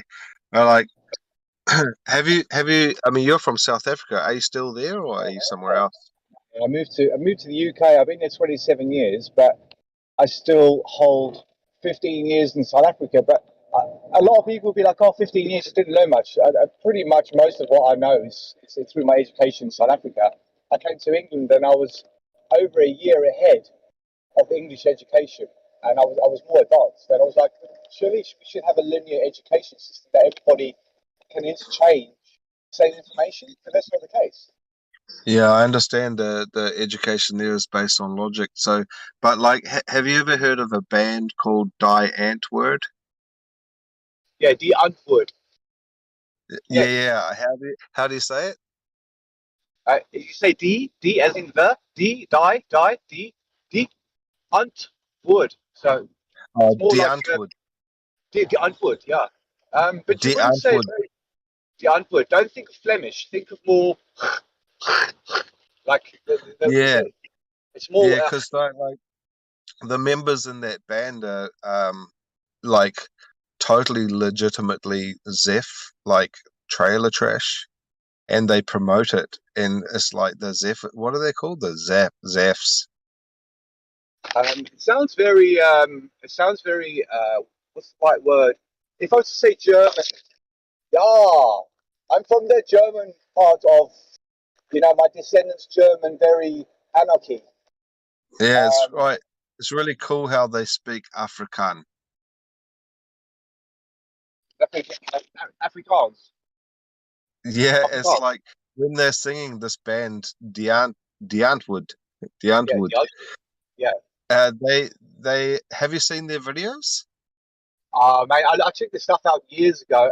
They weren't around when I left South Africa, but I remember like seeing stuff of theirs and relating to it. They're just crazy. Like there's a song called Rich Bitch, and she's wearing all gold one piece onesie, and like everything is gold, and she says, "I'm a rich bitch."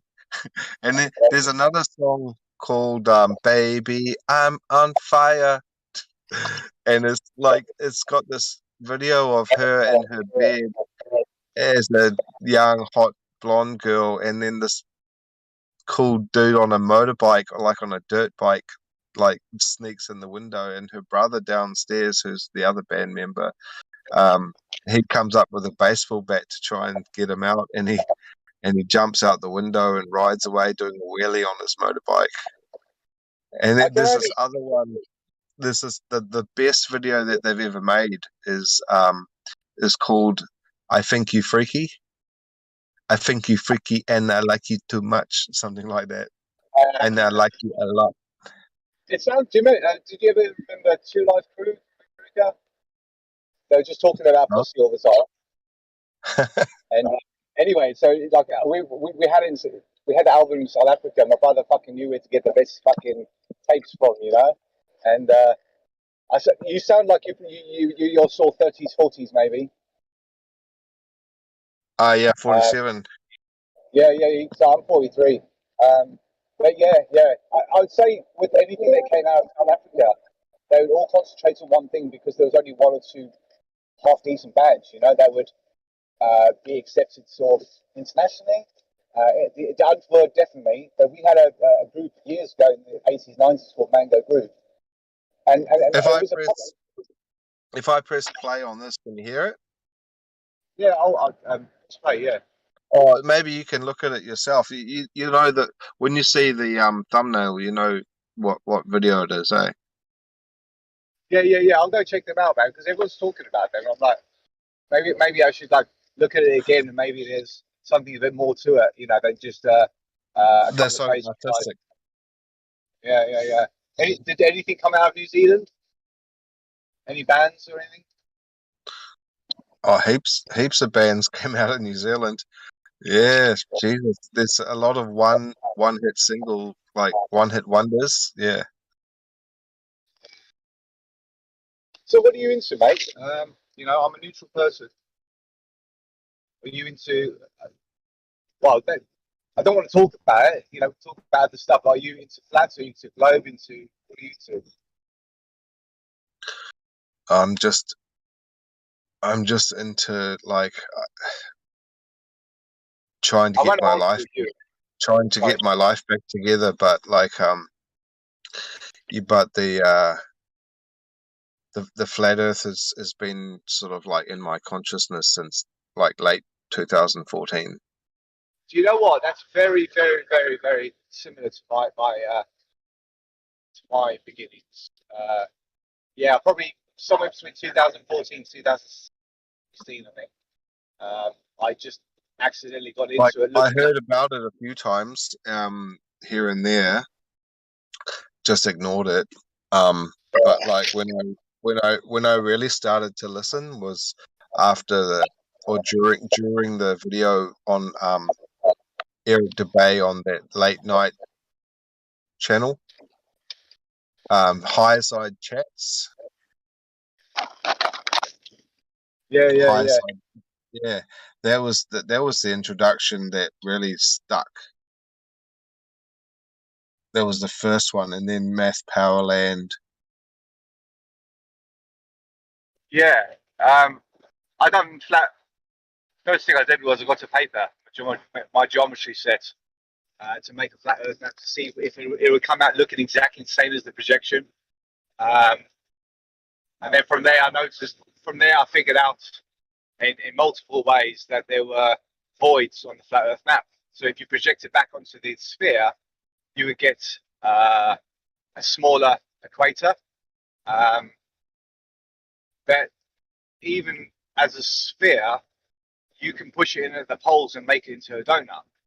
And the perspective of flat earth is, for me, is you're looking inside a container, you're not looking outside a container, are you? But they'll say that flat earth is just wandering in space, but if you take all that away and you put flat earth inside a container with a dome, then well, that reminds me of that photo I saw about 5 or 6 years ago of, there's a photo of the earth and it's got like this big black void hole at the top of it, Or there's another one that with like all the atmosphere coming out of this hole at the North Pole. Have you seen that photo? I haven't seen those. It's interesting that you say that because you've got guys from the early 1800s talking about a hollow Earth and stuff like that, and kind of like when you put all the models together, you kind of get one outcome. That outcome to me is you might see something hollow in the North Pole. Well, I think if it is this toroidal shape that you're talking of, it could be quite possible that there are more than one plane. Like we can't be just. It could be possible we're not the only plane of existence within this structure. So I'm thinking if you're in New Zealand, then you could be looking up at California or what your antipodal is, New Zealand, fucking close there, Hawaii, but not even Hawaii. That's too far close to the equator. So, like Bering Strait or something, if you were to look up and there was nothing in the way, because what you would look up as, you're looking at just dense gas on you, so with no light. So you can't really see through it. I kind of went from flat Earth, and then I was taking these voids out the map, and I'm thinking, well, to put it together, I'm going to have to either curve it up or curve it down, and I don't. Well, for this toroidal structure to exist, it needs to have some type of a motion, like the field, if you want to call it a field, that's moving to create the structure. So what would you like? It would make sense to me that it's still going to be the denser layer at the bottom and less dense at the top, just so that you have like this perpetual sort of a electromagnetic type of a field of motion. Exactly. Yes, that's exactly. So when you go up, it's getting less dense, but it's actually colder. So when it's colder, it's got more quantity. Yeah. Do you get what I'm saying? It's just like an evaporator on a refrigerator, or an ice maker. Yeah, and what falls. That's simply how you think of it. If you think about it, and I don't support a sphere. I don't support a sphere. You can support a donut, and if you look at it from the side, you're going to see two sort of oblate spheres touching each other, like someone's eyes. You know what I mean? And like a gobstopper, in a way, if you look at it in a spherical sense, a gobstopper would just be layered to the center. So those layers there would just be layers of gases at different colors.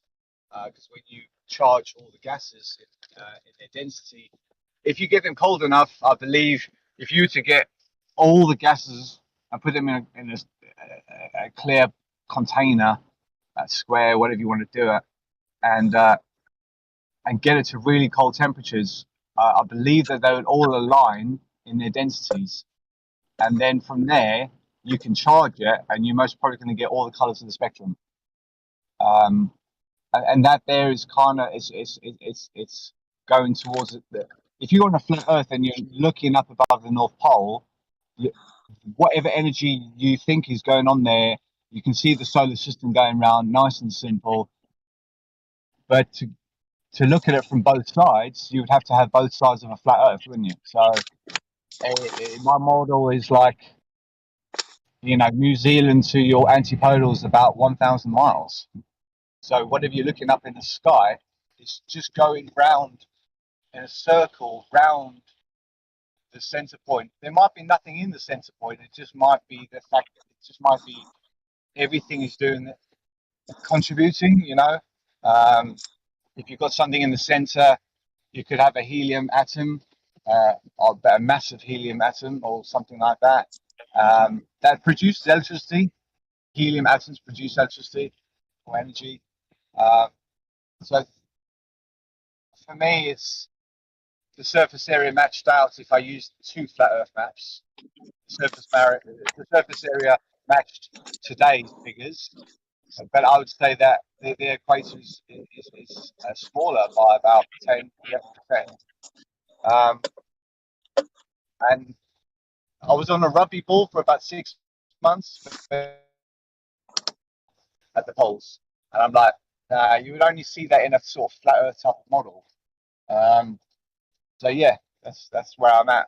And I'll come to shout Oh, about it a little bit. yeah, that's a good conclusion. Yeah, I'll be back in a minute. All right, I'm going to go now. I'm going to go shopping, but I might be back on in about half hour. All right, have a good one. All right, mate. Yeah, I'll speak to you soon, mate. Take care. That was one of the worst Earth models I've ever had.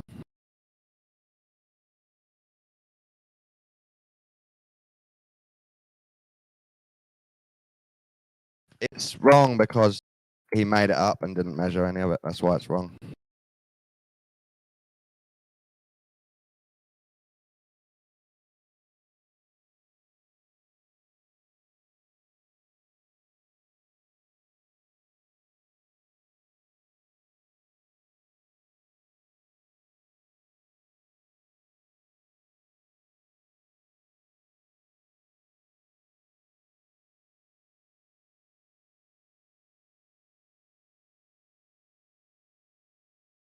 It's very creative and good for the mind. Like, it's a type of art to make up your own Earth model, but it's never ever going to be correct.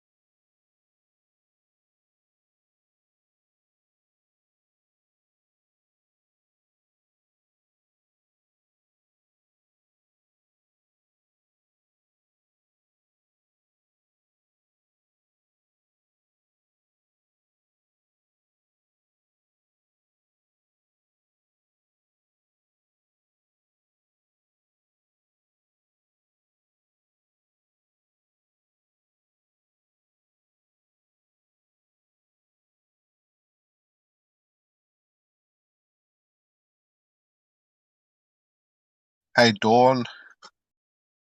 Yeah.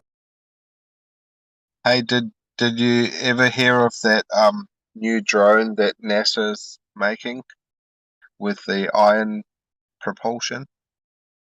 Oh no. The last one I heard of was the Mars helicopter.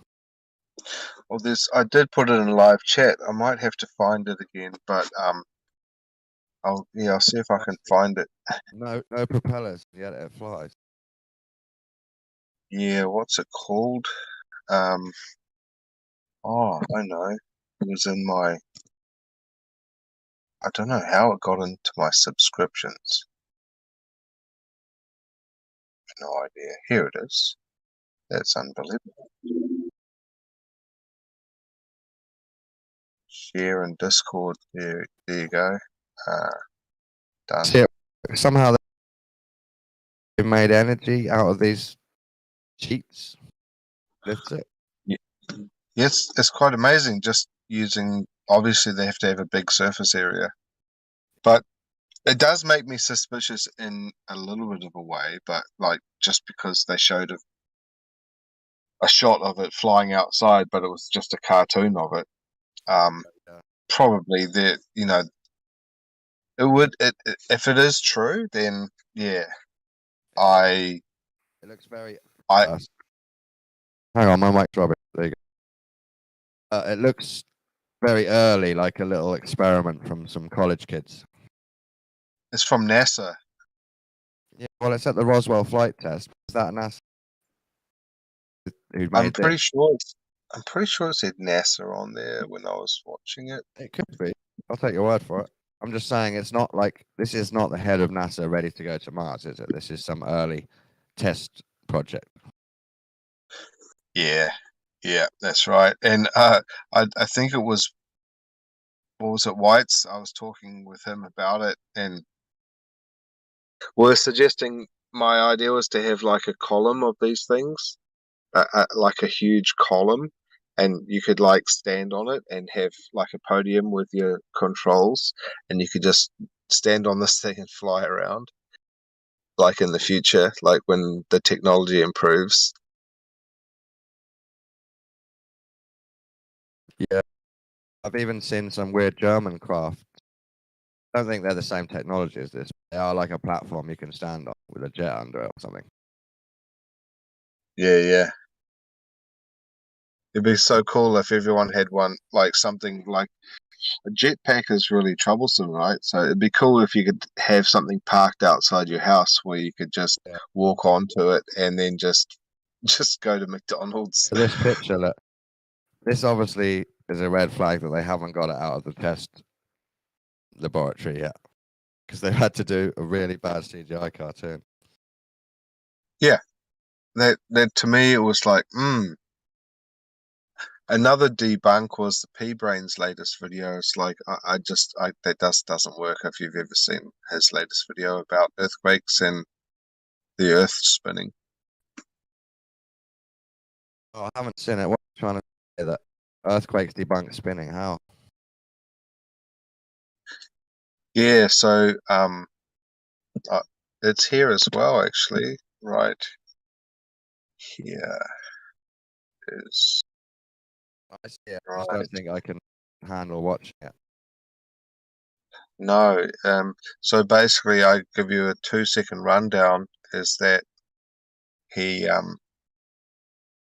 says that all the water would go to the equator, because of earthquakes, and also just water would naturally, with the spin, want to go to the equator, and it just, you can't have a spinning Earth because of this. But all of his depictions, like GIFs or video or like photos or any animation or anything, he showed it spinning really fast. It's like like, I know the globe Earth model doesn't, like in scale, doesn't spin that fast. No, Yeah. I can't watch this. It's just said he's basically put together 10 minutes of his own thoughts about water and just said this means Earth can't be spinning. Yeah, it's like, I wish I could say, yeah, that's another one for the flat Earth, like sextants on flat Earth. No, it's just not. No, I mean, it's something to think about. If we had huge earthquakes, why isn't half the Earth desert, or why hasn't the water bunched up in one place? Why haven't we got a huge river around the equator? Kind of things to think about, but I think nature just takes care of it. I mean, it would be absurd to have a spinning planet with one river right around the equator. Why would nature do that? It would more likely spread it out randomly so that different forms of life can form.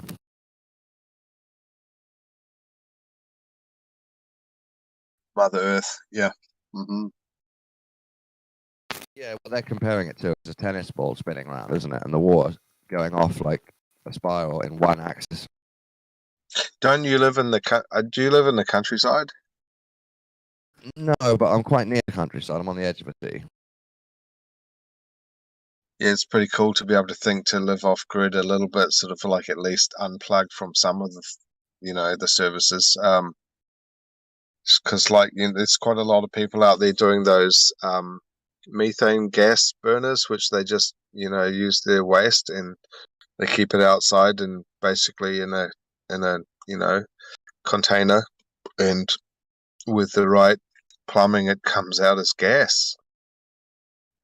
And it powers their hot water, and they can cook on it. They're using poo and manure and plant matter and food garbage. There's even some of them that they're using like plastic and like all sorts of stuff. Yeah. Yeah, I'd like to live off grid and have some of that stuff running. Pretty cool to unplug from some things, and just like it's a cool talking point when someone comes to your house and just like you explain how all the lights are powered, and it's not from your average whatever. I'd love to be in a position where I live totally independently, and if someone brings up the government to me, I'll just say what? I don't know what it is anymore. Yeah, you kind of forget that there were any rules. Yeah.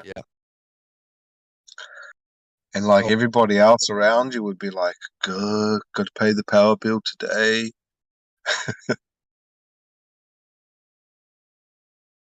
You can just do that now if you want, Dawn. Just get yourself a fucking van and go and live out in the, I don't know, West Country or whatever. Just go and do it tomorrow if you want. I could, yeah. Unfortunately, it's not that it's not that I can't. It's that I don't think it's the right move for me now. The van that I would want would be a Sprinter 170 Mercedes-Benz, and jack it up on massive off-road tires and have like everything inside that you ever would ever need, and they can just go anywhere. They're bulletproof. Have you seen those? Yeah, that sounds good. I think I know what you're on about. That's all.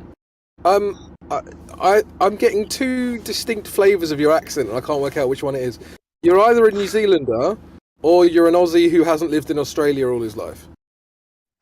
Nah, New Zealanders and Australians are really we're really similar, eh? Yeah, but you sound like a New Zealander to me. Oh, well, when I'm really stoned, I talk really slow like this. But are you an Aussie? No, I'm in Auckland. Yeah. That's what I thought. You are from New Zealand, yeah.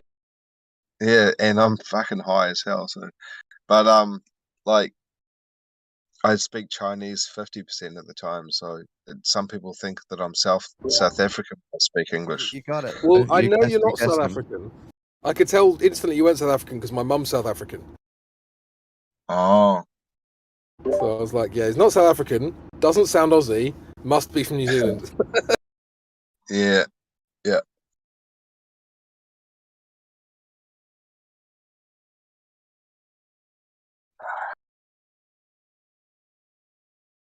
I watched Django Unchained with my girlfriend last night, and I'm just, even though it's like the 100th time I've ever watched it, I'm super impressed with how good it is. Again, Don't even know what it is. What's it called? Django Unchained. yeah, it's a Tarantino film about slave revenge. It's really theatrical. Oh, well, he's a really good director. And he's a director, producer, screenwriter, all in one, eh? Yeah, the reason I thought about it is because at the end he does a cameo of an Australian Aussie cowboy in America. Oh, of him with himself, yeah. Yeah. So that's pretty cool. Yeah. There's been a lot of really amazing directors. So much talent. Like they seem to have some connection to like some special help though, eh? Like Lord of the Rings dude, what's his name? Peter Jackson. What about him? It's just amazing how it all fit. It just all, you know, really streamlinedly, like his evolution from where he started was just so smooth. It's like a natural progression he didn't have. And I've heard his story and stuff, and like I've got some of his original master copies of movies and stuff, you know, and I've seen the progression, and it was like if you try to do something and it just goes really easily, it's like meant to be for you. And I think that's his whole life has been like that. Yeah. I would say he was very good at seeing through a camera, deciding what to shoot. He was picked up by Hollywood and the Illuminati, and they said, "You're going to make this for us." I'd say there must be an element of that. It's like it's so amazing how everything just went so easily and so quick from nothing It's to. also, once they've picked him to do Lord of the Rings, there's so many fans and so much money and so much agenda and planning behind Lord of the Rings because it's like the ultimate pseudo-religious fantasy universe that they just all come together, and just put all the money in. It's finally being done. Lord of the Rings is being made. Let's do it, and everyone just goes mental. Can you tell me, you're from the UK, right? What is a womble? Womble. The Wombles talking of about Wimbledon. Wimbledon. No, there's the kids program called the Wombles. What animal? What The Wombles animal of is that? Wimbledon. I think it's a made-up animal. Are you sure it's not a real animal, like a mole? I'm not sure. No, it might be a mole. And they used to sleep Maybe in the what, Wombles. That might be their family name. The Wombles of Wimbledon. No, Wombles are a fictional animal for sure. Oh, like Goofy. Oh, yeah, Goofy.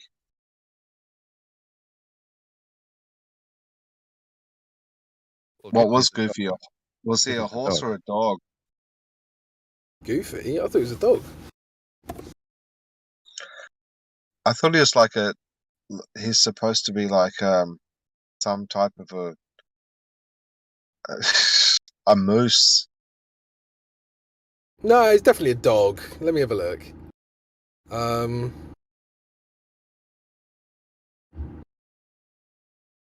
Pluto was the dog. You can't have two dogs. No, that's the thing. Yeah, they're both dogs. Why can't you have two dogs? Oh no, you can, because there was like Scooby Dooby Doo and Shaggy. Exactly. And Scrappy Doo. Scrappy Doo. Yeah, Scrappy Doo's Scooby Doo's younger brother, I think. And there was like Fat Albert. It's his little partner, Scrappy Doo. Helps. I thought it was his brother. I mean, he has got the same surname, like Doo. Yeah. I ain't got Scrappy Scooby. Doo. Yeah, and then there was like the Wonder Dogs. But yeah, that's interesting. I think that he was the moose. JJ's picture that. I mean, that looks like a mole, but I reckon it's half fictional. Did you know that Scooby Doo's real name is Scoobert? Jesus. Scuba Doodle. I once flattered when I was at university with another guy from Mongolia, and his English. He was doing his finishing off his doctorate in philosophy of forestry. His name was Osbert. Osbert? Come on, that's not a real name. No, that's his name. I said, "Where did you get your name?" He said, "Oh, I chose it." It's like, wow, where would you find that name, man? Osbert. Yeah, because he's obviously Mongolian, so English is a second language. But like, that's amazing. Oh. English is a second language. Going to a university in English and doing a doctorate in another language. That's pretty cool. Yeah.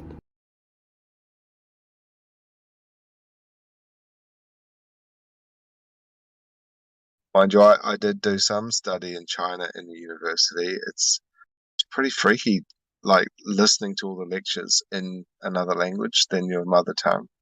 Yeah.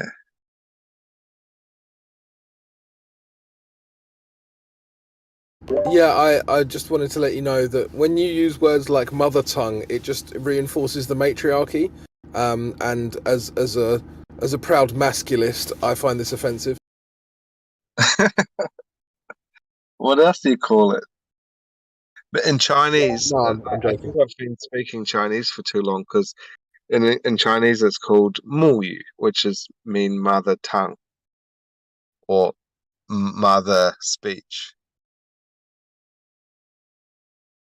Is it true that in China the symbol for a garden is like a man, a woman, and a snake or some shit? That's what my sister said this. Well, there's many different depictions of garden, field, lawn,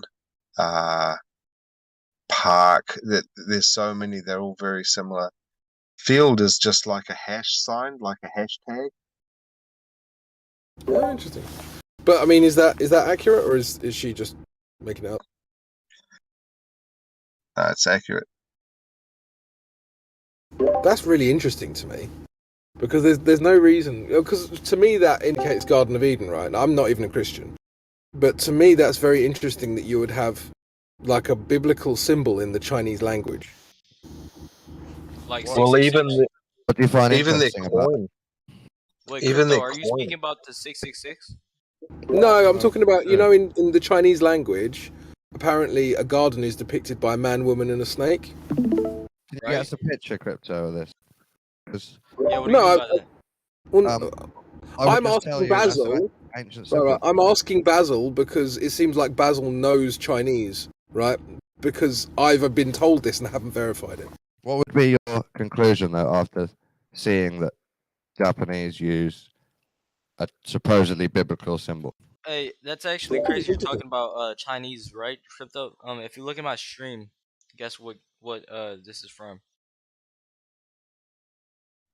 What, Yakuza?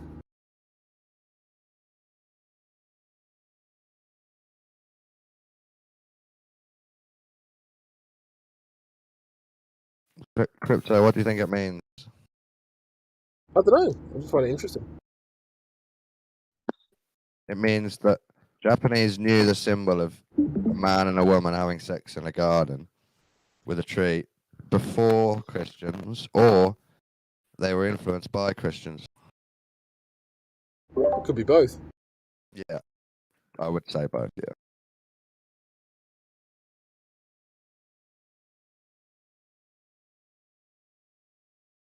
See, these guys are Chinese. Are you there? We're talking about Japan. Can you hear me? Yeah. Why? Yeah, that's Korean, man. No, I'm pretty sure this is Chinese. I fucking speak Chinese. It's not Chinese. It's Korean. Well, why is there Chinese symbols in the back? Well, that's because in Korea they used to use Chinese characters in their writing, and they only recently changed to their new language. Well, guess how I know you're wrong. But well, they're actually the Because sound this is, is this is Japanese, idiot. I took my bad for insulting you. I was just joking, but what I'm trying to say is that this is Japan. The Yakuza are a gang in Japan. Oh, now it's Japanese. Yeah, that's and- Japanese now. And Before it was if you look at Korean. the symbols, it's Japanese because I used to take Japanese class. But that's what I said to you when you started the stream. I said, oh, it's Yakuza, that's Japanese. And You didn't then I say said, it was Japanese. You just said it's Yakuza. You just said, Yeah, but oh, you- Yakuza? You didn't say it Fuck's was sake. Japanese. Is there anyone here that doesn't know that Yakuza are Japanese? This is Japanese. Yeah, but you for didn't now. say that it was Japanese, dude. That's Oh, what I'm come saying. on, man. All you said was Yakuza. Why, You were like, oh, dude, why are you arguing about something that's so pathetic? No, it's because you always lie about what you say and then twist and turn it right after you say it, and then you You're act like so you full of said shit, it. man. You're so full of shit. This is the third time you've done this, Crypto. No, this is the third time you've lied about me. How do I stop? Everybody in this VC, did you guys hear this man specifically say that the Yakuza were Japanese? He said, How do what? I turn the What? stream off? The Yakuza? Just Does, stop watching the that's stream. Is anyone here who doesn't How? know that the Yakuza are Japanese? Like, by saying Yakuza, I thought that everyone knew that they are Japanese. And I'm pretty sure that everyone in here does know that Yeah, they're but Japanese. you can't assume. What do you mean you can't assume? The Yakuza are famous. No, you can't think that everybody assumed. Oh, man. that You know what, said dude, you meant dude, Japanese. You didn't say it. You just just thought fuck it. off. You thought Just, it. really, just You stop thought it talking. in a does saying. it? Dude, Doesn't dude, Am I matter. you're wrong? just here to argue. Guys, Just wait, guys, fuck am I off. wrong here? Am I wrong here? He At the thought end of it. the day, how does your stream affect anything we were talking about? Yeah, what the fuck? Jesus. He's just here to argue and cause drama. Yeah, I don't mind. Regardless. Dragon, do you want to argue about your silly ideas about the Earth? Because I have heard you say many of them in a few servers. Wait, and what do I've you met- mean silly ideas about Earth? Well, most of the stuff you say on Are a you a day-to-day Glover? basis about Earth, yeah, I You're believe talking it's. about me? But yeah, I've heard you in this server and in Gem's server talking utter nonsense, but I've never had the chance Wow, to. you're just debunk- gonna say I've all that never to had me. the You're chance trying to to cause debunk drama. you. Clearly, So look now, at you. You're trying to agitate me, even though you know that I'm no, not I'm that type saying, of I'm person to mess saying, with. I'm ready You to know have a I'm not that debate. type of. No, you're not ready to have a debate because you just said that I spit nonsense. Yeah, I'm ready to hear your So nonsense that's not a and proper explain debate. You're explain why it's making a claim nonsense. that I'm speaking nonsense. Yeah, would you like to discuss Earth so that I can make you talk more nonsense? Yeah, go ahead. And then debunk it. Go ahead. Okay, why don't you say some things you think about Earth? No, you called me out, so you say something. Okay, do you believe in the South Celestial Pole? Oh my God, they always bring this up. They always bring this You up. asked me to bring something up just now, remember? I think that's like their only. That's their most. Not they, me. I'm That's their asking best you. argument. It's me asking you. The Do you South believe? Celestial Do Pole you is their believe in best it? argument, yet you never seen It's it. not an argument. It's just a Yet you've question. never Do you seen believe it. in it? No. You don't believe in it. Why not? What? Why don't you believe in a thing that most people have seen? What do you mean? What? All right, look at you. You're making a baseless claim. You say most people have seen. That's a majority complex. That's a majority complex. That means Yeah. that if a majority does this, then that means it's true. That's you're Let those me type go of back to people. my Yeah, you're a question. sheeple. Let me go back to my question. Why don't you believe in it? Because. Because You want me to what? tell you why? Yeah. First of all, there's no scientific method for you to test that the South Celestial Pole is there. What about You only looking? What about looking in the looking- sky? Like observation. Yeah. That doesn't mean it's true. Well, okay. Do you I mean, believe it- it's it will- observed? You can Do you observe that believe it's it's been there, observed? but you can observe it, but it does not mean that it's there. Just like how Okay. if you're looking So at a you mirror, believe you if believe look it's at observable? listen, let me finish. If you look at a mirror and you see yourself, does that mean there's two of you? No. You can Okay. test and move around and that Right. it's mocking you in the mirror, so you can assume that it's you because that's you reflecting off of the mirror. That's called scientific method. So But do you it's believe? like a more narrowed down version of scientific method. Okay, You're yeah, I just get. testing, I right, understand. Don? I Alright, understand. Do you believe there's something up there that other people call the South Celestial Pole? Something that they see? You think they see something? Like, what do you mean? Like they've went to the South Pole, or are you saying that when No, you're no. Let's when say you're Basil. somewhere Let's in a say country Basil. south like Let's Chile? say Basil is in New Zealand, and he's New heard of a Zealand. he's heard of a man who's got a telescope, and that man says, "I've seen this I thing know in what the you're talking sky, about. and I call it the South Celestial Pole." Do you believe him that he's seen something? Okay, but I can say that I've seen Bigfoot. Right, but I'm just trying to get you to admit people have seen something and they've made a name for it.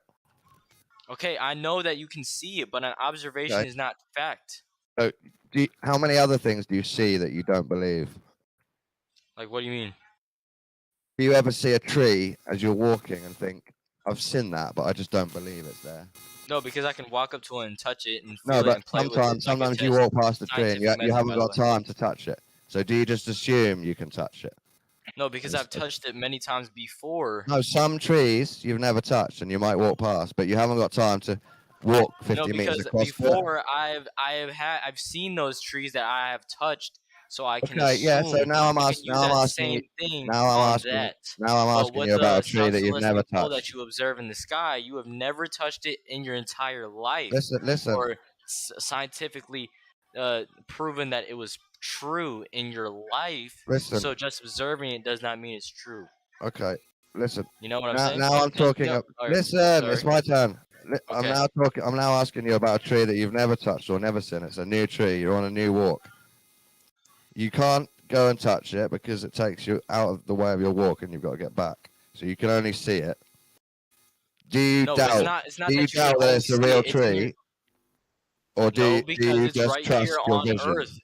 It's right here on Earth. You can go up to But the because tree it's on anytime Earth, you want. because it's on No, Earth, no, you no. believe The it's thing is, there. you can go up to the tree anytime you want. But why would you do Okay, that? That's okay, wasting that's your great. time. That's great. That's But great. the thing is, the South Celestial Pole, you can never go up to it and see. So Okay. it's not wasting time. It's because you're never gonna have the time. What Do you about the understand what sun I'm then? saying? What about the sun? The sun? We can use that, scientific methods. could it not exist? No, Because I it's not never on said Earth. that if Because you you can't can't touch touch it, and because it's not on Earth. I never said that if you can't touch it that it isn't real. You can I use thought that was scientific your methods for reasoning. anything. The No, reasoning was if that's it's not on Earth, that's if it's part not of on the Earth, then you scientific can't method. touch one. No, that's a part of the scientific method that you can touch it. That's just a part of it. For the scientific method What's that you the can other prove the part? sun is real is that you can use the measurement of clockwork Measurement of throughout the clockwork. flat Earth. What's that? What are you Do you talking not know about, what man? you know about the ancient civilizations that they mapped the moon and the sun to it made it like a clock. Basically, the Earth is like a clock, the sun and the moon So on you a can, flat Earth, okay, right? you can tell On the a sun flat is Earth, real. though. You can tell the sun is real But not because because of ancient that. people made a clock. But not because of that. So why can't you use ancient people's idea of the southern stars rotating to know that's real? What do you mean stars rotating? Well, the ancients Be didn't more just have a specific. sun clock. They also had pictures of, drawings of the southern stars. Where? In caves, I don't know. Where? Where's your moon clock from the ancients? Tell me where that is. What? I didn't ask you where your moon clock was, so why are you asking me where my star drawings are? I just assumed you were correct. The telescope was invented in the 1600s, right? No, I mean in the 16th century. I don't believe that. Yeah. So sort of before that, it was all by eye, and you have like different magnify. There's two different. You have magnification. What do they call it? Like there's one that you use with your naked eye, and that's one magnification. Then you have another one which is a supposed magnification based on the distances to the stars. My main point was that if Dragon believes the sun and the moon are real, he should be the same with the southern stars. It's something people see that he believes in. It's all it's all sort of relevant to the theory that hasn't been proven. The premise that stars are really far away, like the closest star to us is. Basil, you don't have to believe it's far away. You just have to believe it's a point that stars go round through the night down south in the sky. I'm trying to get him to not deny that it's there in the sky as a first step towards understanding It is the globe. there, yeah. It is there, right? Because we Above your actually head have every night. we actually have two star rotations coming from the North Pole. You have the center and you have the outside, and they're all revolving around one point. What do you mean they're all revolving around one point? So, like, the way it works is that you can actually have it and have a flat Earth as well. 2 points of rotation. One around Yeah, which they rotate clockwise, one around which they rotate anti-clockwise. Can happen. Yeah, you have two skies, and then you have another sky above those two skies. So those two skies are on the same level, and they're sort of like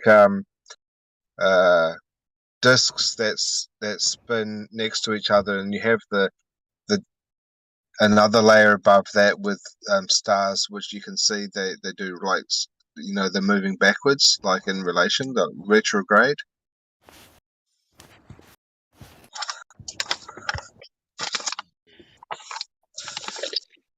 Why don't you just have two flat Earth maps facing each other? That would solve I more said problems. once, he was saying, well, what about if the northern hemisphere is on one flat thing and the southern hemisphere is on another flat thing looking a different direction? That does fix that problem. Yeah, toroidal flat Earth. Yeah. Like two sides of the same coin. It's unfortunate you can't get like super close to like the southern regions to see the stars going underneath, like around the globe. You can. Yeah, but when you're in the south, You you're can only just be looking. in a different place. I mean, even if you don't want to, you can just track the GP of any star. And if there is a sphere of the heavens and every star has a GP on Earth, there is no point that any star doesn't have it isn't dead above somewhere. That's a It doesn't huge have to problem. be. It doesn't have to be a celestial sphere. It can just be like a galaxy within. It could just be a galaxy between two flat Earth maps that just goes round like an asteroid belt. Right, but the point is, for every star, there is a GP on Earth. For all of the navigational stars, what the nautical almanac is, it just tells you where those stars are dead ahead. Well, dead to get below the at any distance time. to stars, they have to rely on the luminosity of the stars, and they have all sorts of different like big names for the different like ways to explain light and magnification. And like with your naked eye, it's called apparent magnification, and then there's a supposed, which is like actual magnification of stars, and it's like that's how they can tell, like by colors and the brightness. Like some of the brightest stars in the sky, they actually say are further away than some of the dimmest stars, and it's quite what's it, contradicting the theory. The theory is all just based on a massive big guess.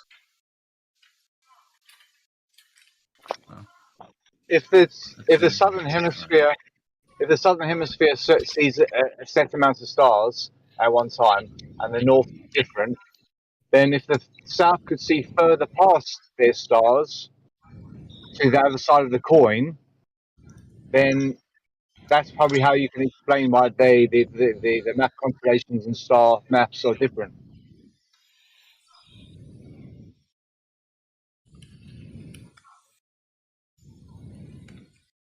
Yeah, I mean, we need to have something to explain why we're seeing different things. We're all on the same side of an object. It's a bit weird that if you map out the heavens, it tells us we're looking in 180 degrees the opposite direction.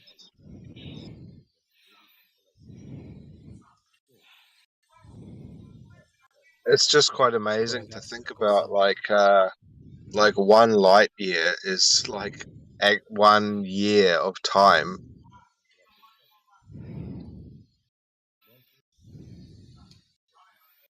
But is that 1 year just 40,000 kilometers long then? Yeah, well, it could be, right? Yeah, it's one of the possible implications you were saying, Realm, for what might explain a flat Earth was a concave Earth, and that is as you go up, distances compress. Wasn't it? Yeah, but if you go with the flat Earth thing and that it curls up at the sides, that would be the equator. But naturally, the equator is 3 kilometers high, so it's compensated for the expected curve you're expecting to see. So the rest of it's pretty much closer to flat than it is concave. Concave is just saying that you're inside, but if we're flat, then we're inside something. It's just the assumption that it's a sphere, where it's more closer to two hi-hat symbols closing on each other, and that's pretty much it. But you kind of have to make more of an infinity symbol to make that gradient more acceptable at the equator. Hi-hat symbols, yeah, it's like how the sky works with 2 skies. Yeah. It's exactly the same thing, but all you've done is you've just broken flat Earth into 2 hemispheres, and then you put them together, And it all depends on how much we're inflated by, because I reckon in that model, New Zealand, Australia could see their antipode at Bering Strait sort of area at 1,000 miles in the air, 1,000 miles in the air, and whatever you see between you is 500 miles in the air. And that's pretty exact. It's in kilometers wise, you're looking at 1,666.66 kilometers. But if you convert that to miles, you're obviously not going to get 1,000 miles, are you? You're going to get a bit more. Maybe 1.1. Yeah, something. Well, what would it be? It would be 1,111.11 miles, wouldn't it? If it was 1.6 conversion. Flat Earth philosophy seems to think it's 10 kilometers squared, like in every direction from the center, up and down, round and round. 10 kilometers squared, isn't that just 100 kilometers? No, but that's like 35,000 feet by 35,000 feet by 30. No, sorry, I mean 10,000. 10,000. But then that's 10,000 from us to this sky? Yeah, to the ceiling, to the walls, to the below the floor. 10,000 in every direction. Miles. 10,000 miles in every direction. Yeah, from the center. Right. Sorry, no, I'm with you. I'm with you. Yeah, you've got from the pole to the radius. Maybe is what you were saying.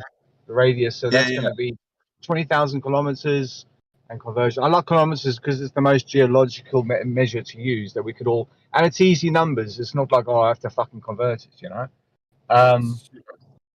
It's like the way we look in the sky. We see in the north. We see at 51 north. We'll see the sun and the moon come from further north than we're expecting, because obviously if they come up to 23.5 north and I'm at 51 north, I should expect it to rise. I wouldn't expect it to rise northwest.